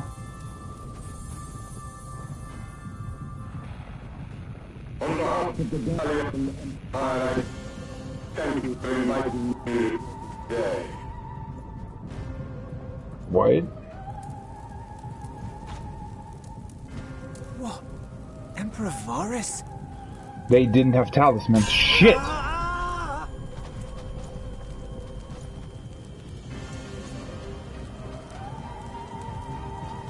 They are being tempered. The talismans! Quickly!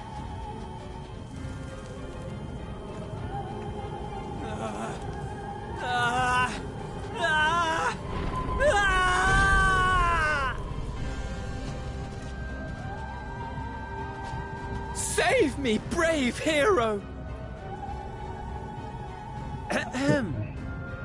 My lord has requested your presence, and I would hate to disappoint him. What the fuck are you doing here?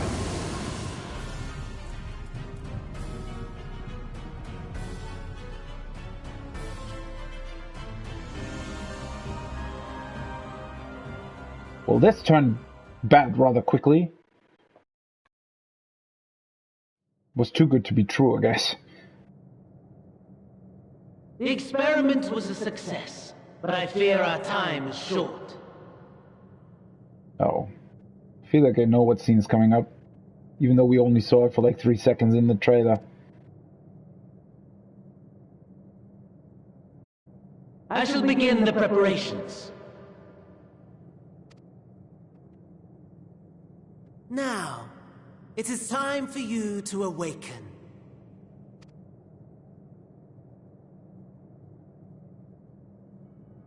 What?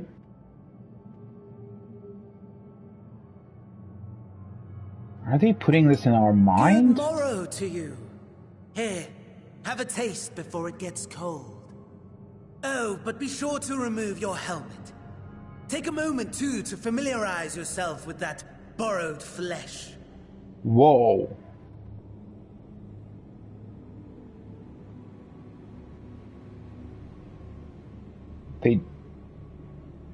What the fuck? So, how does it feel? I, for one, find those first moments within a new body to be most refreshing. What the... how? We had a Magitech engineer by the name of Aulus to thank for this method of soul extraction and implantation. I believe the two of you met briefly in Alamigo. Indeed. His was a rather sticky end, wasn't it? Thankfully, he was thoughtful enough to leave behind his mind-jack technology. I took the liberty of making some improvements and selecting you as my esteemed test subject. How the fuck was he able to do that so quickly? And with me, of all people. You would think that, I don't know, we would be... Well, would we be shielded against something like this? What is this answer? Give me back my body, you idiot! And permit you to go on a righteous rampage instead of partaking in this delicious meal? I think not. I must say, I have gone to great lengths to reunite you with my lord. Did indeed. When I discovered that his friend was in this neck of the woods, I suggested inviting you over for dinner. What the fuck is wrong with you two? Like, what's the point of this? Why are we having dinner? He never deigned to respond, but I took his silence as a resounding yes. Didn't respond now.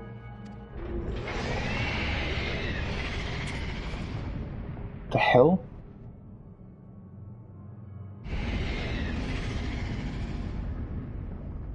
What the fuck is going on? Daddy is pleased his grumpy little boy has finally found his playmate.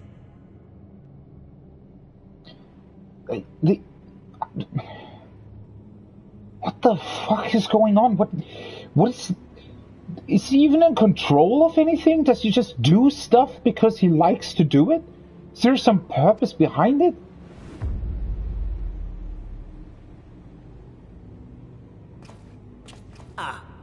Exposition is in order. I mean, it would help. The Garlean Empire has long outlawed all forms of religion. No gods to worship, no risk of summoning. Brilliantly simple. Well, is it really? Wouldn't they be summoning some incarnation of Varus or something? But people being people must turn to something or someone in their hour of need. Who then? Why, His Radiance the Emperor, of course. Right.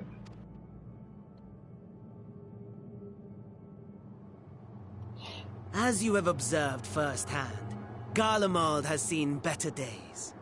The legendary Solus Zosgalvus, dead. Provinces near and far in open rebellion. Our bold new emperor assassinated. And that last one even sparked a civil war. What rotten luck. What is he showing me here? What is this? The people cried out for salvation. Their earnest pleas, one might even call them prayers, a supplication united for the Empire to reclaim her former glory. And you turned that into some kind of being? And so their will did manifest, channeled through the corpse of none other than Emperor Varus himself. What? And lo, the Savior was born, the embodiment of the Garlean spirit, their anima. What? And this is supposed to be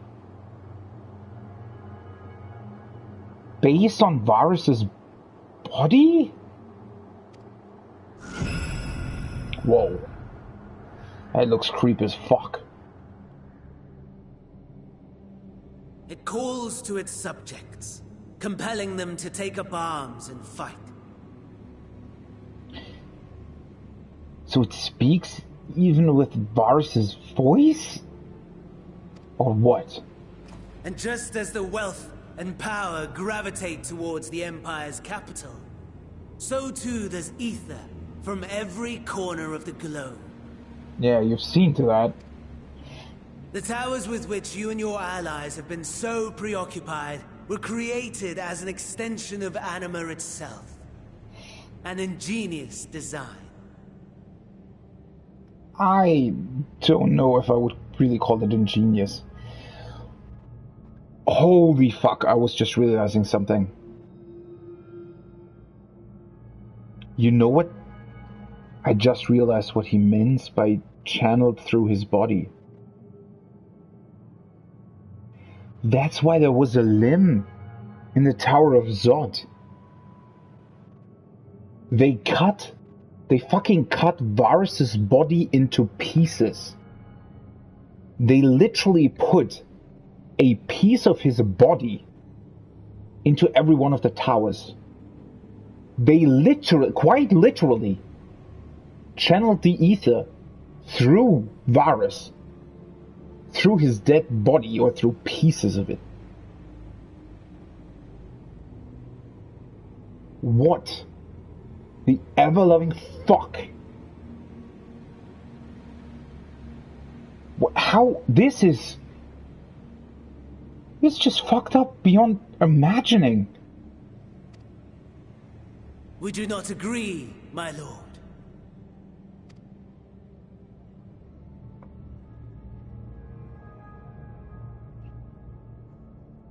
What's going on with you, Xenos? Does the pursuit of prey you have bested before excite you?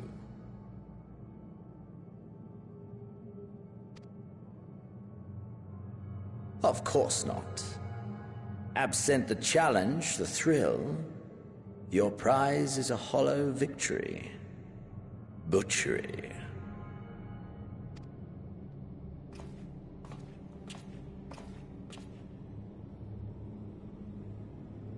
Perhaps you think that to be the extent of my promise. I have no doubt fallen in your estimation since Alamigo. Well, not really, and we knew you were alive. Fair enough. But do not let your disdain deprive us, of an opportunity to craft an even more majestic moment of euphoria. I have been honing my craft as I set the stage for our reunion.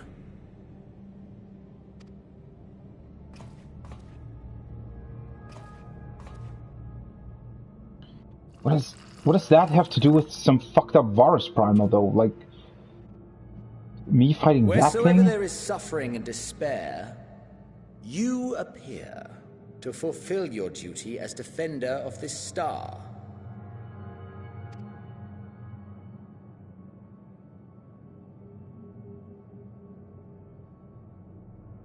The chaos and destruction that my hordes have wrought are my gifts to you alone.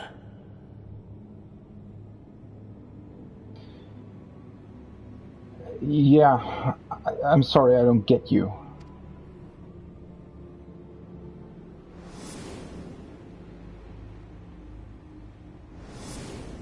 Is he trying to provoke us, or what's his angle here?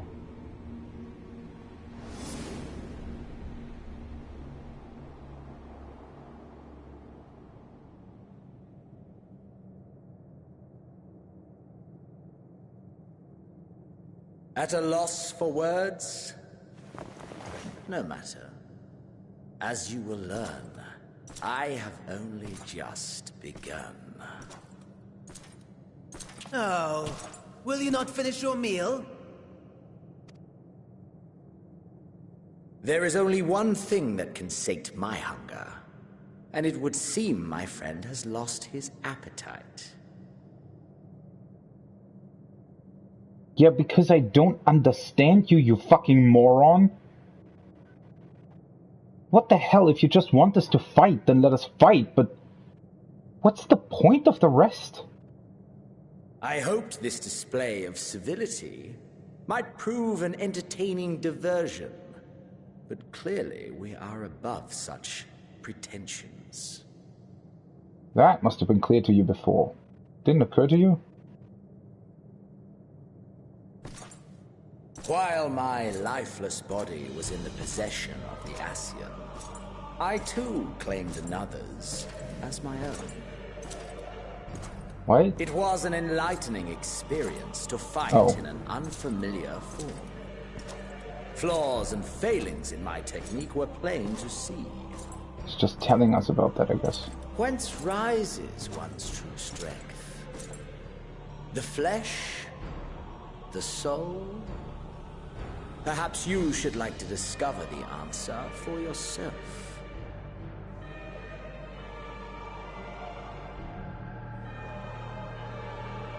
That's my true body there, huh? Indeed it is.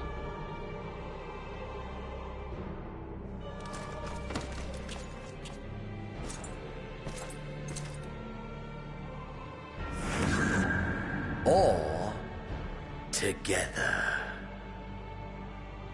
What the fuck?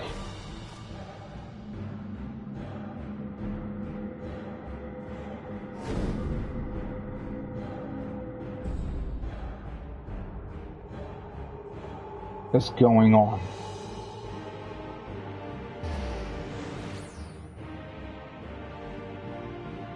Oh dear! Whatever would happen if my lord were to greet your friends as you? I shudder to imagine what carnage he would wreak.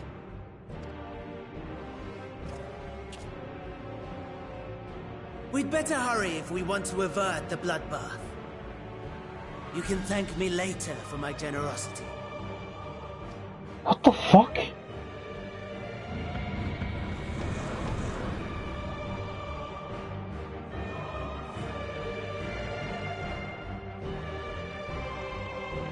What? I don't understand anything anymore. Where the hell is this going?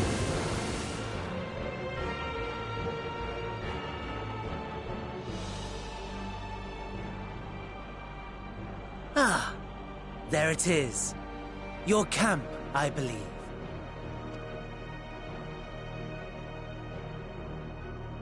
If I were to hazard a guess, I would say that you, the other you, is making his way there as we speak.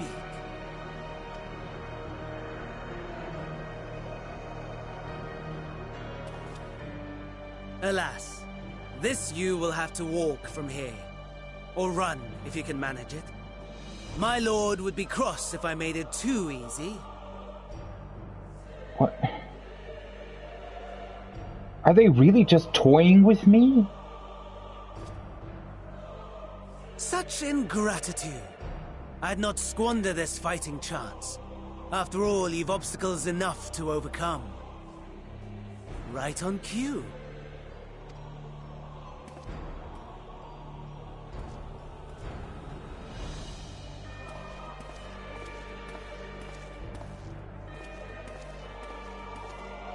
Tempered soldiers, with standing orders to kill those not sworn to Anima. Under normal circumstances, you would make short work of them. But on this occasion, the odds are not so heavily stacked in your favor.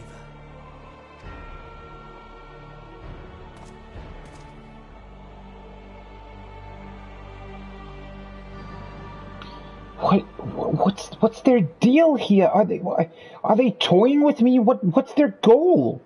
If they just wanted to kill everybody, then why not just kill everybody? Why do this weird charade of I don't even know what? Is it just so that we can? Is it because Xenos thinks that we don't consider him equal to us anymore? Because Oh shit. It's unknown Imperial.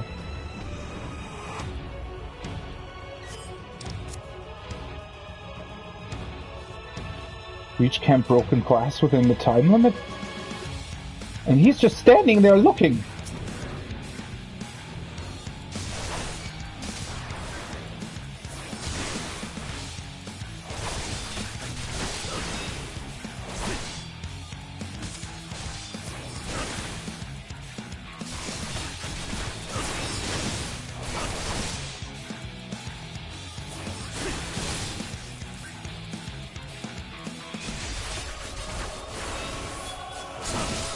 Not bad at all, given your diminished capacity. Nevertheless, 'twould perhaps be prudent to keep to the shadows, scurrying about like a rodent. Timid Imperial has breathed his last. You offer a silent prayer to the deceased. Were you in possession of your own body, you may have had the capacity to subdue rather than slay this tempered soldier. In this battle, you are unable to use the full extent of your powers. To reach Camp Broken Grass quickly, you should avoid combat whenever possible. If you're discovered, your foes will give chase. Your Magitech units are especially powerful, and your chances of defeating them in your current state are slim at best.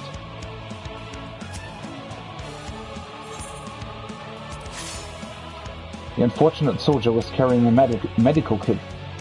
You may use medical kits to restore depleted HP. While you can only carry a limited number, more can be found by inspecting fallen soldiers or wrecked Magitech.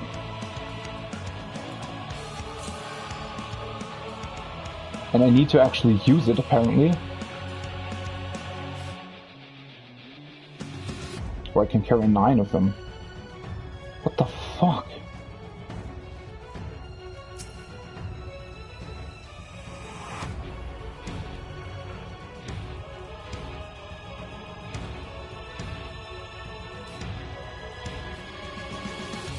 Where am I supposed to go?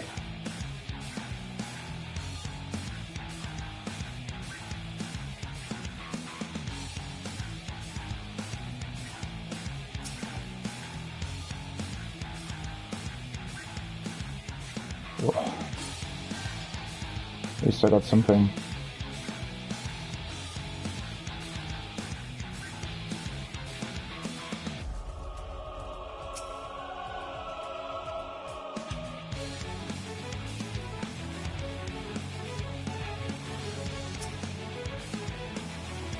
Nice.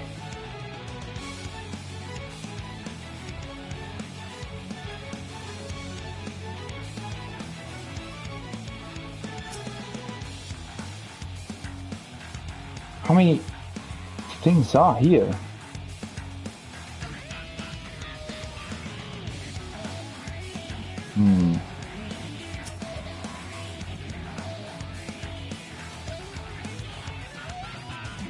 Which way is the camp?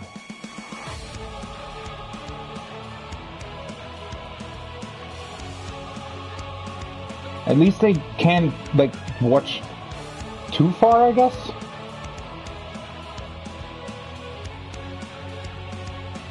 Am I even going in the right direction?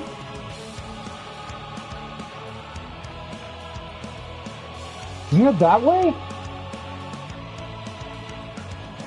Fuck. Can you move?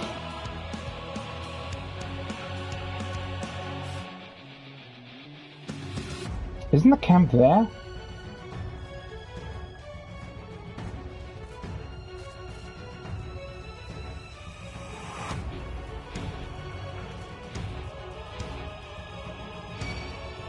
Shit.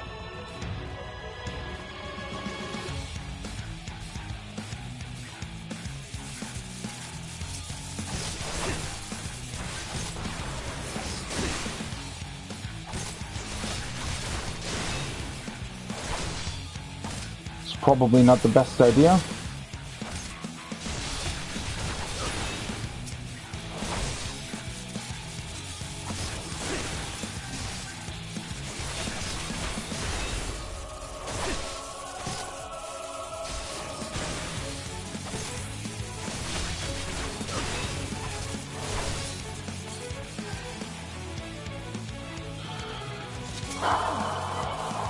Magitech's Reaper's leg has been damaged, but the weaponry should still function. You may be able to clear a path if you can find the identification key and fuel. Oh. Shit. It's probably on the other side, isn't it? What is this duty? Holy shit!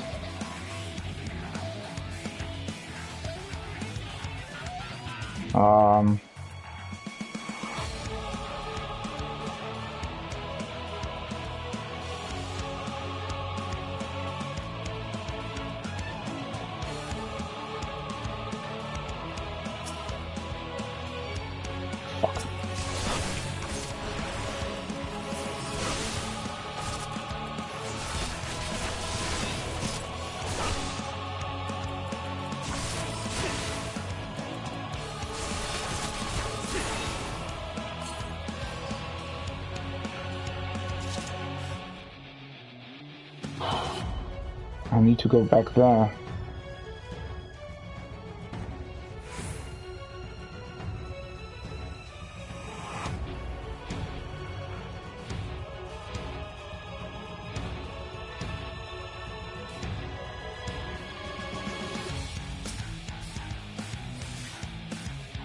Oh, nice.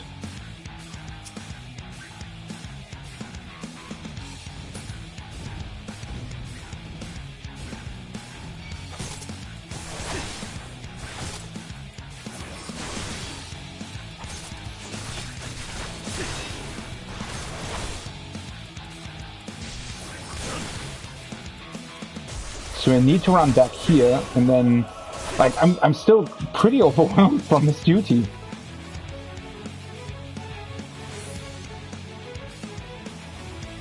How are you supposed to actually find the identification key? Couldn't that be anywhere? And think about the distance that I need to run back.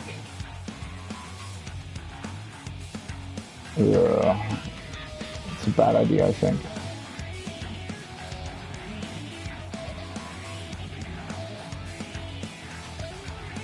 Sealing me for 100?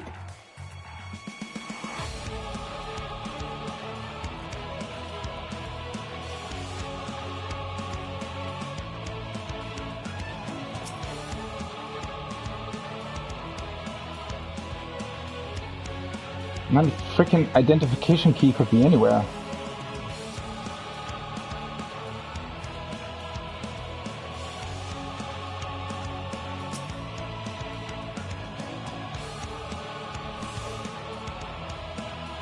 What the hell?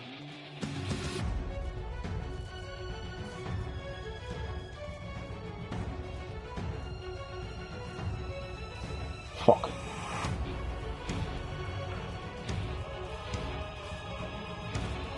What's this duty? Holy hell!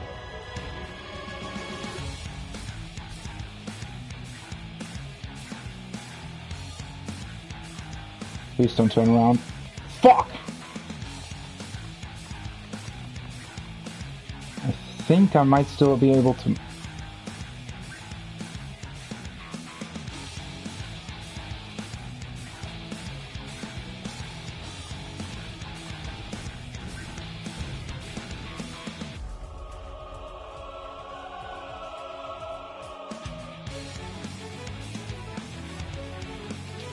Look how far away that thing is! Wait, you stopped pursuing me though, so you can't outrun them apparently. I think. Yeah, you can. Alright, that's good to know, I guess.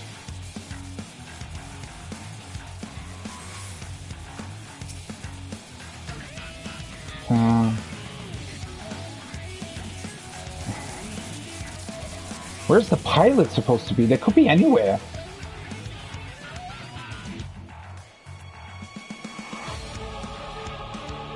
Fucking hell.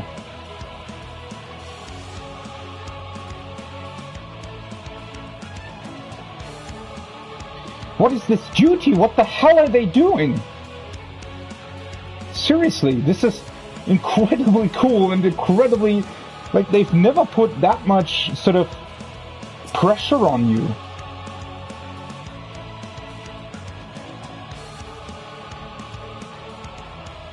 Fuck. Oh no, that was a bad idea. Shit.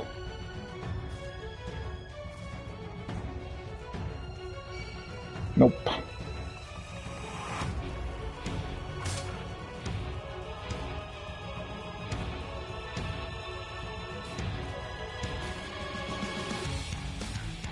That's not a good idea. I need to kill him.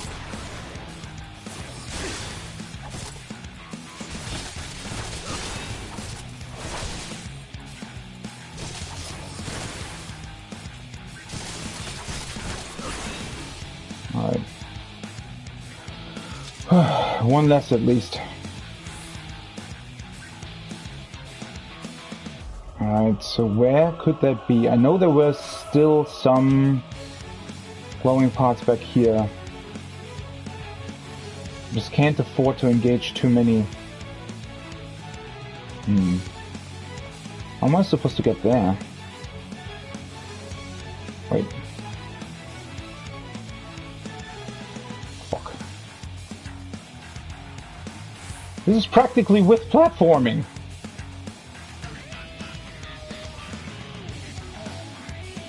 Fuel consuming.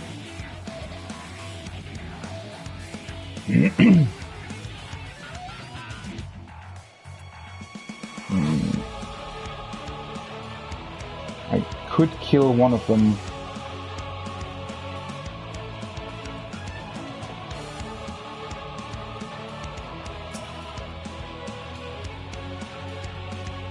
File of Fortis on the oh.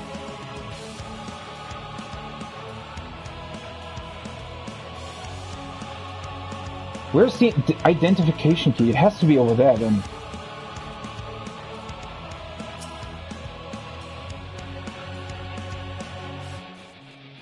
I think.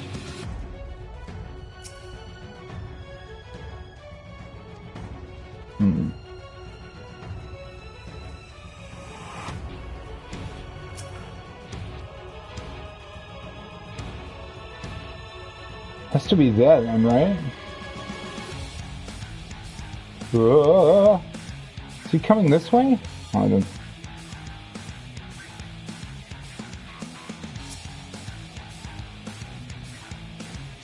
What?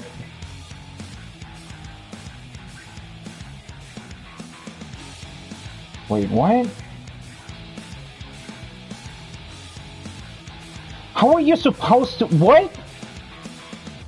How are you supposed to find the frickin' identification key? What?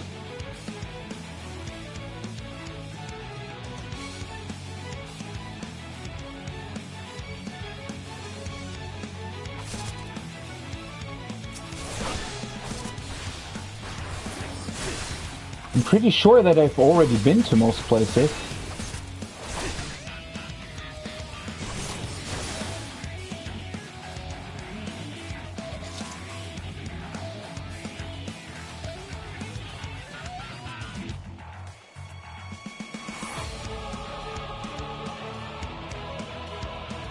What the hell?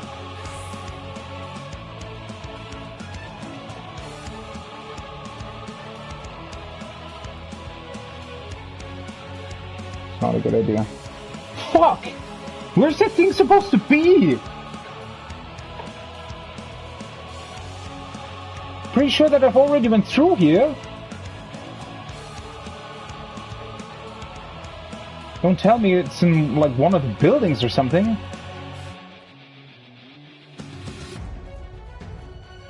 Maybe it's at the...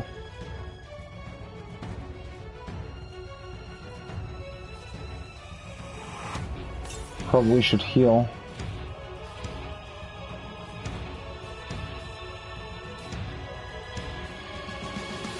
I've already been here, haven't I? Or maybe not?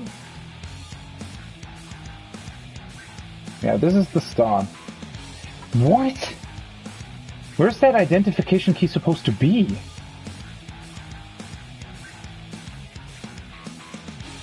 Did it say something when you were clicking on the...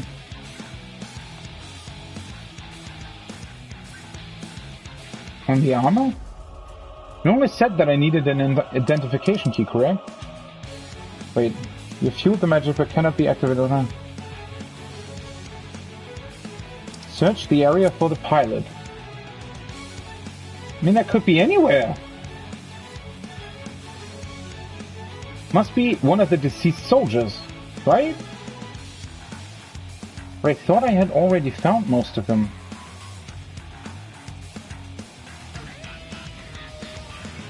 What is this duty, seriously?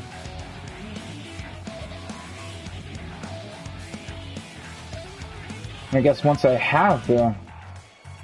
Can't go that way. Has to be somewhere in the rubble, right? Or is there a tempered Imperial that's... called a pilot or something?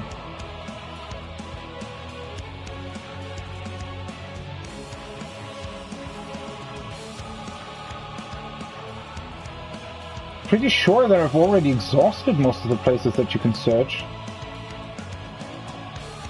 Fuck.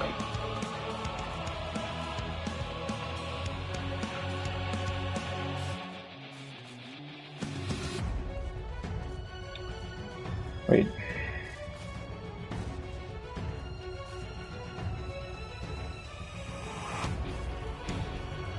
There has to be a place I haven't looked at.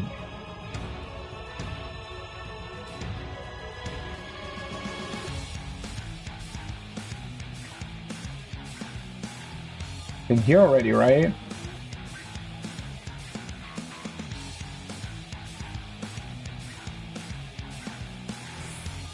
What? That's the end of it. I've already been here.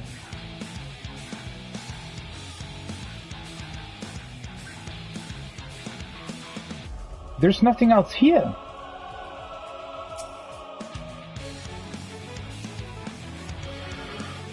What?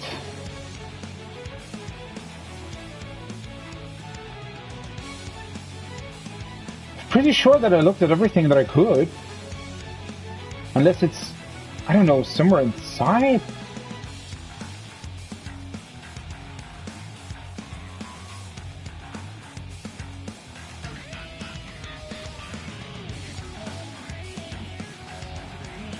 I mean, sometimes these things are easy to miss. It's just that...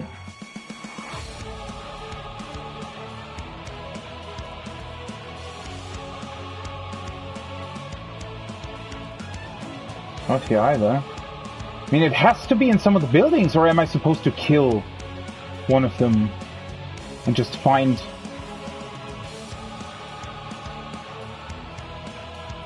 the thing on him?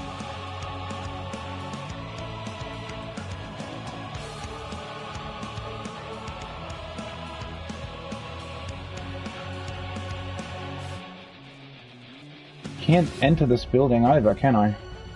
No. What? What am I missing? I feel like I'm definitely missing something.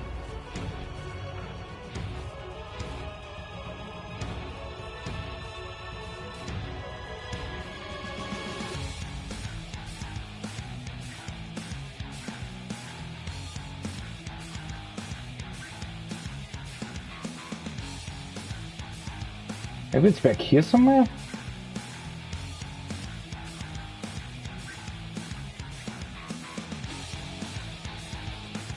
It's the only place I haven't really looked. What? Am I supposed to kill them? Am I missing something?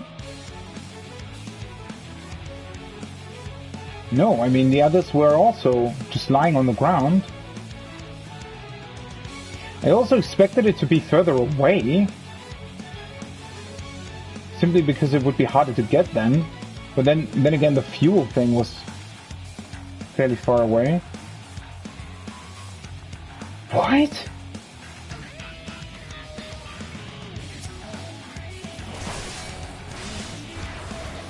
I don't think that any of them just has the key, right?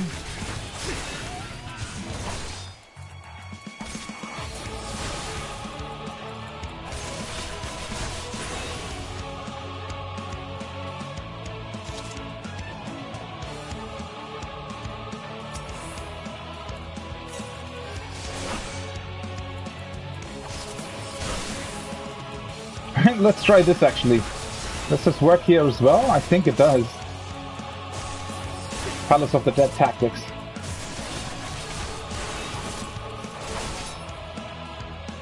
I don't think this is it. What? What am I missing? I don't want to lose this duty. What the fuck?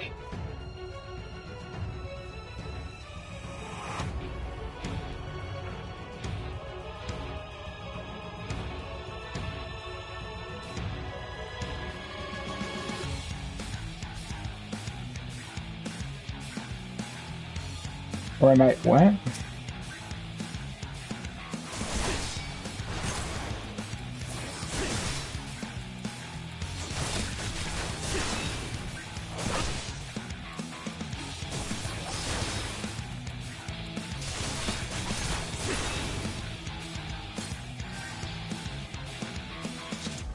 I don't think this is right.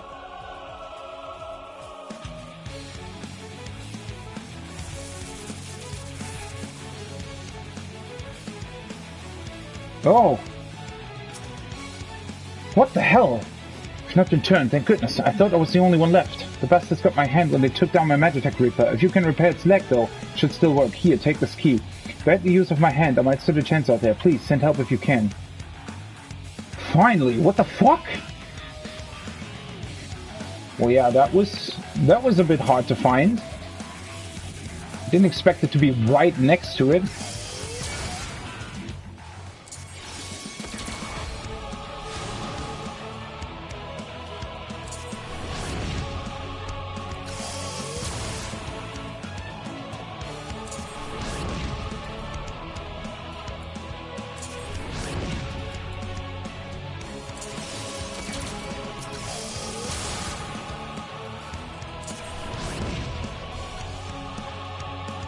At least I finally have a fighting chance.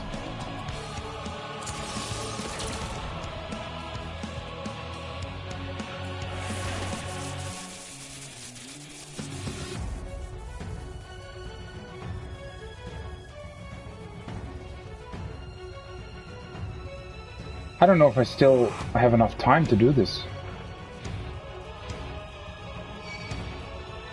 Of course.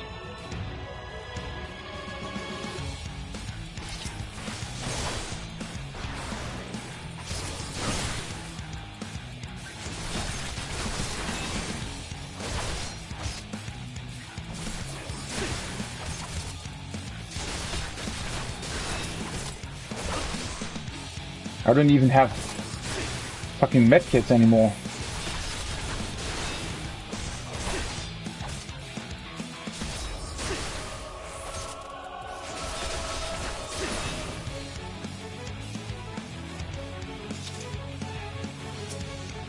Now I need to help as well?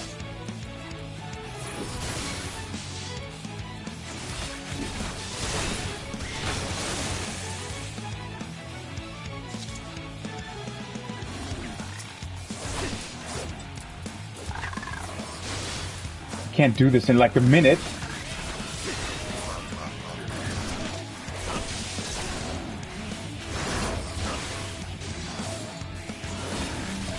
I took way too long searching for that fucking pilot thing.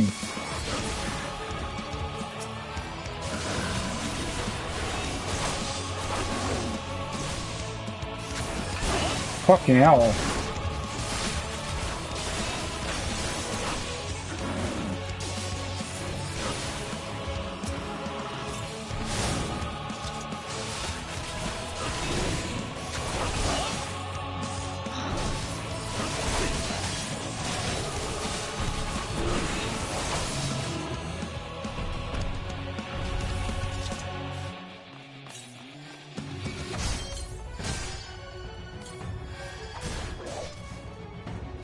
Where's his duty? What the Oh.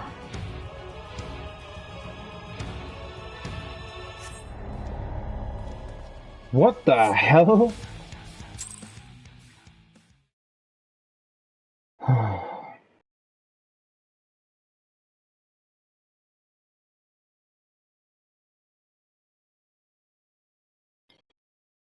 Alright, this I did actually not expect.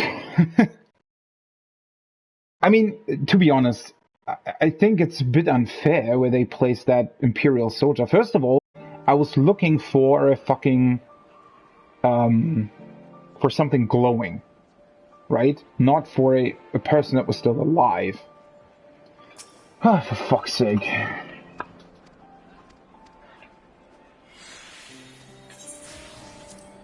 Alright, let's do this again, shall we?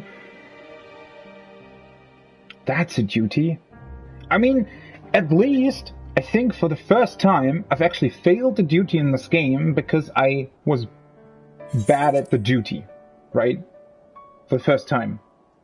All other duties I failed because there was some text that was really hard to read, or something that you just, you know, where it was annoying to understand. Although here as well, the problem is that they make it look like you can't proceed any further, and then that's exactly where the identification key is. So it's just a bit strange, I feel like, how they've done that.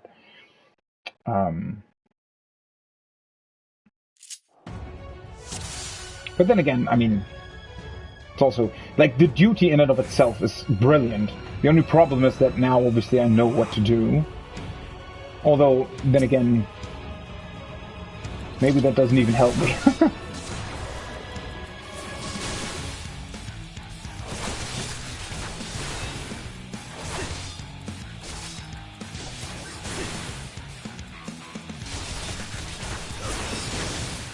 Let's do this.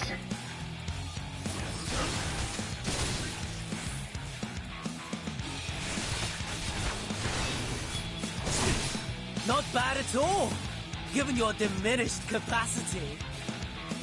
Nevertheless, 'twould perhaps be prudent to keep to the shadows, scurrying about like a rodent.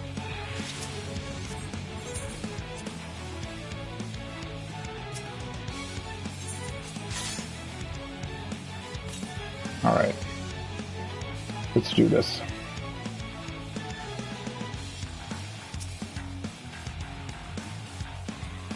So I think I pretty much need to... I need to refuel the thing first.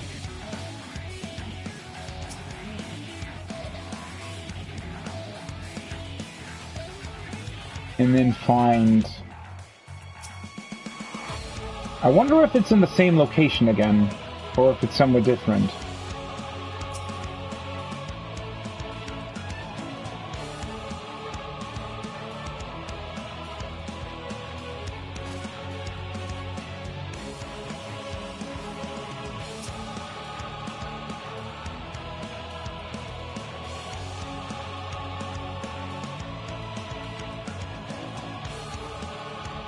So this is the fuel thing, right?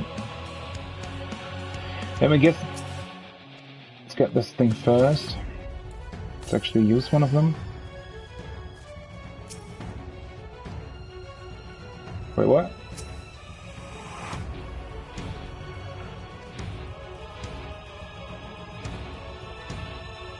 Wait. What? Shit, where did I get the fuel from last time? What? Was it that one?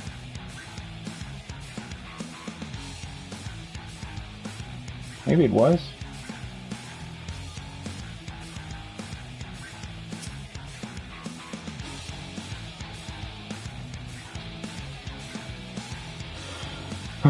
Do you have to run to the other one first?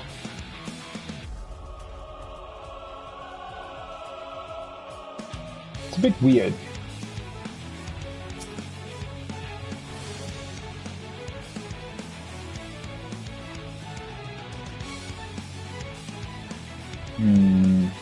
Alright, let's try to run to the... Maybe it was a different one that gave you the fuel? Aw. This corner is really annoying because it looks like you should be able to run through it. Seriously.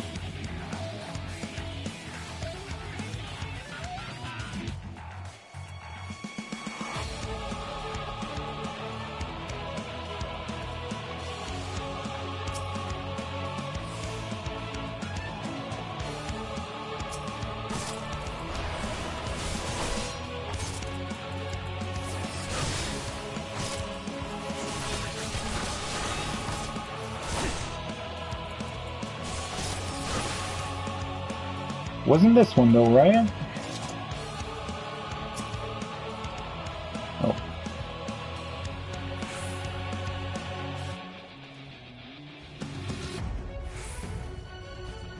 I mean, at least there's enough. Yeah, I mean, I think it was definitely one back there. But I guess you have to click on it first.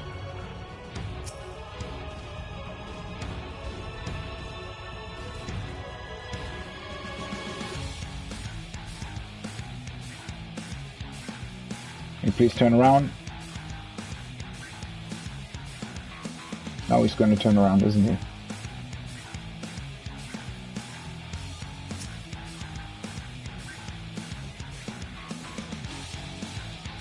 I mean, I'm not really in danger of dying, it's just the time limit is actually hard. Alright, let's see.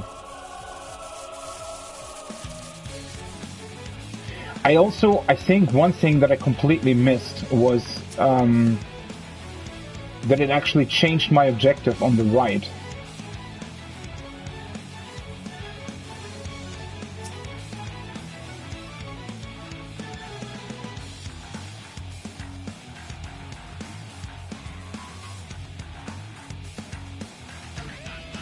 Yeah, see, I think that's why I was confused, because there is actually another wall that you can't run through over there.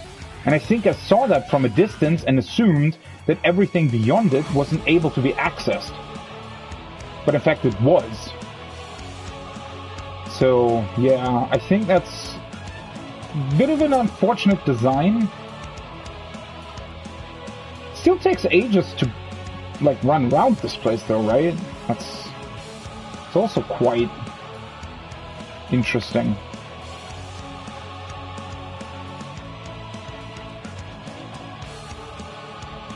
Alright, let's see. Am I able to actually transport the fuel now? Or is that still not possible? I do really like, though, that they've got these small, like, holes everywhere that you can run through. Alright.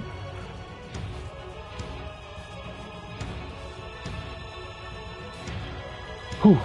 They've really stepped up their game with the duties. Holy shit. This is pretty stressing. Stress-inducing? What's the word?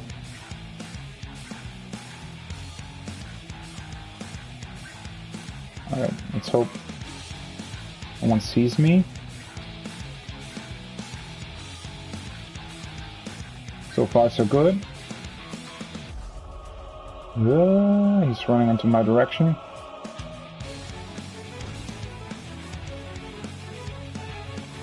I think I got a bit lucky there. But no matter. But see, I knew what I was doing and it still took me about 8 minutes to do so. What the hell?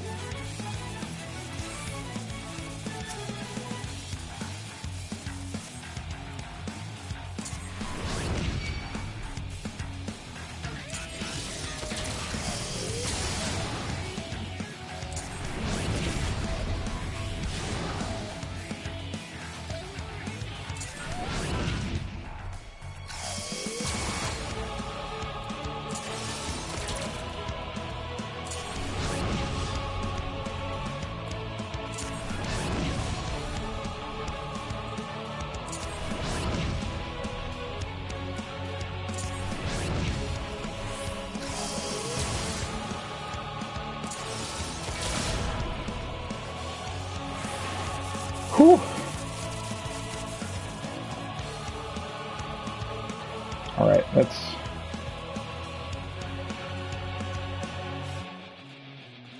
do this a bit differently this time. Oh, he's running further. That's why he saw me last time. Alright.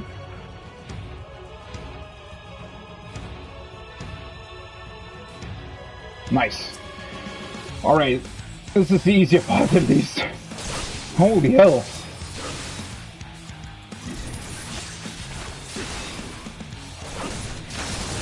I also, like, it's really interesting how much emphasis they've placed on sort of stealth this time in their duties. This is really interesting. But I'm still wondering what this even is supposed to be doing in terms of what does Xenos want from us that would warrant such a weird way of showing his superiority or something. I mean, in this body, he could have just straight up killed us, couldn't he? I mean, I know that's not exactly his goal, but then what is his goal that would require something like this to even, you know, be done, I guess? Such a weird thing. Alright. See what's happening here. They found us, get ready.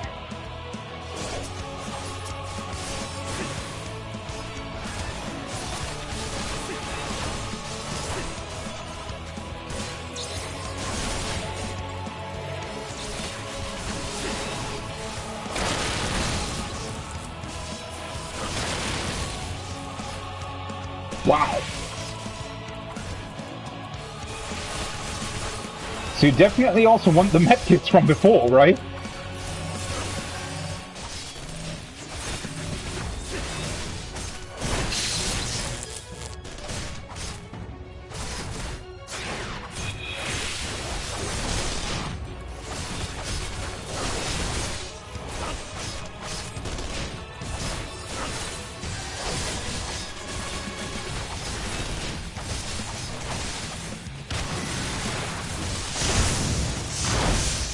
Whoa!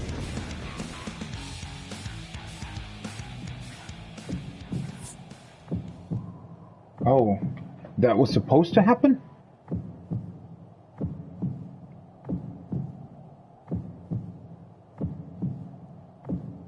Unable to escape the blast, you begin to lose consciousness.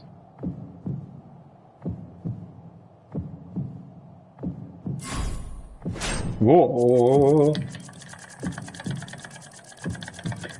They always go with these things at you when you least expect them. The hell is happening?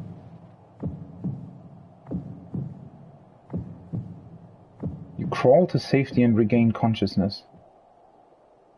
The last of your strength, crawl to Camp Broken. What the fuck is happening?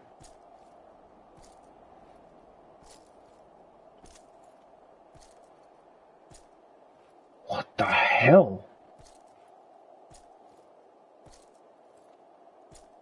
Where is Camp? Like, aren't we like miles away still? How are we supposed to get there?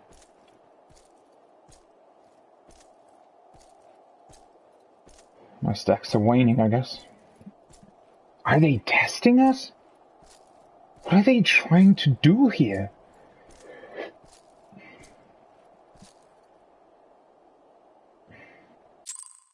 Or are they just toying with us? What was that duty? What the? I'm blown away, but both in a way that obviously it's a really cool design and everything, but what the hell is happening?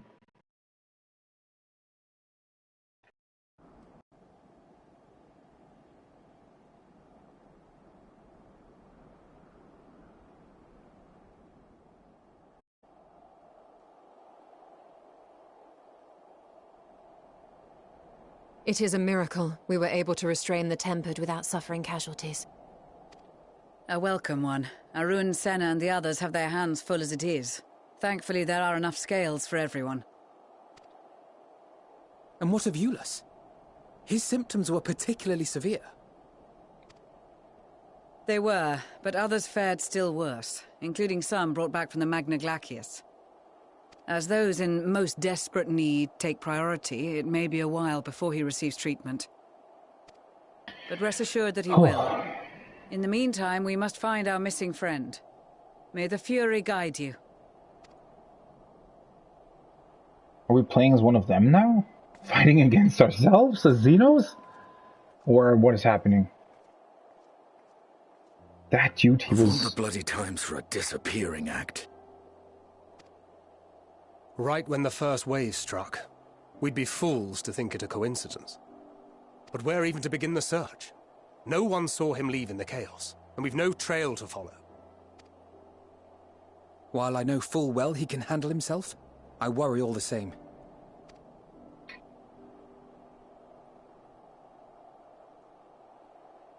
Ah, speak of the devil.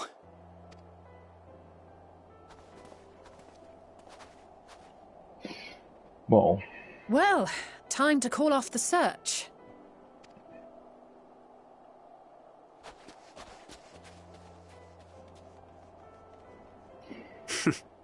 Case closed. That's him. Over there. Yeah, Stola? Please tell the others that it's not would me. Appear so. Thou art struggling to perceive his presence?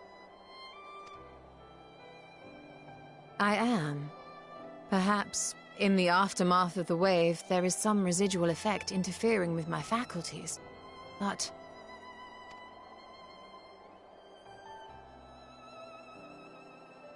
Where have you been? We've been worried sick. Now, all's well that ends well. Are you all right?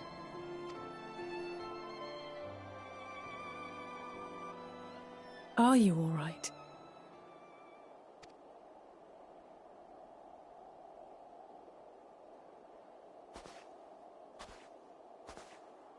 Who are you? Well, at least they know.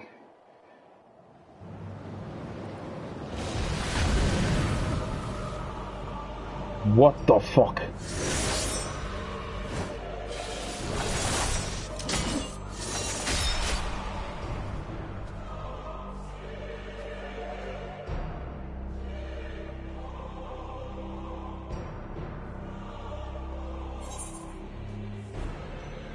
Enough, Xenos.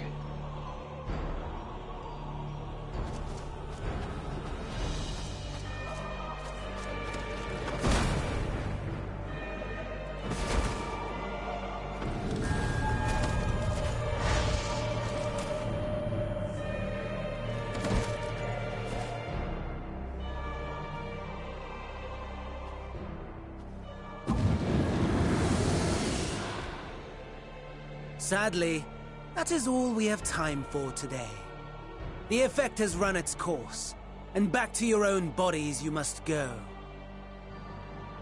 What the? I swear, this has to be some kind of test.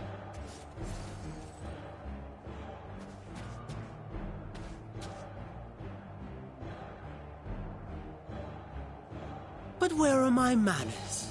You have all traveled so very far, and I've yet to pay my respects. There has to be some purpose to this. This can't just be to toy with us. Even though it was... In my defense, I was ill prepared to receive so many uninvited guests. As such, preliminary entertainments were in order. A handful of tempered soldiers to hamper your progress. Refugees to command your attention while I siphon the ceruleum from the shadows. Particularly effective, that. Oh. Charitable souls that you are, you bent over backwards to aid them. Heedless of the delay. Predictable to a fault. And so my plan approaches completion unhindered. Anima will soon have absorbed the requisite amount of ether. And then shall come the spectacle to end all spectacles. The eldest and most powerful of primals will awaken, and all shall bear witness to the final days. The eldest and most... What? So the final days were caused by a primal themselves? Is that what he's saying?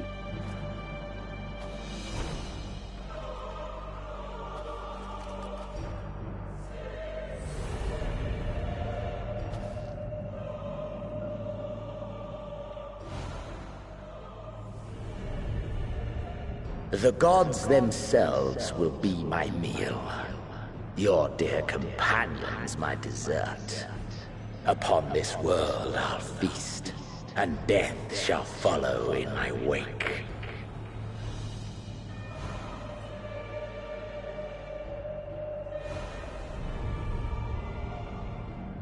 All your hate, all your rage, you will render unto me. Well, maybe that's his plan. He wants us to feel hate towards him so that he can maybe somehow use that to his advantage? Has to be something like that.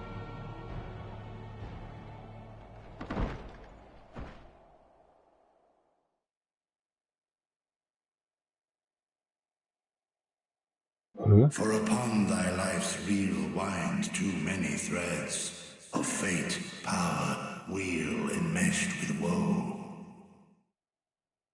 More terrible still is the attrition wrought upon thy companions, as they are swept up in the storm of thine existence. Take heart and protect them well. They will be your strength and your salvation.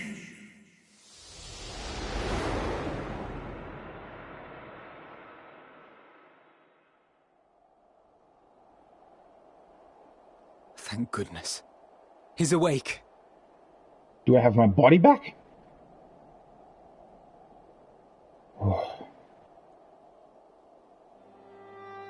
That was actually scary, but is everyone alright?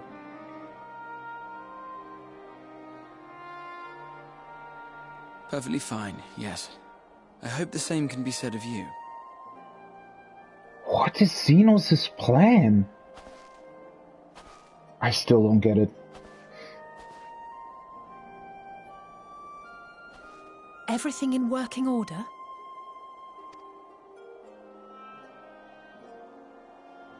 That's a relief. Oh, and before I forget, thanks for coming to our rescue.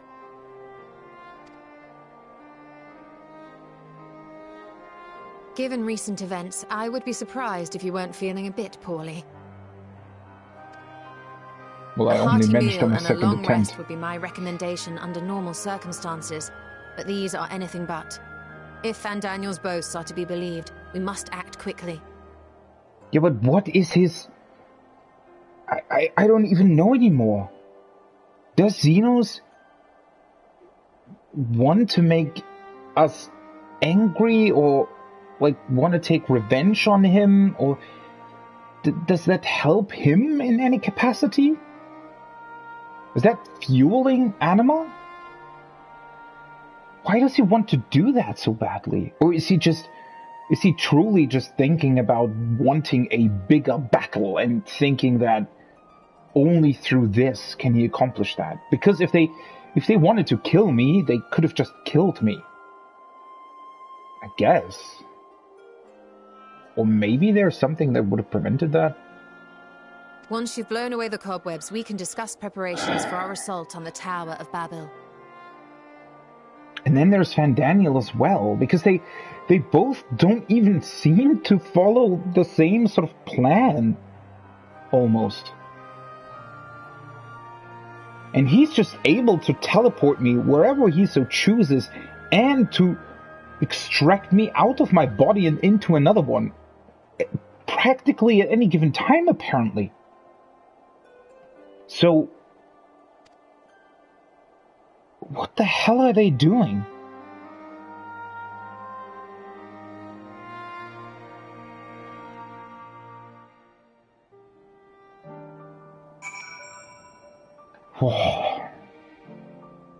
That was stressful. And then Anima is the eldest and most powerful of primals?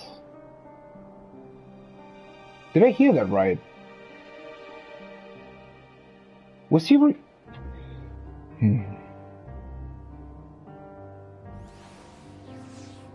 mean, the thing is, there is one big sort of similar thing between what we've seen so far from Anima and what we know of the final days. And that's the scream from within the planet, correct? I mean, this time obviously it didn't erupt from the planet, it erupted from the tower, but... was it... Anima?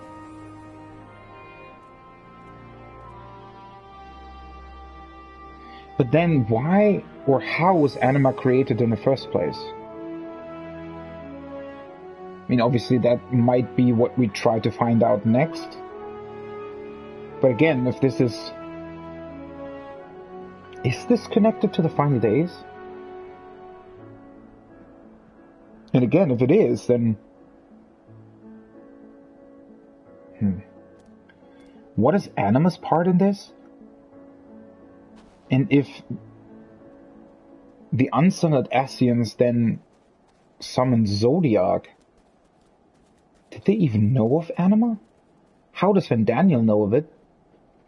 And what was that fucked up part about Varys being involved in the process of summoning it?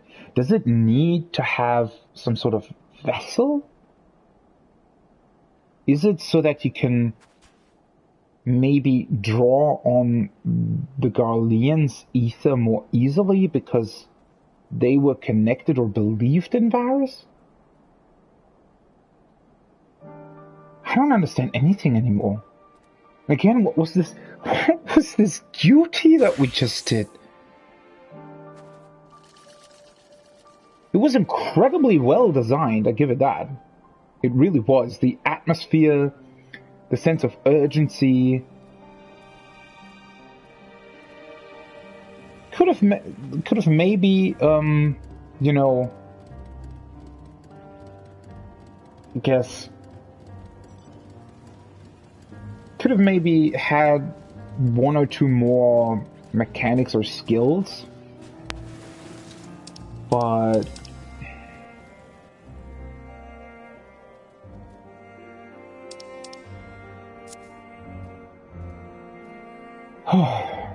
I'm really quite... I don't even know anymore. And once again, this is not at all what I expected. I mean, the one thing that I did expect was that there was gonna be this scream from the tower. That's what I expected. But this?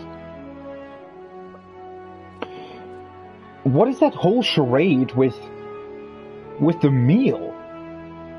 And why show us that Xenos can practically just, if he wants to, take over a different body? Why show us that, if he's then not going to kill us?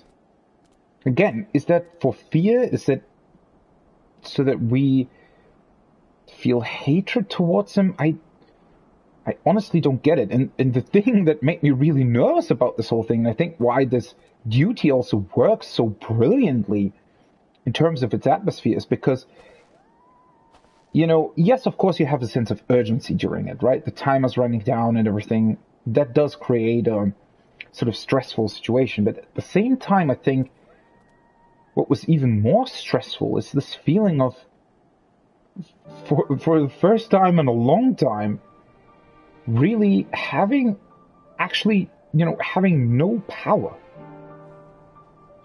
Not being able to conquer the troubles that lie ahead. And it's not even, like, obviously I had the power to clear the duty, right?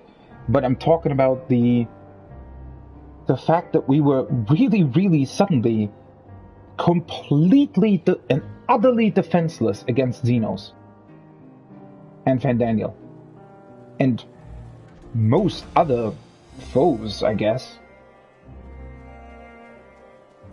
I mean, that is just... I don't even know. That's, I think, what was most problematic for me, to think that, what the fuck? to be stripped of your power that easily. That was, like, way more effective at sort of showing the strength of your opponents than anything ever was during Stormblood, when we were in those Xenos duties where you just was too strong to defeat. But the fact that they were just able, with the snip of their fingers, basically, right? Is it called snap of their fingers? Yeah. To just strip us of our body, us, the most powerful being, the one who defeated the unsunned Asians, and we were just a puppet to them. That's what's so mind-blowing to me currently. Wow. Whew. Alright, let's talk to everybody. I will require a detailed report on what occurred whilst you were not yourself. For the contingent, of course. Can wait until later, however. For now, it's enough that you've returned. The body that you were forced to inhabit turned cold and stiff the moment you were returned to your own. Perhaps the soul that belonged to is long gone. Let us pray it so, for I doubt it would be better off in the care of Xenos or Fandaniel. I mean, that probably was the body that Xenos inhabited, right? Guess he must have kept it for some reason? Are you certain that you have recovered? You mustn't push yourself, especially after an experience like that. Thank heavens you're you again. Gave me quite a fright. Whatever that was, let's not do it again, eh? Full glad I am to see thee awake and restored to thine own flesh once more. Yes, 'tis still you. My apologies. I realized too late that the ether emanating from the tower was distorting my perception. It was like a temporary effect. I remain wary. No apologies necessary, least of all to me. If anything, there's strange comfort in knowing I'm no longer the only one to have been used as a villain's puppet, though I pray you'll be the last. Oh, yeah, true. By the way, now that I think about it, how did La Habrea do that? Did La Habrea keep Thancred in another body, locked up somewhere? Like, I mean, yeah. How did he do that? You're certain you're well? Nothing out of place, no missing bits? Good. Though I won't promise the same for Fandaniel and Xenos after I'm through with them. How much must these people suffer before they're satisfied? How many cruel, pointless tricks must they play? Yeah, that's the thing, right? They all seem so almost like both Fandaniel and Xenos seem so disinterested in everything that's going on, so bored by everything that everything that they do actually do just feels like something to, I don't know, entertain them? But I don't think that's the case. I truly think that there has to be some kind of... Because, on the other hand, if you think about it, this whole scheme of, specifically, using the refugees and the ceruleum and all the stuff that we did here, basically, specifically using it to forestall us marching on the tower and therefore managing to complete its ritual, that was meticulously planned, right? So it shows that there is a pretty well thought out plan somewhere. It's just that through their demeanor and through the way they're talking and just... Yeah, their demeanor, really, right? Through that, it almost seems like they're completely... Like, they don't even really care what they're doing. They're just doing it because, well, it so happened to entertain them, or because they think it's funny or something. But at the same time, I think it's very well thought out, and I don't think that it was a coincidence that Xenos took over my body. Maybe it's to bring harm, maybe it's for something else, but I do think that it was specifically done in this instance to prove something to them. Maybe they want to do something similar at a certain other point in time for some other reason. And this was their testing grounds? It's really the only explanation that I can come up with at this point. Prelude to the final days or no? This ends now. Bam. Level 85. Nice. Whew. I'm still really, I don't know, shaken up by their duty.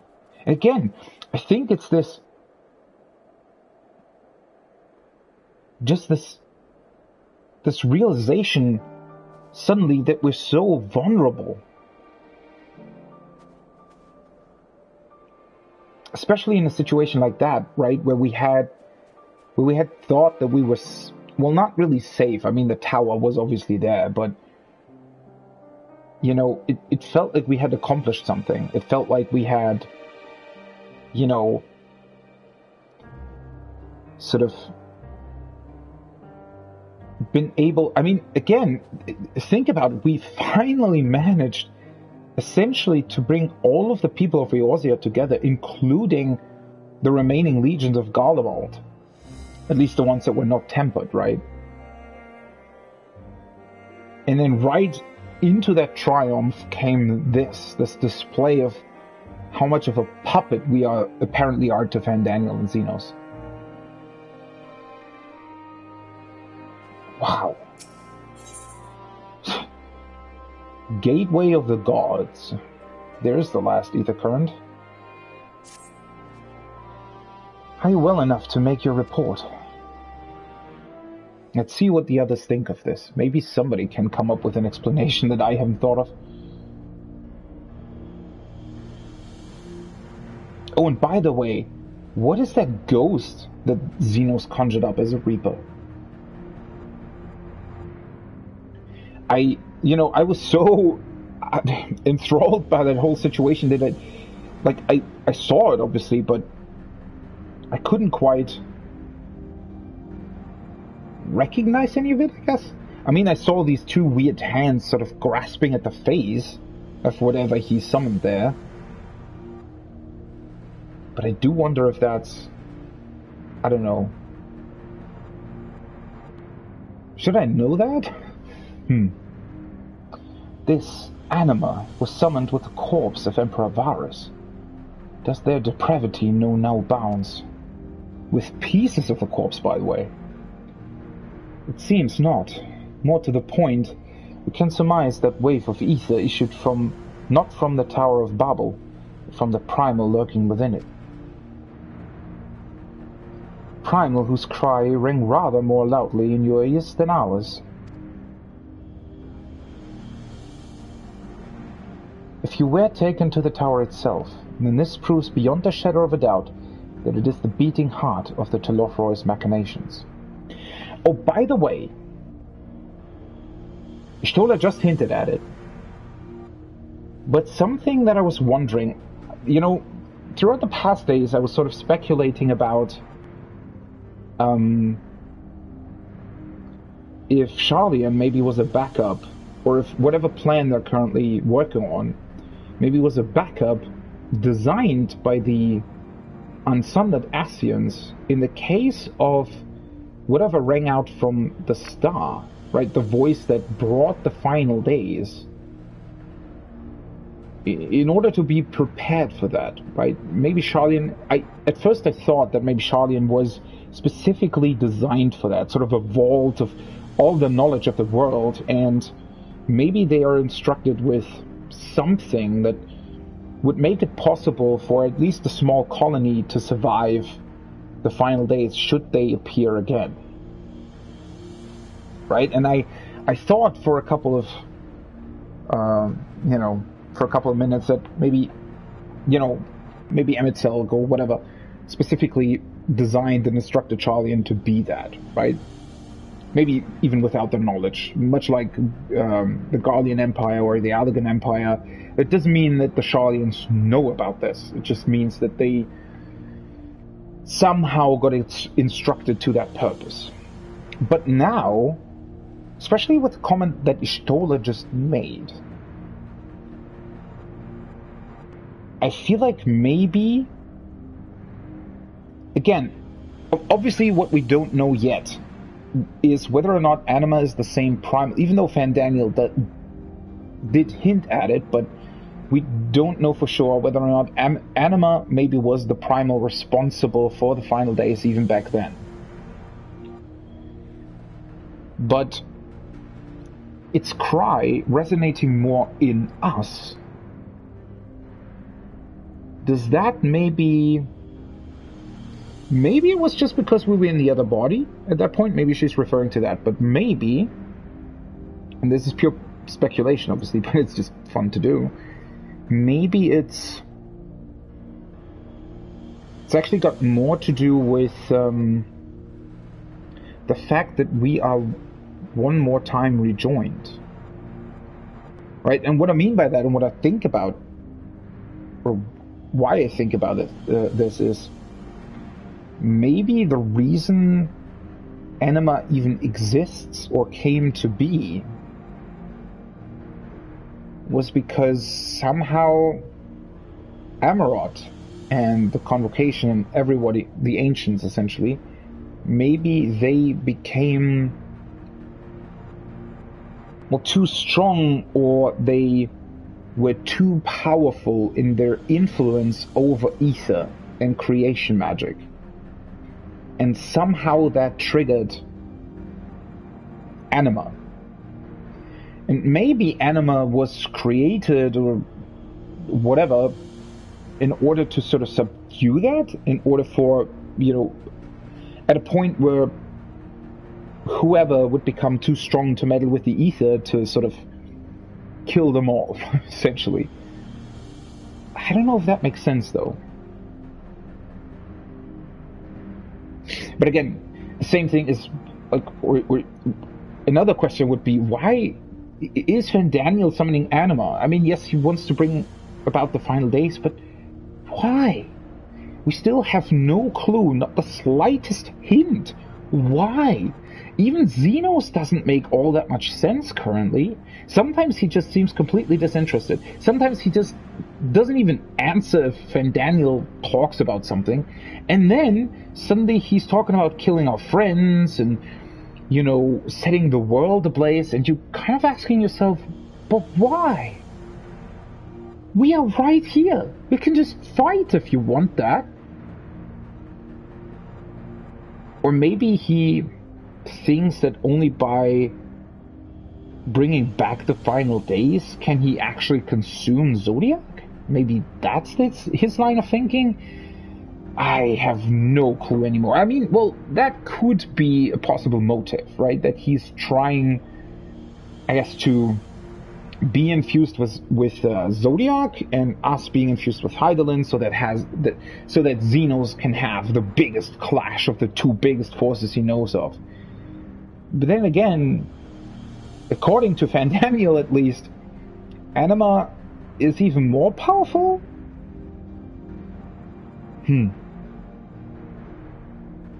I don't know. I honestly don't know anymore.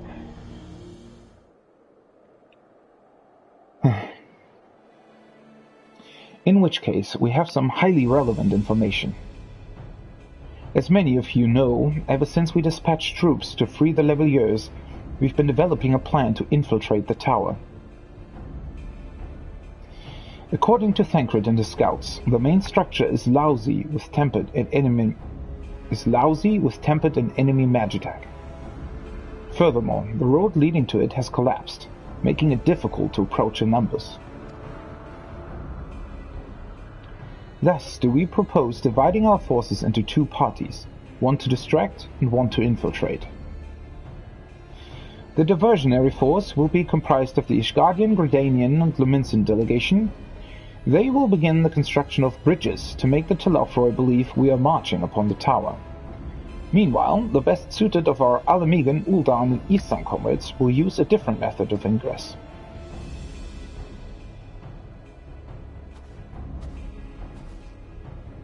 Look here.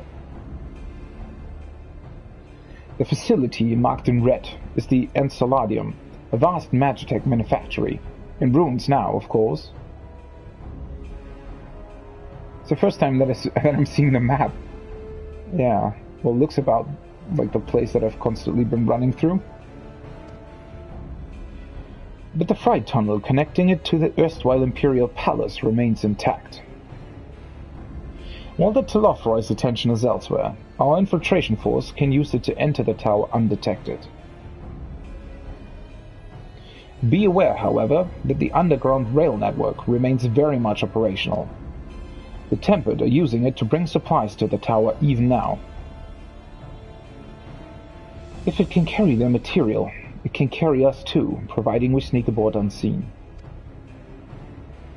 Oh, I think I know which dungeon this is.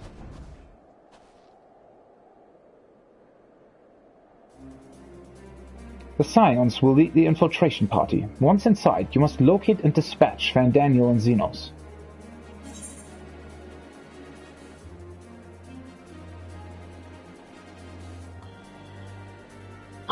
Time we ended this once and for all. Even though this is clearly not going to be the end. There will be no more casualties of the Telofroy's main maniacal ambition.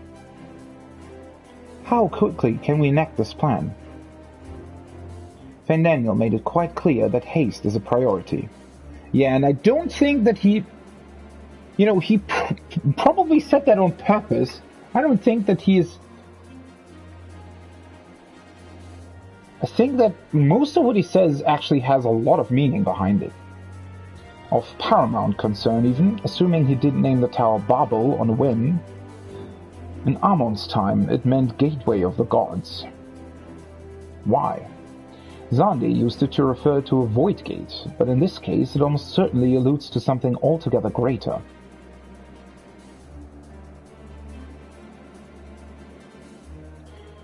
Whoa, wait a second there. What is that referring to? In Amon's time it meant Gateway of the Gods. Zandi used it to refer to a void gate.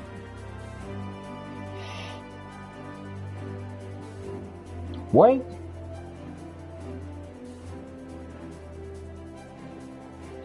What is that supposed to mean? Is Van Daniel trying to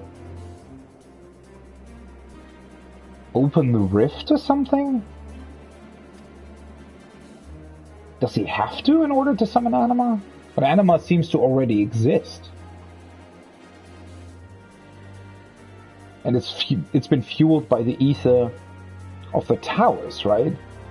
So it could just be fueled by ether from the rift or something, then surely you would have just done that. The eldest and most powerful of primals. Yeah, we've heard that phrase before. I somehow doubt that Emmett Selk wouldn't know about that. Or maybe he purposefully just kept it from us? But didn't he always say that he always said the truth?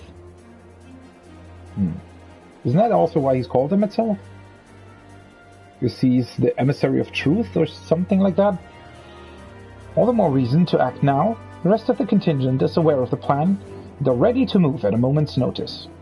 You are to proceed north to Forum Patents. Lisa's group will meet you there. As ever, we are grateful for your foresight. This is the moment we've been waiting for. Spare no effort in your preparations. Yeah, I don't really know what to prepare for at this point. If Xenos can just pluck me from my body at a moment's notice.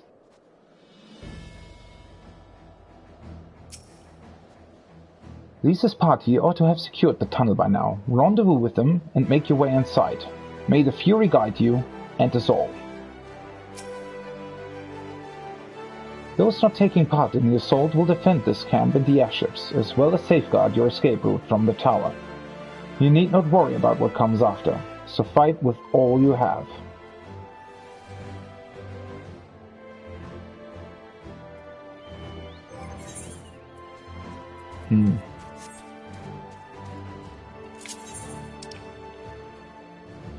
And suddenly I'm also not that sure anymore whether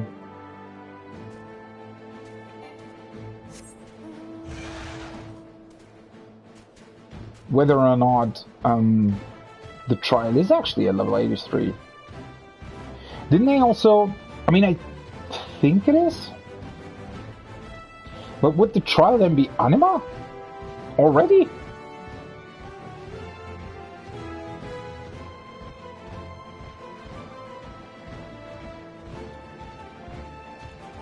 Huh.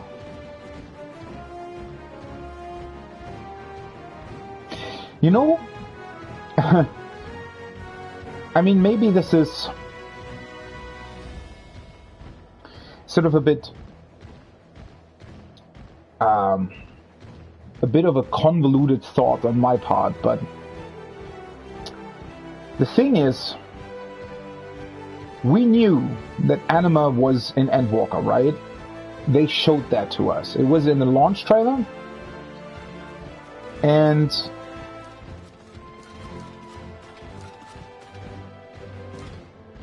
I think they mentioned it in a live letter before as well. And the thing that's, well, not exactly confusing about it, but what makes it so weird currently is that, you know, considering how they avoid spoilers most of the time, and how they've set up launch trailers and things like that in the past, especially if you consider the one for Shadowbringers, they sort of put in a lot of red herrings, right?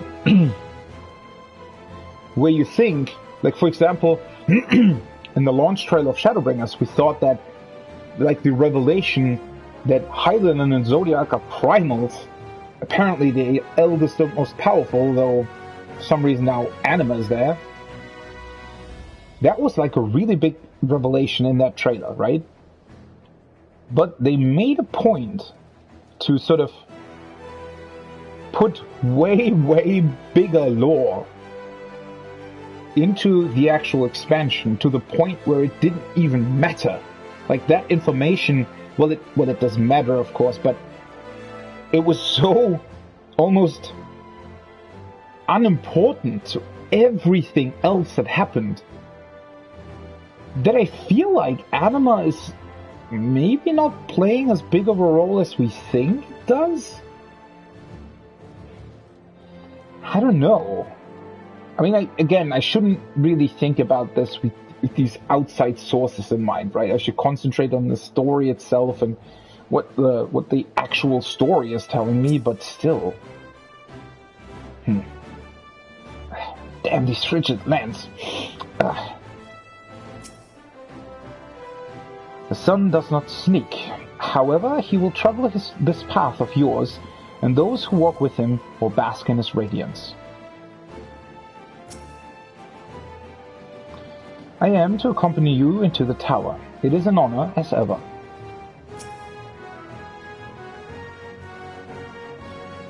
Let's see what happens here, shall we? The way into the tunnel is clear. We've made sure of it. Then we'd best get in there before we freeze, especially you.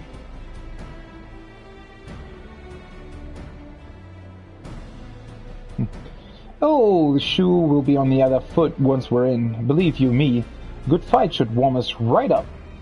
Yet, you were wearing something else before. What happened, Lise?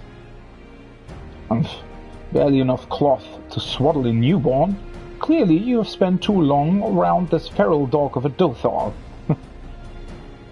Watch your tongue, fool, lest I feed it to the crows. We will see who's the fool when you freeze to death. Expect me not to warm your ill-prepared hide. These furs are for myself and my Nama alone, should I be blessed to meet her this day. She's standing right in front of you, you idiot. As if any woman of worth would wish to be warmed by you, little son. Should we find such a warrior within, she will bask in my glorious flame. Oh, well, maybe not. Is she into women? Maybe.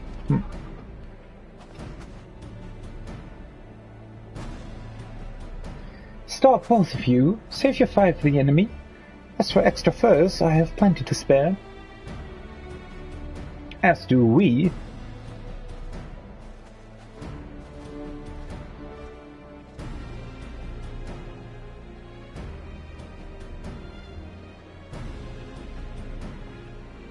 Why is everybody wearing normal stuff again? Hello everyone, all set for battle I see. Yes, free of unnecessary encumbrances, if rather more susceptible to the cold. Let's review our strategy, quickly if you don't mind. Pippin's group has gone ahead to the Enceladium. We are to meet them there. We wait until the Templar's attention is drawn by our diversionary force, then we sneak onto the train. Next stop, the Tower of Babel. If any, Tempered included, are injured, we Zayla will tend to them. You Scions must press on, no matter what.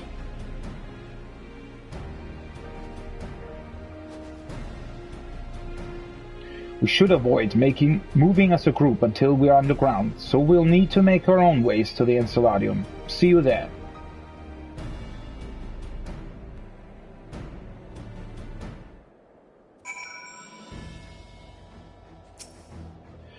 We'll stagger our departures so as not to raise suspicion. You go on ahead. Who could possibly be cold at a time like this? My heart is pounding with anticipation. Cold? Nay, I feel nary a thing. Nary a thing. When I infiltrated the palace with Gaius, we took an entirely different route. Since then, the whole place has been reconstructed, and it would appear that path is no longer accessible. And you're 100% certain you're fit to fight? No odd specters haunting your way? Nothing feels tingly? Fear not. No serious wounds have gone untreated, nor will I stand for being left behind while the rest of you rush headlong into danger, so you needn't bother suggesting it. I think it's time I was off. If I look at Oriange for one more moment, I'm liable to freeze solid. Do I want to change my glam? I feel like if everybody's back to their normal stuff, then so do I want to be. Let's do that. I mean, I can quickly return, it's not a big deal. I know this is a bit immersion breaking, but, well, it's not my fault. The glamour plate still can't be used while you're out in the field. You have to be in a city for it. I really thought that they would, at least to some degree, work on their glamour system. I guess they had other things in mind, but whatever. Alright.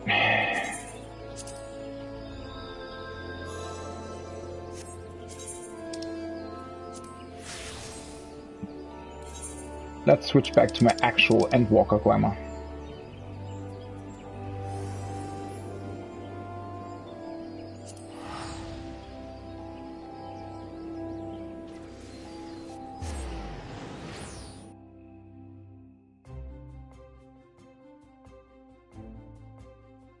I know that I have to run back there, but I don't care.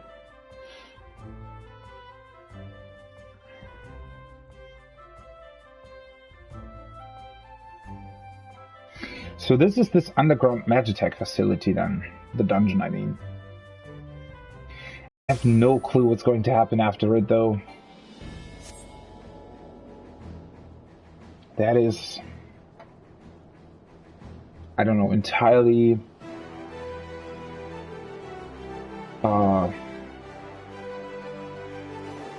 There's something else entirely. Whoa! What's going on here?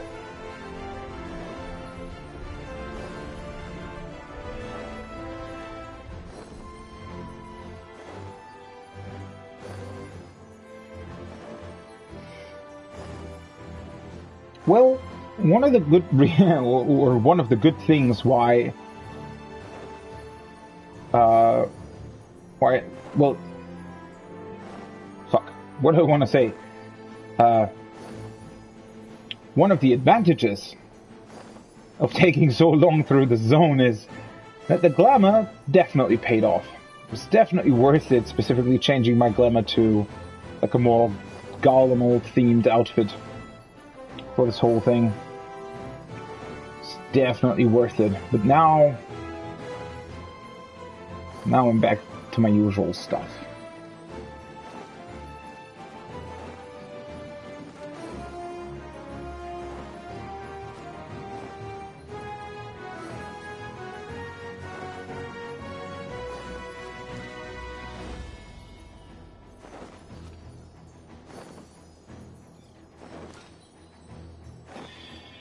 Whew. At least I've somewhat calmed down.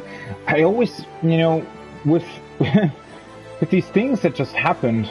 Oh, somebody killed the A rank, right? It was definitely at a different location.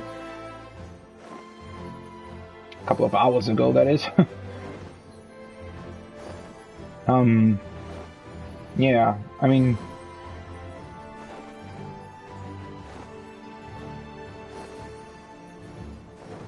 if these sort of mind-blowing cutscenes happen, then, your mind's sort of racing all the time, right? You're constantly, like, one part of your brain constantly sort of plucks at your consciousness and tries to explain what had just happened and spectacularly failing at it, right? And that, at least to me, that always gives you kind of an anxious feeling, I think.